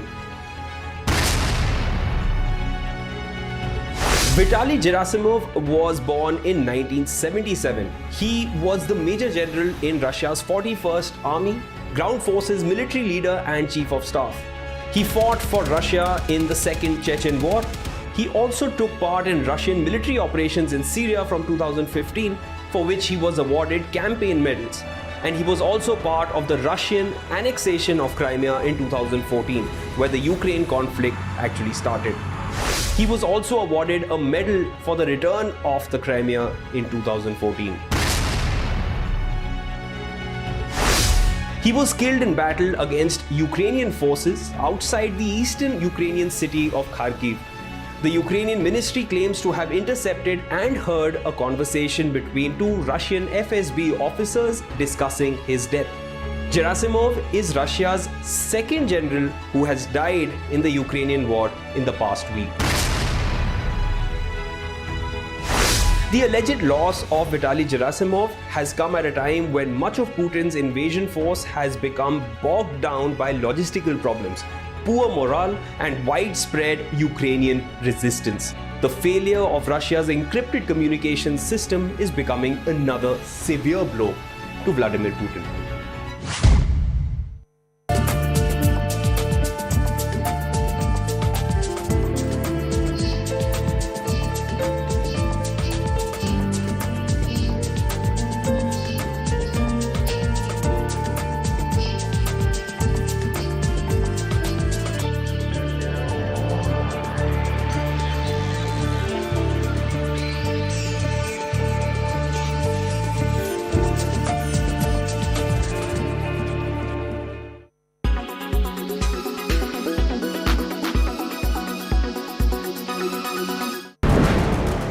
This is Ukraine's true danger zone. Up close and fearless in Ukraine's combat zone. When it's the world's biggest news story, there's only one gold standard of journalism. You are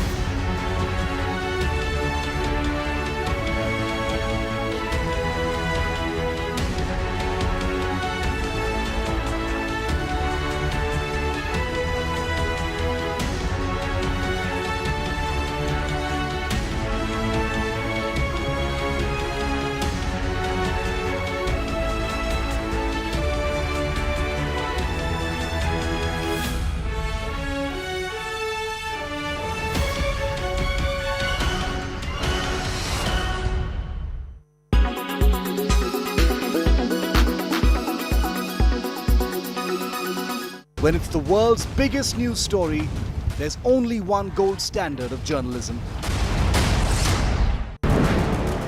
This is Ukraine's true danger zone.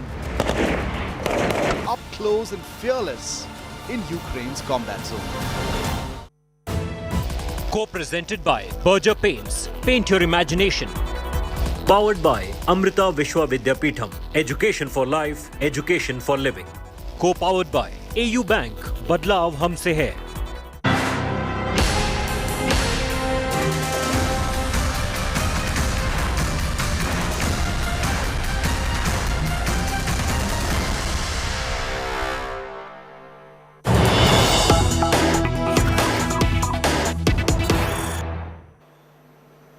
All right, viewers, let's dip into the latest news break, and it's coming in from Gorakhpur Sadar, the seat of Yogi Adityanath. And he's won from a whopping margin of 1,02,000 votes. That is Yogi Adityanath's first assembly election.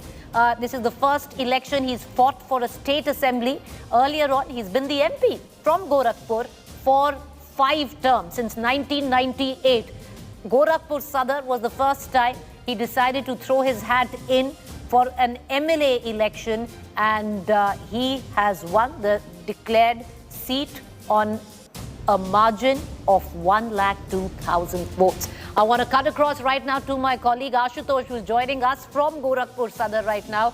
You know, Ashutosh, befitting that he win from this massive margin of 1,02,000 votes when you register such an emphatic win consecutively, 270s where BJP stands on right now in Uttar Pradesh.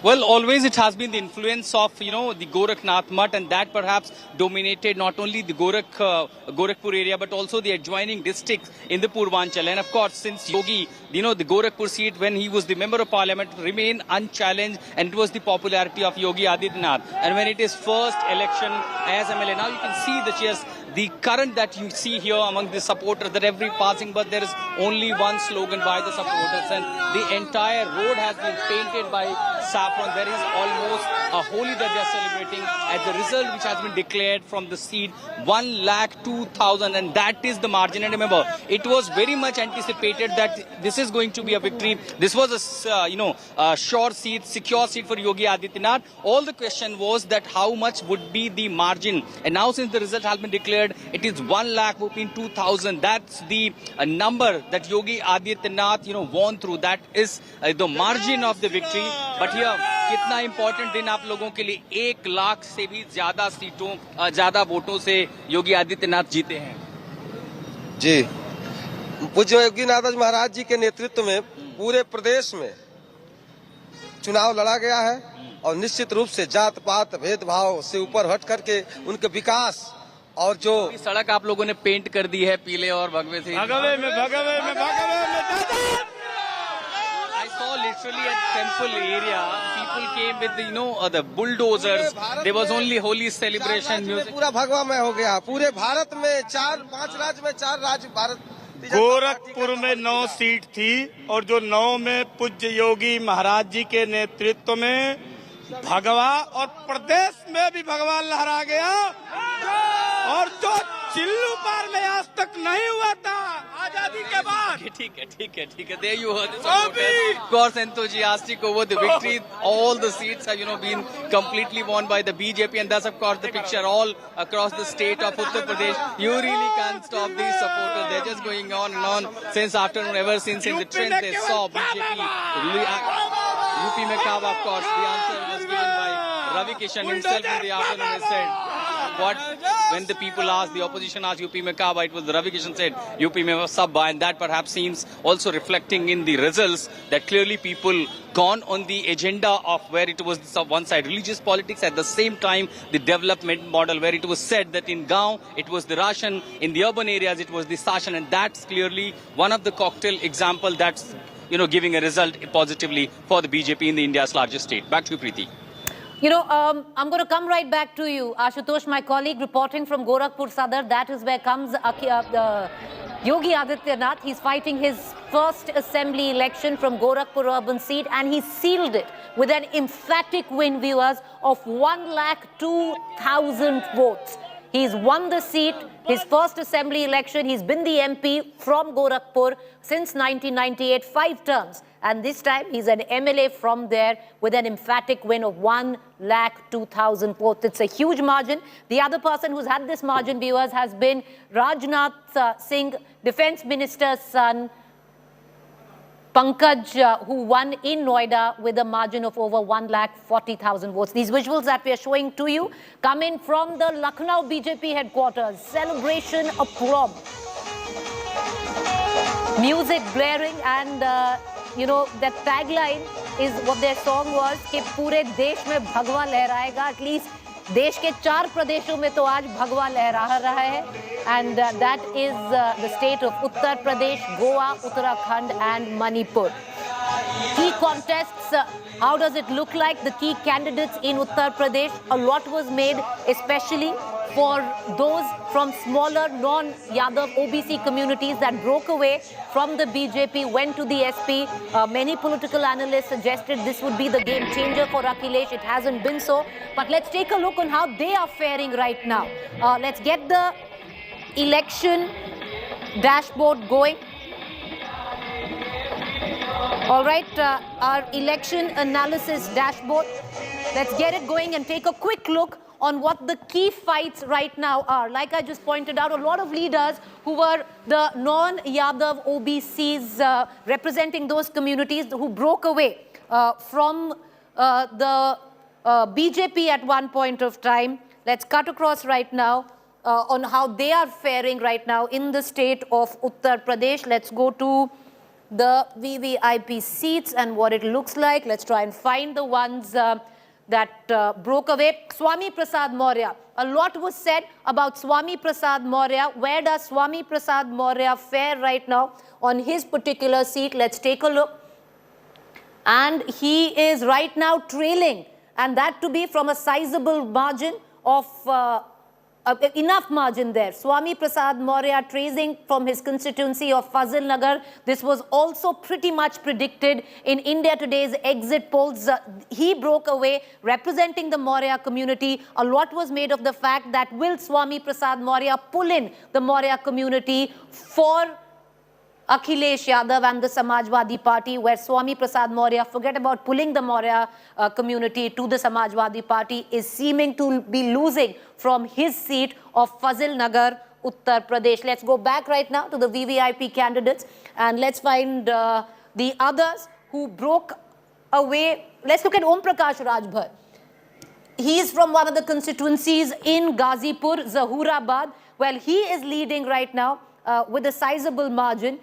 There was a tough fight for him as well. It was predicted he was in a tough contest by our exit polls, but by the looks of it, Om Prakash Rajbhar right now leading from Zahurabad in constituency Ghazipur. Let's go back to the VVIP seats and let's find the others who broke away from the BJP representing the other communities, the non-Yadav OBC communities, and they could have benefited is what was to be said, which is the Samajwadi Party. Let's try and find Dara Singh. Yeah, Dara Singh Chauhan is the other leader. Well, he's finally leading. He was trailing till now. He had pulled away from the BJP. A lot was made that he is going to, get a huge chunk of the non-Yadav OBCs for Samajwadi Party, not so. But he's at least now leading from his seat. He was trailing till a short while back. Let's look at some of the other seats right now on how they are faring. Some of the other big names. Azam Khan from Rampur. Let's take a look. Well, he is leading with a sizable chunk there. Let's cut across and see the other big place. Keshav Prasad Maurya from the BJP was trailing till a certain time back. All right, let's right now cut across to my colleague Moshmi while we, get you more details from our assembly election dashboard. My colleague Moshmi is right now at the BJP headquarters in Lucknow. She's joining me live from there. Moshmi, celebrations, aplomb, a leher of saffron. You know that song when you and I would be reporting on the streets of Uttar Pradesh, सारे देश में saffron लहराएगा. 4 प्रदेशों में तो लहराए भगवा.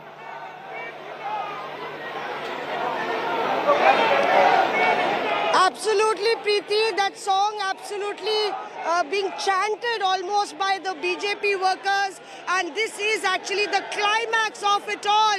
A mammoth battle fought by the BJP, and the BJP, triumphing with a huge margin, and here you are, the scene unfolding, not even an inch of a space to walk, jam-packed, action-packed BJP office. You can see how these BJP workers are waving the victory sign, and you can see saffron flags, BJP flags, saffron topis, a bulldozer right there on the head of one of the BJP workers, and workers laughing and chanting. It's been going on since 11 a.m. in the morning, and this is a moment of reckoning for the saffron party that has been hoping for a comeback, a history in the making, 35 years jinx broken by Yogi Adityanath as the BJP returns to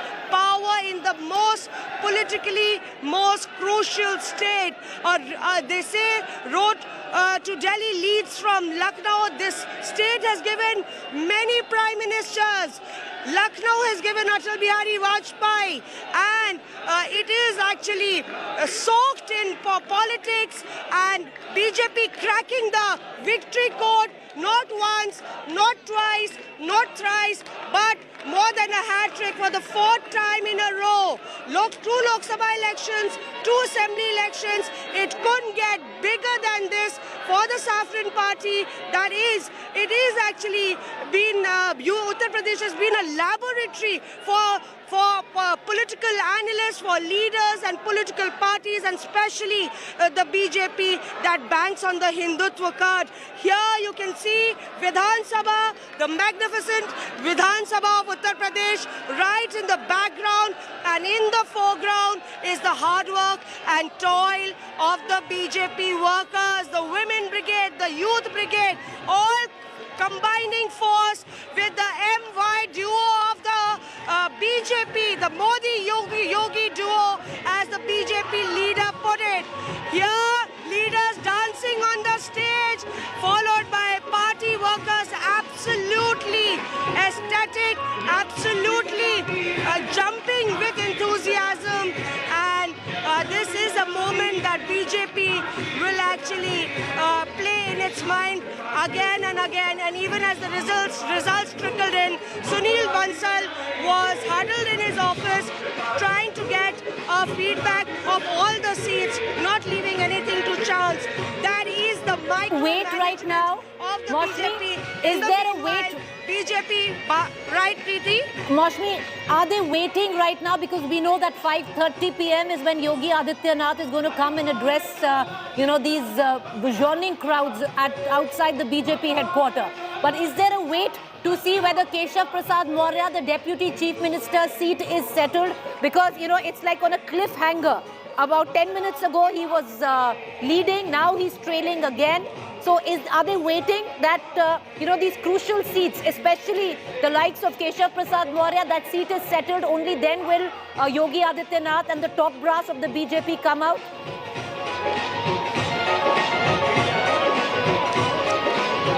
Preeti, I remember you telling me last time that the X factor, the Yogi Modi factor, is actually overplaying all the negatives as far as the political situation is concerned. And here you can see the Yogi factor actually downplaying any defeat of any big BJP leader. Even the Deputy Chief Minister, if he's facing a defeat, it's not even being discussed or mentioned here, because the BJP workers are absolutely lost in the celebrations of victory, which they think they truly deserve. It was a long and hard-fought battle for them.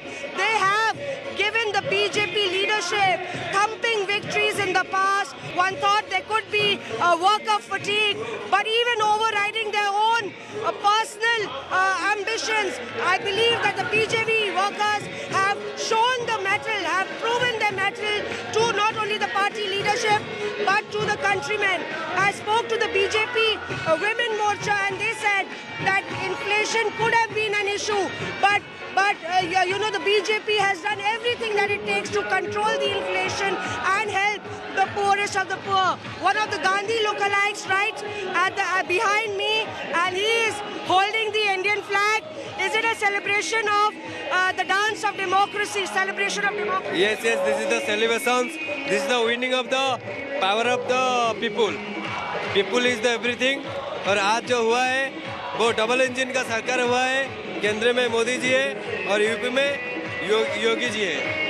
ये सब खुशी लोगों के लिए. So here you are, Gandhi lookalike. He is actually a devotee and a follower of the principles of Gandhi, traveling across the country, arrived here for the BJP celebrations, Preeti. But look at that. Look at the view there.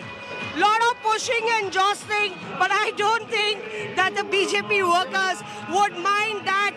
They would be, in fact, dreaming that this moment should come when they would be actually celebrating the victory with the man of the moment.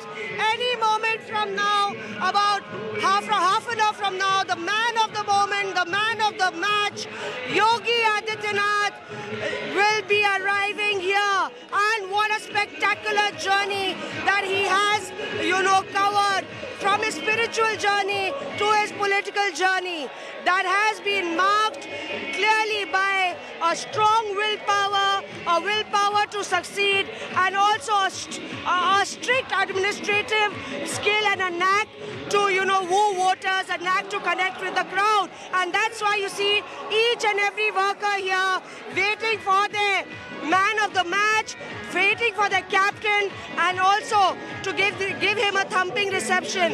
5 years back, I had seen a replay of this moment, but that time the BJP had tasted victory in the assembly elections after the 2014 victory. So this victory is very, very special, not only because it's the second time in a run you won the assembly elections, but now you have a leader who is actually, accepted by the public of Uttar Pradesh, and not only accepted, his policies, his working style celebrated as Baba Bulldozer Baba. So right here, you can see Aayenge Yogi Ji, the line that PM Modi actually, said, Aayenge to Yogi Hi. And here people dancing, just hear the chants and the clap.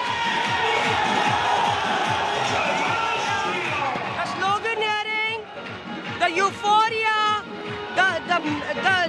the skill at which the BJP is actually celebrating this victory with the party workers.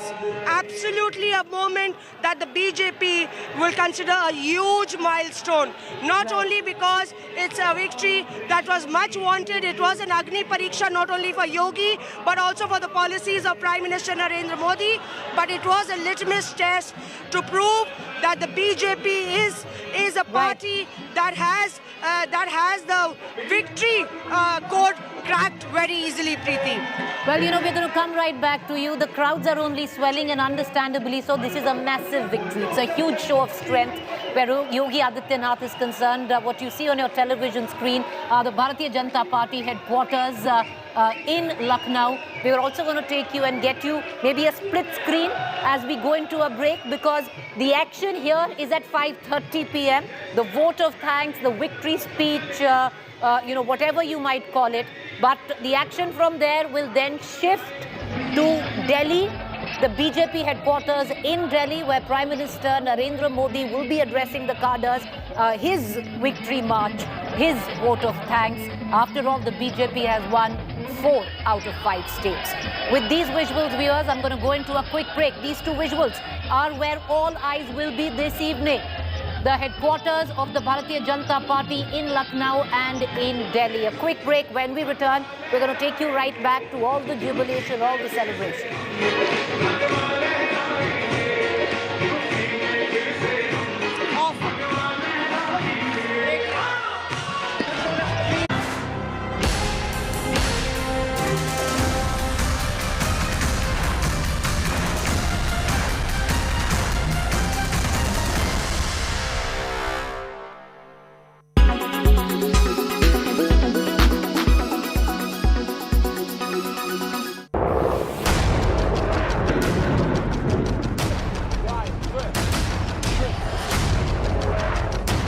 As Russia declared war on Ukraine, as the world was plunged again into crisis, with the only Indian team in the real war zone.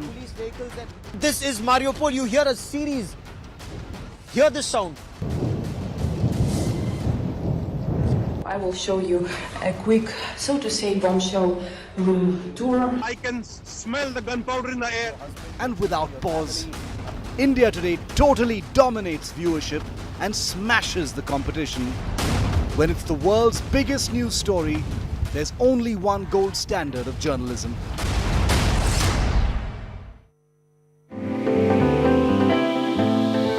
We know that plastic causes pollution, but did you know microplastics can also be a cause of pollution?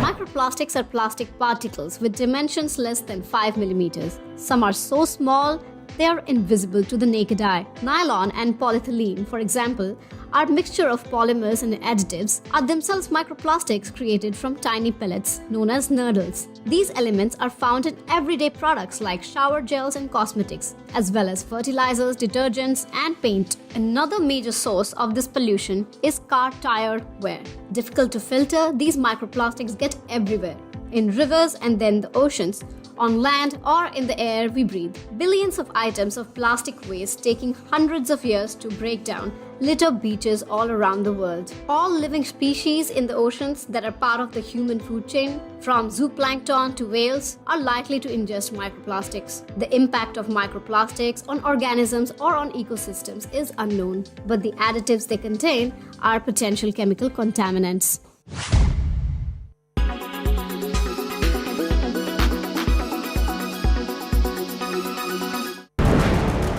This is Ukraine's true danger zone.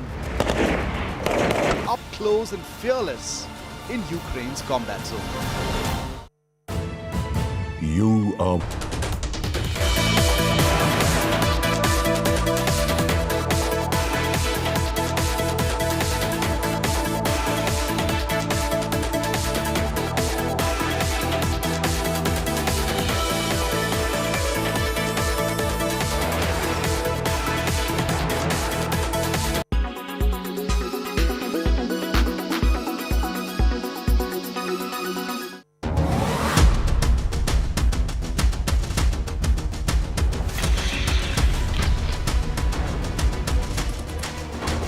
Putin's motive to acquire Ukraine is growing stronger by the day. As per US officials, Russia has recruited Syrian combat fighters to fight in Ukraine.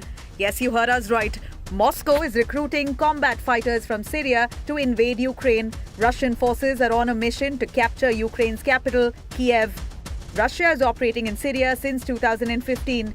In 2015, Russians helped the Syrian government to launch a military intervention to fight rebels in the country's civil war.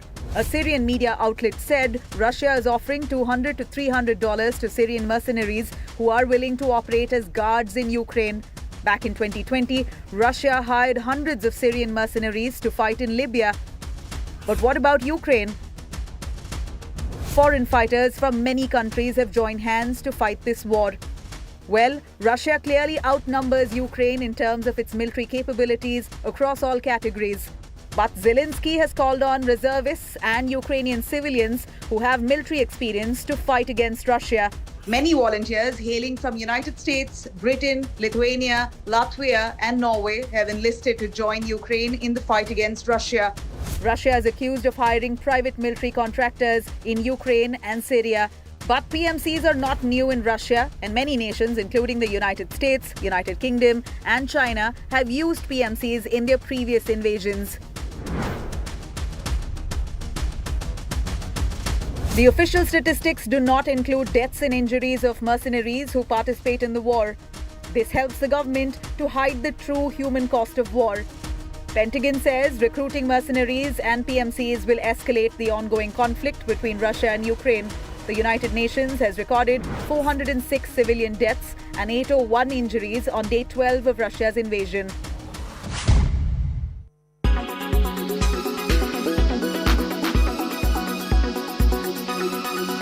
When it's the world's biggest news story, there's only one gold standard of journalism. Co-presented by Berger Paints. Paint your imagination. Powered by Amrita Vishwa Vidyapeetham. Education for life, education for living. Co-powered by AU Bank. Badlaav humse hai.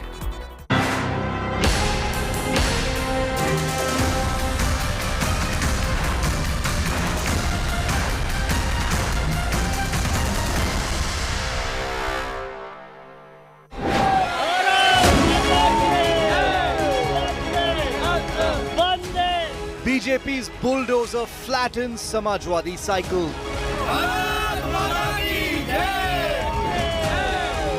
Yogi in driver's seat, rivals all crushed.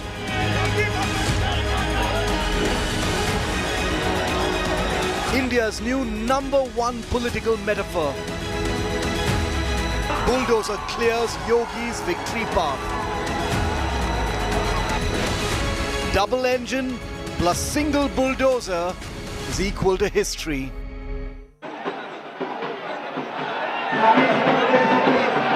Hello and welcome. You're watching India Today and I am Mosmi Singh getting you this very special show from Ground Zero, Lucknow. India Today continuing its mega coverage of the assembly elections. It doesn't get bigger than this. But first, the breaking news.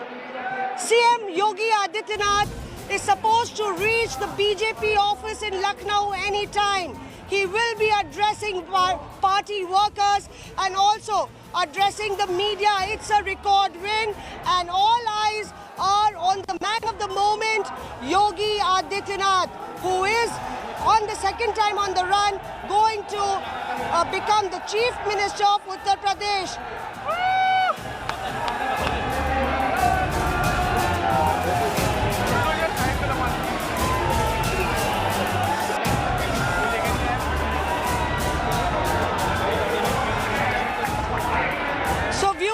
BJP has swept UP and there were multiple factors that actually came into place. But before we go into the factors that actually played a part in the victory, let's get your view of what's happening on Ground Zero. Action-packed, completely packed BJP office, no space to walk.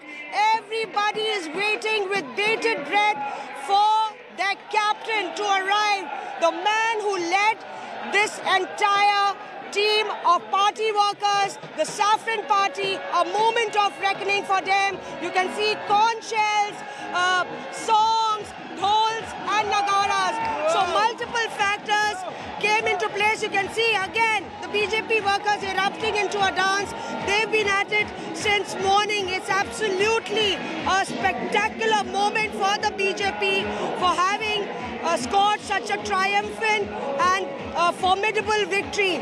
But let's go back and talk about why the BJP actually swept the UP polls from the end of Mafia Raj to the consolidation of women voters. We break it down for you that what are the factors that actually played their part in BJP scoring such a huge victory.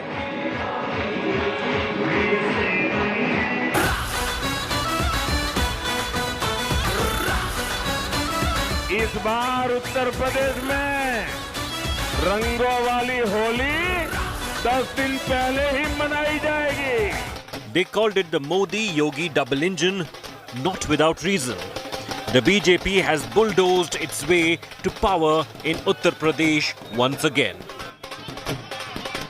Holi has come a week early for the party as it wins a handsome majority with over 250 seats.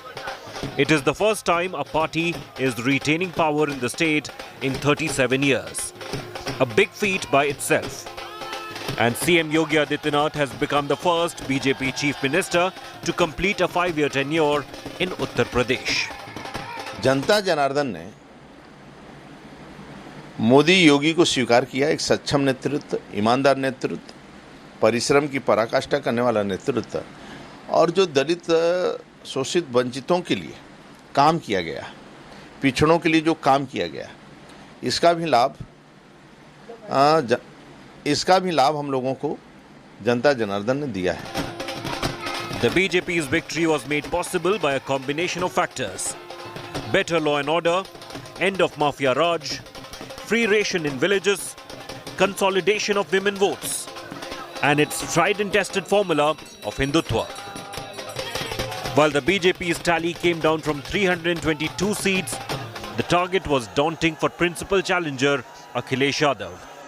While the cycle did move fast, it still proved to be too slow for the BJP's bullet train. The SP gained over 70 seats from its previous performance, but that was it. The casualties of the war are Mayawati and Priyanka Gandhi Vadra. The BSP's vote share and seat share have shrunk considerably, and all the efforts by Priyanka could only fetch them less than 3% votes for the Congress. The elections in UP were billed as the big semi-final before 2024. The grand victory in India's most populous state with 80 Lok Sabha seats places the BJP in pole position for the general elections 2 years later.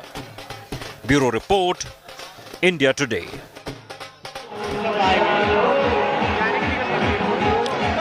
It's a moment of reckoning for the BJP. We're here at the BJP headquarters in Lucknow. You can see the Vidhan Sabha on my left side. That is the power center of Uttar Pradesh.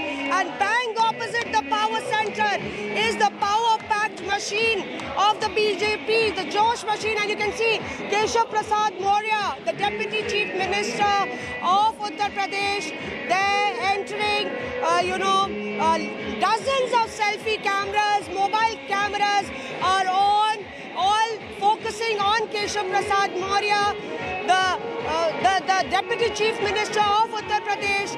And any moment from now, we will also see the Chief Minister walk in. All the other BJP leadership has really been waiting for them to come along with the party workers. Massive BJP flags. There you can see Keshav Prasad Maurya waving the victory sign and welcoming and receiving the reception that he is getting by the BJP workers. Chants of Jai Shri Ram reverberating in the air. It is a moment that will be etched in the memory of the BJP workers for long. And of course, the Janta, the kingmakers of UP and the queen makers will be watching this entire show as the BJP pulls up a victory celebration of sorts in Lucknow. And yet again, that song, which must have been playing for more than 100 times today, is playing again. But the BJP workers are not tired, certainly not retired. And this is a time when the BJP is absolutely emboldened. So let's talk to the BJP workers here and see what they really feel. Baba ka bulldozer chala, Modi factor chala. दोनों चला और बाबा का bulldozer तैयार है और हमारे कार्यकर्ताओं में बहुत जोश है और रातों दिन हम लोगों ने काम किया है जो आप ग्राउंड जीरो पर देख रहे हैं हमारे कार्यकर्ताओं का जोश और आगे 27 में इससे ज्यादा और अच्छी बेहतर स्थिति में आएंगे। Very important, everybody is talking about 2027, 2024. बाबा का बुलडोजर चला। कितने देर से आप लोग डांस कर रहे हैं, खेल रहे हैं, थके नहीं हैं? हम लोग सुबह से कर रहे हैं, जब से अनाउंस हुआ था चुनाव का परिणाम आने शुरू हुए थे, तब से इसी परिणाम के लिए बेताब थे और जो है पूरी तरीके से बेताबी का जश्न जो है, थकान पूरी तरीके से दूर हो चुकी है क्योंकि प्रचंड बहुमत की सरकार बाबा ने बनाई। Right, let's look at that path that has been carved out for the UP Chief Minister. Many call him Baba, many call him Maharaj, many call him Yogi Adityanath. And I do remember 5 years back, Yogi Adityanath was a surprise CM. Yes, we can see the cavalcade.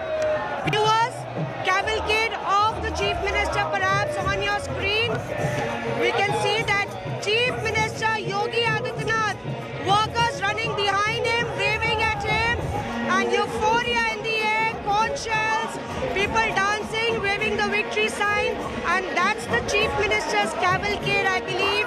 We can see some garlands on the vehicle, but we'll have to wait and see whether it is actually, perhaps it is some other minister who would be alighting from the car.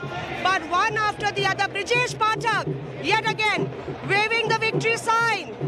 Brijesh Pathak was the candidate for the BJP from Kant, Lucknow Kant, relatively considered a safe seat for the BJP, most sought after, was sought after by Aparna Yadav, was sought by Mayank Joshi, and here you are, Brijesh Pathak, winning that seat and waving the victory sign, dozens of garlands on his shoulder, around his neck, viewers, and here, yet again, a replay of the scene that unfolded when Keshav Prasad Maurya came. Holy before holy is what you see, a lot of gulal thrown on him, and the BJP workers, one after the other, receiving the BJP leaders here. Viewers, can you see this? This is how a celebration looks like. They say, Jo Jeeta Wohi Sikandar and Brijesh Pathak. No doubt of enthusiasm there. You can see he's climbing onto the gate, one leg on the gate, security workers, BJP workers holding him, and he's almost in a dancing mode, welcoming, receiving all the workers right here. This is a scene, you know, that will be played out on television screens, and the public of UP will be watching the BJP not undermining at all. You know, emboldened by this victory, knows the importance of this victory, how the BJP government, the schemes and policies were put to test, and the entire campaign saw a very bitter battle being fought. And now Brijesh Pathak is being led in to the BJP office. Viewers, just 20 minutes to go. Any moment from now, we'll see Yogi Adityanath, who will be arriving. He is the star of this entire campaign, stuck to his guns, stuck to his ground, and yet again, the result is the scene unfolding on ground zero. Viewers, you know, since morning we've seen the youth brigade, the women brigade, every community is present here. What a thumping victory for the BJP.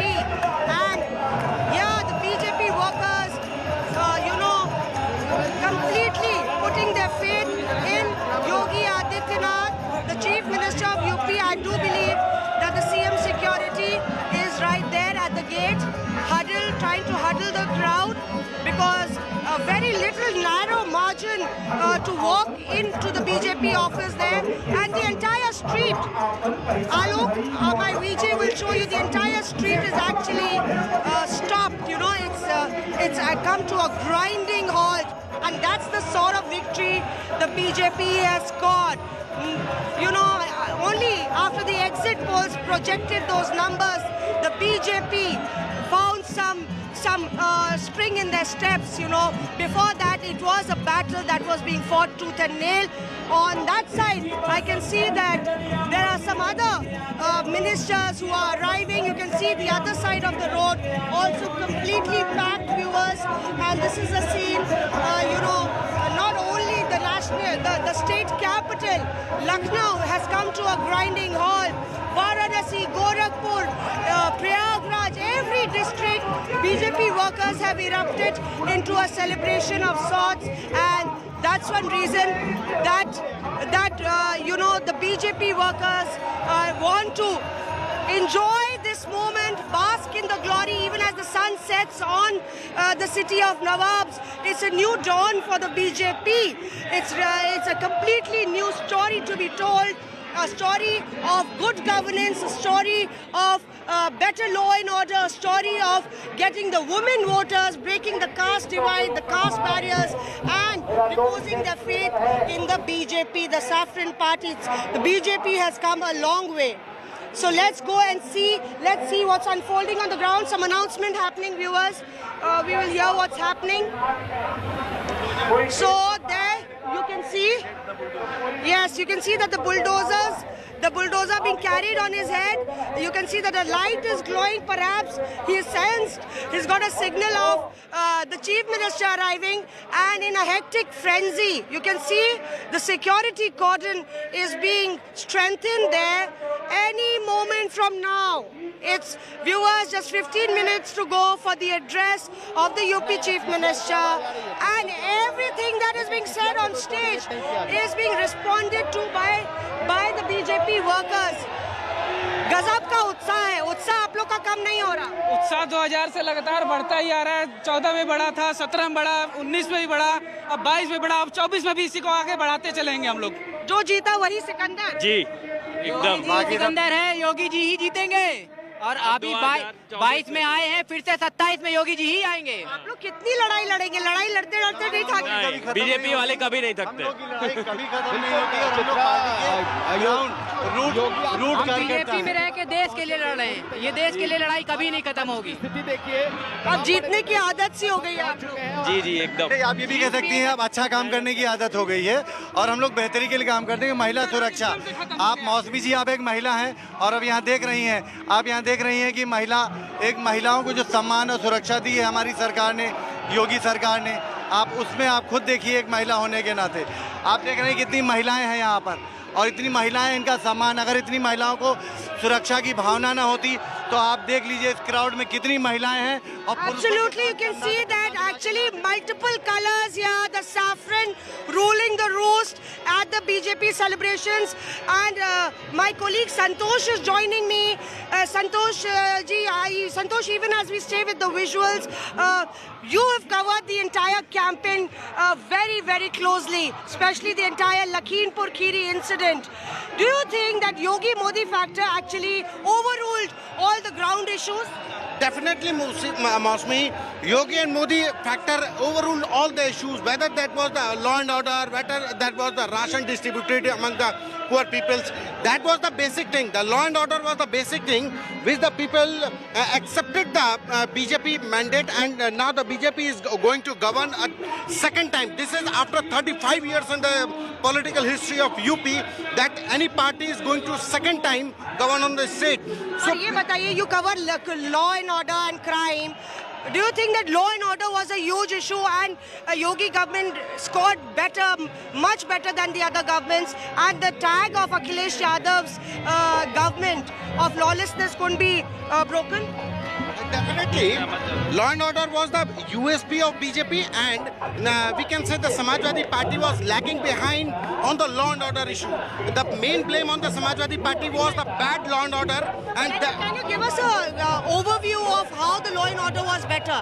Any examples? Definitely the action against the Mukhtar Ansari, Atiq Ahmed, and the slogan that is the bulldozer Baba. That is the biggest impact of the law and order in the state UP, and BJP propagated this bulldozer factor in whole elections, and we can say that in Purvanchal also. I'll just interrupt you because I'm seeing some activity on the road.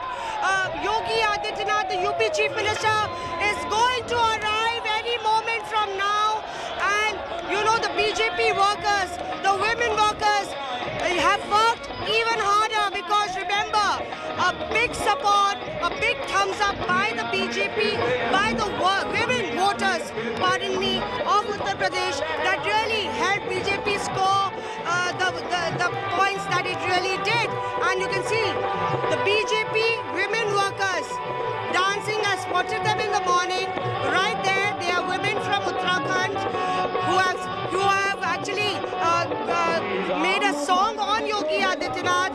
There you can see they've been unstoppable, dancing. There's a spring in every step, music issuing on the lips, and they are ready to dance throughout this entire victory lap, which was much dreamt about, much warranted, and a big BJP flag right in the center that is being brandished as the victory celebrations continue. We are seeing some movement of vehicles, a gypsy arriving, a second one arriving in a row. Remember, we are keeping our eyes on the entire stretch of the road from where 5 Kalidas Marg is the residence of the UP Chief Minister, and I am seeing is that the cavalcade of Yogi Adityanath? क्या ये cavalcade? देखिए बिल्कुल अभी तो नहीं, क्योंकि पूरी तरीके से ये काफिला सिक्योरिटी उनकी आ चुकी है, जो मुख्यमंत्री की सिक्योरिटी है वो आ चुकी है, लेकिन जो गाड़ियां हैं वो अभी नहीं लग रहा है कि इसमें मुख्यमंत्री योगी आदित्यनाथ है, क्योंकि उनकी गाड़ियों का काफिला कुछ अलग रहता है। तो ये मुख्यमंत्री योगी आदित्यनाथ का काफिला इनके बाद आएगा। कोई और नेता है, बीजेपी के तमाम बड़े नेता, केशव मौर्य, स्वयं प्रसाद मौर्य, तमाम बड़े नेता जो जीत करके आ रहे हैं, लिहाजा अभी मुख्यमंत्री Brijesh Pathak, we saw Brijesh Pathak, he literally climbed on the gate, Santosh, and was actually waving. Too happy he is. Actually, Brijesh Pathak started as a political career from the Lucknow University. He was the student leader, and what we have saw today that Brijesh Pathak he was overwhelmed with the victory which he got from the Lucknow Kent area, and definitely it is the biggest victory for the BJP. And this is the Deputy CM Dinesh Sharma who came with this cavalcade. And so viewers, watch this. The other Deputy Chief Minister, Dinesh Sharma, who we spoke earlier in the day too, has also arrived. And he who seemed pretty confident last evening, he told me clearly that we will be reaching the 300-figure mark, but no way we are coming below 270. And he was pretty sure that the BJP will be winning on the women card, will be winning on the schemes that the BJP government has put into place on ground zero. And dozens of cameras, focus lights on BJP leaders one by one trickle in, but we are still waiting for the chief guest. It is a victory, very hard fought for the UP Chief Minister, Santosh. Yeah, this is going to be a very hot fight for the UP Chief Minister, but undoubtedly what Yogi Adityanath has done in the first 10 years, that is the biggest thing. This is the law and order, this is the... 5 years, not 10 years yet. अभी 5 साल ही हुए हैं. 5 साल हुए हैं. तो पिछले पहले वाले में... So here you are, viewers. Watch this. You can see Bajrang Bali. We saw a battle of Bajrang Bali versus Bahubali, a political war of words erupt in UP. But here you can see Bajrang Bali arriving at the BJP office. And chants reverberating in the air. You can see a lotus behind him. Nai soch, nai ummeed, काम दमदार. एक बार फिर BJP सरकार. Those are the slogans that the BJP actually, and we can see that a lot of color, a lot of flavor, a lot of caliber, all sorts of people. Yeah, you can see somebody dressed up as Lord Ram arriving here. You have Hanuman, you have Lord Ram, and you will have any moment from now the chief guest, Baba Bulldozer, also arriving as his party workers lovingly call him. But here you can see that somebody dressed up as Lord Ram has just arrived and is much sought after. Remember, Ram is a symbol that the BJP has used much often. Even the song, हम राम को लाए हैं, हम BJP को, आप BJP को लाएंगे, एक बार फिर से यूपी में कमल खिलाएंगे. So Lord Ram has been in the center of all policies of the BJP. And here completely, you know, there is a lot of euphoria. But let's go to my colleague Ashutosh. We've seen a lot of bulldozers, and there Ashutosh is in Gorakhpur with another set of bulldozers. Ashutosh, over to you. Well, Mausami, if I could say, really, this is a bulldozer rally that I see here in Gorakhpur. Literally a bulldozer rally. More than 10 bulldozers carrying, you know, the BJP supporters, the workers carrying out almost a rally here in Yogi's home turf.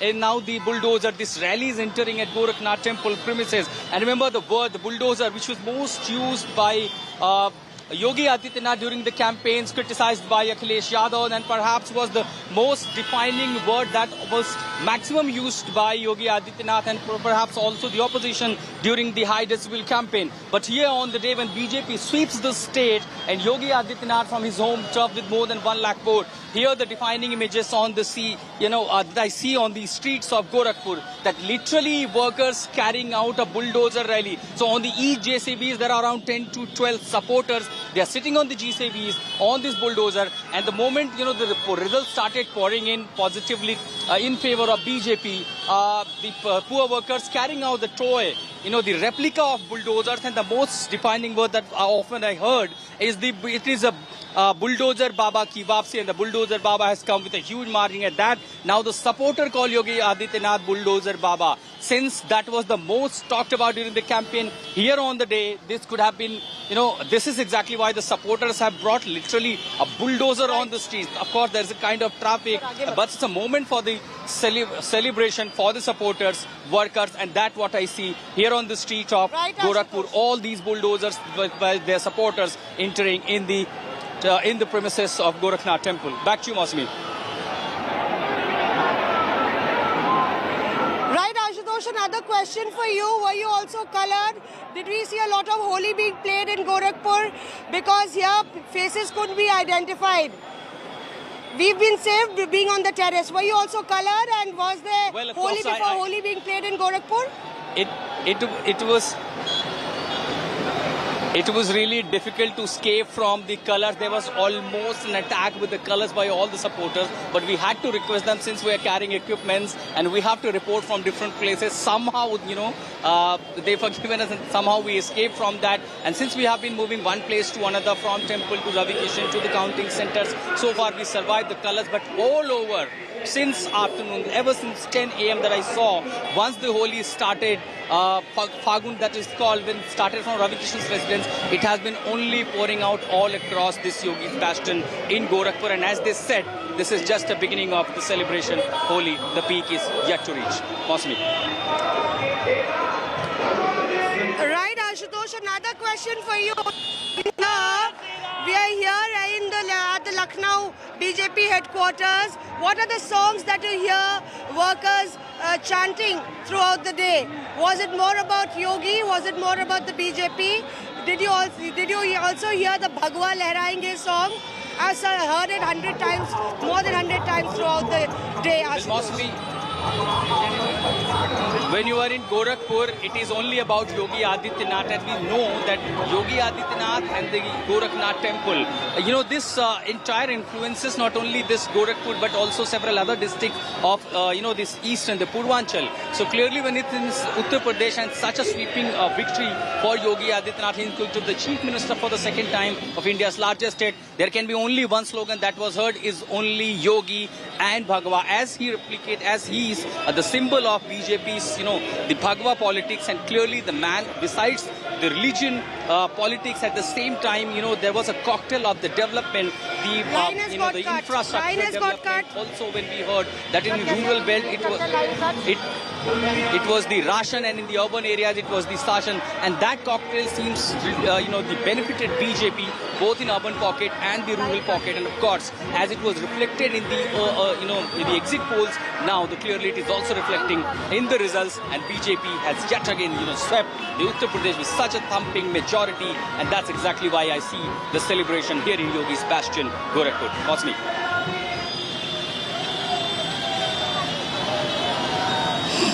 More than 100 times today.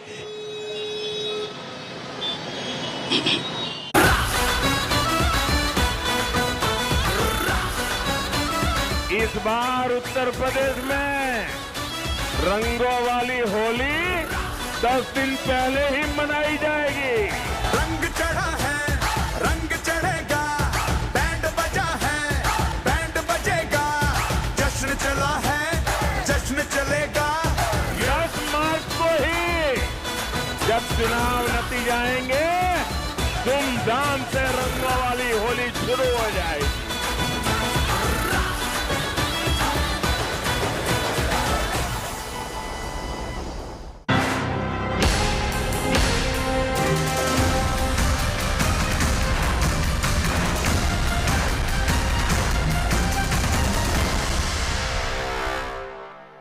Crypto Watch brought to you by BitBNS.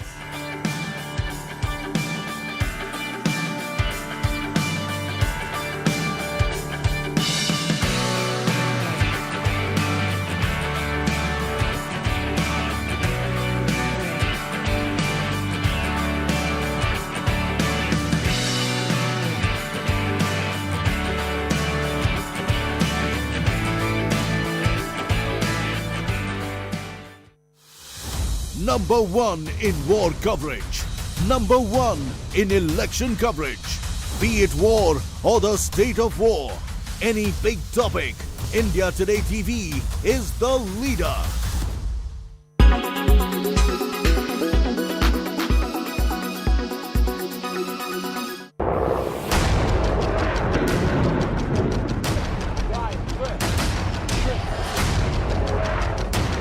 As Russia declared war on Ukraine, as the world was plunged again into crisis, with the only Indian team in the real war zone.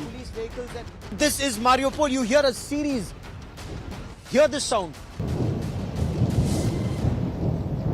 I will show you a quick, so to say, bombshell room tour. I can smell the gunpowder in the air. And without pause, India Today totally dominates viewership and smashes the competition when it's the world's biggest news story there's only one gold standard of journalism.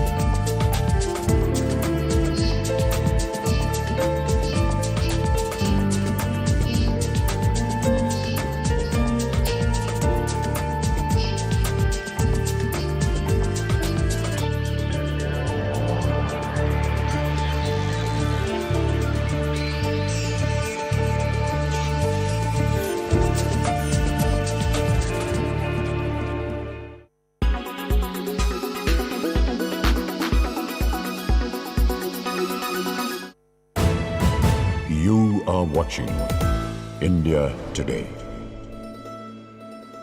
Co-presented by Berger Paints. Paint your imagination. Powered by Amrita Vishwa Vidyapeetham. Education for life, education for living. Co-powered by AU Bank. बदलाव हमसे है.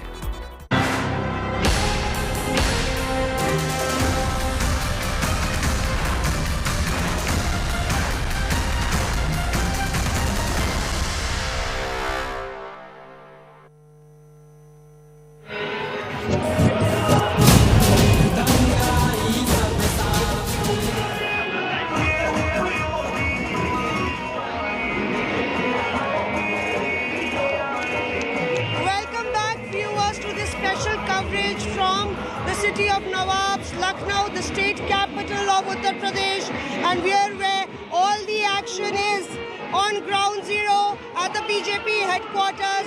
A moment that every voter, every BJP worker and also the opposition would be looking at very carefully, because this is a moment where the BJP has actually, covered a new milestone. It's a new dawn for BJP, and undoubtedly the workers here, a marathon show of strength and stamina in the elections, and yet again in this victory lap.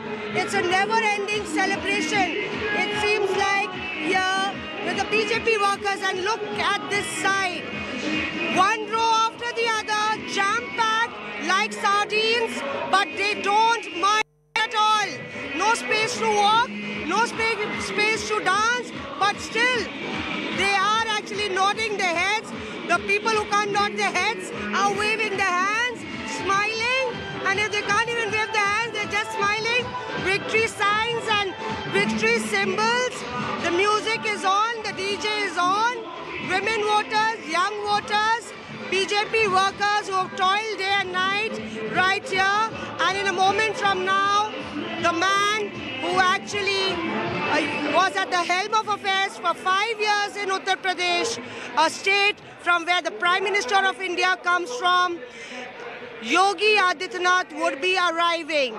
So he is the man of the moment, the man of the match definitely, and the Sikandar after this victory. Clearly everybody is waiting for Yogi Adityanath. There is an announcement that the Chief Minister is about to arrive, and what a journey it has been, viewers. Ever since he actually stepped foot into politics, he has won the Lok Sabha 5 times. From 1998, 12th Lok Sabha, 13th Lok Sabha, 14th Lok Sabha, 15th Lok Sabha, won Lok Sabha 5 times, and that went on to become the Chief Minister of Uttar Pradesh, the most populous state of the country, the most politically crucial state of the country, and what a thumping victory. Very few know that Yogi Adityanath has a degree in mathematics from Garhwal University, and surely he didn't go on to become the maths professor, but surely he worked out the arithmetic to the T as far as this victory for the BJP is concerned. And of course, the Modi factor playing its part in this election, the Yogi factor doubling the attraction of the voters to the BJP, and now we can see a frantic security personnel, a frenzy right there. The security personnel have become alert. The announcement has been made. We can see a bigger, more spacious path carved out for the Chief Minister. All the ministers are in, all the leaders are in. The only man awaited, the only leader awaited is the UP Chief Minister, Yogi Adityanath, who was born in a family in Garhwal, in Pori Garhwal. His father was a forest ranger of modest means, and then he went on to take a spiritual path and then a political journey of sorts. Known to be outspoken, a strict administrator, Yogi Adityanath has stuck to his guns. He's known to mince no words, and he stuck to his campaign, stuck to what he believed in, and here the results are for the entire country to see, for his critics to see. He has proven his critics wrong, and the BJP has won on a plank of several issues that they thought were their flagship schemes, and undoubtedly after a long months of toil, when this moment has arrived, the BJP workers want to cherish each and every moment, viewers. Here you can see how the BJP workers are waiting for Yogi Adityanath, and we will be getting you all the scenes, all the events as they unfold. Sunil Bansal, who heads the organization, had a word with all the candidates. They have been told to get their certificates and then only return. And that's one reason that we will see mostly the BJP candidates of Lucknow present, some ministers who haven't fought elections, and the BJP leaders present in this gathering where Yogi will be addressing the masses. So here you are, viewers, we are hearing certain announcements. There is a sudden silence, and apparently the workers are being told to make some space, to create some space. We'll hear that announcement.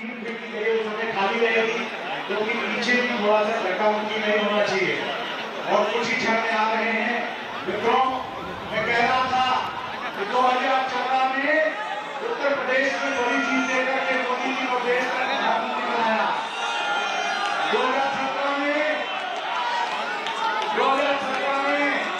Bharatiya Janata party के कार्यकर्ता उत्तर प्रदेश की जनता ने उत्तर प्रदेश में बड़ी जीत लेकर के उत्तर प्रदेश में भारी बहुमत की सरकार बनाई।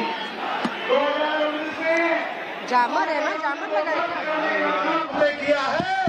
2022 में भी फिर भाजपा की सरकार बनाने का काम किया। मित्रों, मैं कह सकता हूं कि देश के गृह मंत्री जी कह रहे थे 2022 में उत्तर प्रदेश के कार्यकर्ता जनता एक बार सरकार बना दे, उत्तर प्रदेश में भारतीय जनता पार्टी की सरकार रहेगी। पूरी बात के लिए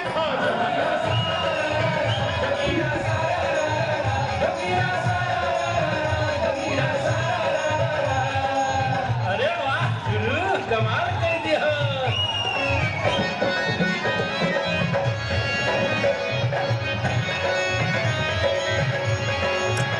So viewers, the victory lap of the BJP continuing in Lucknow, and it can't get bigger than this. This is a moment, any moment, we will be looking at the UP Chief Minister. He has been in Gorakhpur for the past 3 days, only arriving. He yesterday, and today as he moves from Kalidas Marg to the BJP office, this will be a journey that has been toiled for a long period, a political career that spanned over decades. Yogi Adityanath arriving any moment. On your screens, viewers, you will see the Chief Minister of Uttar Pradesh, who has won with a thumping victory any moment from now. And just look at the enthusiasm. All BJP workers on the terrace with their cameras out, standing right here. You can see BJP workers on the roads, ready to welcome their Chief Minister, their leader, the man from Purvachal, who went on to become the head priest of the Gorakhnath Mutt, and then his political journey actually started. Yogi Adityanath, the UP Chief Minister, will arrive. All the other leaders, Brijesh Pathak, Dinesh Sharma, and all the MLAs of the BJP in Lucknow have arrived. The BJP leaders have arrived. We will be waiting to see the first glimpse on your screens, viewers, of UP Chief Minister. We haven't got any photograph of him in the day. We've not heard what he's been doing, but surely we were told that he had been taking stock of each and every constituency across the state.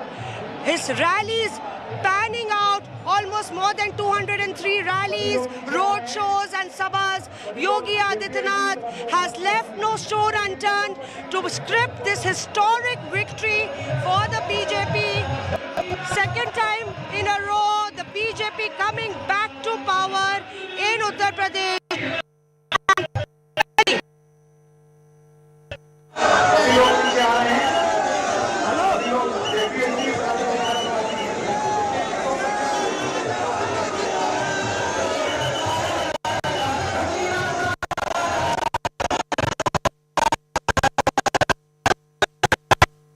All right, Veer, so that is the cavalcade of the Chief Minister of Uttar Pradesh, who has broken a jinx which has gone over 34 years right now.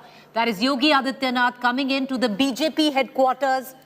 You can see his cavalcade pulling in a very short while. There'll be the vote of thanks, the victory march, whatever you might call it. This is a day that belongs to Yogi Adityanath. His cavalcade pulling in, Yogi Adityanath right there. There's a lot that's gone down in this massive win that has been scripted under his leadership. In 2017, he was picked to be the CM after the Bharatiya Janata Party had won with the face of Narendra Modi. This time around, this election was fought with both Narendra Modi and Yogi Adityanath. There you have it. This is the first shot of Yogi Adityanath through the course of the day. We've been waiting for an official statement. He didn't come out, he didn't speak with the press. This is the first time we see him acknowledge the cadre support that he has. A lot of people have come even from Lucknow to give thanks to Yogi Adityanath, popularly called Baba, Maharaj Ji, or now I would reckon something which will go down in the annals of Uttar Pradesh history being called Bulldozer Baba. So there you have, that's Bulldozer Baba making his way through a sea of saffron support onto the dais. You know, we'll try and dip in and listen in to the high decibel slogan airing, everything surrounding Yogi Adityanath. This is Yogi Adityanath's win, of course, aided by the Prime Minister. But this election was fought under his banner. Let's try and listen in the din through which Yogi Adityanath is tearing in to come onto the dais.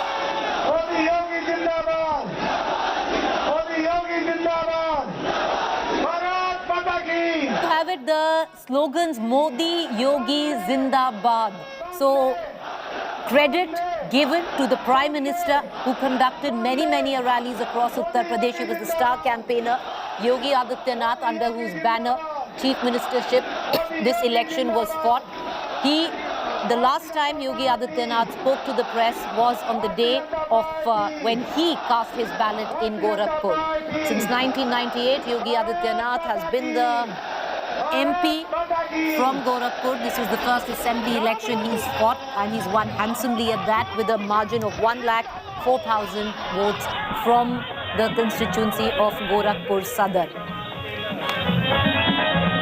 broken the 34-year-old jinx of a chief minister being consecutively nominated or winning an election in Uttar Pradesh, and it's gone to Yogi Adityanath. The Mahant from Gorakhpur is now the second consecutive chief minister from the Bharatiya Janata Party for the state of Uttar Pradesh. And here you see him dancing away, and understandably Yogi Adityanath pleased as punch after registering on the board 268 seats. The halfway mark was 204. He's gone way beyond that. It's semi-wave, one could call it. 268 with Samajwadi Party at 130. This is a huge, huge sweep, a huge, huge win by the Bharatiya Janata Party. At the same time, as these visuals unfold, viewers, preparations are on in the national capital, because at 6:30 the Prime Minister is going to acknowledge the win of Bharatiya Janata Party in 4 states out of 5 on which results were out today. And this is going to be in just about a few minutes, the vote of thanks, the victory march of none else but Yogi Adityanath, bulldozer Baba. It's going to go be iconic, be associated with him forever. Completely linked to the law and order situation, which many of his voters, and there's a sizable lot clearly, that believe that it was Yogi Adityanath who has changed the law and order situation of Uttar Pradesh for the better. These are the first shots of Yogi Adityanath after registering this emphatic win for the Bharatiya Janata Party in Uttar Pradesh, along, of course, with the leadership of the Prime Minister Narendra Modi. Let's once again, and to give you an example as to why it's seen, read, perceived, projected importantly as a win by both the Prime Minister and Yogi Adityanath. As Yogi Adityanath is coming in onto the dais, what's playing right behind is Yogi Modi together, Yogi Modi ki jai, which is how Yogi and Modi have scripted this spectacular win for the Bharatiya Janata Party. Well, this is a big moment for Yogi Adityanath. He's, done it on his own steam, well perceived as the Hindu hardliner in India, who's now clearly scripted, what can one easily say, election history in the state. Leading the BJP's campaign from the front, he's been the incumbent chief minister, saffron-clad, and has managed to get the saffron wave going in Uttar Pradesh by registering at least what now looks on the board is 268 seats of 403 in Uttar Pradesh. His impending victory comes, despite what many would suggest was an anti-incumbency, viewers, in terms of berozgari, inflation, or even with what in the rural belt was perceived to be the stray cattle menace. All of that is history now, because the saffron wave has swept through it all, with Yogi Adityanath emerging as the man who UP has endorsed. So one can keep going on and saying what they might, but this election belongs to him and the Prime Minister, who conducted many, addressed many rallies across the state of Uttar Pradesh. So this is Yogi Adityanath. In a very short while, we're going to listen to him, hear him out. The last time he spoke to the press was when he cast his own ballot in Gorakhpur. All right, there you have it, surrounded by his deputies in terms of his deputy chief ministers. There you have it, Yogi Adityanath wearing that pink robe around his neck. Well, this is the sign of victory. And what an emphatic win it has been for Yogi Adityanath. He's led from the front. You have the BJP president of Uttar Pradesh as well. It's a big win. This is an acknowledgement by Yogi Adityanath, thanking the cadre for all the support. And you can see it in this sea of saffron. While he's showering flower petals and color, Holi's come early to Lucknow, and understandably so.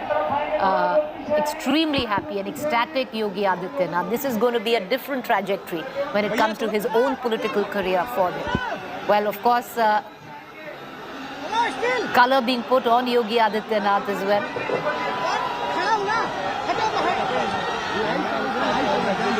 But it is a spectacular win. Yogi Adityanath putting color on Swatantra Dev Singh, the BJP president for Uttar Pradesh there. This is ecstasy for them. Registering a win over 268 right now, as emphatic as it gets. Flashing the V-sand. This is the first time he's done it. You know, through the course of this election, there have been so much talk, political analysts going on and on and on, that even after he cast his ballot, look at his body language.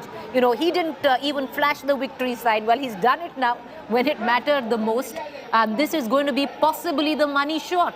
You have Yogi Adityanath with the sea of saffron, with all his deputies, Swatantra Dev Singh as well, the president of the Bharatiya Janata Party in Uttar Pradesh. And now he's going to be feted by everyone. That's Keshav Prasad Maurya.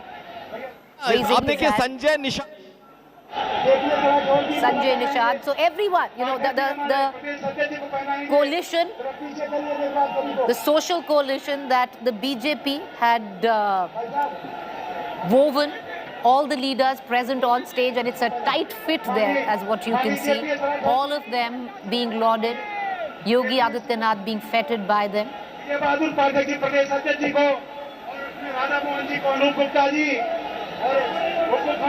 It's a complete wipeout for the BSP, complete wipeout, decimation for the Congress as well.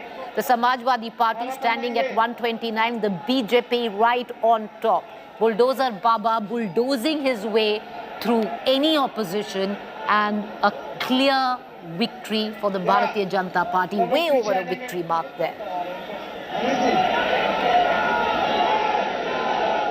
That's Swatantra Dev Singh, who's putting colour and the party flag on Sanjay Nishad, if I'm not wrong. All right, there. That's a lot. These are scenes of happiness. One very rarely sees Yogi Adityanath letting his guard down, being completely coloured by his colleagues, his party men, bedecked with rose petal malas and the BJP flag around his neck. It's a victory he's earned. One has to give it to him. Whichever way one might look at it, it's a victory which Yogi Adityanath has earned, thanking the people there. And the song which is played through the course of Yogi Adityanath's campaign, Bhagwa Lehrayenge. Let's listen into it.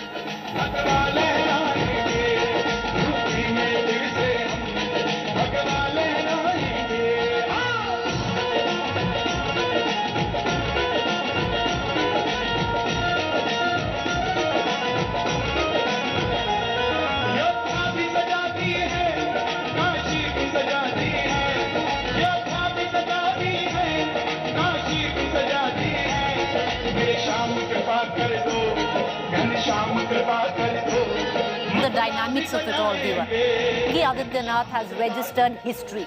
History because this is for the first time that any sitting UP Chief Minister in the last 34 years has registered a consecutive win. Yogi Adityanath has done so. With this heft of victory in Uttar Pradesh, Yogi Adityanath can possibly now begin to assert himself at BJP's high table. Will he do so? We don't quite know yet, but he's earned the merit. He's earned the spurs. And he's done it.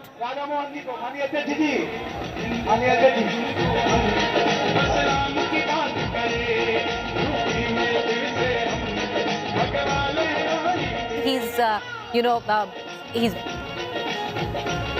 he's getting colour put, he's putting colour on his party men, he's eating laddus completely. He's coloured saffron today, not just, the sea of saffron support, but Yogi Adityanath himself, and he's doing it with aplomb. And as I said, viewers, the kind of political heft this victory will bring Yogi Adityanath, very few have been able to attain it. He can now possibly begin to assert himself at the BJP high table. We'll see it maybe in days to come. But this victory is not easy. It's not normal. This is history in the making. One can clearly say that in 34 years. He is the first Chief Minister of Uttar Pradesh, the sitting Chief Minister of Uttar Pradesh that has registered a consecutive win. And he's done so with aplomb. Let's look at the margin that he's won from this, his constituency of Gorakhpur Sadar, which is Gorakhpur urban seat, recording the margin of over 104,000 votes. That is what Yogi Adityanath has won from the constituency of Gorakhpur Sadar. This was the first assembly election he fought. He's the one who pushed Akhilesh Yadav also to throw his hat in the ring. He's been the MP since 1998 from Gorakhpur, but chose to fight it out this time around from Gorakhpur Sadar in the state assembly election and won it with a massive margin of over 1 lakh. Yogi Adityanath right now making his way. But before that, speaking on the dais is Swatantra Dev Singh. He's the BJP party president, flashing the victory sign, flashing the fist. And 2 words you can hear, Yogi and Modi. And of course, Bhagwa, third. मित्रों, उत्तर प्रदेश हर हर महादेव। उत्तर प्रदेश जीत गया, विकास और राष्ट्रवाद जीत गया, कार्यकर्ताओं का परिश्रम जीत गया, प्रदेश का एक एक गरीब व्यक्ति जीत गया। मोदी जी, योगी जी के डबल इंजन की सरकार प्रदेश की अभूतपूर्व विकास किया है। आज उसी का आशीर्वाद उन्हें प्रदेश की जनता जनार्दन ने दिया है। मित्रों, एक बार योगी जी की तालियों के गड़गड़ाहट से स्वागत करिए मित्रों। उत्तर प्रदेश में फिर एक बार गरीबों की समर्पित सरकार जीती है। दलित, शोषित, वंचित, पिछड़ा समेत सभी वर्गों का दिल खोलकर आशीर्वाद दिया है। उनका मैं हाथ जोड़कर आभार करता हूं। देवतुल्य कार्यकर्ता जो परिश्रम की पराकाष्ठा किए हैं, प्रदेश के सभी देवतुल्य कार्यकर्ताओं का मैं हृदय से स्वागत करता हूं। वरिष्ठों के चरणों में वंदन करता हूं। बूथ सेक्टर के रात दिन जो परिश्रम कार्यकर्ताओं ने किया है, हृदय से स्वागत करता हूं मित्रों। और मोदी, आज मोदी के कारण ये वातावरण प्रदेश का बना है मित्रों। और डबल इंजन की सरकार जो गरीबों के लिए कल्याण किया है, आज सरकार बनी है। मैं आदरणीय योगी जी से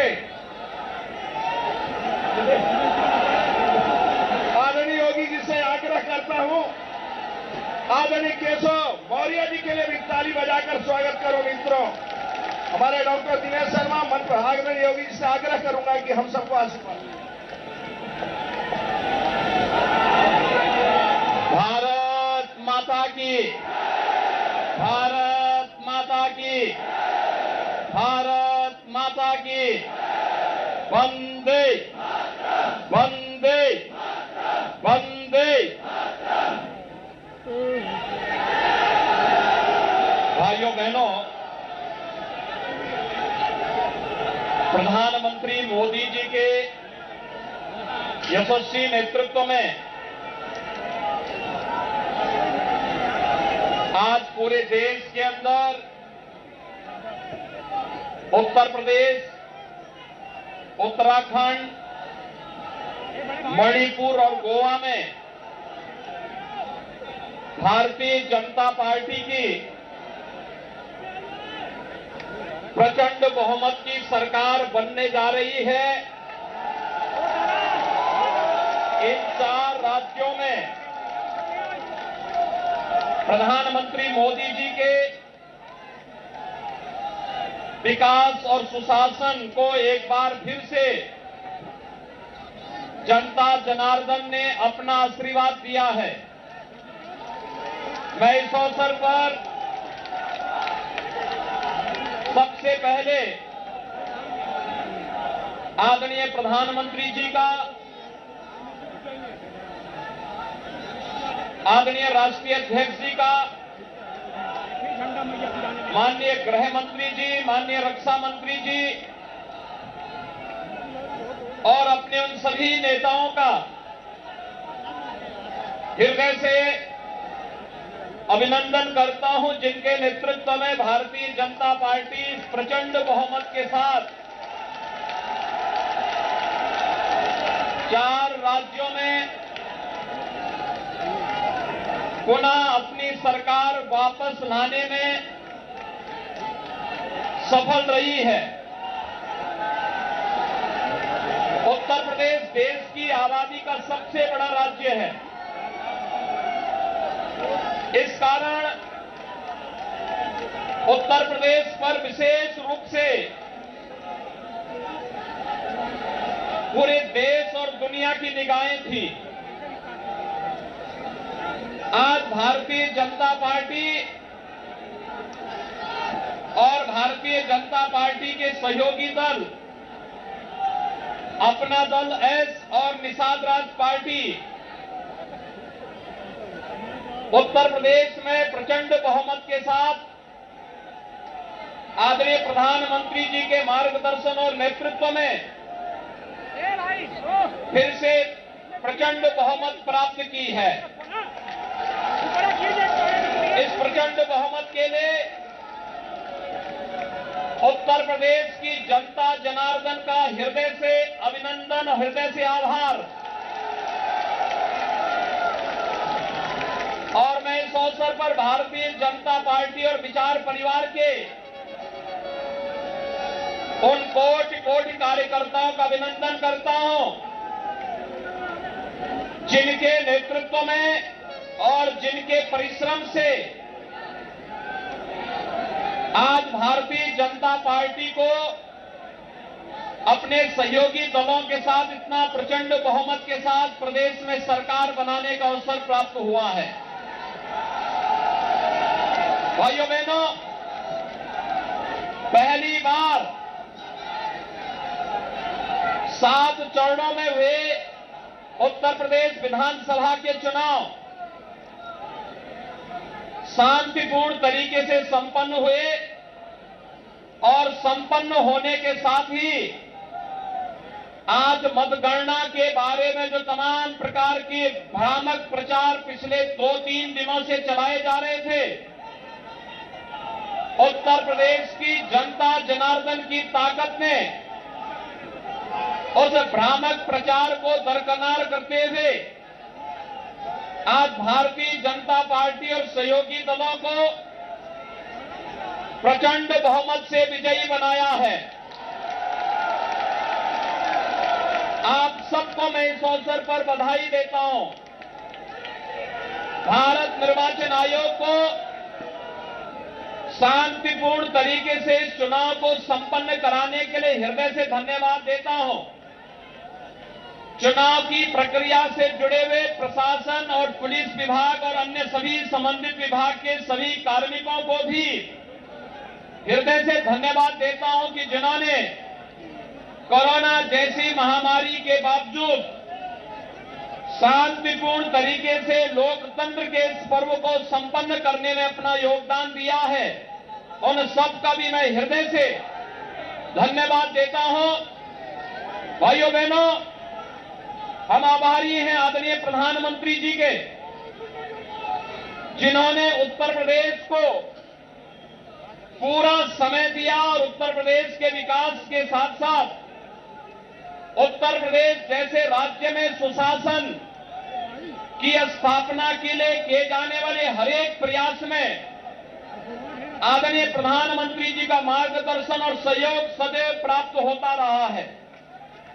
आज आदरणीय प्रधानमंत्री जी, माननीय राष्ट्रीय अध्यक्ष जी, माननीय गृह मंत्री जी, माननीय रक्षा मंत्री जी, केंद्रीय मंत्रियों और केंद्र भारत सरकार से जुड़े हुए सभी मंत्रियों के साथ ही सभी पदाधिकारियों के सहयोग से जो ये प्रचंड बहुमत भारतीय जनता पार्टी को देश के सबसे बड़े राज्य में प्राप्त हुआ है, एक प्रचंड बहुमत भारतीय जनता पार्टी के राष्ट्रवाद, विकास और सुशासन के मॉडल को उत्तर प्रदेश की 25 करोड़ जनता का आशीर्वाद है और इस आशीर्वाद को हम सबको स्वीकार करते हुए आम जनमानस की आकांक्षाओं के अनुरूप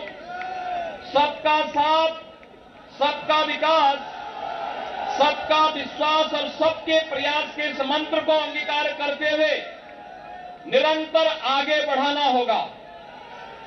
आपने देखा होगा भारतीय जनता पार्टी की डबल इंजन की सरकार ने 5 वर्षों से लगातार उत्तर प्रदेश के अंदर सुरक्षा का जो माहौल दिया, उत्तर प्रदेश की आस्था को सम्मान देने का जो कार्य किया, उत्तर प्रदेश के अंदर आदरणीय प्रधानमंत्री जी के मार्गदर्शन में विकास के कार्यक्रमों को जिस मजबूती के साथ आगे बढ़ाने का कार्य किया और साथ ही साथ गरीब कल्याणकारी योजनाओं को प्रभावी ढंग से आगे बढ़ाने के लिए जो प्रयास प्रारंभ हुए हैं, आज उसका परिणाम जनता जनार्दन ने जातिवाद, परिवारवाद, वंशवाद की राजनीति को पूरी तरह तिलांजलि देते हुए 2022 में भी भारतीय जनता पार्टी को प्रचंड बहुमत के साथ ये विजय श्री उपलब्ध कराई है।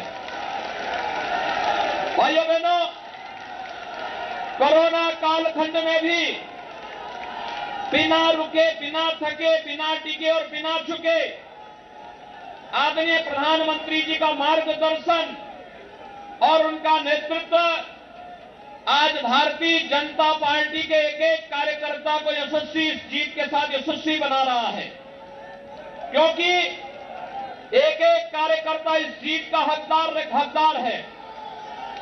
नेतृत्व आदरणीय प्रधानमंत्री जैसे दुनिया के लोकप्रिय नेता के हाथ में मार्गदर्शन और उनके यशस्वी नेतृत्व में जो कार्यक्रम विगत 5 वर्ष के अंदर उत्तर प्रदेश के अंदर लागू किए गए, आज उसका परिणाम हम सबके सामने है।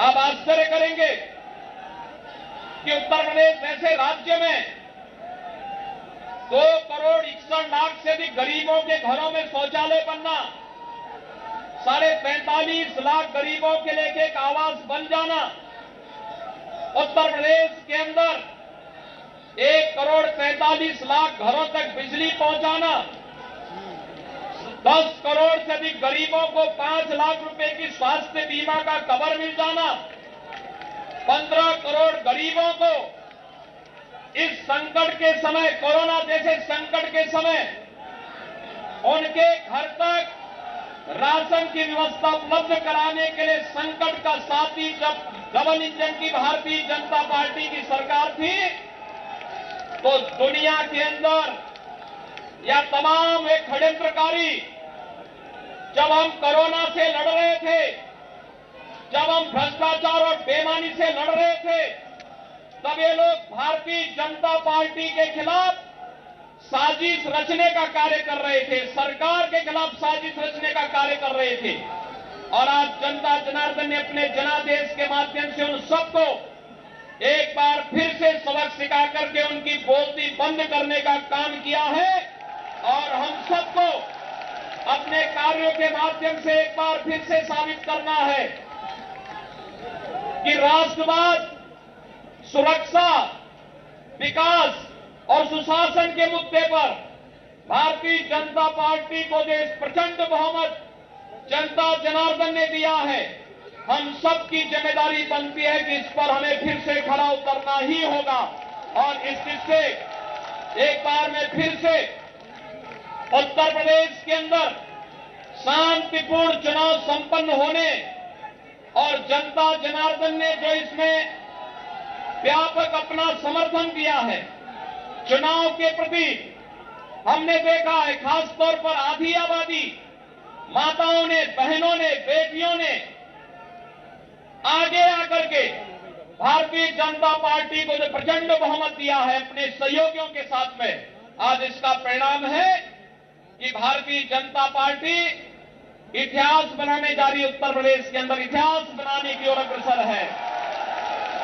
ये इतिहास जब यशस्वी नेता होता है, नरेंद्र मोदी जी जैसे यशस्वी नेता के नेतृत्व में जब प्रचंड बहुमत का ये बहुमत प्राप्त होता है, ये प्रचंड बहुमत आज इसकी परिणति के रूप में हम सबके सामने प्रस्तुत करता है।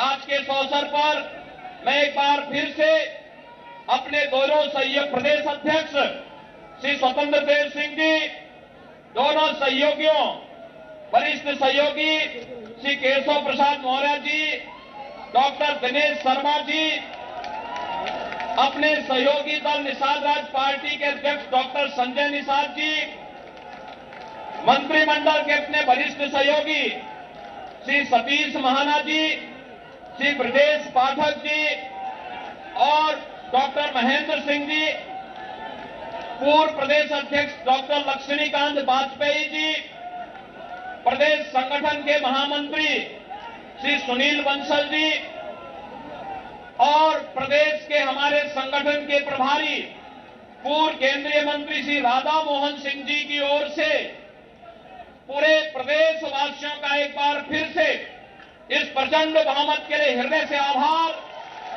और अभिनंदन करता हूं और विश्वास व्यक्त करता हूं कि ये जीत हमें जवाबदेही का एक नया संकेत भी देता है। हमें जोश के साथ साथ होश को बनाए रखना है और इससे भी मजबूती के साथ हमें आम जनमानस के आकांक्षाओं के अनुरूप एक बार फिर से अपने आप को साबित करना होगा। हम सबका सौभाग्य है कि हम सबके पास दुनिया का सबसे यशस्वी नेता आदरणीय श्री नरेंद्र मोदी जी का नेतृत्व और मार्गदर्शन है। उनके मार्गदर्शन में, उनके नेतृत्व में उत्तर प्रदेश देश का नंबर 1 प्रदेश बनेगा। इस विश्वास के साथ हम सब एक बार फिर से 25 करोड़ जनता की सेवा के लिए अपनी अपनी भूमिका का निर्वहन करेंगे। मैं एक बार फिर से आप सभी का हृदय से अभिनंदन करता हूं, आपके उत्साह के लिए आपका आभार व्यक्त करता हूं और शांतिपूर्ण चुनाव संपन्न करने के लिए इसमें उत्साह के साथ भागीदार बनने के लिए उत्तर प्रदेश की जनता जनार्दन का आभार। भारत निर्वाचन आयोग, उत्तर प्रदेश के निर्वाचन से जुड़े हुए सभी अधिकारियों का, प्रदेश के चुनाव से जुड़े हुए पूरे प्रशासनिक और पुलिस तंत्र का और उन सभी का जो प्रत्यक्ष और अप्रत्यक्ष रूप से लोकतंत्र के इस महापर्व को शांतिपूर्ण तरीके से संपन्न करने के लिए योगदान दिए हैं, उन सबको हृदय से धन्यवाद देता हूं। आप सबके प्रति मेरी शुभकामनाएं। धन्यवाद। जय हिंद, जय जय श्री राम, जय जय श्री राम, जय जय Shri Ram. Chants of Jai Jai Shri Ram, Uttar Pradesh's newly re-elected Chief Minister Yogi Adityanath. The confidence comes through, the energy comes through. He's won a huge historic victory. They're playing Holi early in Lucknow. There will be Holi soon at the BJP headquarters in the capital as well. The Prime Minister scheduled to speak at 6 p.m. Make no mistake, Yogi Adityanath, with this big victory, stamping his authority as the first among equals in the pecking order of BJP chief ministers. There's no question of who's number 1. Possibly there's no question of who's 1 to 10. But when it comes to number 11, Yogi Adityanath now is clearly the favorite and he's established his authority with this big victory. Rahul Srivastav is with us, this big victory, and there's a new energy. Now, after a victory of this nature, it's only likely, but new passion, new energy, new confidence being exuded by Yogi Adityanath in that address there. Rahul, when did you see last a BJP chief minister winning and a show like that, what we witnessed? They usually don't do it. They want to do leave it to what happens in Delhi. Nobody wants to do his own show of strength. It is usually Amit Shah and others, you know, they come to the BJP headquarters and there is an address by the two. This is a slightly more autonomous show. It's definitely got more autonomy written to it.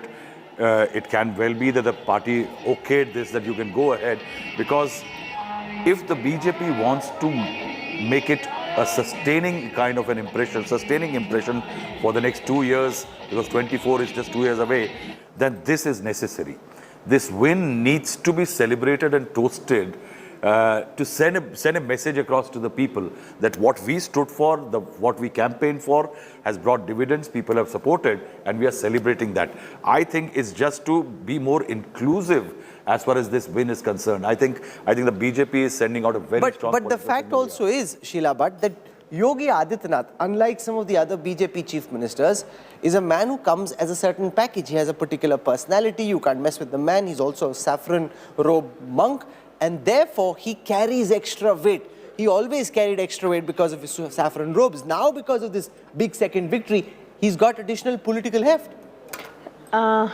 See, we should not try to rob away his success, and today is his day also. There is no doubt about it. But BJP is a very formal, conservative, traditional party, and certain things work certain way only in a very set manner. Remember 3-4 things. One, till Advani failed in 2009, till he retired in the sense of leadership for a prime ministerial candidateship, Modi did not enter the Madan. He's hugely respectful. If you look for the cues over there, Sheila, I just want to point out to our viewers that the Chief Minister of Uttar Pradesh was very respectful. When he spoke of the Prime Minister again and again, saying he's the most dynamic leader in the whole world, mentioning Prime Minister Modi multiple times. So he's very clear. He knows where the North Star is. And he also mentioned Rajnath Singh and Amit Shah. So that's what I'm saying. It's far, long way for Yogi to come up in that sense. He will... why are we, same journalists, not talking about Shivraj Singh Chauhan then? 3-time winner. There are many people who have been before him. The reason for that is... No, I'll tell you what. One second, Sheila. The reason for that could possibly be that Yogi Adityanath is a huge star campaigner nationally in a way that someone like a Vasundhara Raje or a Shivraj Singh Chauhan never were. In a room, when Yogi is sitting and if Rajnath Singh walks in, Yogi will stand up. Of course. So it's number, and then whenever Prime Minister goes abroad officially, Rajnath Singh is number 2. You know that. GAD department issues circular. Rajnath Singh has to head the emergency meetings. So I don't know. But they don't upset the hierarchy. They don't upset the hierarchy. BJP does but not politics and hierarchy are two different things. Yes, agree. Public perception you are talking about. The key thing here is, Rahul, last time around, Yogi Adityanath got the chief ministership from the central leadership, first from the RSS and then the central leadership. This time around, this is the mainstreaming of Yogi Adityanath as a leader who got elected again as chief minister. I think this is different. Second, most popular states, 80 Lok Sabha seats, it does a lot to Yogi Adityanath. Remember, in the past, the RSS and the BJP have made choices. They have never upset the hierarchy. They have never done super sessions. But remember one fact, that at one time there were Atal Bihari Vajpayee and L.K. Advani. Atal Bihari Vajpayee, the mass leader, man from Uttar Pradesh, became the Prime Minister. L.K. Advani became the prime ministerial choice from Gujarat only after Atal Bihari Vajpayee. So it's not that Yogi Adityanath is rushing in and saying, I will demolish everybody. The Gujarat chief minister No, we are rushing in. He's was not rushing chief minister in. for 3... No, but I'm saying he's special. He's there. And he's different. He is, in some senses, the next Modi because he has a certain... When Prime Minister Modi, and you know him well, was chief minister of Gujarat, he was never the same as others. He was always a little different from all other chief ministers. I asked Pramod Sawant, the Goa chief minister, who's the one BJP leader he looks up to. He said, Yogi Adityanath. Look at the way he works. That's the man I want to learn from. And Pramod Sawant is young. And the fact that he mentioned Chief Minister Yogi Adityanath suggests, like a lot of BJP people think at the time, that they look at him as being the rising star. He is the rising sun. Make no mistake about that. I want to go across to Anupriya Patel of the Apna Dal joining us now. There were some tense and tough moments in eastern Uttar Pradesh where the election seemed tight, especially during the campaign.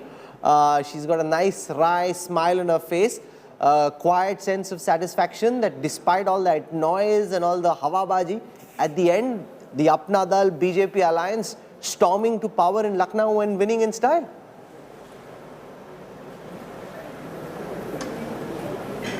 Yes, it's a historic win for the second time in a big state, one of the most populous states of India, Uttar Pradesh. And I think the whole country was eyeing the election results of this very, very crucial state. However, we were always confident, and I have said it many times before, that Apna Dal and BJP have stood the test of time for the past 3 elections. 4th election will be even stronger, and Nishad Party also joining in. So I was never doubtful, and today I guess you all agree with me that we have made this resounding victory for NDA, and we have another opportunity to good for people. So I want to show our viewers what happened in eastern Uttar Pradesh, which is where Anupriya Patel comes from, which is where her party comes from. There was a split in her family. There was also a second faction of the Apna Dal which was fighting. So I'm going to show you what happened in eastern Uttar Pradesh, Purvanchal. So in the belt of Purvanchal, if you look at the seat share numbers as they stack, out of the 139 seats, the BJP winning 80, the Samajwadi Party 54. Now that is substantial because this is where Akhilesh Yadav actually thought he'll be in front. But if you look at the stretch of the map of eastern Uttar Pradesh, which is on the screen right now, except for the parts that are right in the middle, in the southern part of eastern Uttar Pradesh and in the north towards Gorakhpur, Padrauna, you've got the BJP winning and winning in great style along with the Apna Dal.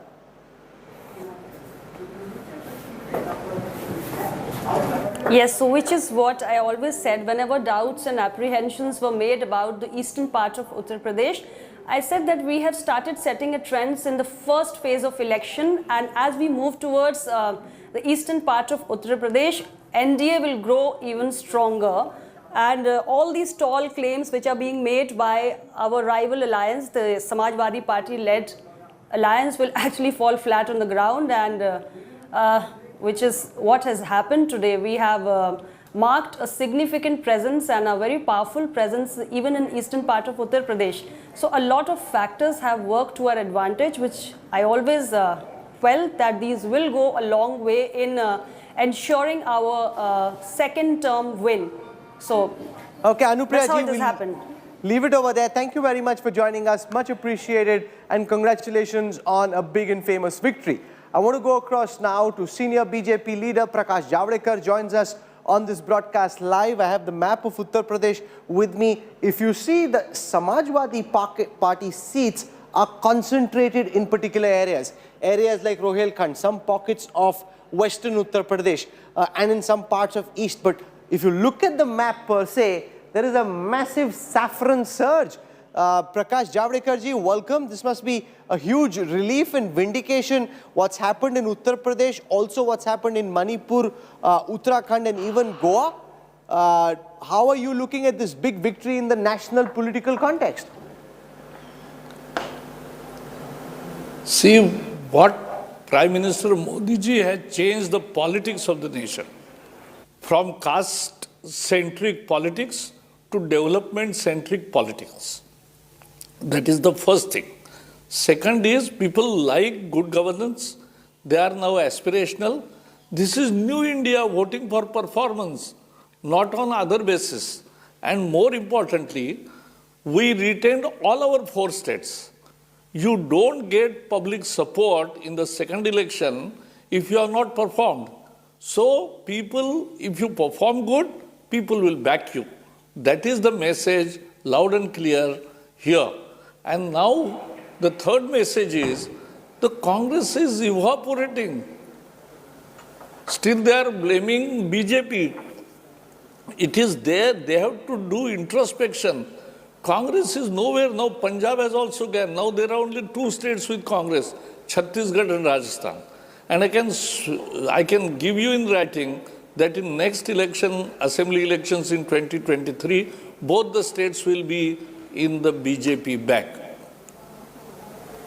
What does this mean in the context of AAP emerging as a possible long-term rival to the BJP? We've seen every AAP leader who comes says this is political signal that AAP is now national and we are the long-term challenger to the BJP. I really don't feel so, but the issue is, It is because Aam Aadmi Party fought in Goa, in Manipur, in Uttar Pradesh, in Uttarakhand. There is nothing like that. I don't see any all India trend in that. What I see is, in all the 4 BJP ruled states, we got pro-incumbency. And in one state where elections were held, which was ruled by Congress, got anti-incumbency. So people have punished Congress.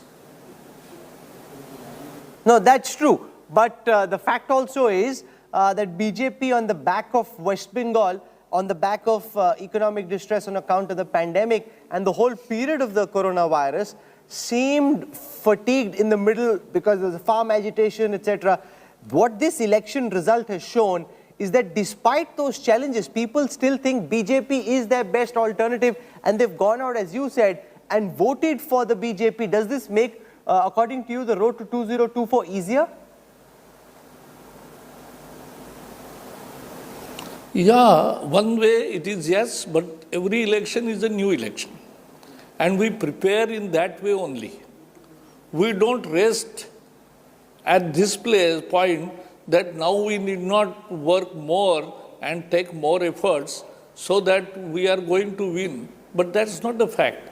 And therefore, you have to always exert and reach out to people and ensure your last mile delivery in a good governance. Then only you get mandate after mandate. We've got live images on our screen now from the BJP headquarters. The BJP's master strategist, Amit Shah, there was a time when multiple MLAs left, ministers left to join the Samajwadi Party. It seemed that the BJP had some problems in setting the narrative. Amit Shah got more closely and actively involved. Big celebration now at the BJP headquarters. BJP former President, current Home Minister Amit Shah arriving at the BJP headquarters. Bhupender Yadav right behind him, and the entire galaxy of BJP stars. And a big victory this. We see Rajiv Chandrasekhar, we see Gaurav Bhatia, multiple well-known television faces here. Prakash Javadekar ji, there's so much which is said about whether this election sets up Yogi Adityanath as a potential long-term successor to Prime Minister Modi, and that in some senses, at least when it comes to chief ministers, Yogi Adityanath establishes himself as first among equals. Is that something that you agree with or disagree with? How do you see this?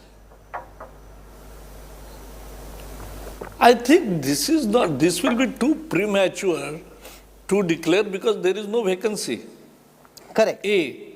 B. More importantly, situation evolves. Has anybody predicted in 2011 that Modi will be the Prime Minister choice and will become Prime Minister and will get again new mandate in 2019? No, it doesn't happen like that. So I see no vacancy at this time, and but one thing is sure, that all our chief ministers are popular not only in their region. When they go even other states, they attract crowd and they are vote catchers in different states also. Yogi ji has a tremendous craze all over and he goes everywhere. You know, we're now seeing images from the BJP headquarters of Defence Minister Rajnath Singh arriving at the BJP headquarters. Prime Minister Modi will be there shortly, and a big celebration in the wings in Uttar Pradesh. This whole re-architecturing of the political dynamic of UP. Earlier it used to be a multipolar fight, BSP and Congress being the other poles. Now it's a bipolar fight, BJP versus SP. In the long run, is that to the BJP's advantage, or do you think that really shows that there's only SP after this for the BJP to take on and vanquish even in the next elections, because Congress and BSP have frittered whatever goodwill they had? No, one thing we must not miss. In this election, people have given clear message to dynastic parties that they don't want dynastic parties to rule anymore. And therefore, it's a message to all dynastic parties. They are one family parties. ruling in many states also.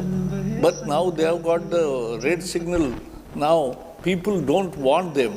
People want a democratic party and a party which gives promise and in which they can believe. Okay, Prakash Javadekar ji, we leave it over there for the time being. Thank you very much for joining us, and a big celebration this. You're going to be joining that celebration very soon. Prakash Javadekar, senior BJP leader, joining us to talk about these celebrations. I want to go across to the BJP headquarters where we are getting these live images. This will be quite a moment, and remember, the star of the show, Rahul Srivastava, make no mistake, will be Prime Minister Modi, because the BJP knows it, voters know it, that this is the Prime Minister who's been able to carry the BJP to power despite all the problems the country has seen over the last 2 years. Yes, Rahul. See, Prime Minister as that charisma leader, you know, that the BJP can lean on in a moment of crisis, in a location of crisis. For example, in Uttarakhand, they had the third chief minister who has lost. And the BJP has won the election in a state despite having ruled for 5 years. Why did it happen? One very good delivery on the ground. That good delivery, Prime Minister Narendra Modi is not just an OBC, not just a Hindutva face, but also somebody who represents good delivery. I think that Prashashan element comes with Narendra Modi. 31% in our own survey, people are saying they voted for the BJP in Uttarakhand for Narendra Modi. So that element is very critical. I think in this we should also remember, I think Amit Shah. If it is the face Narendra Modi, Amit Shah, the strategist, is very critical, Rahul. I say, especially in the face in regards of UP, because from 2014 to 17 and 19 to 2022, no political party has been able to keep together intact the incremental votes which they had got. Mayawati in 2012 lost the Brahmins. Akhilesh Yadav lost a lot of other votes later. The fact is that the BJP continues to get the non-Yadav OBCs, the non-Jatav SCs, the MBCs. Remember, the BJP, the Baniya Brahmin party, today is getting the maximum votes of the most marginalized in the state. Okay. That remains, I think, credit goes to Amit Shah. That formulation, not upset by the exit of somebody like Swami Prasad Maurya, because he knew that though he is going, but he's not going to sway my votes. That's where the BJP's confidence was. Let's go across to Aishwarya Paliwal. She's at the BJP headquarters in the middle of that celebration. Just before Holi, this big celebration, I'm sure, with the big victory in these 4 states, there'll be a huge amount of excitement, and the BJP headquarters is a place to be, Aishwarya. Yes, Rahul, you're right. You know, let me just start by showing you the visuals. People are chanting. People have bulldozer returns written on these posters. So, you know, this is the kind of excitement that we have. We'll, you know, take you on the other side and show you what drums people have got. In fact, you know, people are also wearing the mask of Prime Minister Narendra Modi. See, this is a person who's wearing the mask, and now... Can you see, Rahul, the mask? And, you know, now they are drumming. There's music here in BJP headquarters. Apart from the music, you know, one thing which is very interesting, Rahul, is one person has come dressed up as Lord. I'll just, you know, just try and reach that person and I'll show you. These are the visuals which we are seeing here. You know, very interesting, Rahul, this visual, this person who has become Lord Hanuman, and he's standing right in front, you know, wanting to show his face. You know, I'll ask Parminder to show you, you know. Now, this is the kind of excitement that people have here. And that's the stage, Rahul, that you can see right in front of me. That's from where Prime Minister Narendra Modi will address the crowd that is here. People coming dressed up as Lord Hanuman. Ram Naam written all over them, and this is what's happening at the BJP headquarters. One side people are chanting the name, on the other side we have people who have come dressed up especially to the BJP headquarters like Lord Ram, and you'll see behind me, that's the stage, Rahul. That's where Prime Minister Narendra Modi will come and address the gathering very shortly. Rahul. Okay. big setup there. We'll come back to you in just a moment. Prime Minister Modi expected to reach the BJP headquarters any second now, and we'll then have that big celebration out on our screens. 267 wins for the BJP, down from the last elections, but in the context of this being a re-election, in the context of the pandemic, in the context of economic distress, this is a huge victory, and it also shows how the opposition, Sheila Bhatt, is running out of ideas. Like, what do they do when your opponent is so formidable? What do you do to try and beat the BJP? Yes, exactly. You know, in these 2 breaks, I had a chance to talk to senior BJP leaders, and you know, one thing which with the emphasis he told me is this, and this must be the worry of Congress and other parties. He said that people don't understand that this victory is not just that we are getting the power, but through this election we have got new leadership in UP. He said that more than 200 new leaders in Panchayat, Tehsil and district level we have created in last 6 months, that we have tried, and with a trial and error method, new people. So he said, and these people who out of them, some of them have got elected, like Shalabh Mani Tripathi from Devariya, 45,000 votes he lead. So he's a first timer. So he said that these people will last for next 10 years. They will, and that is what exactly Priyanka Gandhi wanted to do. Create leadership in district. When I asked him just after the victory that what is the biggest gain of UP, he said this, that future. No, that's true, because you've set up a leadership, Rahul, and you traveled so much during the campaign, which will last you a generation.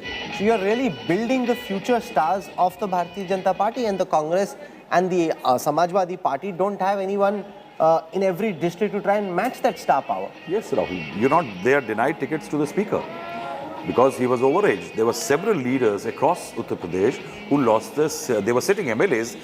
Any party which is trying to retain power always has that winnability greed, and it says that, okay, let him contest one more election, he may win.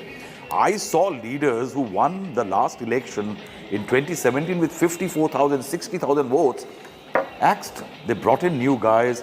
For example, in Kushinagar, they brought in one gentleman called P.N. Pathak. Young, and Mr. Rajnikant Mani Tripathi, very senior leader, comes from a RSS backdrop. In fact, his grandfather was a founding member of the RSS in Kushinagar, but axed. And the BJP had the confidence that we'll actually create a new leader there. So I think the number of leaders, I think there would have been more. This entire Swami Prasad Maurya and other house exits, they actually toned down the number of people the BJP was planning to. I want to go across now and spend a moment talking about the big AAP victory in Punjab. And one of the key architects of this massive jhadu sweep through the state of Punjab is Raghav Chadha, who's joining us at this time. Raghav, Mubaraka, many Mubaraka. This is a fantastic victory, and it must feel like a very special moment given how closely associated you've been in fighting this campaign over the last 2 years. Absolutely. It's been an overwhelming victory, and we are truly humbled.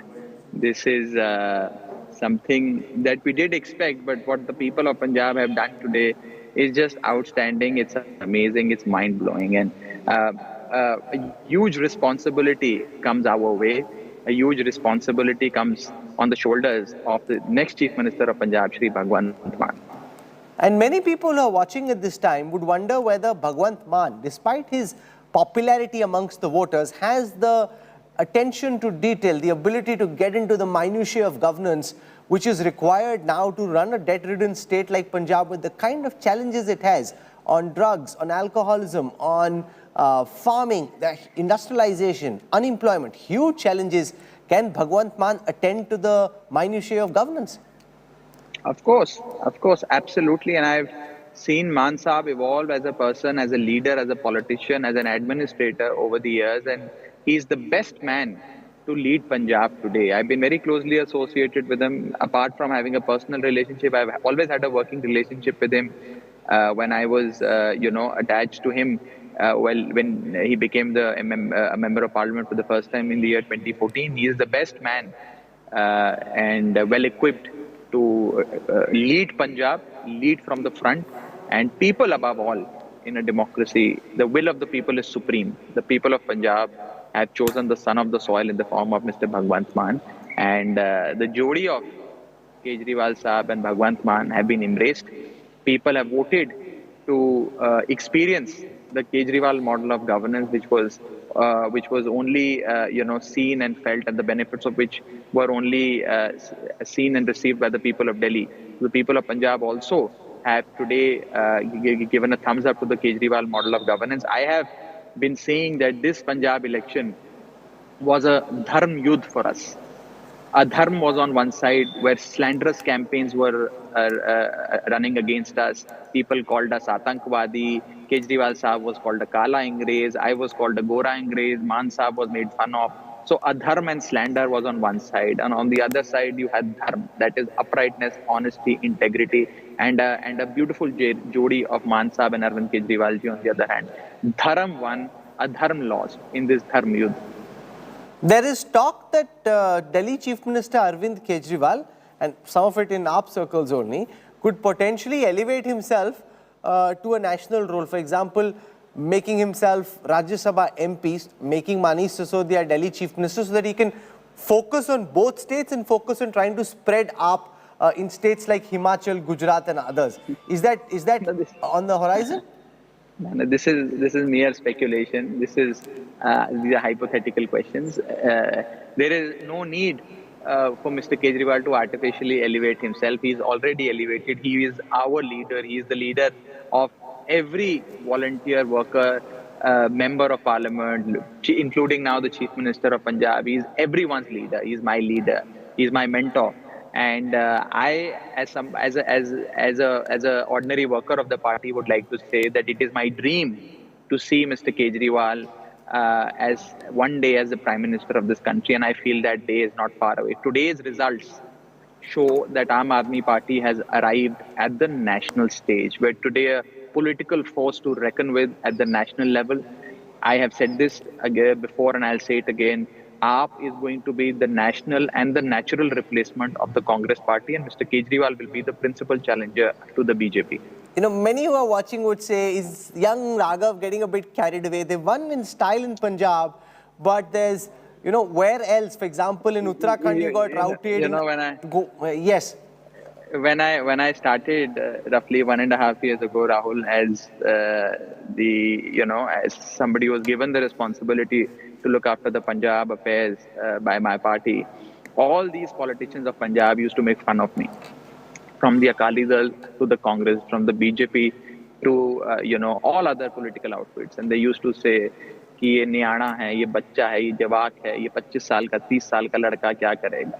आज पंजाब के लोगों ने दिखा दिया. People have shown today that ordinary people like myself and several thousands and thousands of Aam Aadmi Party, ordinary people who come from average middle class households, who've left their careers to work for the betterment of this country, to reform the politics in India, can actually create such magic in these elections, and how people of Punjab, along with the Aam Aadmi Party, can dethrone the mightiest of politicians, and Aam Aadmi Party, Aam Aadmi, the common man, himself or herself, takes over the throne to administer and serve the people of Punjab. I must reveal to our viewers that Raghav was mighty nervous after the polls got over, because there were all kinds of stories coming in. He also went in for a short detox and all kinds of theories about this possibly being a hung house. Were you sleeping very anxiously? Were you able to get any rest at all, or were you just biting your nails away, Raghav? No, I was. I mean, I was very sure and confident that we'll come through, and that there'll be a thumping verdict come the result day.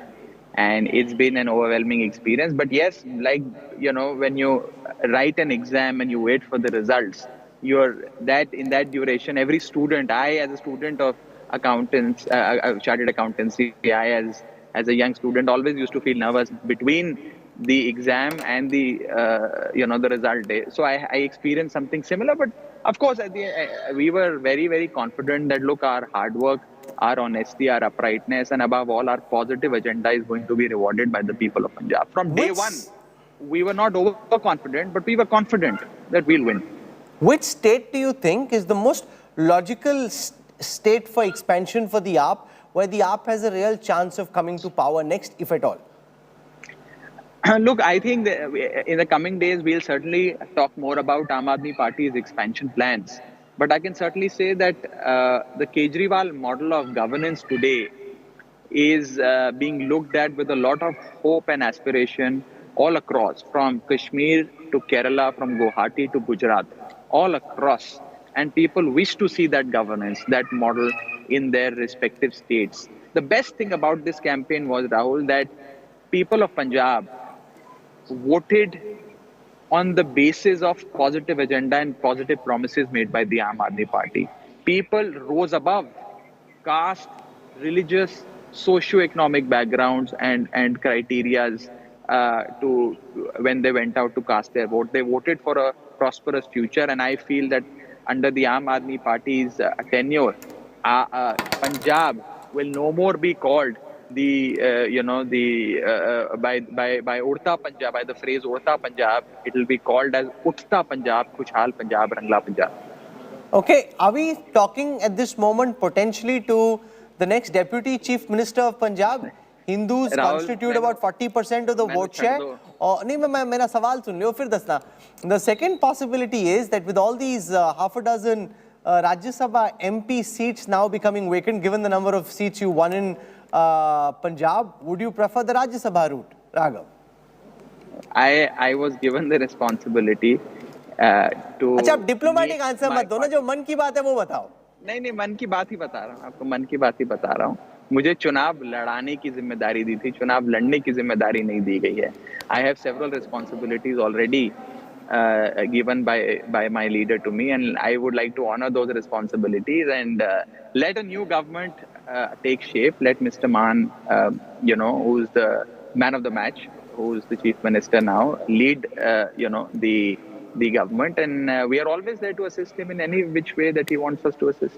It's interesting, Rahul Srivastava, there is virtually nobody else who's as young as Raghav is in national politics across. So there is Aditya Thackeray, but Aditya Thackeray is Uddhav Thackeray's son. There is no one who comes from a middle class family who enjoys as significant a position in any political party. You can't really include Abhishek Banerjee because again he's Mamata Banerjee's nephew, or Anand, who's the nephew of Mayawati. Raghav in that sense is unique, and many people who are watching India Today TV at this time would wonder whether that's a possible space in politics for their likes. See, I think if you look at Aam Aadmi Party, that's what the Arvind Kejriwal is. That's what a Manish Sisodia is.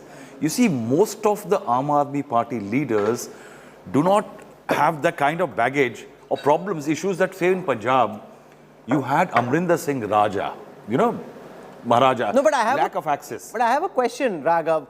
What is it that makes, say, a Raghav Chadha or a Atishi Marlena last it out in comparison to, say, a Prashant Bhushan, Yogender Yadav, Shazia Ilmi? They're also middle class, not necessarily belonging to any political party. They came in, they burnt out, the equations with Mr. Kejriwal got frayed. How is it that you and Atishi and have lasted and the others kind of didn't? What's the secret? No, I would not want to compare myself or my colleague Atishi with any of our former colleagues. We respect all of them. We've parted ways, that's fine, but they have our best wishes. I personally, I can speak for myself. I think the one thing that Mr. Kejriwal sees in a person, which is over and above one's skill set and competence, is loyalty and dedication. Loyalty and dedication not merely towards the party, but towards the country. And that is what is of significant importance. You said something very, very important, Rahul. Today's politics is dominated by families, from Mehbooba Mufti and Omar Abdullah to the Thakres in Maharashtra, to the Yadavs in Bihar and UP, to the Patnayaks in Odisha, and to DMK Stalin. Every state literally has a political family and young people from that political family that have captured power, and they have kind of enjoyed a hegemony over the entire electoral politics and the system. Aam Aadmi Party is a ray of hope that shows that ordinary people can come at the forefront of national politics, and that's the beauty of Aam Aadmi Party. That's the beauty of Arvind Kejriwal. You need not be a Scindia or a pilot or a Mufti or a Thackeray or a Yadav or a Gandhi, for that matter, to come at the forefront of national Rahul politics. has a quick question for you. I think, no, I wanted to add what you asked him. You see, why a Raghav, Chadda or an Atishi can survive longer, define it easier than somebody like Mr. Bhushan. There can be only one strong-headed man in the family. And have no doubts, Arvind Kejriwal's demeanor hides a lot of toughness. He's a very, very strong-headed man. And I think that's where being young really helps, like somebody like Rahul Chadda. And he's speaking of Kejriwal as a mentor, as a guru, Yes. showing the way. So the equation works well. Works much better. How are you celebrating? Where's the party tonight, Mr. Chadda? No Patiala pegs. I am currently in Chandigarh at the party headquarters. I've been celebrating, dancing, eating laddu, singing songs all day with my party volunteers. Several of the candidates who won came back to Chandigarh now to meet us, and now I'll be heading to Sangrur to meet my elder brother and the CM designate, Mr. Bhagwant Mann. So I'll probably celebrate with him in the evening. Okay, we'll leave it over there. It's a big day for celebration, and with good reason. You worked hard, so you deserve to party. Rahul Srivastava spoke about party pegs, Mr. Of Patiala pegs. Bhagwant Mann has promised to be off all Patiala pegs, so there's no Patiala peg happening. I just want to say that the real credit, Rahul, for this victory goes to the people of Punjab. I had said this before, I'll say it again. Some of us, we are political novices. We come from, very humble, ordinary background. And somehow we have won. It is, as they say in Punjabi, and you understand Punjabi, ki lallu kare kavaliyan, rab siddhiyan paave. God wants us to do something magical. God wants us to, reform Punjab, make Punjab prosperous again. And it's his own ways, his own mysterious ways of showing us the path. Well, many Mubaraks, and thank you for joining us. We wish you all the best. Raghav Chadda there, one of the heroes of this AAP victory. We're slipping into a quick break. When we come back, we'll cut across live to the BJP headquarters where Prime Minister Modi is about to arrive, and there will be a big victory speech at the BJP headquarters live in India Today on the other side of these messages. Stay with us.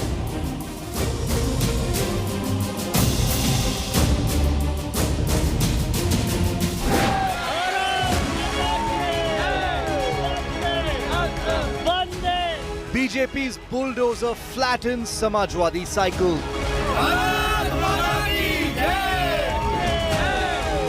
Yogi in driver's seat, rivals all crushed.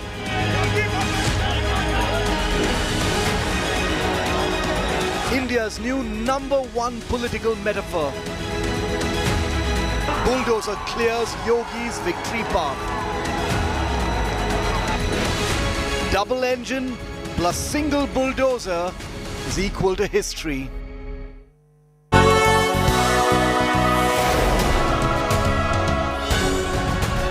Crypto Watch brought to you by BitBNS.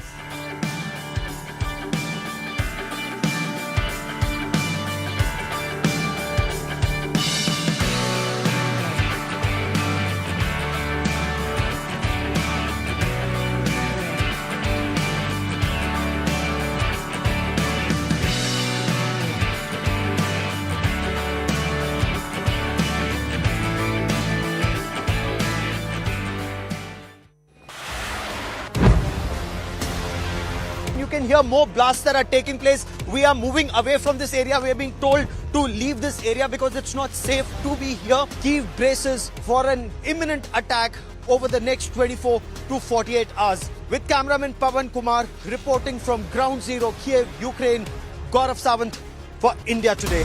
Grounded in journalism, on the ground reporting, only on India Today TV.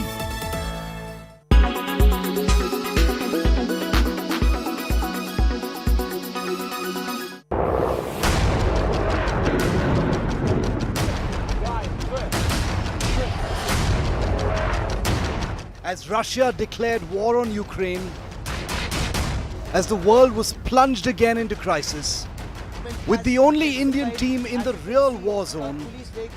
This is Mariupol. You hear a series. Hear this sound. I will show you a quick, so to say, bombshell room tour. I can smell the gunpowder in the air. And without pause, India Today totally dominates viewership and smashes the competition. When it's the world's biggest news story, there's only one gold standard of journalism.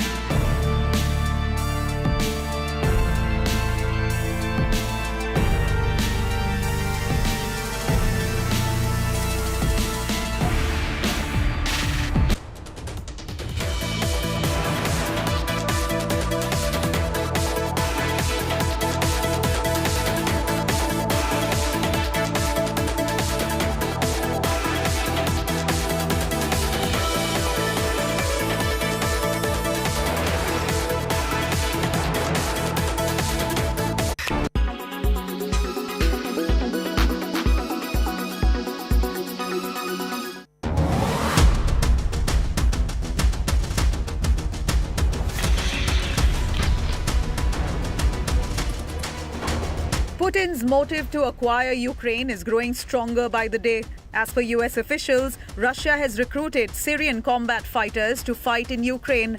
Yes, you heard us right. Moscow is recruiting combat fighters from Syria to invade Ukraine. Russian forces are on a mission to capture Ukraine's capital, Kiev. Russia is operating in Syria since 2015. In 2015, Russians helped the Syrian government to launch a military intervention to fight rebels in the country's civil war. A Syrian media outlet said Russia is offering $200 to $300 to Syrian mercenaries who are willing to operate as guards in Ukraine.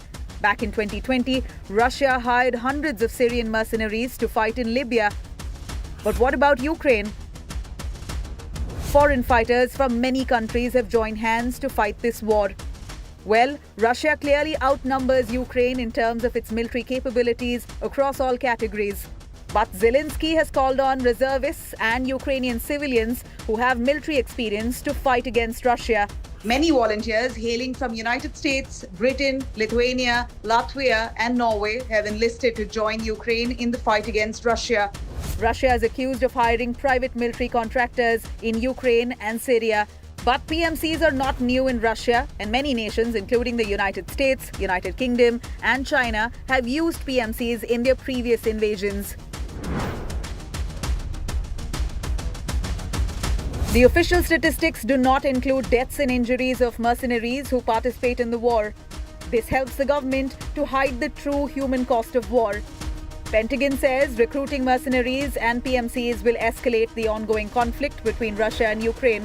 The United Nations has recorded 406 civilian deaths and 801 injuries on day 12 of Russia's invasion. You are watching.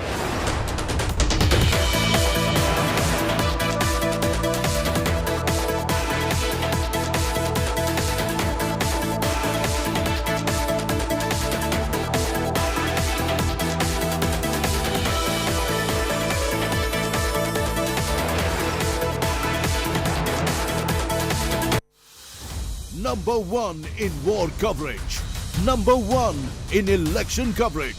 Be it war or the state of war. Any big topic, India Today TV is the leader.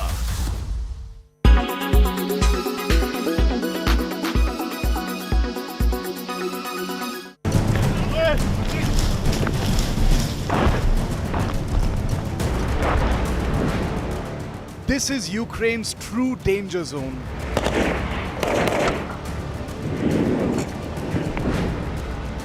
This is where gun firing and artillery firing has begun.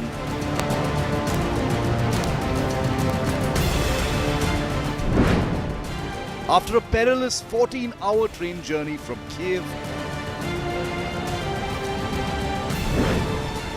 India Today reports from the real war zone.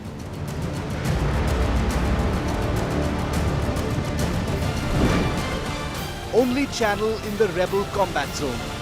Barricades that have been set up, and beyond those barricades is the deployment of the Russian army. Up close and fearless in Ukraine's combat zone.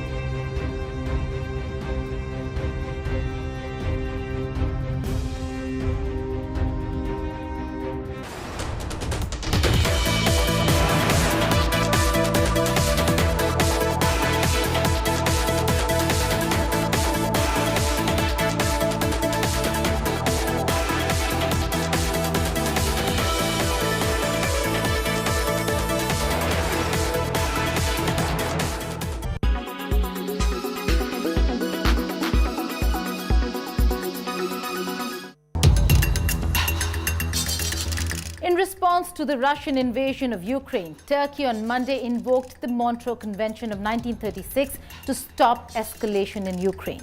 Stating that the situation in Ukraine has turned into a war, Turkey's foreign minister activated the Montreux Convention and banned Russian war vessels from entering the Black Sea. So what is the Montreux Convention and how will it affect the war? According to the 1936 Montreux Convention, regarding the regime of the Straits, often referred to simply as the Montreux Convention, Turkey has control over both the Bosphorus and the Dardanelles Straits. The international agreement was signed by Australia, Bulgaria, France, Greece, Japan, Romania, Yugoslavia, the United Kingdom, the Soviet Union and Turkey, and has been in effect since November 1936. According to the Montreux Convention, only 9 warships are allowed to pass through the straits at any one time, and there are limits on how big the ships can be, both individually and as a group. No group of ships may exceed 15,000 metric tons. Modern warships are heavy, with frigates around 3,000 metric tons and destroyers and cruisers around 10,000 metric tons. And modern aircraft carriers are too big to go through. The Foreign Minister of Turkey wrote on Twitter, before Russia was able to flexibly use its Black Sea Fleet naval assets, including submarines. He added, now, not anymore. It has to choose which asset will be in the Black Sea and which one will remain in the Mediterranean. What Turkey is doing is more like what countries closing their airspace to Russia flights are doing. Closing the straits might never have a military impact in the Russo-Ukrainian war, but it is Turkey's unique way of punishing Russia for its crime of aggression and showing commitment to international law. Turkey has used the convention's powers before. During World War II, Turkey closed the straits to warships belonging to combatant nations. That prevented the Axis powers from sending their warships to attack the Soviet Union and blocked the Soviet Navy from participating. Today, Turkey has invoked the same Montreux Convention to send out a strong signal and message to Russia that it stands one with the international community and with Ukraine.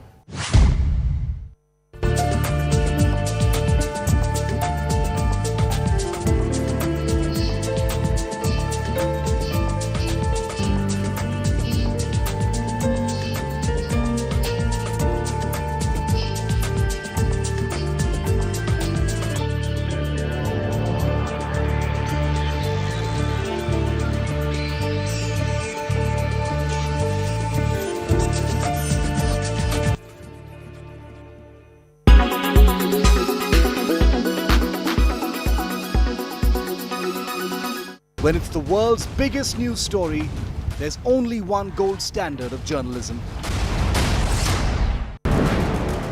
This is Ukraine's true danger zone. Up close and fearless in Ukraine's combat zone. You are watching India Today. Co-presented by Berger Paints. Paint your imagination. Powered by Amrita Vishwa Vidyapeetham. Education for life, education for living. Co-powered by AU Bank. Badlaav humse hai.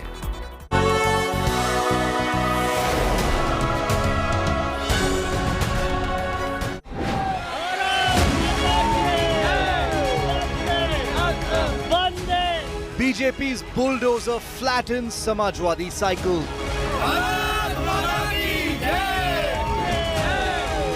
Yogi in driver's seat, rivals all crushed.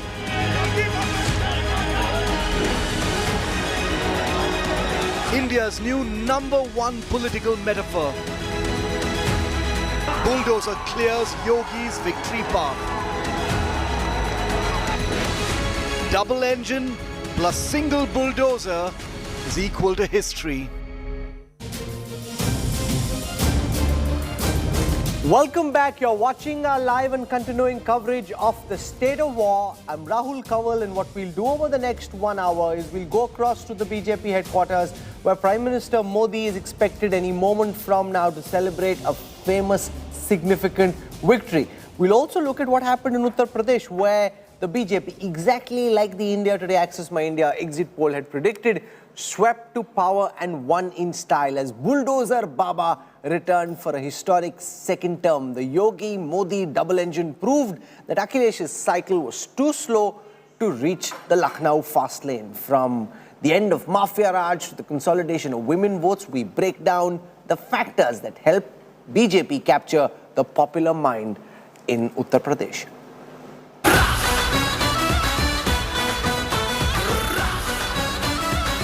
बार उत्तर प्रदेश में रंगों वाली होली 10 दिन पहले ही मनाई जाएगी। They called it the Modi-Yogi double engine, not without reason. The BJP has bulldozed its way to power in Uttar Pradesh once again. Holi has come a week early for the party as it wins a handsome majority with over 250 seats. It is the first time a party is retaining power in the state in 37 years. A big feat by itself. And CM Yogi Adityanath has become the first BJP chief minister to complete a 5-year tenure in Uttar Pradesh. माताओं ने, बहनों ने, बेटियों ने आगे आकर के Bharatiya Janata party को जो प्रचंड बहुमत दिया है अपने सहयोगियों के साथ में, आज इसका परिणाम है कि भारतीय जनता पार्टी इतिहास बनाने जा रही है। उत्तर प्रदेश के अंदर इतिहास बनाने की ओर अग्रसर है। The BJP's victory was made possible by a combination of factors: better law and order, end of mafia raj, free ration in villages, consolidation of women votes, and its tried and tested formula of Hindutva. While the BJP's tally came down from 322 seats, the target was daunting for principal challenger Akhilesh Yadav. While the cycle did move fast, it still proved to be too slow for the BJP's bullet train. The SP gained over 70 seats from its previous performance, but that was it. The casualties of the war are Mayawati and Priyanka Gandhi Vadra. The BSP's vote share and seat share have shrunk considerably, and all the efforts by Priyanka could only fetch them less than 3% votes for the Congress. The elections in UP were billed as the big semi-final before 2024. The grand victory in India's most populous state, with 80 Lok Sabha seats, places the BJP in pole position for the general elections 2 years later. Bureau Report, India Today. Bulldozer Baba is back. That's the slogan that's trending across Uttar Pradesh and online. Yogi Adityanath has scripted history by returning to power for a record second term. This is the first time in 3.5 decades that any chief minister has been re-elected to power in Uttar Pradesh. Here's a look at the man who's now clearly first among equals amongst the BJP chief ministers.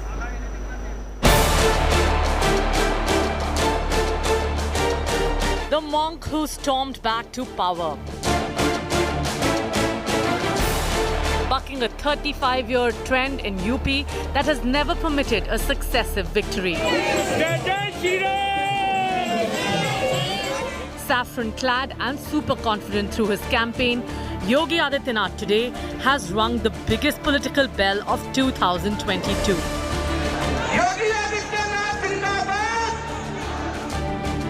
Branded a Hindutva icon, an image he invoked frequently through the campaign. जनता जनार्दन के आशीर्वाद से double engine की सरकार फिर से आएगी। 80 बनाम 20 की तरफ चुनाव जा चुका है। Even that comment, which had inflamed, appears to have come somewhat true, with votes pouring in from across barriers. The victory today is testament to the far more solid work he was actually standing on.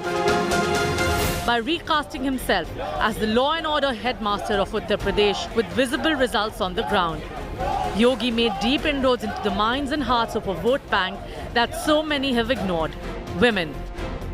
He gamely broke the famous Noida jinx, which dictates defeat for anyone who campaigns in this Delhi suburb, and carefully crafted a campaign that rode on a pro-incumbency wave. Fighting the very real issue of unemployment, the bottom line is, Brand Yogi was able to persuade UP's electorate that not only was he worth voting back to power, but that nobody else deserved that chance. The double-engine metaphor that projected Yogi as an extension of the enormously popular Prime Minister helped amplify welfare work done to fever pitch. जिस UP की छवि इन लोगों ने ऐसी बना दी थी कि यहां कुछ बदल नहीं सकता, उस यूपी में योगी जी की सरकार ने कानून व्यवस्था को सुधार कर दिखाया है। With money in accounts, toilets in houses and safer towns and villages to live in, the unstoppable power of Roshan Shasan was too much for the BJP's rivals to surmount. Let's make no mistake, Yogi's victory immediately makes him a first among equals in the BJP's pantheon of chief ministers and solidifies the wishful thinking among millions of BJP supporters that he now stands as next in line to the main engine Modi. Handpicked as a surprise choice to be CM 5 years ago, the phenomena of Yogi Adityanath is fully visible today. Bureau Report, India Today. We want to show you live images from the BJP headquarters where the Prime Minister is expected to arrive in a short while from now. Rahul Verma joins us. Rahul, your sense of how this big victory of the BJP in Uttar Pradesh and in 4 states where they've been re-elected to power impacts the national big picture? So first, it basically boosts their morale, right? BJP has not been winning state assembly elections since 2019. They were having difficult time in Jharkhand, in Maharashtra, in Haryana. The only victory was Assam in that sense. So retaining all 4 states and especially winning UP and Uttarakhand in a big way is going to boost their morale. Second, presidential elections are going to be in May 2017, so it makes things easier for them to get their own nominee elected. And third, as we have been discussing throughout the day, it basically puts BJP on a much comfortable road to 2024. It doesn't make things super easy, but then it of course gives them the agenda setting power and other things. Is there anything that could happen between 2022 and 2024 which makes it very difficult for the BJP, not in terms of a black swan event, but essentially in terms of opposition realignment and the way they configure to take on Modi? See, yes, if all opposition parties get united, then in many of the states, BJP will have difficulty where they want to make inroad.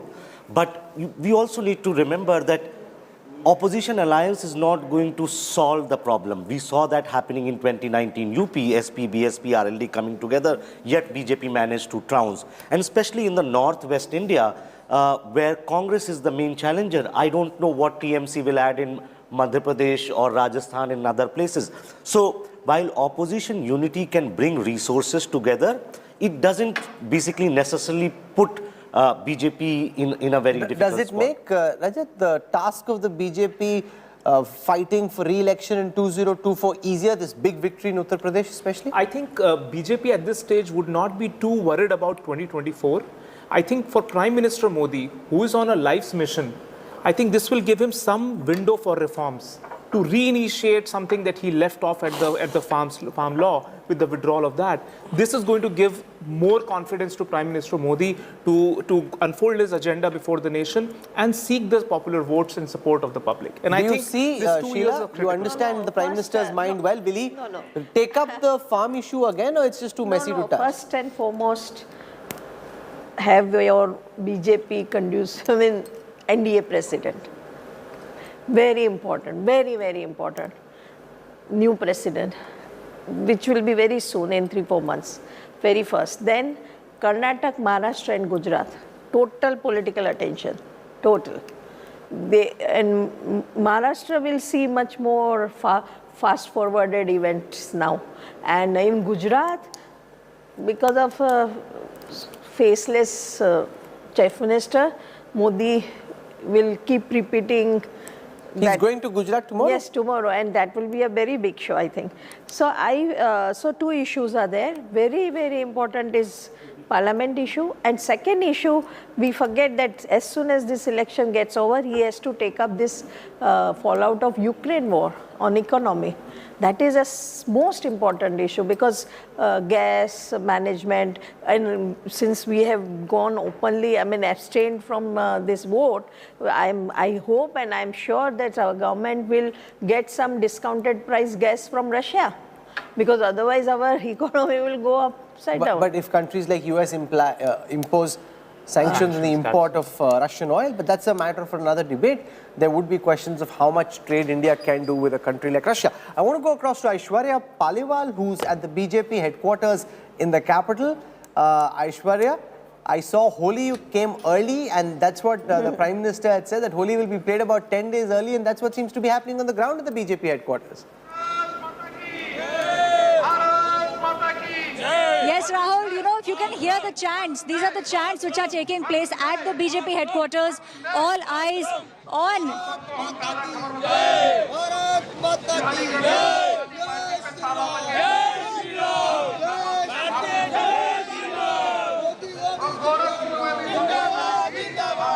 You know, Rahul, there are huge cutouts, you know, everywhere you see people are just taking Prime Minister Narendra Modi's names, his cutouts.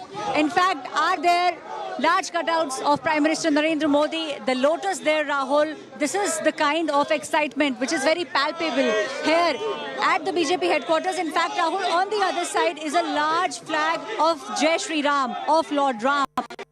So, you know, I think you can gauge sitting in the studio. What's the atmosphere here? These images now, that's the cavalcade of Rajnath Singh, the defense minister, driving in to the BJP headquarters from a little while earlier. Aishwarya was describing what's happening at the BJP headquarters.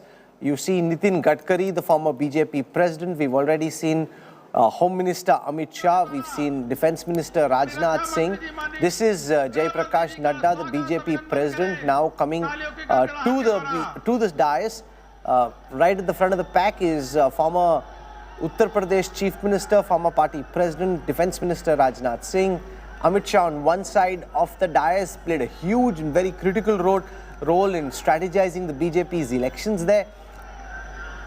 And the Prime Minister is expected any time now, which is why the others have gone and taken their seats on the dais. This is a big celebration. Is it ordinary? Is it just the case, Rahul, always that the Chief Minister doesn't come, or could there have been a case for Yogi Adityanath to be in Delhi for the celebration?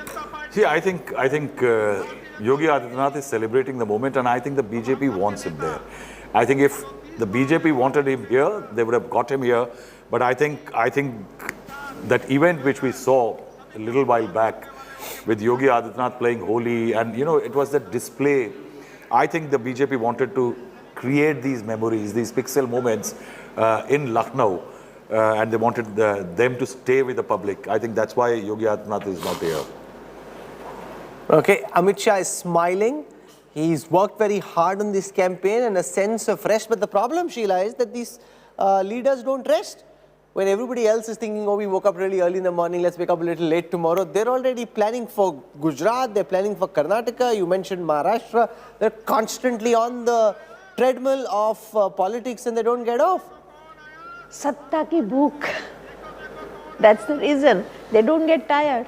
The hunger for more and more power, for their bigger and bigger picture of India and the things to do for India is such. Thakan kyun lagegi? It's ideology driven, Rahul. And don't you remember that PV Narasimha Rao had packed up the bag, but he survived 5 years, and after 5 years, what That's the Prime Minister's cavalcade, the big man himself. You know, there was a lot of stress and pressure on his own shoulders, particularly in states like Uttarakhand and Goa, where the Prime Minister's individual credibility and goodwill had a lot to do with the end outcome. Here is Prime Minister Modi at the BJP headquarters being welcomed by BJP President Jai Prakash Nadda, and a big day this for JP Nadda as well, to register this big victory on his watch in the state of Uttar Pradesh. 270 seats at this time for the BJP. JP Nadda there welcoming Prime Minister with a stole. The Prime Minister very clearly, Rahul, very delighted with the way these results have gone. 4-0 from the BJP. In Punjab, no matter who says what, they knew they never had a chance. But 4-0 where they were in contention, 20 seats in Goa, 32 in Manipur. In Uttarakhand, they have a majority of 48. This is as good gets for the BJP. Rahul, especially with a pandemic lasting 2 years, Rahul, I think any political party worth its salt would have faced a huge challenge. I think the BJP's success, and I think the Prime Minister's monitoring at the top to ensure that there is really, Rahul, I'll tell you a very interesting thing. that at the start of April 2020, when the pandemic really started arriving big way in India, in the Sarkari medical healthcare system, there were 17,000 ventilators only, 17,000 all over the country. The Prime Minister took charge, and by the time it was April 2021, there were 78,000. And you know, that's the kind of supervision which went into it. Companies were brought in, people were asked to manufacture them. I think that delivery is actually has helped the BJP in the face of the pandemic. Also, I think, Rahul, look at the diversity of the mandate. You have a Goa where you have a large dominant Catholic vote. You have a complex caste cauldron like Uttar Pradesh. You have got Uttarakhand, which has got its own dynamic. To actually manage to hold on to these in a pandemic period, I think definitely means that the BJP as an electoral functioning machinery is now far superior to any political outfit in the country. Rahul, I hope it's not too much to say and read between the lines, but I think what I understand of BJP, Modi, Amit Shah and other cabinet ministers, I think BJP's they have taken off in India in the 7th, 8th year of their power. They have taken off now? Just taken off. So what happened in 2014? No, I'm saying they have so many dreams and so much to do. They've just started. Believe me, what I understand, what they want. And what do they want in your view? Okay, so let me tell you that not in their language, but what I understand, and after talking to them for hours and hours since 2001, I think they want that one day will come when Western press will write the biggest economy, #1 India, then China, America and rest. You know, I must tell you why Sheila Ben is special. She understands the minds of the powers that be. Believe me, this is what they want. We are skeptical, and I understand in the current status of India, and we know that elections are won on perception and not reality. It's not that actually Sushashan happened and they got votes. All that we understand, but I am telling you, they've just started. See, Rahul, I'll tell you a very interesting episode I picked up in according to them, even if they lose government, it's okay. They will again work hard and again they will strive for the power. But they mean business, and business is this, that they want to be the biggest economy in the world, and I know they are making many mistakes according to us. I am skeptical, but this is what they are saying. Let's listen to what's and there is no tax on BJP dreaming big. Na? Yeah, of course.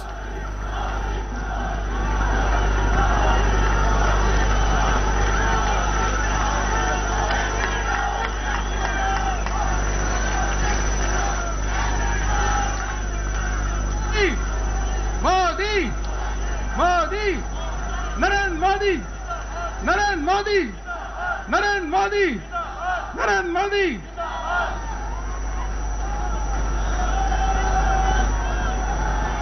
Bharat माता की माननीय राष्ट्रीय अध्यक्ष जी, माननीय प्रधानमंत्री जी का स्वागत कर रहे हैं। तालियों की गड़गड़ाहट के दौरान मोदी मोदी मोदी मोदी मोदी नरेंद्र मोदी नरेंद्र मोदी तालियों के गड़गड़ाहट के साथ माननीय प्रधानमंत्री जी का स्वागत, अभिनंदन, ढेर सारे स्वागत अभिनंदन माननीय प्रधानमंत्री जी का करें। गरीब, किसान, महिला, इन सभी वर्गों का उत्थान करने वाले जो आज माननीय प्रधानमंत्री जी को मसीहा के रूप में देखते हैं, ऐसे माननीय प्रधानमंत्री जी का स्वागत अभिनंदन। Celebration, no fist bumps, very cool and calm about it. Just another day in the office. We just went and creamed our opposition. What's the big deal, Rajat? Look at that. He's of course delighted, but very nonchalant. You know, the amount of hard work he's put in, he has lost his voice also. His throat was clanking up towards the end of the campaign. He wasn't able to speak clearly. That's the level of commitment. You are harming yourself in the process, but you're committed to a larger cause. Where else do you see this level of commitment? This is what inspires the Karyakartas to go beyond this. JP Nadda there garlanding the Prime Minister. Rajnath Singh flanking him. Amit Shah and everyone else holding that big garland.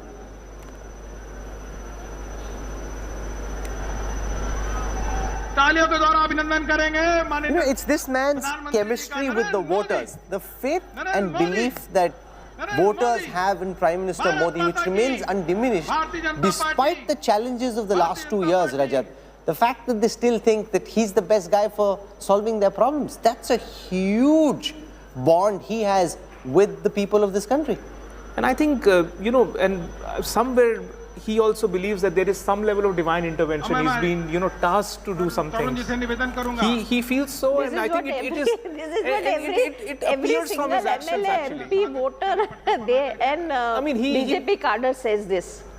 These two words that Bhagwan ka Ashirwad hai, there kaam is kar rahe hain. something special wherein public just blindly follows him everywhere, wherever he is going. Everything is created, okay? It's not happening. Of course, there are hiccups in the process, like Rahul was mentioning, that there have been lots of ups and downs. There have been a lot of state elections they have lost.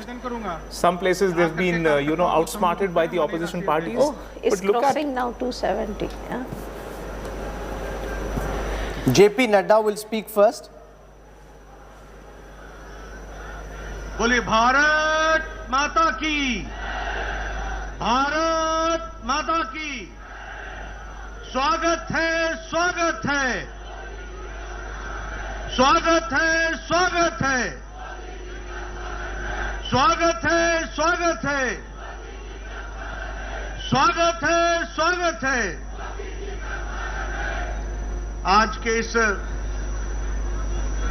विजय सभा में यहां उपस्थित भारत के यशस्वी प्रधानमंत्री, हम सबके आदरणीय श्री नरेंद्र मोदी जी, हमारे भारत के रक्षा मंत्री श्री राजनाथ सिंह जी, भारत के गृह मंत्री श्री अमित शाह जी और भारत सरकार में मंत्री पूर्व अध्यक्ष सम्माननीय नितिन गडकरी जी और यहां उपस्थित इस विजय मनाने के लिए एकत्र आए इतनी बड़ी संख्या में हमारे भारतीय जनता पार्टी के कार्यकर्ता बंधु और मीडिया और इलेक्ट्रॉनिक मीडिया और प्रिंट मीडिया के मेरे साथी, ये हम सबका सौभाग्य है कि आज चुनाव के नतीजे जो भारतीय जनता पार्टी के पक्ष में एक तरफा आए हैं, उसके विजय यात्रा के क्रम में आज इस सभा में इतनी बड़ी संख्या में सब आकर अपने यशस्वी प्रधानमंत्री जी का स्वागत करने, अभिनंदन करने आए हैं। आप सबकी ओर से और करोड़ों भारतीय जनता पार्टी के कार्यकर्ताओं की ओर से मैं भारत के यशस्वी प्रधानमंत्री आदरणीय नरेंद्र मोदी जी का हार्दिक अभिनंदन करता हूं, स्वागत करता हूं।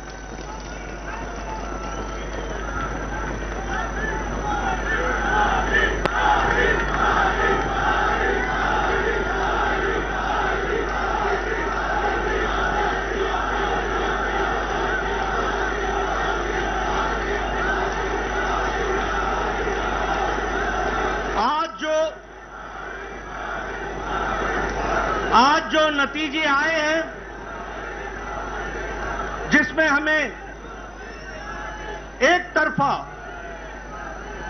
भारत की जनता का, 4 राज्यों का जो आशीर्वाद मिला है, ये आशीर्वाद में जो योगदान भारत की जनता ने किया है, वो इस बात को बताता है कि आदरणीय यशस्वी प्रधानमंत्री मोदी जी के द्वारा चलाए गए कार्यक्रम, उनके द्वारा प्रतिपादित किए गए नीतियां, इन नीतियों को फिर से देश की जनता ने चुनाव में जीत हासिल करा करके मुहर लगाई है।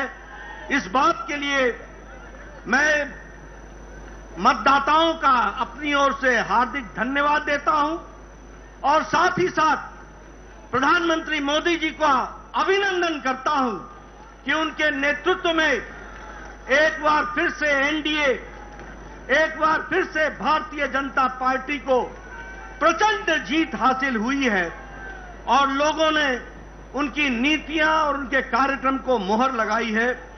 इसके लिए मैं पुनः उनको बधाई भी देता हूं, धन्यवाद भी देता हूं और आप सबकी ओर से, करोड़ों कार्यकर्ताओं की ओर से और मतदाताओं की ओर से उनका हार्दिक अभिनंदन करता हूं, स्वागत करता हूं।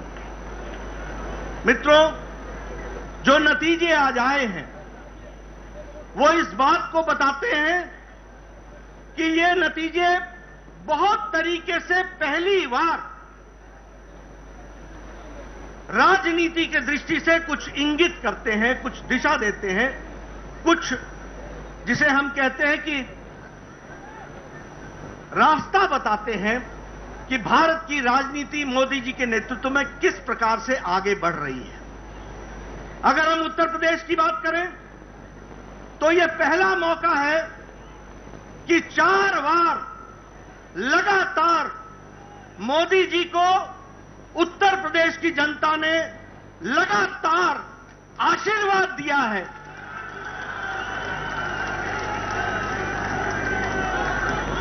दो 2014 में प्रचंड जीत हासिल हुई थी उत्तर प्रदेश में लोकसभा में।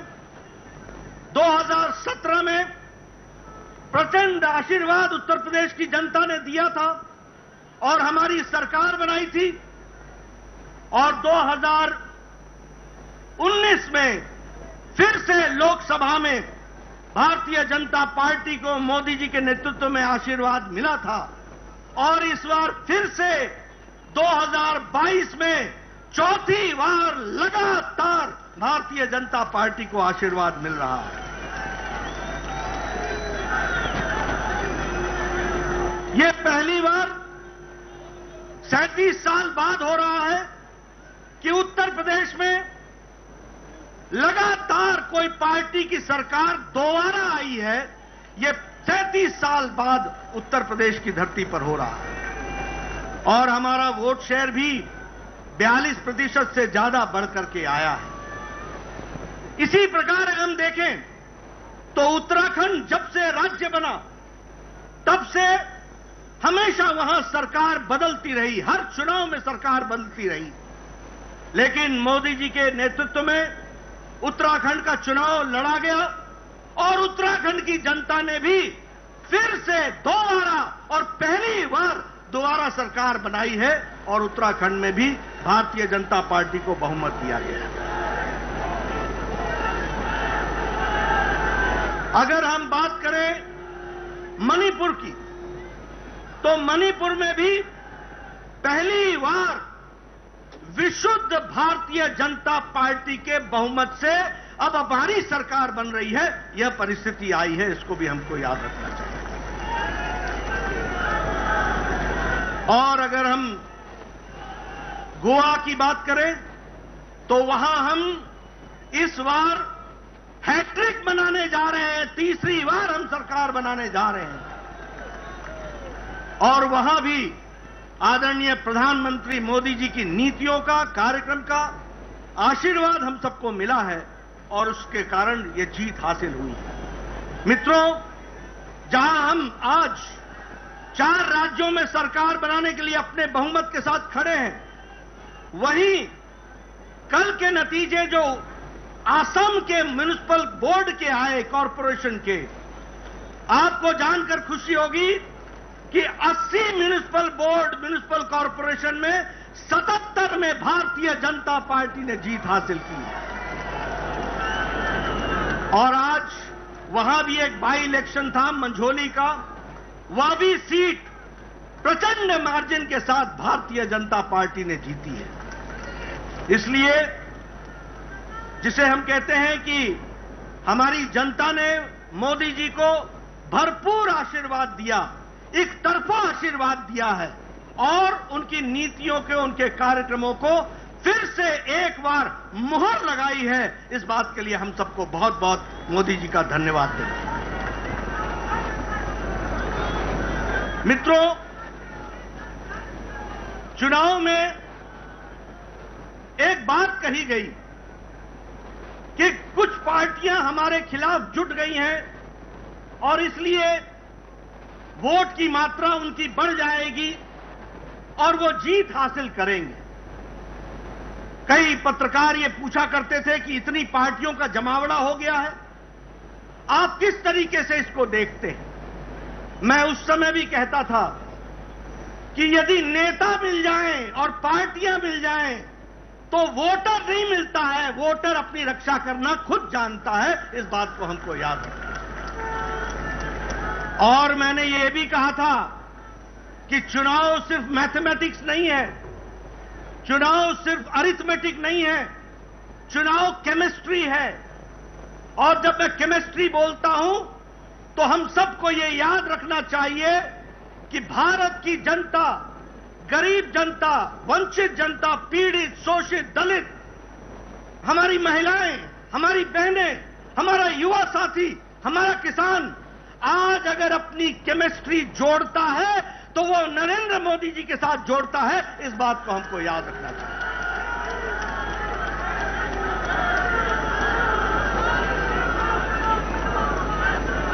ये रसायन शास्त्र का मोदी जी की गरीबों के प्रति, जो वंचित थे, पीड़ित थे, शोषित थे, समाज के अंतिम पायदान पर खड़े थे, उनको सशक्तिकरण देने का काम मोदी जी ने किया, प्रधानमंत्री जी ने किया।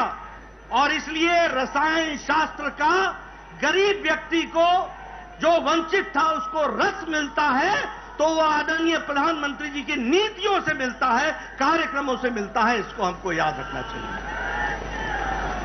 मित्रों, जब हम गांव, गरीब, वंचित, पीड़ित, शोषित, दलित इनकी बात करते हैं तो हम साथ में यह भी कहते हैं कि चाहे उजाला हो, उज्ज्वला हो, सौभाग्य हो, आयुष्मान हो, प्रधानमंत्री गरीब कल्याण अन्न योजना हो, प्रधानमंत्री किसान सम्मान निधि हो, ये सारे के सारे कार्यक्रम साधारण व्यक्ति का सशक्तिकरण करते हैं। और वो साधारण व्यक्ति जब चुनाव आता है तो अपना कीमती मत को संभाल कर रखता है और मोदी जी के नाम पर वो कमल के निशान पर बटन दबाता है।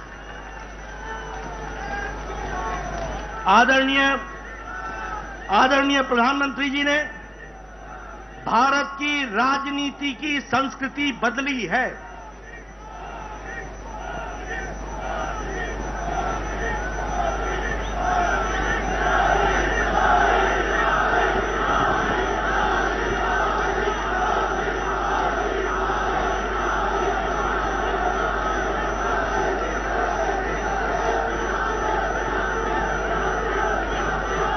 आदरणीय प्रधानमंत्री जी ने भारत की राजनीति की संस्कृति बदली है।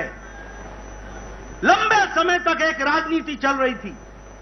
वह राजनीति थी भाई भतीजावाद, भ्रष्टाचार, सांप्रदायिकता, जातिवाद, परिवारवाद, क्षेत्रवाद। इनकी राजनीति लंबे समय से चल रही थी। लेकिन आदरणीय प्रधानमंत्री जी ने भारत की राजनीति बदल दी, उसकी संस्कृति बदल दी। अब रिपोर्ट कार्ड की राजनीति है। काम करोगे, जनता के बीच में जाओगे और जनता का आशीर्वाद लोगे। आज विकास की राजनीति है, आज सशक्तिकरण की राजनीति है, आज महिला सशक्तिकरण की राजनीति है, आज युवा सशक्तिकरण की राजनीति है, आज किसानों के सशक्तिकरण की राजनीति है। आज जो व्यक्ति समाज के अंतिम पायदान पर खड़ा था, जिसको कोई पूछता नहीं था, वोट का आधार मानता था, वोट बैंक पॉलिटिक्स करता था, उसको मुख्य धारा में लाने का काम और सशक्तिकरण का काम किया है तो आदरणीय प्रधानमंत्री जी ने किया है, उनकी नीतियों ने किया है। मित्रों, जब मैं उत्तर प्रदेश की बात करता हूं तो हम जानते हैं 5 साल पहले वहां भय का वातावरण था, भ्रष्टाचार था, माफिया राज था, गुंडागर्दी थी, आतंकवादी दंडनाते थे, उनको नेताओं का संरक्षण मिलता था।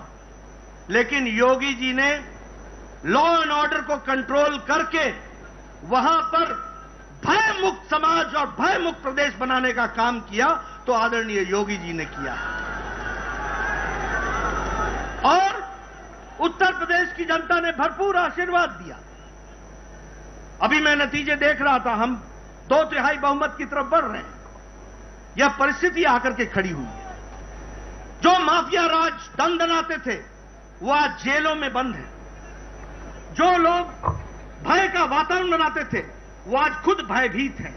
यह परिस्थिति आज योगी जी ने की है, इसका भी हम सबको ध्यान रखना चाहिए और उनका भी हम धन्यवाद करें। अगर हम मणिपुर की बात करें, प्रधानमंत्री जी ने नॉर्थ ईस्ट का ये पहले प्रधानमंत्री हैं जिन्होंने एक्ट ईस्ट पॉलिसी, पूर्व की ओर देखो और काम करो, पूर्व को संभालो और मुख्य धारा में शामिल करो। 50 बार आदरणीय प्रधानमंत्री जी नॉर्थ ईस्ट में आपका प्रवास हुआ है और आपने उनके दर्द को समझा है और उनको राहत दिलाई है और मुख्य धारा में उनको लाए हैं। यही नॉर्थ ईस्ट बंद, ब्लॉकेड के लिए जाना जाता था, आज शांति और विकास के लिए जाना जाता है। और मणिपुर में भी पहली बार विशुद्ध भारतीय जनता पार्टी की सरकार बनी है। अगर हम बात करें उत्तराखंड की, तो यह भी हम दोबारा जीत करके आ रहे हैं, पहली बार मौका मिला और यहां भी विकास हर दृष्टि से हो रहा है।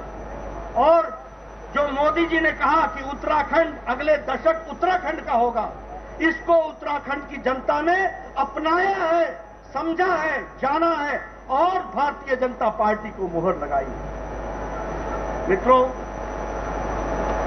अगर ये हम सब लोग यहां बैठे हैं बिना मास्क के और नजदीक बैठे हैं, ये संभव अगर हुआ है तो आदरणीय प्रधानमंत्री जी के अथक प्रयास से हुआ है। जो 180 करोड़ लोगों को वैक्सीनेशन देकर डबल डोज उनको तैयार किया है। जब पाश्चात्य देश मुसीबत में अपने आप को पाते हैं तो 130 करोड़ का देश मोदी जी के नेतृत्व में सुरक्षित दिखता है। इस बात को भी हमको याद रखना चाहिए। आर्थिक स्थिति में जो विकास हुआ है कोरोना के पश्चात, आज भारत की आर्थिक स्थिति जिसको दुनिया के मान रही है कि एक फास्टेस्ट ग्रोइंग इकोनॉमी के तरीके से आगे बढ़ रहा है, यह भी दूरदृष्टि बताती है हमारे आदरणीय प्रधानमंत्री। आज हम सब लोग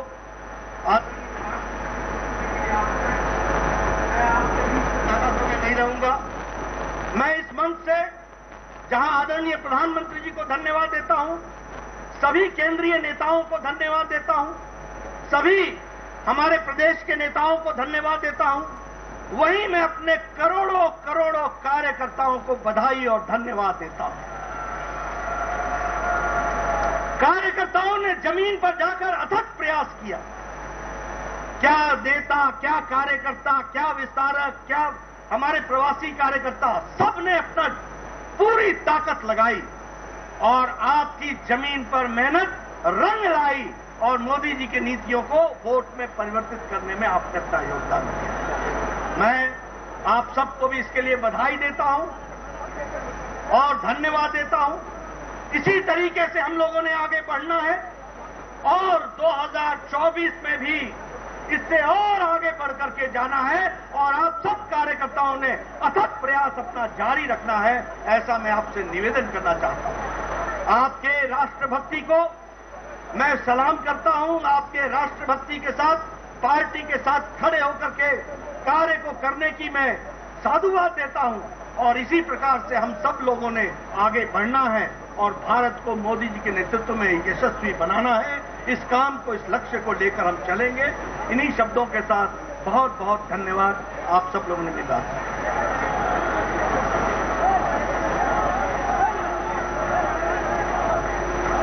गरीब, शोषित, वंचित के लगातार उत्थान करने वाले उनके मसीहा के रूप में माननीय प्रधानमंत्री जी विश्व के सबसे लोकप्रिय नेता हैं। मैं माननीय प्रधानमंत्री जी से निवेदन करता हूं कि यहाँ पे बैठे हुए कार्यकर्ताओं, करोड़ों कार्यकर्ताओं को संबोधित करें। माननीय प्रधानमंत्री जी,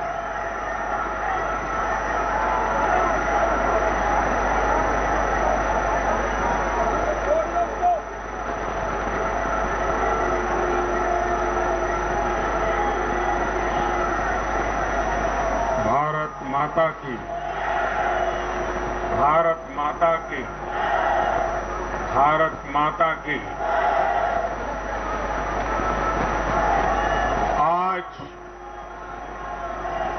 उत्साह का दिन है, उत्सव का दिन है। ये उत्सव भारत के लोकतंत्र के लिए है। मैं इन चुनावों में हिस्सा लेने वाले सभी मतदाताओं को बहुत बहुत बधाई देता हूं। उनके निर्णय के लिए मतदाताओं का आभार व्यक्त करता हूं। विशेष रूप से हमारी माताओं बहनों ने, हमारे युवाओं ने जिस प्रकार भारतीय जनता पार्टी को भरपूर समर्थन दिया है, वो अपने आप में बहुत बड़ा संदेश है। मुझे इस बात का भी संतोष है कि फर्स्ट टाइम वोटर्स ने बढ़ चढ़कर मतदान में हिस्सा लिया और भाजपा की जीत पक्की की।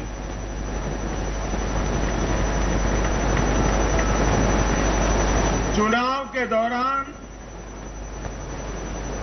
भाजपा के कार्यकर्ताओं ने मुझसे वादा किया था कि इस बार होली 10 मार्च से ही शुरू हो जाएगी।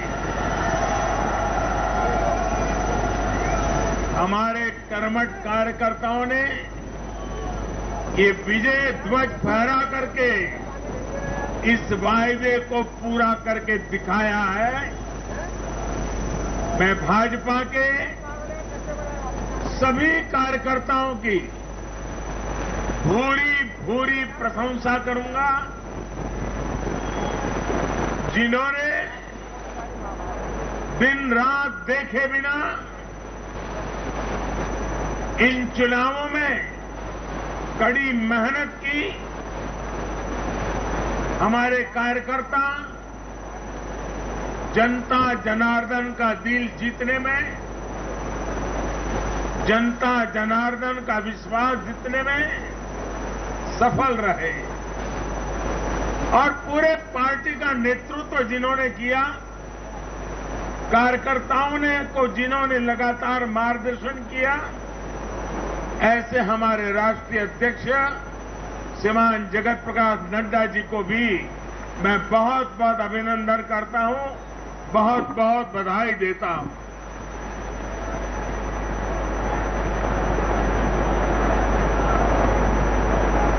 पार्टी के हर छोटे मोटे सभी कार्यकर्ताओं ने उनके अथक परिश्रम से आज एनडीए के लिए जीत का चौका लगाया है।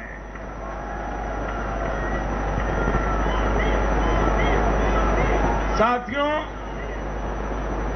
उत्तर प्रदेश ने देश को अनेक प्रधानमंत्री दिए हैं, लेकिन 5 साल का कार्यकाल पूरा करने वाले किसी मुख्यमंत्री के दोबारा चुने जाने का यह पहला उदाहरण है।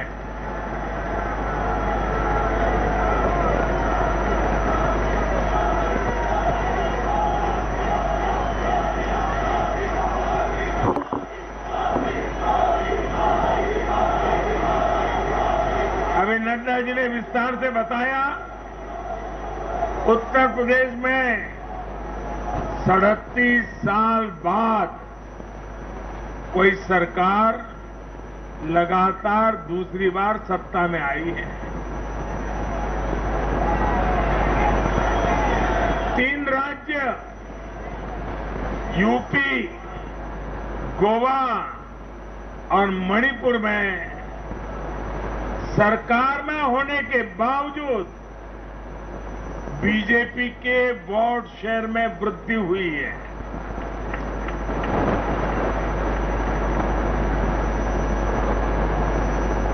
गोवा में सारे एग्जिट पोल गलत निकल गए और वहां की जनता ने तीसरी बार सेवा करने का मौका दिया है। 10 साल तक सत्ता में रहने के बाद भी राज्य में बीजेपी की सीटों की संख्या बढ़ी है। उत्तराखंड में भी भाजपा ने नया इतिहास रचा है। राज्य में पहली बार कोई पार्टी लगातार दूसरी बार सत्ता में आई है। यानी सीमा से सटा एक पहाड़ी राज्य, एक समुद्र तटीय राज्य और एक मां गंगा का विशेष आशीर्वाद प्राप्त एक राज्य और पूर्वोत्तर सीमा पर एक राज्य, भाजपा को चारों दिशाओं से आशीर्वाद मिला है।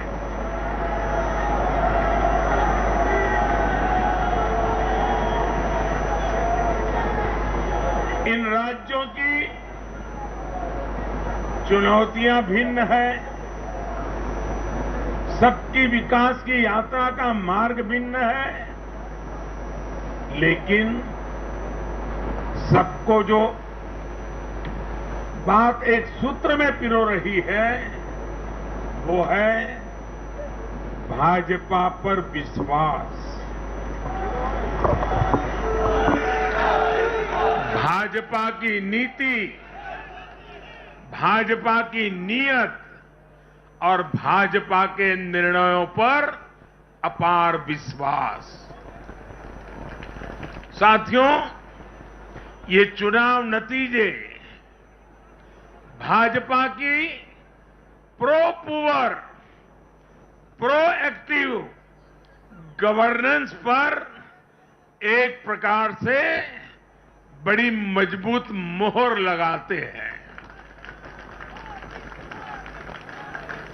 पहले जनता अपने ही हक के लिए सरकार के दरवाजे खटखटाकर थक जाती थी। बिजली, पानी, गैस, टेलीफोन, बहुत बुनियादी सुविधाओं के लिए, सामान्य जरूरतों के लिए सरकारी दफ्तरों के चक्कर काटने पड़ते थे, पैसे देने पड़ते थे। कुछ साधन संपन्न लोगों तक सुविधा पहुंचने के रास्ते अलग थे, पहुंच जाती थी। देश में गरीबों के नाम पर घोषणाएं बहुत हुई, योजनाएं भी बहुत बनी, लेकिन उस योजनाओं का जो हकदार था, जिस गरीब का उस पर हक था, उसके लिए ये हक उसको मिले बिना परेशानी को मिले, उसके लिए गुड गवर्नेंस, डिलीवरी, इसका बड़ा महत्व होता है। लेकिन भाजपा इस बात को समझती है और मैं लंबे अरसे तक मुख्यमंत्री के नाते काम करके आया हूं, इसलिए मुझे पता है कि आखिरी इंसान की सुविधा के लिए कितनी मेहनत करनी चाहिए। बीते वर्षों में हमने गवर्नेंस डिलीवरी सिस्टम तो बेहतर किया ही, साथ साथ पूरी प्रक्रिया में पारदर्शिता भी लाए हैं। भाजपा गरीब को भरोसा देती है कि प्रत्येक गरीब तक सरकार ने निर्णय किए हुई सुविधाएं जरूर पहुंचेगी। और मैं गरीब के घर तक उसका हक पहुंचाए बिना चैन से बैठने वाला इंसान नहीं।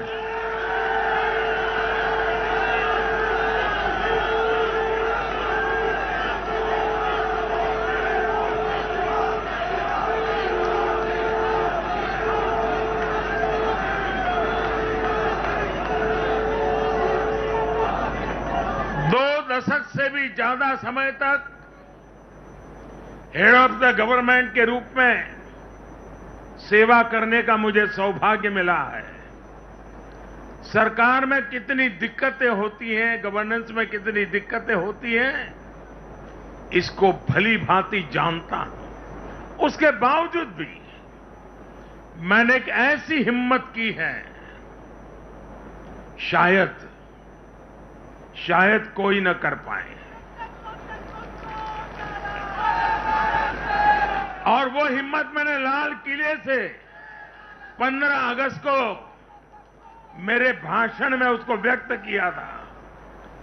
मैंने कहा था कि अब भाजपा को जहां जहां सेवा करने का मौका मिलेगा, हम हर योजना के जो हकदार हैं उनके लिए 100% सैचुरेशन, यानी काम को 100% पूरा करना, हर गरीब तक हर सरकारी योजना का लाभ पहुंचाना, ये 100% की कल्पना करना 2 दशक से ज्यादा समय सरकार का काम करने के बाद मैं कहता हूं, ये बहुत बड़ी हिम्मत की है मैंने।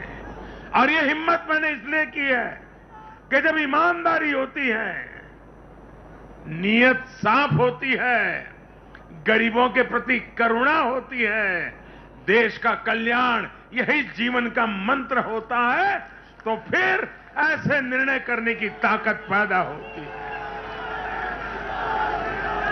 हम हर गरीब तक पहुंचेंगे, हम हर गरीब तक पहुंचेंगे, 100% लाभार्थियों तक पहुंचेंगे। भाई और बहनों, आज मैं देश की महिलाओं, हमारी बहन बेटियों को विशेष रूप से नमन करता हूं। चुनाव के नतीजों में मेरी इन माताओं, बहनों का, बेटियों का बहुत बड़ा योगदान है। ये हमारा सौभाग्य है कि भाजपा को बहनों, बेटियों, माताओं ने इतना स्नेह दिया है, इतना आशीर्वाद मिला है।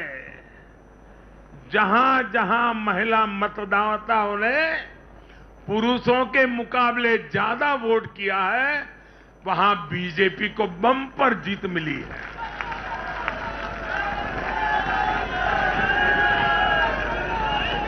एक प्रकार से हमारी माताएं, बहनें, हमारी बेटियां, हमारी ये स्त्री शक्ति भाजपा की जीत की सारथी बनी है।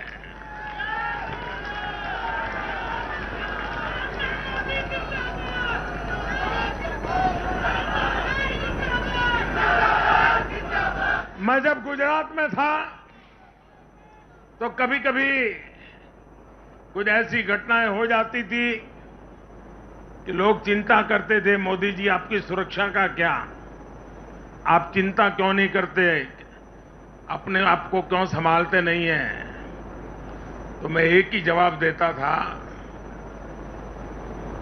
कि कोटि कोटि माताओं का, स्त्री शक्ति का मुझे सुरक्षा कवच मिला हुआ है।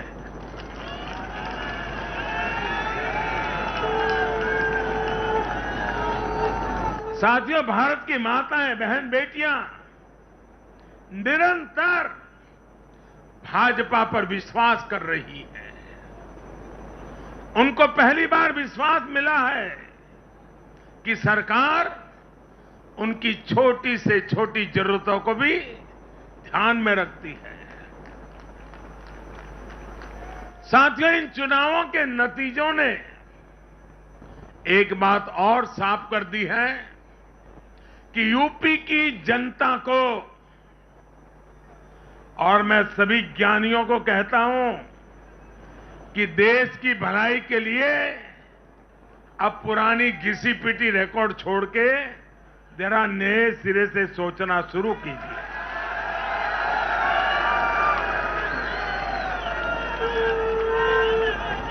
इस देश के लिए बड़ी दुख की बात है। मैं स्वयं बहुत दुख अनुभव करता था जब ये ज्ञानी लोग यूपी की जनता को सिर्फ और सिर्फ जातिवाद के तराजू से तोलते थे, जातिवाद की दृष्टि से देखते थे। मैं समझता हूं कि उत्तर प्रदेश के नागरिकों को जातिवाद की बाड़ाबंदी में बांध करके वे उन जातियों का अपमान करते थे, उन नागरिकों का अपमान करते थे, पूरे उत्तर प्रदेश का अपमान करते थे। कुछ लोग ये कहकर यूपी को बदनाम करते हैं कि यहां के चुनाव में तो जाति ही चलती है। लेकिन भाइयों बहनों, उत्तर प्रदेश के लोगों ने दिखा दिया है। 2014 के चुनाव नतीजे देखें, 2017, 2019 के नतीजे देखें और अब फिर 22 में भी देख रहे हैं। हर बार यूपी के लोगों ने सिर्फ और सिर्फ विकासवाद की राजनीति को ही चुना है। यूपी के लोगों ने इन लोगों को यह सबक दिया है और यह सबक उनको सीखना होगा। यूपी के गरीब से गरीब व्यक्ति ने, यूपी में गांव में रहने वाला व्यक्ति हो, पढ़ा लिखा हो या अनपढ़ हो, यूपी के हर मतदाता ने, हर नागरिक ने एक सबक दिया है कि जाति की गरिमा, जाति का मान देश को जोड़ने के लिए होना चाहिए, देश को तोड़ने के लिए नहीं होना चाहिए। और ये करके दिखाया है, 4 चुनावों में करके दिखाया है। वैसे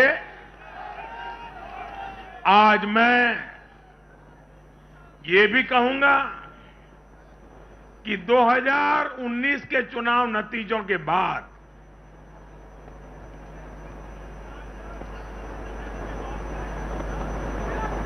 कुछ पॉलिटिकल ज्ञानियों ने कहा था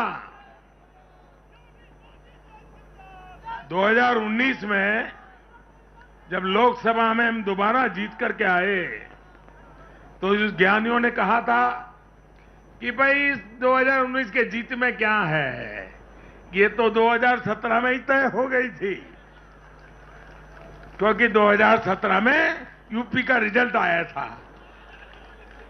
मैं मानता हूं इस बार भी ये ज्ञानी जरूर कहने की हिम्मत करेंगे कि 2022 के नतीजों ने 2024 के नतीजे तय कर दिए हैं।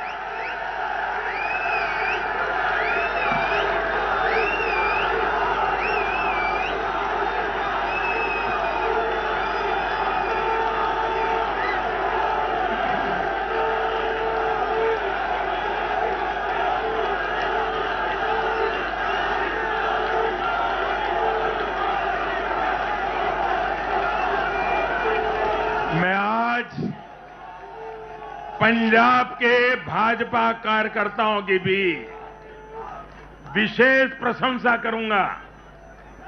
उन्होंने विपरीत परिस्थितियों में जिस प्रकार पार्टी का झंडा बुलंद किया है, वो आने वाले समय में पंजाब में भाजपा की मजबूती को, देश की मजबूती को एक अहम स्थान के रूप में विकसित करेंगे, ये मेरा पूरा विश्वास है।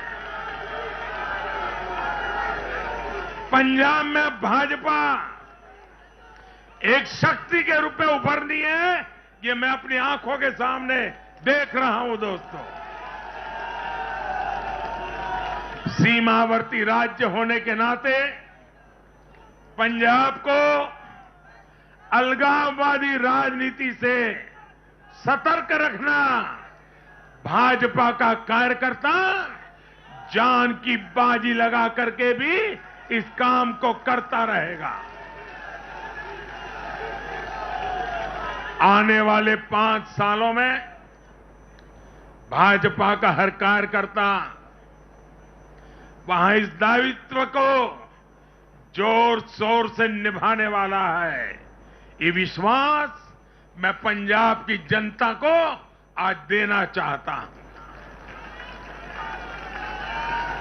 साथियों, ये चुनाव ऐसे समय में हुए हैं जब दुनिया 100 साल के सबसे बड़े कोरोना जैसी महामारी के संकट से लड़ रही है।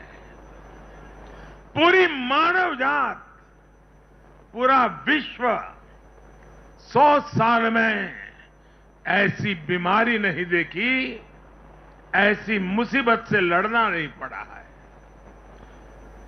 ये जैसे कुछ कम था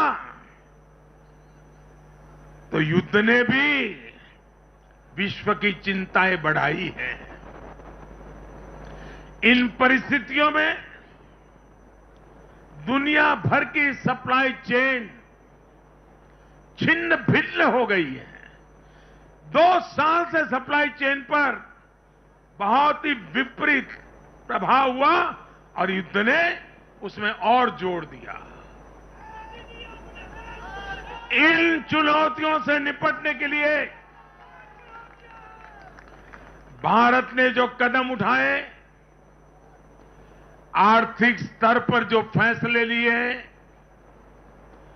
गरीब कल्याण के जो फैसले लिए, उन सभी ने भारत को संभलकर आगे बढ़ने में बहुत मदद की। भारत बच पाया है क्योंकि हमारी नीतियां जमीन से जुड़ी रही। हमारी नीतियां जमीन से जुड़ी रही और हमारे प्रयास निष्ठा और नियत की पटरी पर अविरत आगे बढ़ते रहे। जहां जहां डबल इंजन की सरकार रही, वहां पर जनता के हितों की डबल सुरक्षा हुई और विकास के कार्यों की गति भी तेज हुई। इस समय जो युद्ध चल रहा है, उसका प्रभाव प्रत्यक्ष और परोक्ष रूप से दुनिया के हर देश पर पड़ रहा है। भारत शांति के पक्ष में है, बातचीत से हर समस्या को सुलझाने के पक्ष में है। लेकिन जो देश सीधे जंग लड़ रहे हैं, भारत का उनसे आर्थिक दृष्टि से, सुरक्षा की दृष्टि से, शिक्षा की दृष्टि से, राजनीतिक दृष्टि से नाता है। भारत की बहुत सारी जरूरतें इन देशों से जुड़ी हुई हैं। भारत बाहर से जो कच्चा तेल मंगाता है, पाम ऑयल मंगाता है, सनफ्लावर ऑयल मंगाता है, उसकी कीमत भी अंतर्राष्ट्रीय बाजार में बहुत तेजी से बढ़ रही है। कोयला हो, गैस हो, फर्टिलाइजर हो, सभी की कीमतों में पूरी दुनिया में कल्पना बाहर का उछाल आ रहा है। युद्ध के कारण पूरी दुनिया में महंगाई बढ़ रही है। विकासशील देशों को विशेष रूप से कठिनाई का सामना करना पड़ रहा है।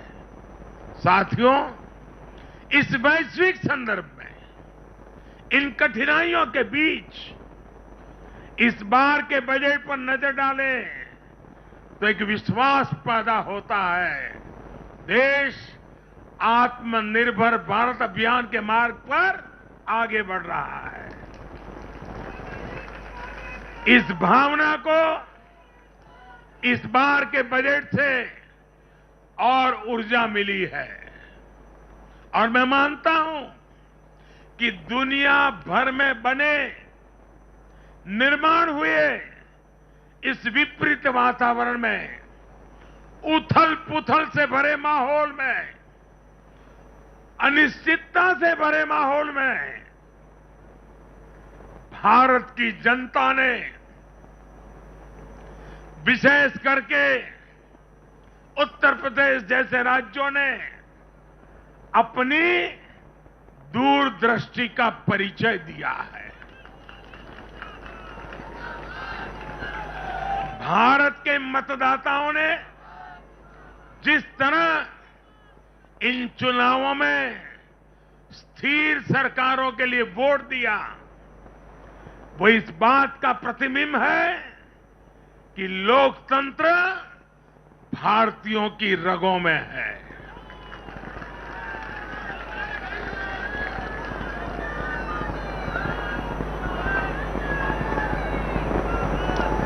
लेकिन भाई और बहनों, आज इस अवसर पर मैं देश के सामने अपनी कुछ चिंताएं भी रखना चाहता हूं। देश का नागरिक तो बहुत जिम्मेदारी के साथ देश के हित में अपना काम कर रहा है। जब भी उसको अवसर मिलता है वो जिम्मेदारी के साथ पेश आता है। देश का सामान्य नागरिक राष्ट्र निर्माण में जुटा है, लेकिन हमारे यहां कुछ लोग लगातार राजनीति का स्तर गिराते जा रहे हैं। कोरोना के इस समय में भी हमने देखा है कि इन लोगों ने देशवासियों को गुमराह करने की लगातार कोशिश की। वैक्सीनेशन के हमारे प्रयासों की दुनिया प्रशंसा कर रही है, लेकिन इस पवित्र कार्य पर, मानवता के कार्य पर, सेवा के कार्य पर, भारत की वैक्सीन पर भी सवाल उठाए गए। दुर्भाग्य की बात है, जब यूक्रेन में हजारों भारतीय विद्यार्थी, हमारे छात्र, हमारे नागरिक फंसे हुए थे, तब भी देश का मनोबल तोड़ने की बातें हो रही थी। जो वहां फंसे थे उनके परिवारों की चिंता बढ़ाने का काम हो रहा था। ये लोग उन बच्चों में असुरक्षा की भावना बढ़ा रहे थे, यहां उनके परिवार वालों की चिंता बढ़ा रहे थे। इतना ही नहीं, इन लोगों ने ऑपरेशन गंगा को भी प्रदेशवाद की बेड़ियों में बांधने की कोशिश की।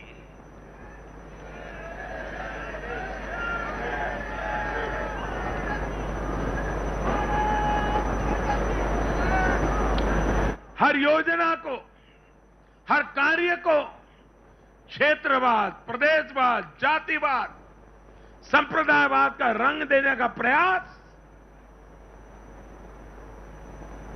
भारत के उज्जवल भविष्य के लिए बहुत बड़ी चिंता का विषय है। साथियों, इन चुनावों में मैंने लगातार विकास की बात की। गरीबों को घर, गरीबों को राशन, वैक्सीन, आधुनिक इंफ्रास्ट्रक्चर, हर विषय पर भाजपा का विजन लोगों के सामने रखा। इसके साथ ही जिस एक बात पर मैंने सबसे ज्यादा चिंता जताई थी, वो थी गौर परिवारवाद। मैंने राज्यों के लोगों को बताया कि कैसे मैं किसी परिवार के खिलाफ नहीं हूं, नहीं मेरी किसी की व्यक्तिगत दुश्मनी है। मैं लोकतंत्र की चिंता करता हूं और मैं सभी ज्ञानियों को कहता हूं, जरा लोकतंत्र के तराजू पर इन चीजों को तोल के देखो।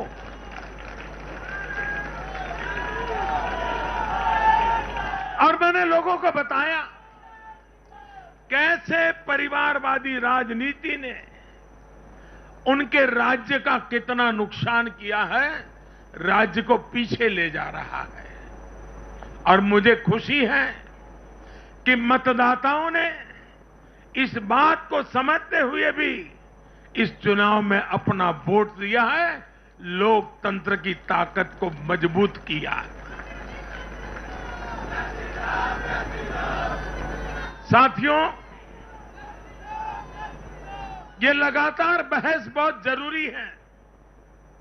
भारत जैसे लोकतंत्र में और देश को जिस ऊंचाई पर ले जाना है उसको ध्यान में रखते हुए जिन मुद्दों को मैं उठा रहा हूं उसको निरपेक्ष भाव से बहस होना जरूरी है। भारत में परिवारवादी राजनीति का, ये मेरे शब्द लिख करके रखिए दोस्तों, एक न एक दिन ऐसा आएगा जब भारत में परिवारवादी राजनीति का सूर्यास्त ये देश के नागरिक करके रहेंगे।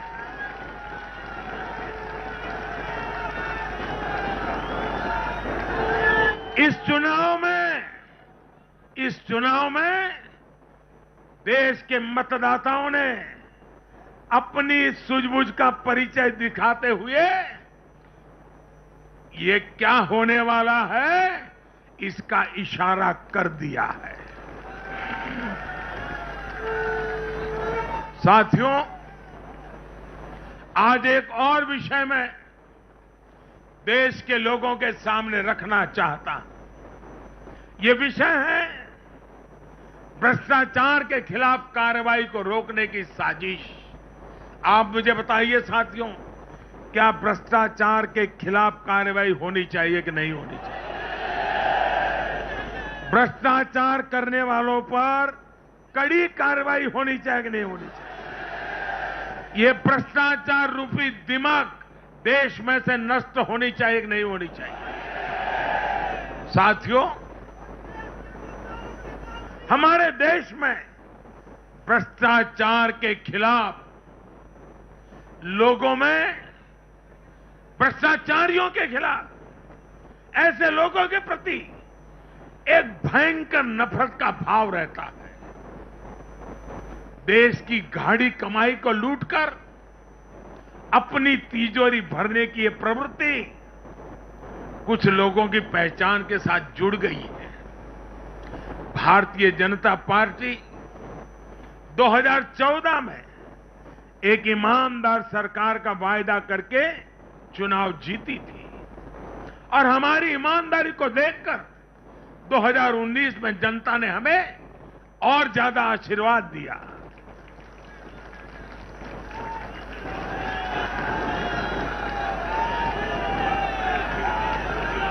और देश हमसे अपेक्षा करता है कि मोदी जी, आपकी सरकार सिर्फ प्रामाणिक रहे इतना इनफ नहीं है।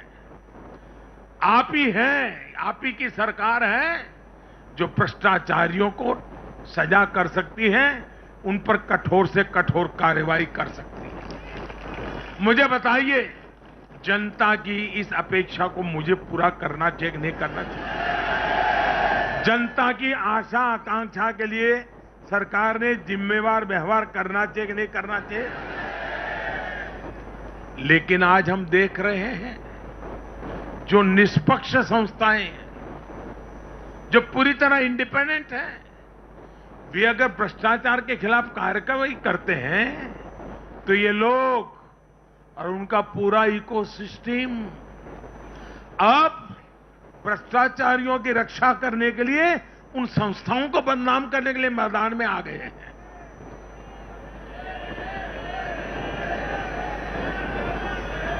ये देश का कितना बड़ा दुर्भाग्य है कि घोटालों से घिरे लोग एकजुट होकर अब अपनी इकोसिस्टम की मदद से इन संस्थाओं पर ही दबाव बनाने लगे हैं।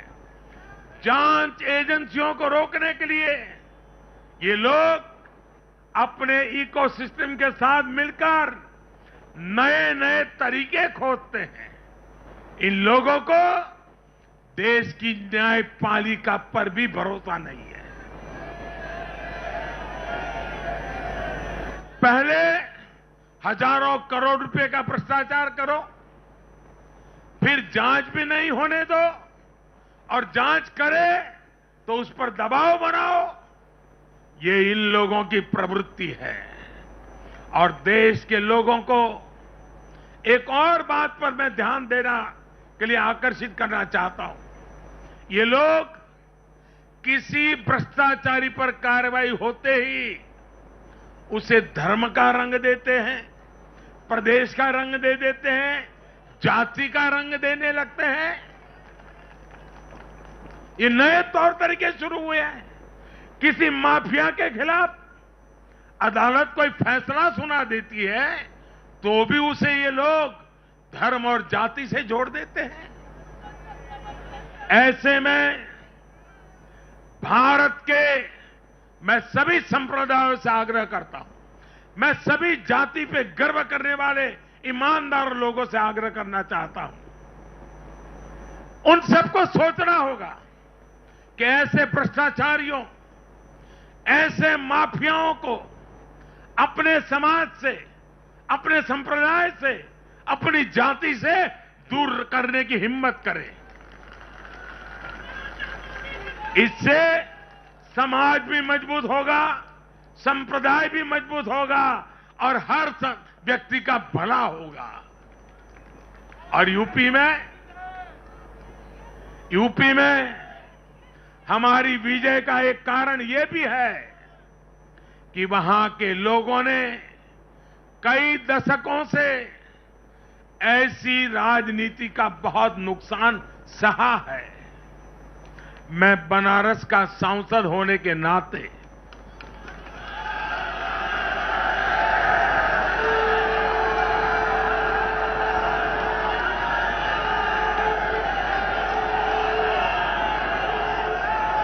यूपी के लोगों के प्यार और आशीर्वाद ने मुझे भी यूपी वाला बना दिया है।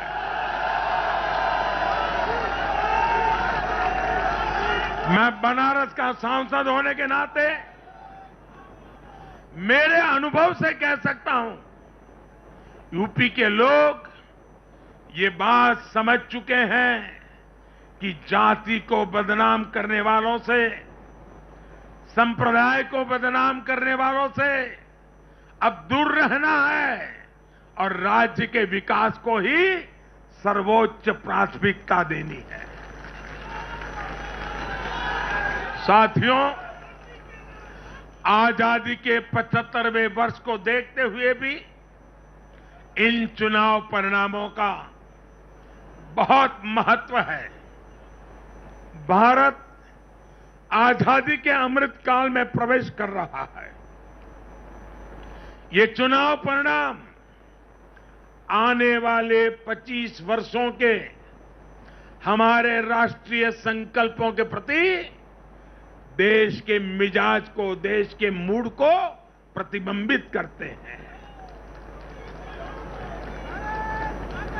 यहां से हम दो पटरियों पर एक साथ तेजी से काम करने वाले हैं।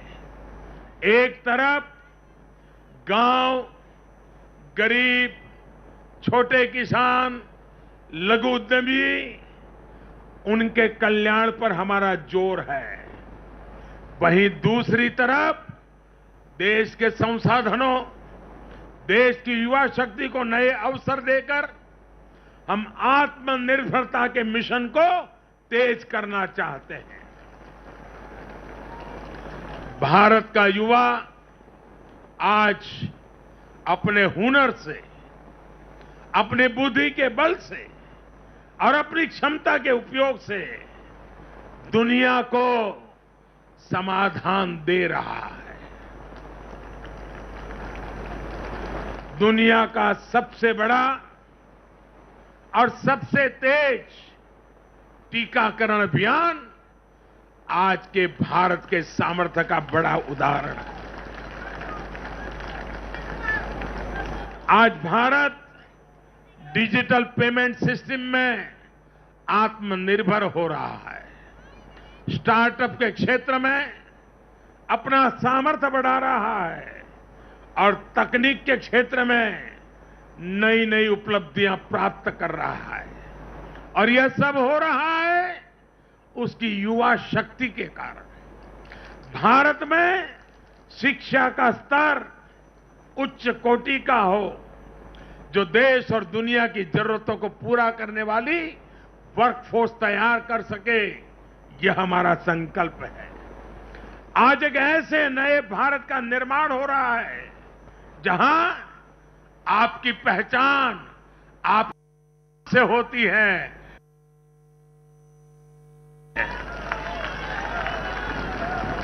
मुझे विश्वास है सबका साथ, सबका विकास, सबका विश्वास और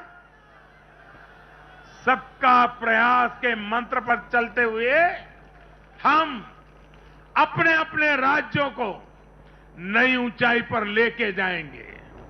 जब देश के हर राज्य का विकास होगा तो देश का भी विकास होगा। और मुझे तो मैं गुजरात में इतने साल काम किया, दिल्ली में सरकार भारतीय जनता पार्टी को अच्छा मानने वाली सरकार नहीं थी। हमारी सरकार में रोड़े अटकाने के सोच वाली सरकार थी। फिर भी गुजरात में हमारा मंत्र यही था, भारत के विकास के लिए गुजरात का विकास।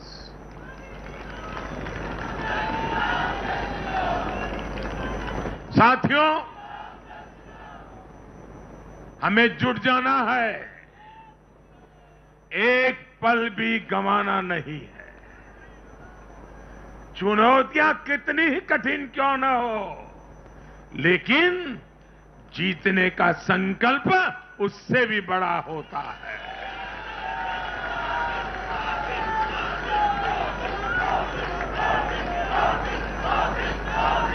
बड़े संकल्पों के साथ, बड़े सपनों के साथ ऊंची सी ऊंची ऊंचाइयों को पार करने के इरादे के साथ देश को आगे बढ़ाना है।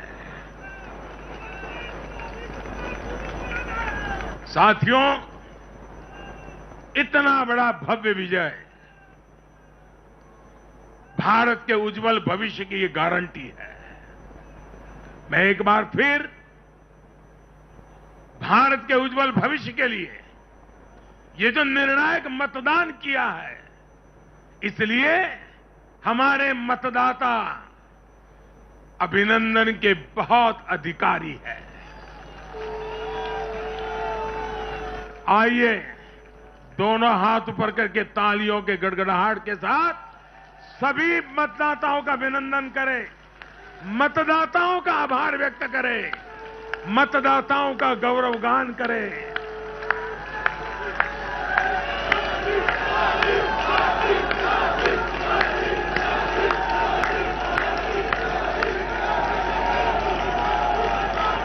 भारत माता की, भारत माता की, भारत माता की। बहुत बहुत धन्यवाद।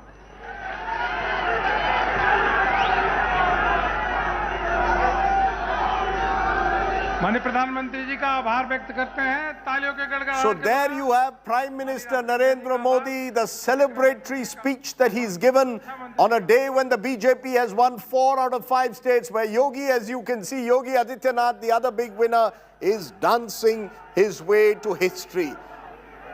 Prime Minister Modi launching a trenchant attack on his critics, raising issues from Operation Ganga to corruption and claiming that the BJP is now in pole position for 2024. That was perhaps the most significant statement he made, that 2024 is still very much now on the BJP's radar. Similar scenes to 2019, if you can recall. Then it was Mr. Modi with Amit Shah next to him. Now it's JP Nadda next to him. Rose petals being thrown. Prime Minister Modi being cheered by his flock at the BJP headquarters on a day when the BJP has scored a big win in UP, Uttarakhand, Manipur and in Goa. Joining me now at this moment is Dr. Abhishek Manu Singhvi of the Congress, because while the BJP is the big winner today, the Congress is the big loser. Dr. Singhvi, not an easy day, but you are a lawyer who knows how to defend bad cases as well. So you've got to tell us today, what's your best case scenario for the Congress? You've been wiped out in 4 states out of the 5. Or really wiped out in all 5. What am I saying? Wiped out in all 5. What's your best defense? Do you acknowledge a bad day in the office? Rajdeep, first of all, I hope you give me some brownie points for being here. But I never back out of commitments, even though they are made prior to the results. And I must remember a day for India Today itself, when Pramod Mahajan in 2004 was the only person who came out in the evening at National Stadium. And I always appreciate that point. So therefore, I kept my promise to you. Number 2, to be very honest, had publicly before the exit polls commented that we are sliding in Punjab. As I've told you in other channels, that it is because of 2 factors, which is more, I don't know, but I think the main factor was the lack of baggage, the novelty value, which was well leveraged by the AAP. But to its contribution was our, what I call, simply put, element of static chick, which the voter doesn't mind, like. Now that chick was just some unnecessary speaking in the media. But my real sadness and disappointment is not so much Punjab, which I saw sliding even prior to the exit polls, and I said so on public TV. My real astonishment today is on 2 things which I still till morning, till 9:30 today had put in the Congress bag. And that was Uttarakhand and Goa as the single largest, but Uttarakhand as a majority. I am quite astonished and surprised at the margin in Uttarakhand. And I think it's very, very deeply disappointing, more so than anything else. Goa, I was confident of a single largest situation and requiring some collaboration. But there again, in a small state, the margin has surprised me. So all I can say is we have to learn. We have to, I won't use the word introspect, we have to do much more than that. We have to rewire, reconfigure, rework. Dr. Singhvi, nice words. Rewire, reconfigure. You're a good lawyer. You're going to spin me around with nice words. Direct question to you. When will the day come when a Congress person will come on a show and say our leadership messed up? That we perhaps now, the accountability must start, buck stops at the top. Maybe the Congress party should experiment with a new leadership. After all, the decisions in Punjab, decisions in Uttarakhand, decisions in Goa, even in UP, were taken by our top leadership. Why blame this? Don't use words like rewired, reconfigured. They sound nice, they mean nothing. Let me tell you, let me answer.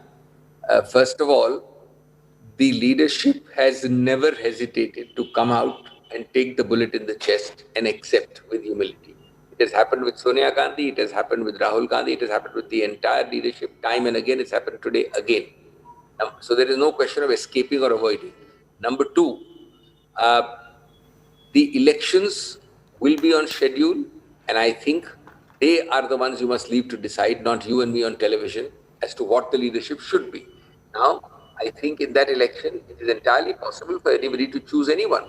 But then to suggest that no, we must impose a leadership notwithstanding that electoral result, this way or that way, is a negation of the very concept of party democracy which you are all propagating. Okay, so you're saying there should be elections within the party, whoever the party chooses becomes president. For a moment, I want you to also quickly comment before I move on what the Prime Minister said just now. The Prime Minister said just now, virtually said, Rahul Srivastava is here with me, he'll correct me if I'm wrong, that 2024 is almost a done deal. that chaliye badhiye, 2024, we've got the momentum. Do you agree that basically now the BJP is in pole position to win 2024? The Congress will take a long time to regroup as a principal opposition party. I will not hesitate to heartily congratulate the BJP and the Prime Minister for a wonderful 4-state victory. I will not hesitate to congratulate the AAP for a spectacular victory. But don't make a common mistake which people have made and have suffered. Remember Atal Bihari Vajpayee, 2003, and the result in 2004. Remember many such examples. So while this is a time to celebrate for the winner, for that party, no doubt, it's a spectacular win with so many incumbencies. But to draw that facile conclusion that 2 years down the line, we are winning, to make that statement, I think he knows better than all of us that that's a statement for the masses on the rally basis, but not based on logic, past precedent, experience. My final question to you, Dr. Singhvi, is today we saw the rise of AAP in another state, again at the expense of the Congress. First Delhi, now Punjab, even in Goa, they won 2 seats. I'm checking this, they are probably second in 4. They could have made all the difference to the final numbers. Do you see AAP now as a challenger for the opposition space, coming without the baggage? The Congress has too much of baggage. The AAP is relatively new, doesn't carry the baggage. A quick answer. At the national level, I don't see it as jostling for space. At the national level, the only way to beat the BJP and Modi is for synergy within the opposition space, non-BJP space, jostling for space there. I believe that the TMCs, the AAP, the Congress, and several regional formations, and nobody can or should be a pariah in that, have to come together. And I believe very clearly that it has to be a state-wise analysis. In each state, pick up the one person who's in pole position, gather around and rally around that person, and then fight the parliamentary elections state-wise on that pole position basis. So we have to submerge our egos, get around that pole position, and defeat the BJP in each state at the parliamentary level. So you're calling for a grand national coalition, is it, of all the opposition parties? Is that what you're calling for today on the program? I mean, words are not relevant, as you know. I mean, you can call it any number of names, but I am certainly saying that at its highest and best, the BJP does not get more than a 39-40% vote. I think it's entirely possible, provided you submerge your egos and rally around the single pole position in each state for the parliamentary seat, to be able to either defeat the BJP clearly or to give it a very, very close shock. Okay, let me leave it there, Dr. Singhvi. You're obviously in a pensive mood, and I know now why you're such a good lawyer, because you know how to defend a bad case, and today the Congress, unfortunately, doesn't have much to crow about. But I appreciate that you've taken the time off, even on a day when your party's been defeated, and spoken to us. Thank you very much for joining me, Abhishek Manu Singhvi. Let's get quick reactions. You know, the last 1 hour has been dominated by the Prime Minister. What did you make out, Rahul Srivastava, of this speech? Was this Narendra Modi, in a sense, addressing his adoring flock on a day when it's a huge victory for the BJP? 5 years ago on this day, he spoke about New India. You might recall that on the day they won UP. Today, he spoke, in a sense, about 2024 and beyond.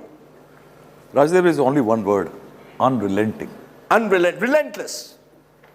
Can you imagine? Today, we had Yogi Adityanath celebrate his win like no other chief minister I have seen in recent past. So a template is being created for Yogi Adityanath celebrations.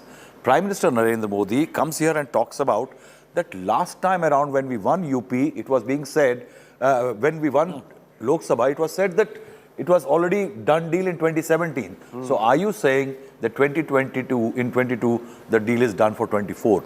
He has attacked opponents like Akhilesh Yadav for his opposition to the vaccine.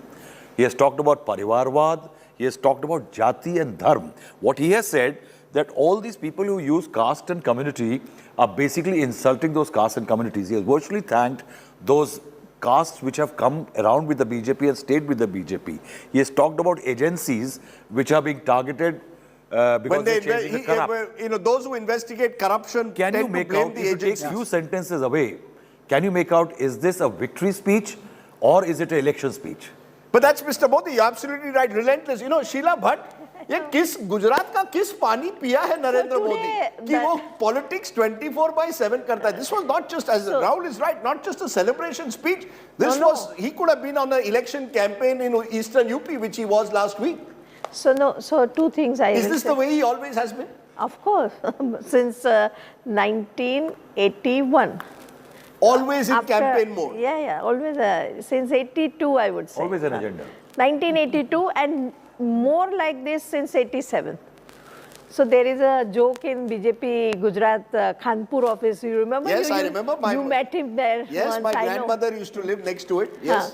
So there's a joke that on the old Ahmedabad Gandhi Road, Chandravilas Hotel, Amit Shah and Modi would sit, ask for a chai and a bhajia, and talk about country's politics. Even in the 90s, you're talking 87, about 88, 89, 89. But okay, now let us talk about this speech. I think it's a very interesting speech. Two things. He was very little stern and little giving away BJP's coming attitude to Kejriwal's victory in Punjab. He spoke very interesting things.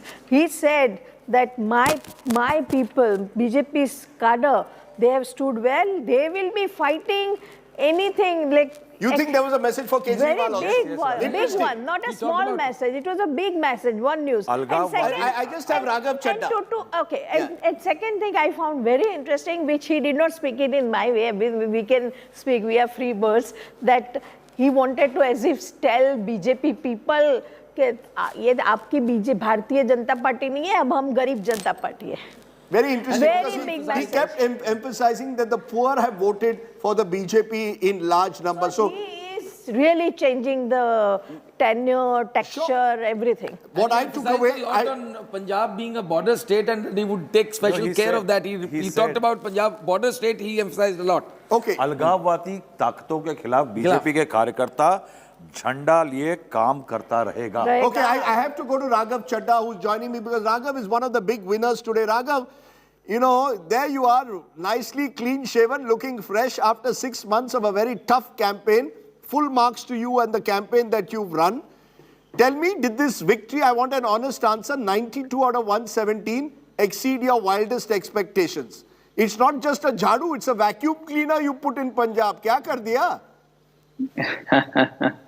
Punjab के लोगों ने झाड़ू, पोछा, vacuum cleaner सब चला दिया. We asked Punjabis only to use the broom.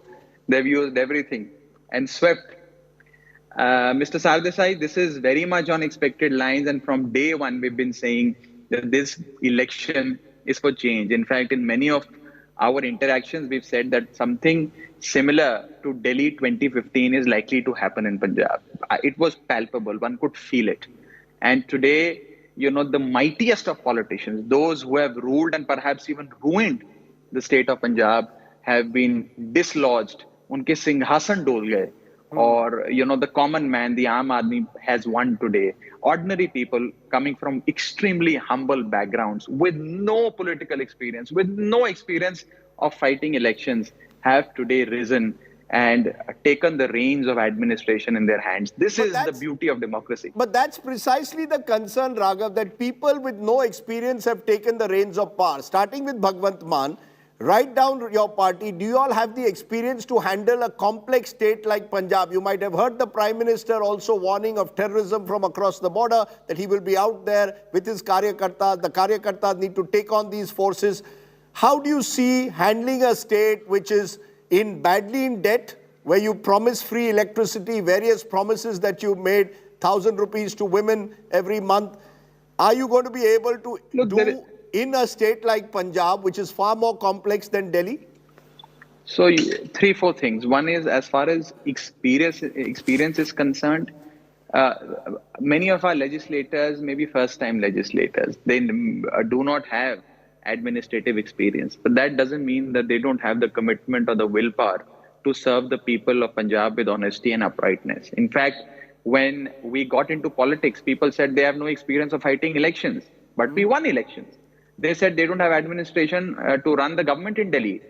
Mr. Kejriwal is perhaps the most successful chief minister in the country today. So therefore, while we may be short on experience, we are not short on good intentions, integrity, and willpower. Point number one. Point number two, as far as challenges in Punjab are concerned, I agree with you. There are huge challenges. You said you talked about the economic health of Punjab. The economic health of Punjab is in doldrums. We are given to understand a debt of 3 lakh crore, which roughly comes to a per capita debt of 1 lakh rupees. That is, every Punjabi has a debt of roughly 1 lakh rupee on its head. This is the worst possible balance sheet to start from. But we are cognizant of that. Kejriwal Sahab and Bhagwant Mann Sahab have drawn a blueprint which we are going to implement in the state of Punjab, and Mann Sahab will lead the charge. I have to leave you to go to Aaj Tak.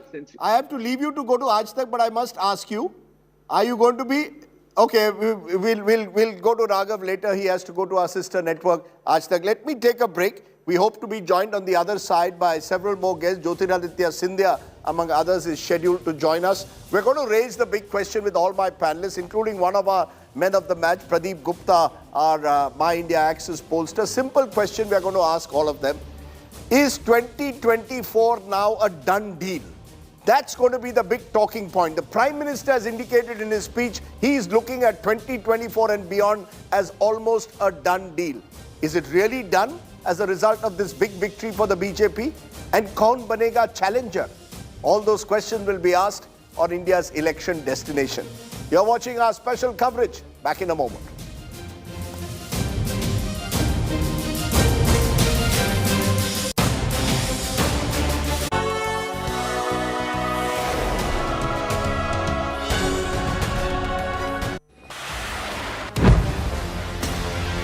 You can hear more blasts that are taking place. We are moving away from this area. We are being told to leave this area because it's not safe to be here. Kyiv braces for an imminent attack over the next 24 to 48 hours. With cameraman Pavan Kumar reporting from Ground Zero, Kiev, Ukraine, Gaurav Sawant for India Today. Grounded in journalism, on the ground reporting, only on India Today TV.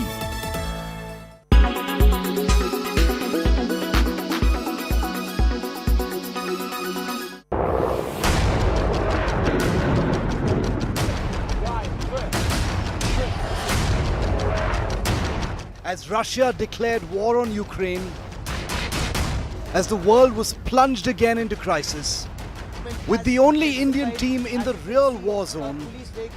This is Mariupol. You hear a series. Hear this sound. I will show you a quick, so to say, bombshell room tour. I can smell the gunpowder in the air. And without pause, India Today totally dominates viewership and smashes the competition.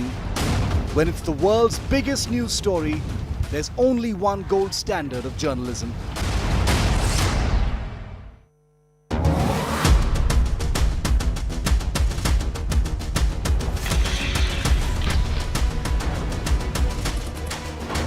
Putin's motive to acquire Ukraine is growing stronger by the day. As per US officials, Russia has recruited Syrian combat fighters to fight in Ukraine. Yes, you heard us right. Moscow is recruiting combat fighters from Syria to invade Ukraine. Russian forces are on a mission to capture Ukraine's capital, Kiev. Russia is operating in Syria since 2015. In 2015, Russians helped the Syrian government to launch a military intervention to fight rebels in the country's civil war. A Syrian media outlet said Russia is offering $200 to $300 to Syrian mercenaries who are willing to operate as guards in Ukraine. Back in 2020, Russia hired hundreds of Syrian mercenaries to fight in Libya. But what about Ukraine? Foreign fighters from many countries have joined hands to fight this war. Well, Russia clearly outnumbers Ukraine in terms of its military capabilities across all categories. But Zelensky has called on reservists and Ukrainian civilians who have military experience to fight against Russia. Many volunteers hailing from United States, Britain, Lithuania, Latvia and Norway have enlisted to join Ukraine in the fight against Russia. Russia is accused of hiring private military contractors in Ukraine and Syria. But PMCs are not new in Russia, and many nations, including the United States, United Kingdom and China, have used PMCs in their previous invasions. The official statistics do not include deaths and injuries of mercenaries who participate in the war. This helps the government to hide the true human cost of war. Pentagon says recruiting mercenaries and PMCs will escalate the ongoing conflict between Russia and Ukraine. The United Nations has recorded 406 civilian deaths and 801 injuries on day 12 of Russia's invasion.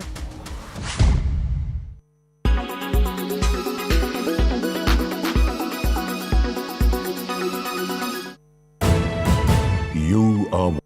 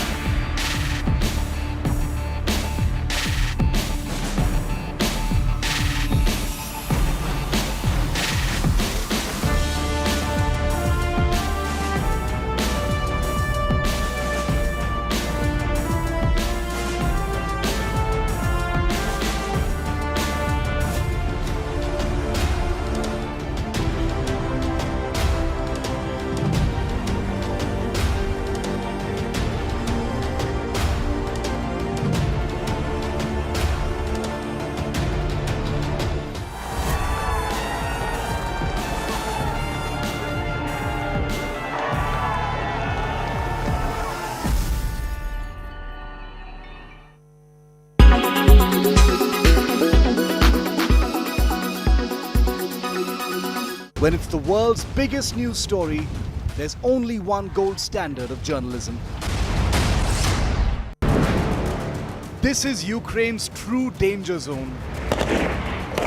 Up close and fearless in Ukraine's combat zone. You are watching India. Co-presented by Berger Paints. Paint your imagination. Powered by Amrita Vishwa Vidyapeetham. Education for life, education for living. Co-powered by AU Bank. Badlaav humse hai.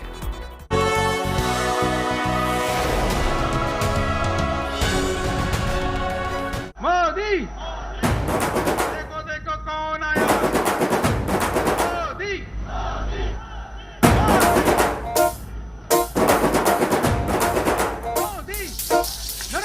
Bell जैसे धूल उड़ा के सींग उठा के तुम भी नाचो बाजी जम के ताल ढोल बेटा राजू उड़ के नाचो हीरो से भी तेज कोई कर सके जो बेद नाचो अस्तबल में घोड़े जैसे भाग डोर छोड़ नाचो मिट्टी जो रोट मोटा मिर्च खा के ऐसे नाचो नाचो नाचो नाचो नाचो नाचो नाचो नाचो नाचो नाचो नाचो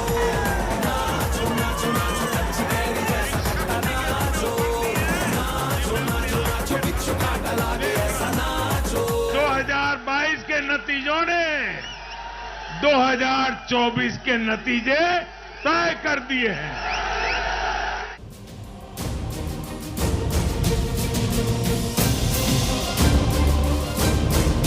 Prime Minister Narendra Modi saying the 2022 elections have paved the way for a potential path to 2024 general elections. That's the Prime Minister on a day when the BJP has scored a big victory, winning 4 of the 5 state elections, including the key battleground state of Uttar Pradesh. Let's tell you first the big takeaways that we have for you on this Results Day. Prime Minister Modi's popularity clearly seemingly at an all-time high in the Hindi heartland. The BJP winning Uttar Pradesh.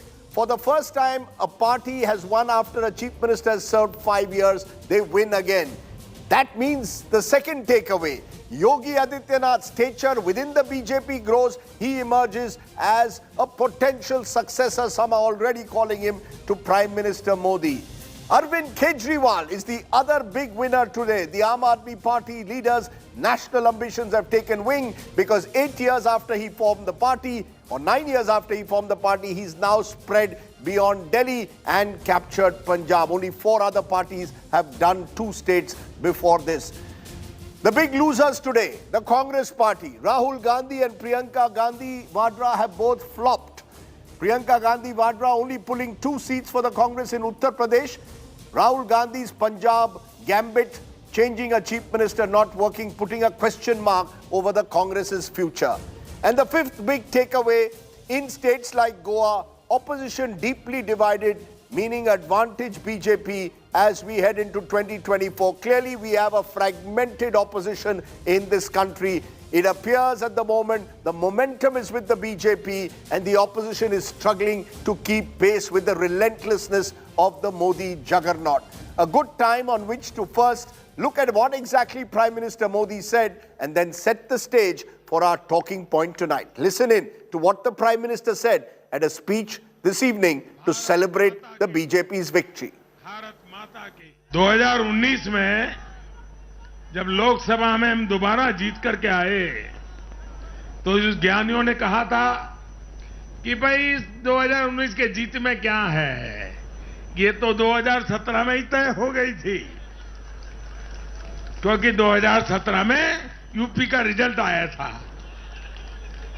मैं मानता हूं इस बार भी ये ज्ञानी जरूर कहने की हिम्मत करेंगे कि 2022 के नतीजों ने 2024 के नतीजे तय कर दिए हैं।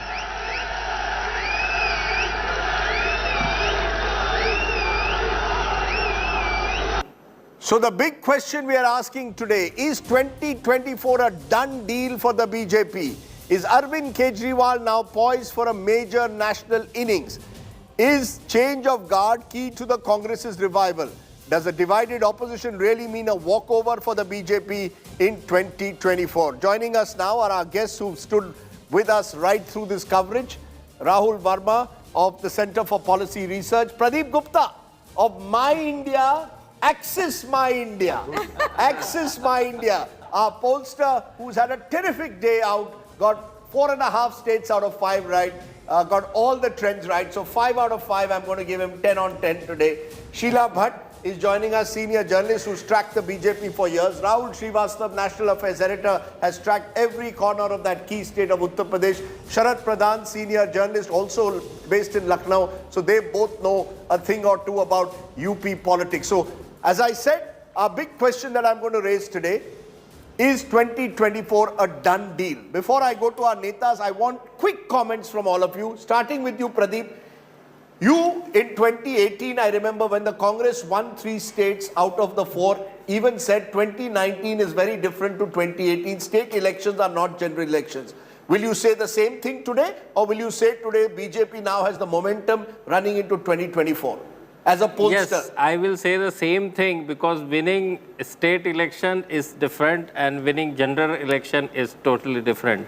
So yes, there is a momentum, there is no doubt onto that, but we need to see how the government and the opposition prepare here onwards for the big 2024 general election. It's all about preparation. When you go onto the battleground, it's not your past performance which matters, winning so many elections or losing so many elections.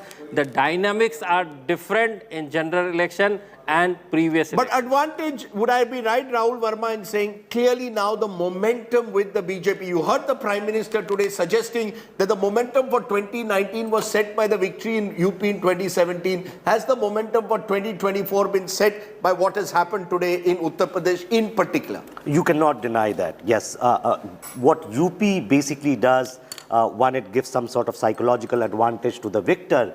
But given the importance of UP to the national parliament and to BJP's own kitty, after the verdict today, yes, they have an advantage. But as Pradeep was pointing out, you win a one-day match series doesn't mean that you are also going to win the test match. But if you win, you have an advantage going into the test match. Rahul Srivastava, momentum now with the BJP running into 2024. Should we say, as some are already saying, it's a done deal? The opposition will be far too demoralized after what has happened in UP to mount a sustained attack on the BJP?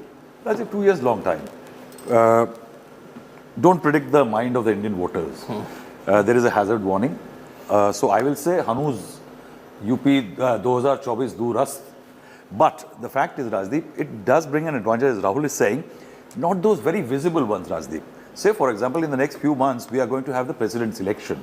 If the BJP had lost UP and some other states, the BJP's attempt to put their own president in the Rashtrapati Bhavan might have failed. That means there could well have been a non-BJP man in the President House, means lot of your papers and policies which you get signed by the president may not get signed. You may have more men in the Rajya Sabha, so the bills which you clear in the Lok Sabha may get passed easily. So the policy delivery, the way BJP wants it, will get changed. So now is it very clear the president elections in August, the BJP wins? With this, yes. With this, after what has happened today, any hope that the opposition may have had on winning the president election is gone? The dependence on TRS and KCR and others has gone down tremendously now. Okay. Now they can have their own president. Sharad Pradhan, 2024 a done deal. Road to Delhi leads to Lucknow. They've swept UP. 273 out of 403 is a massive win. And the way he spoke about it, it makes it very evident that, he's exuding confidence and determination. But there's one thing more which arises in my mind is when he refers to 2017 as a prelude to 2019. 2017 as a prelude to 2019. And he repeats that the same thing may follow. Right. Isn't he also trying to convey that just as 2017 was his show, it was, mind you, that time Yogi Adityanath was not in the scene. Right. Once again, he has the manner of his campaigning in UP. So he wants to attribute all this success to himself. Very interesting, Sheila.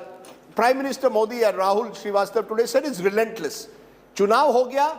Still campaign speech. Tomorrow he's going to Gujarat because that's where the next big battle will be in November, December.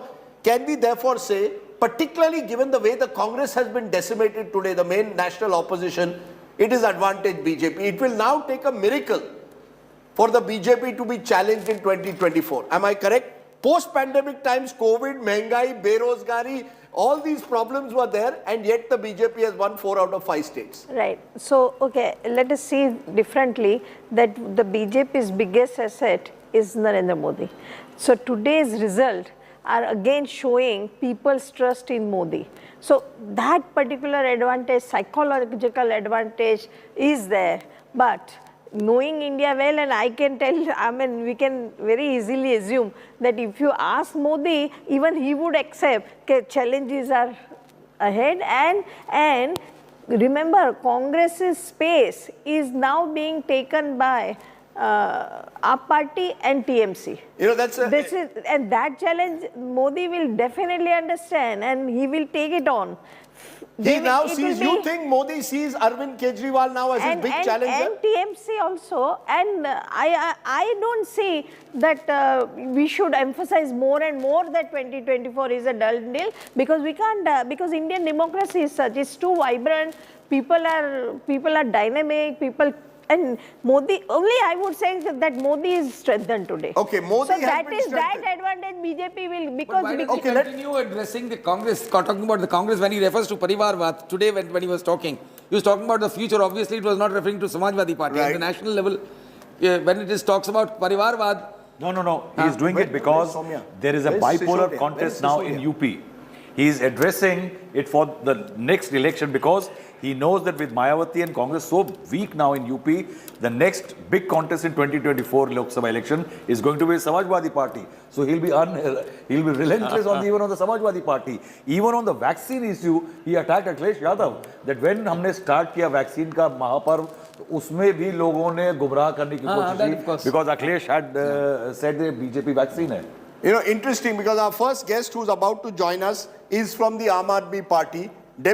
Deputy Chief Minister of Delhi, Manish Sisodia, is going to join us shortly, because the Aam Aadmi Party today, if anyone has emerged apart from the Prime Minister and Yogi Adityanath strengthened today, it is Arvind Kejriwal and the Aam Aadmi Party. Can they be the kind of challenger? Rahul Verma, do you see that the Aam Aadmi Party today has got a springboard, possible opportunity, a window of opportunity to perhaps spread into other states, most notably Himachal Pradesh, neighboring state, or indeed Gujarat, where the next big battle will be fought? Or do you believe first the Aam Aadmi Party wants to finish the Congress before it challenges the BJP?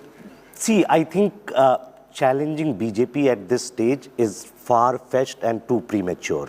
At the moment, winning one state is fine. Aam Aadmi Party is also going to have its own set of challenges.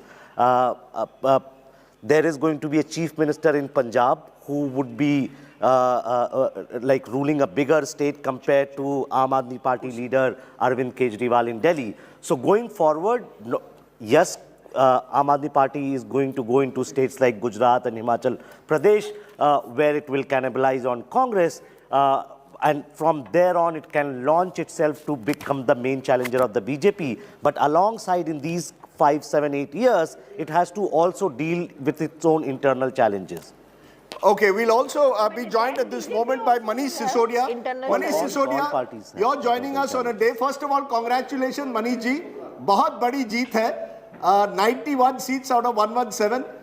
क्या ये मैं मान लूं कि यहाँ से आप अब एक national profile देखते हैं? Is today the day where the Aam Aadmi Party believes अब हम दिल्ली की पार्टी नहीं है, हम देश में जाएंगे? Even in Goa, you have won 2 seats for the first time. बिल्कुल राजदीप, आज के ये नतीजे गोवा और पंजाब दोनों को मिला के देखें तो इसी बात के संकेत हैं कि अरविंद केजरीवाल जी का जो मॉडल ऑफ गवर्नेंस है वो अब दिल्ली का मॉडल ऑफ गवर्नेंस नहीं है, वो एक नेशनल आइडेंटिटी उसको मिल रही है. उसको पंजाब में लोग पूरी तरह से स्वीकार कर रहे हैं, उसको पार्शल तरीके से गोवा में भी स्वीकार किया गया. तो ये एक हम सब लोगों के लिए बड़ी बात है कि केजरीवाल मॉडल ऑफ गवर्नेंस, जिसको लोग दिल्ली मॉडल ऑफ कहते थे, वो अब एक नेशनल आइडेंटिटी बनता जा रहा है पॉलिटिक्स में. और लोगों को एक उम्मीद है कि अगर जो रवायती पार्टियां हैं, जो वहाँ की कन्वेंशनल पार्टियां हैं, वो अब एजुकेशन पे काम नहीं करेंगी, हेल्थ पे काम नहीं करेंगी, जॉब्स पे काम नहीं करेंगी, जो उनके लोकल मुद्दे हैं, जो उनके अपने मुद्दे हैं, उन पे काम नहीं करेंगी और नए नए मुद्दे लाके उसमें चुनाव को भटकाने की कोशिश करेंगी, तो उनके पास अब विकल्प है. नहीं तो क्या आप कह रहे हैं मनीष जी कि आज जो पंजाब ने सोचा है, कल आप गुजरात या हिमाचल कहीं और जा सकते हैं? क्या आपको लगता है इतना आसान होगा या एक लंबी लड़ाई है? क्या आप भी मानते हैं कि 2024 तक Aam Aadmi Party is not ready to challenge the BJP, it will take much longer? देखिए, चेंज फिर पार्टी नहीं लाती, चेंज तो लोग लाते हैं. हम अगर पंजाब को ही देखें तो पंजाब में जो लोग आप जीते हैं, आप उनको देखेंगे और एस्टेब्लिश लीडर को देखेंगे तो उनके सामने तो वो लड़के लड़कियां कहीं नहीं ठहरते हैं, लेकिन लोग लाते हैं. लोगों ने अगर एक मॉडल पे भरोसा बनाया कि हमें अपने लिए गवर्नेंस का ये मॉडल चाहिए, तो फिर लोग भरोसा करके फिर ये नहीं देखते हैं कि कौन कितना एस्टेब्लिश लीडर है, किसके पास में कितने बहुत वेल एस्टेब्लिश्ड टीम ऑफ संगठन है. लोग फिर खड़े होकर वोट करते हैं, लोग चुनते हैं। पंजाब ने बताया, गोवा ने भी 2 नए लोग सामने आए, उनको चुन के दिखा दिया कि भाई हमें आम आदमी पार्टी पे भरोसा है। तो इस तरह से आज एक राष्ट्रीय पहचान आम आदमी पार्टी की बनी है, आम आदमी पार्टी के केजरीवाल जी के काम की बनी है। ये निश्चित रूप से गुजरात में भी लोगों की अपेक्षा होगी, ये निश्चित रूप से हिमाचल में भी होगी और कल को आने वाले और राज्यों में भी होगी। मेरा एक आखिरी सवाल आपसे है, आप पहले क्या कांग्रेस को टारगेट कर रहे हैं? कहीं ना कहीं आपको लगता है कांग्रेस कमजोर कड़ी है, कांग्रेस का स्पेस आप ऑक्यूपाई करना चाहते हैं, उसके बाद आप बीजेपी से टक्कर लेंगे? क्या ये मेरी एनालिसिस सही है कि जहां कांग्रेस आप कमजोर दिखाई देते हैं वहां आम आदमी पार्टी पहले जाएगी, उसके बाद बाकी राज्यों में? हम ना कांग्रेस को टक्कर दे रहे हैं ना बीजेपी को टक्कर दे रहे हैं। हम तो जनता के बीच जाके कह रहे हैं कि भाई इस देश में 75 साल में हम ऐसे कॉलेज नहीं बनवा पाए, इतने मेडिकल कॉलेज इतने वो नहीं बनवा पाए कि हमारे बच्चों को यूक्रेन जाना पड़ता है पढ़ने। हमको ऐसी व्यवस्था बनानी है कि यूक्रेन जैसे देश सोचें कि हमें अपने बच्चे भारत में पढ़ाने पड़ेंगे। अब तो हमें वो व्यवस्था बनानी है। कांग्रेस ने भी नहीं बनाई, भारतीय जनता पार्टी के पास कई राज्य हैं, वहां बनवा ले। भारतीय जनता पार्टी अगर वहां नहीं बनवाती है तो निश्चित रूप से लोग तो चाहेंगे। लोग आज दिल्ली के मॉडल को देख रहे हैं, कल को दिल्ली और पंजाब दोनों का आम आदमी पार्टी का, केजरीवाल जी का मॉडल दिखेगा। लोग बदलाव चाहेंगे, लोग चाहेंगे कि लोग एजुकेशन पे बात करें, आने वाली पार्टियां। लोग चाहेंगे कि हेल्थ के लिए, जॉब्स के लिए, ईमानदारी से व्यापार करने के अवसर देने के लिए, नौकरी करने के अवसर देने के लिए, ये सब राजनीति के मुद्दे होने चाहिए, जो कि नहीं है और किसी ने करके नहीं दिखाया। बात भले की हो लेकिन करके नहीं दिखाया। आज आम आदमी पार्टी है जिसने दिल्ली में करके दिखाया, कल पंजाब में करके दिखाएगी। जैसे जैसे चीजें आगे बढ़ेंगी वैसे वैसे हम भी आगे बढ़ेंगे। फाइनल क्वेश्चन, क्या मैं मानूं कि 2024 में आप वाकई देखते हैं कि आम Aadmi party can be a magnet for the opposition? क्योंकि 2014 में आप जानते हैं अरविंद जी ने मोदी जी को टक्कर दी थी, वाराणसी में हार गए थे, डेविड वर्सेस गोलायत। 10 साल हो गए 2024 में। क्या आप तैयार हैं या आपका लक्ष्य 2029 है? हम न 24 न 29, हम आपने जो मैग्नेट कहा, हम तो जनता के काम पे मैग्नेट बना रहे हैं। जनता को काम हमारा पसंद आएगा, लोग अपने आप आगे बढ़ेंगे। हम लोगों के बीच मैग्नेट बनना चाहते हैं। हम अपने काम से, अपने आचरण से, अपनी पॉलिटिक्स से, केजरीवाल जी के मॉडल से हम लोगों के बीच में मैग्नेट बनेंगे। हमारी प्रयास ये रहेगा, हमें ना कांग्रेस के लिए मैग्नेट बनना है, ना बीजेपी के लिए मैग्नेट बनना है, हमें किसी के लिए मैग्नेट नहीं बनना। चलिए Manish ji, you are saying that you will take this Delhi model education health to Punjab and other states. We'll see how it works, but clearly a window of opportunity has opened for you. Thank you very much for joining me here. Manish Sisodia of the Aam Aadmi Party, Deputy Chief Minister, on the day of a huge win for the Aam Aadmi Party. Someone else has created history also today. Remember, the tiny state of Manipur has seen the BJP win a majority for the first time. And joining me now is N. Biren Singh, Chief Minister of Manipur. Mr. Biren Singh, you can smile. You once told me that your happiest moment was when you won a football match where you were playing for the BSF against East Bengal of Mohan Bagan in the Durand Cup final. Is today the happiest moment? Are you saying that you have now created something that is history in a way? And I remember you telling me at that time, I was skeptical. I said it will be a hung assembly. What happened in Manipur? First of all, congratulations. What happened? Just thank you. You visited here and on that day also I smiled. We together smile. Yeah, this time we got an absolute majority. We got so a 32. How did it happen? Why do you think this time BJP has done in Manipur what you could never do? Win a majority. Very difficult. You see, just हमने एक मंत्र पकड़ा है. हाँ. क्या किया? जादू क्या था? वही जादू है. ऑनरेबल प्राइम मिनिस्टर का सबके साथ सबके विकास करो, सबको विश्वास दो और सबको प्रयास करो. तो हमने I tried it since the government formation 2017. तो people से हमको trust मिला, support मिला. That is the reason why we could get the majority. Jairam Ramesh of the Congress says that the fact is BJP had more resources. This was Manipur. You had all the money and that's what enabled you to win the elections. You won because of resources. How do you respond? No, just the resource in the sense people are with us. Resource means it is not a question of money.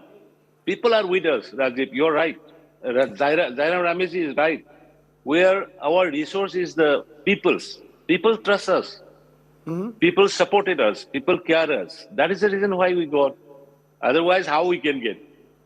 Okay, I have one final question for you because, as you said, we laughed together when we were in Manipur. You gave me a lovely meal on election on my plate, but we sang together.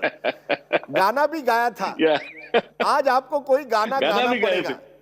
What is your song of the day? आज तो खुशी का कोई गाना बोल दो. What is your song, Biren Singh ji? Even whether it's in Manipuri or Hindi. It can be a Maitai song.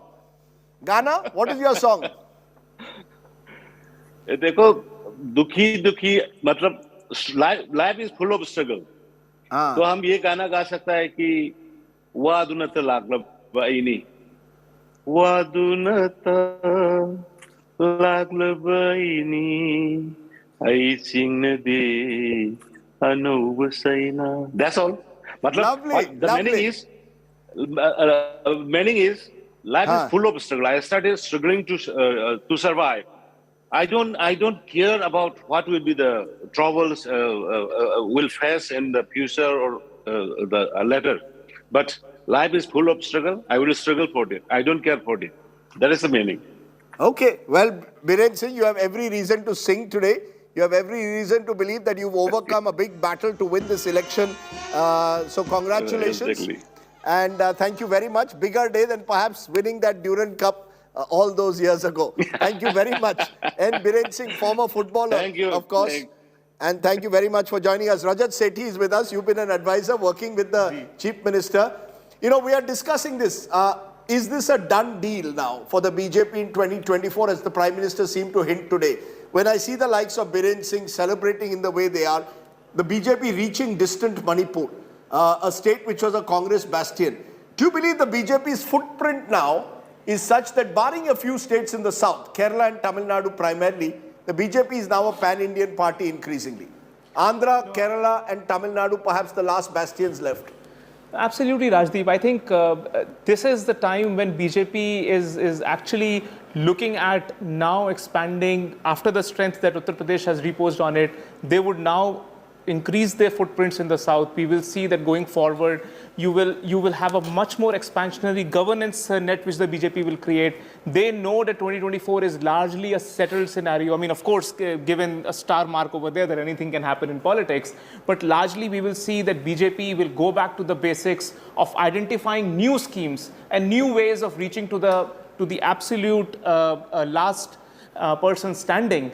And that's the goal that I think BJP would put forth. Prime Minister Modi is going to double down on double-engine governments across the country. You will see that he will try and create more and more such model sort of scenarios the way he has done in Manipur. Interesting. At this moment, I'm joined by Yogendra Yadav, President Swaraj India, joined also by Supriya Srinath of the Congress. We hope to be joined shortly by GVL Narasimha Rao of the BJP. But let's get in reaction. Supriya Srinath, terrible day in the office.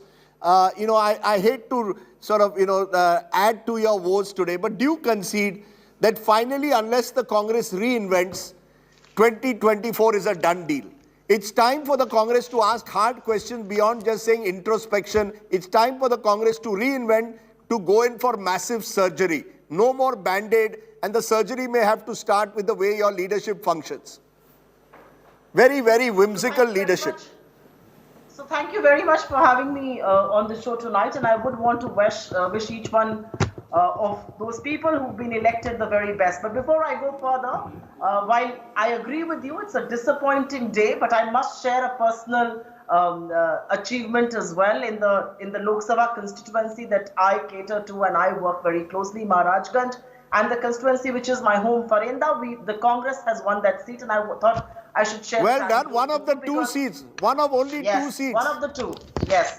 But remember, the BJP won only 2 seats in 1984, all India, and today is the dominant party. So you can start from Parinda. I thought I'd share this with you because of the 2 seats that we've won in Uttar Pradesh. We should have done a lot better. One of them is Farinda. It gives me a lot of glimmer of hope because we worked very closely in Farinda and worked very hard.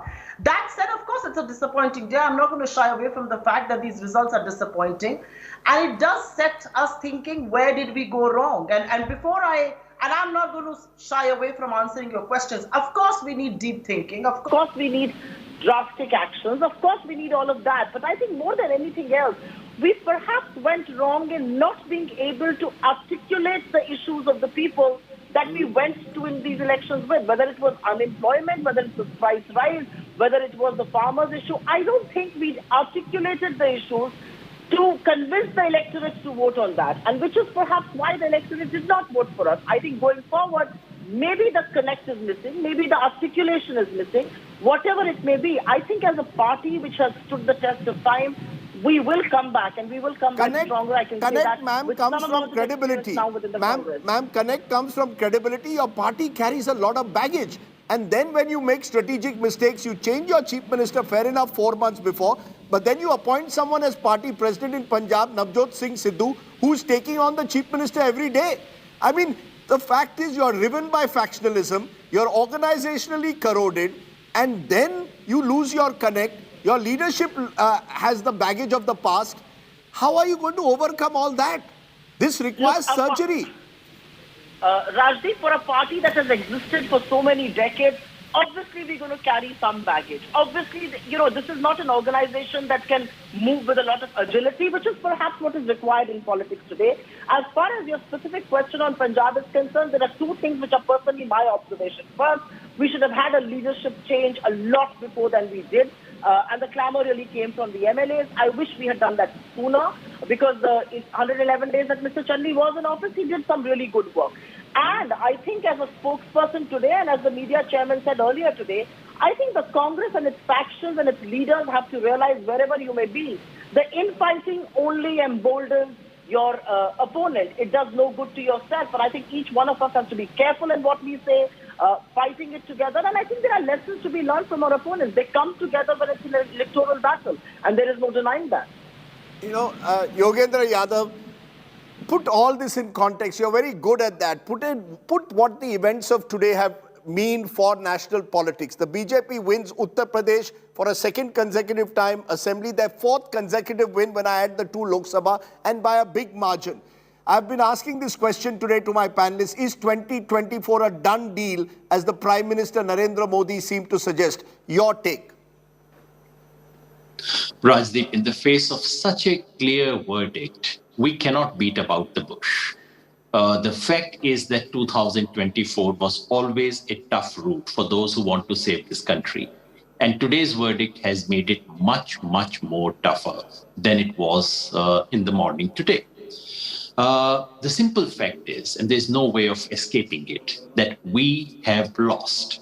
When I say we, I do not mean the political parties who contested election. Of course they have lost. But more than anything, it is those who did not contest election but were invested in it. Those who call themselves liberal, secular, progressive, call it by any name. Those who believe in the constitutional values of this country, those who believe in Baba Saheb, Bapu, Bhagat Singh, they have lost. And they've not been defeated by some external outside force. We've been defeated by our own people. The people have voted in a way that goes against many of the values that we hold. So this is a moment to... Maybe they've rejected those values and are moving on. Maybe they believe that what Mr. Modi claims his vision of India stands for, is preferred to the vision that Yogendra Yadav, maybe your India stands for. Rajdeep, it so happens that the vision that I wish to uphold is the vision of the Indian Constitution. It's not my personal whim that I am upholding. This is the vision of the Constitution of India, and this is the vision of the freedom struggle of India. Yes, it has suffered. I refuse to believe that Indians do not believe in this. I think the failure comes from people like us. We have failed to communicate. Those who ruled this country for the first 50, 60, 70 years did not bother to connect to ordinary people. They made fun of their beliefs. We lost three critical resources: nationalism, religious traditions of this country, and cultural heritage. If you don't connect to these things, you lose connect with the people. And what Uttar Pradesh election today has shown It is not about Labharthi. It's not about those things. BJP has managed to make a deep cultural connect with the people. They are already disposed in favor of the BJP, irrespective of their gains and losses. That is the more important thing. And the Prime Minister was correct to say that this has implications beyond Uttar Pradesh. He was also correct to say that this is not a caste vote. It goes beyond caste. Yes, that's right. And that is really the fear. That is really the danger, that this republic is being dismantled. And the public has been effectively mobilized in the process of dismantling of republic. And therefore, anyone who takes this verdict seriously, and we should bow our head down, learn from the public, connect with the public, and in this one respect, we should learn from RSS. For not just for years, for decades, they went to people, spoke to them, took ridicule, but communicated. This is what we need to do. So it's not merely a question of one party getting it wrong, another party getting it right. It's easy to blame the SP, Samajwadi Party, for not getting this or that right. And the usual thing about election analysis is that we believe that anyone who's lost got everything right, everything wrong. It is even easier to blame the Congress for not even putting up a fight. But I'm not interested in that bit of it. I'm interested in the deeper defeat that has taken place today. Can we respond? Do we still have resources to come back? Yes, I believe we do. And to me, the simple formula is Satta se Sangharsh, lekin Samaj se Samvad. Very interesting. You have to come back. You have to take on this regime to defend the constitutional values. The defense has to be through movements, because the real opposition of this country today is not in parliament, it's on the street. At the same time, you have to enter into deep communication with the people. I may dislike, I may reject the ideology of the BJP. I cannot reject the people who have voted for the BJP. I have to speak to them.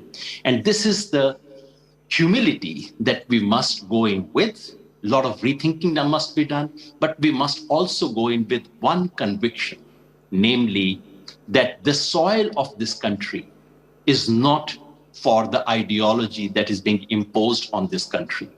That we have Baba Sahib's constitution with us, we have Mahatma Gandhi and the legacy of the freedom movement with us, we have 5,000 years of civilization with us. With this, we shall fight, we shall win. You know, those are all very fine words, but they may sound the word of an ideology, identity, which today at least certainly seems to be facing some kind of a crisis of credibility, people questioning it, and the people seem to have, at least electorally, rejected it. GVL Narasimha Rao, good time to get you in. Yogendra Yadav seems to suggest almost that we are on the onset of a second republic. What he has seen today, he believes is the defeat of the constitutional values as they stood, as enunciated by Baba Sahib Ambedkar. The BJP, and this is the sense I get from him, is practicing extra-constitutional politics in a manner by forcing in values which may not be in line with what Yogendra believes they should be. What is your response to what you just heard? Do you believe, how do you pitch this victory today? Yes. Rajdeep, first of all, analysis being presented here is a twisted analogy to suit their failed politics.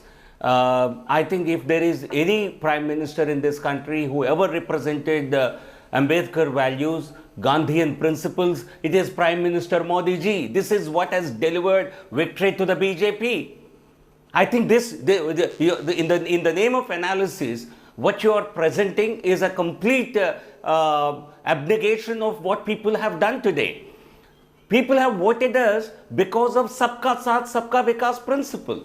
Is Sabka Saath, Sabka Vikas, is this not part of Ambedkarian philosophy? Is this not what Gandhi preached? I think we have delivered development to the last man standing, the poorest man in this country. We have reached out to the remotest villages in this country. Is that why you believe you won today, that the Labharti, the so-called beneficiaries of government schemes, you believe this is a victory for welfareism, pro-poor welfareism? Am I correct? No, I think some of these words that you have mentioned, they're actually being used as some kind of either a buzzword or in a negative sense. Labharthi, no, I don't want to call him. It is his right to get development. So your Prime party Minister uses the word Modi ji has Labharti. ensured that but the poorest of the poor have got their rights under Prime Minister Modi ji. They have delivered. What did Manmohan Singh say? It is a rejection of the principles that Congress party and their friends have espoused all these years. They said, okay, the first right on the nation's resources is for minorities. Did Manmohan say it or no? Dr. Manmohan Singh said this. It's a rejection of such policies. We have been in power for 8 years at centre, and we have been in power in 5 years in UP. I dare anyone to say that we have differentiated or discriminated in any program that we have implemented in this last 8 years. We have ensured, today Honorable Prime Minister referred to this saturation of development. 100% people should get the benefits of development, and it's their right. People have voted for this. People have not voted for slogans. The Congress party gave big slogans, Garibi Hatao, but it was merely a slogan only in the last 7 years. You have seen how on every sense, you have every household today having a gas supply in this country, LPG. You have every household in this country today, which almost every household having a toilet in this country. You have almost every house today having electricity in this country. This should have been done 50 years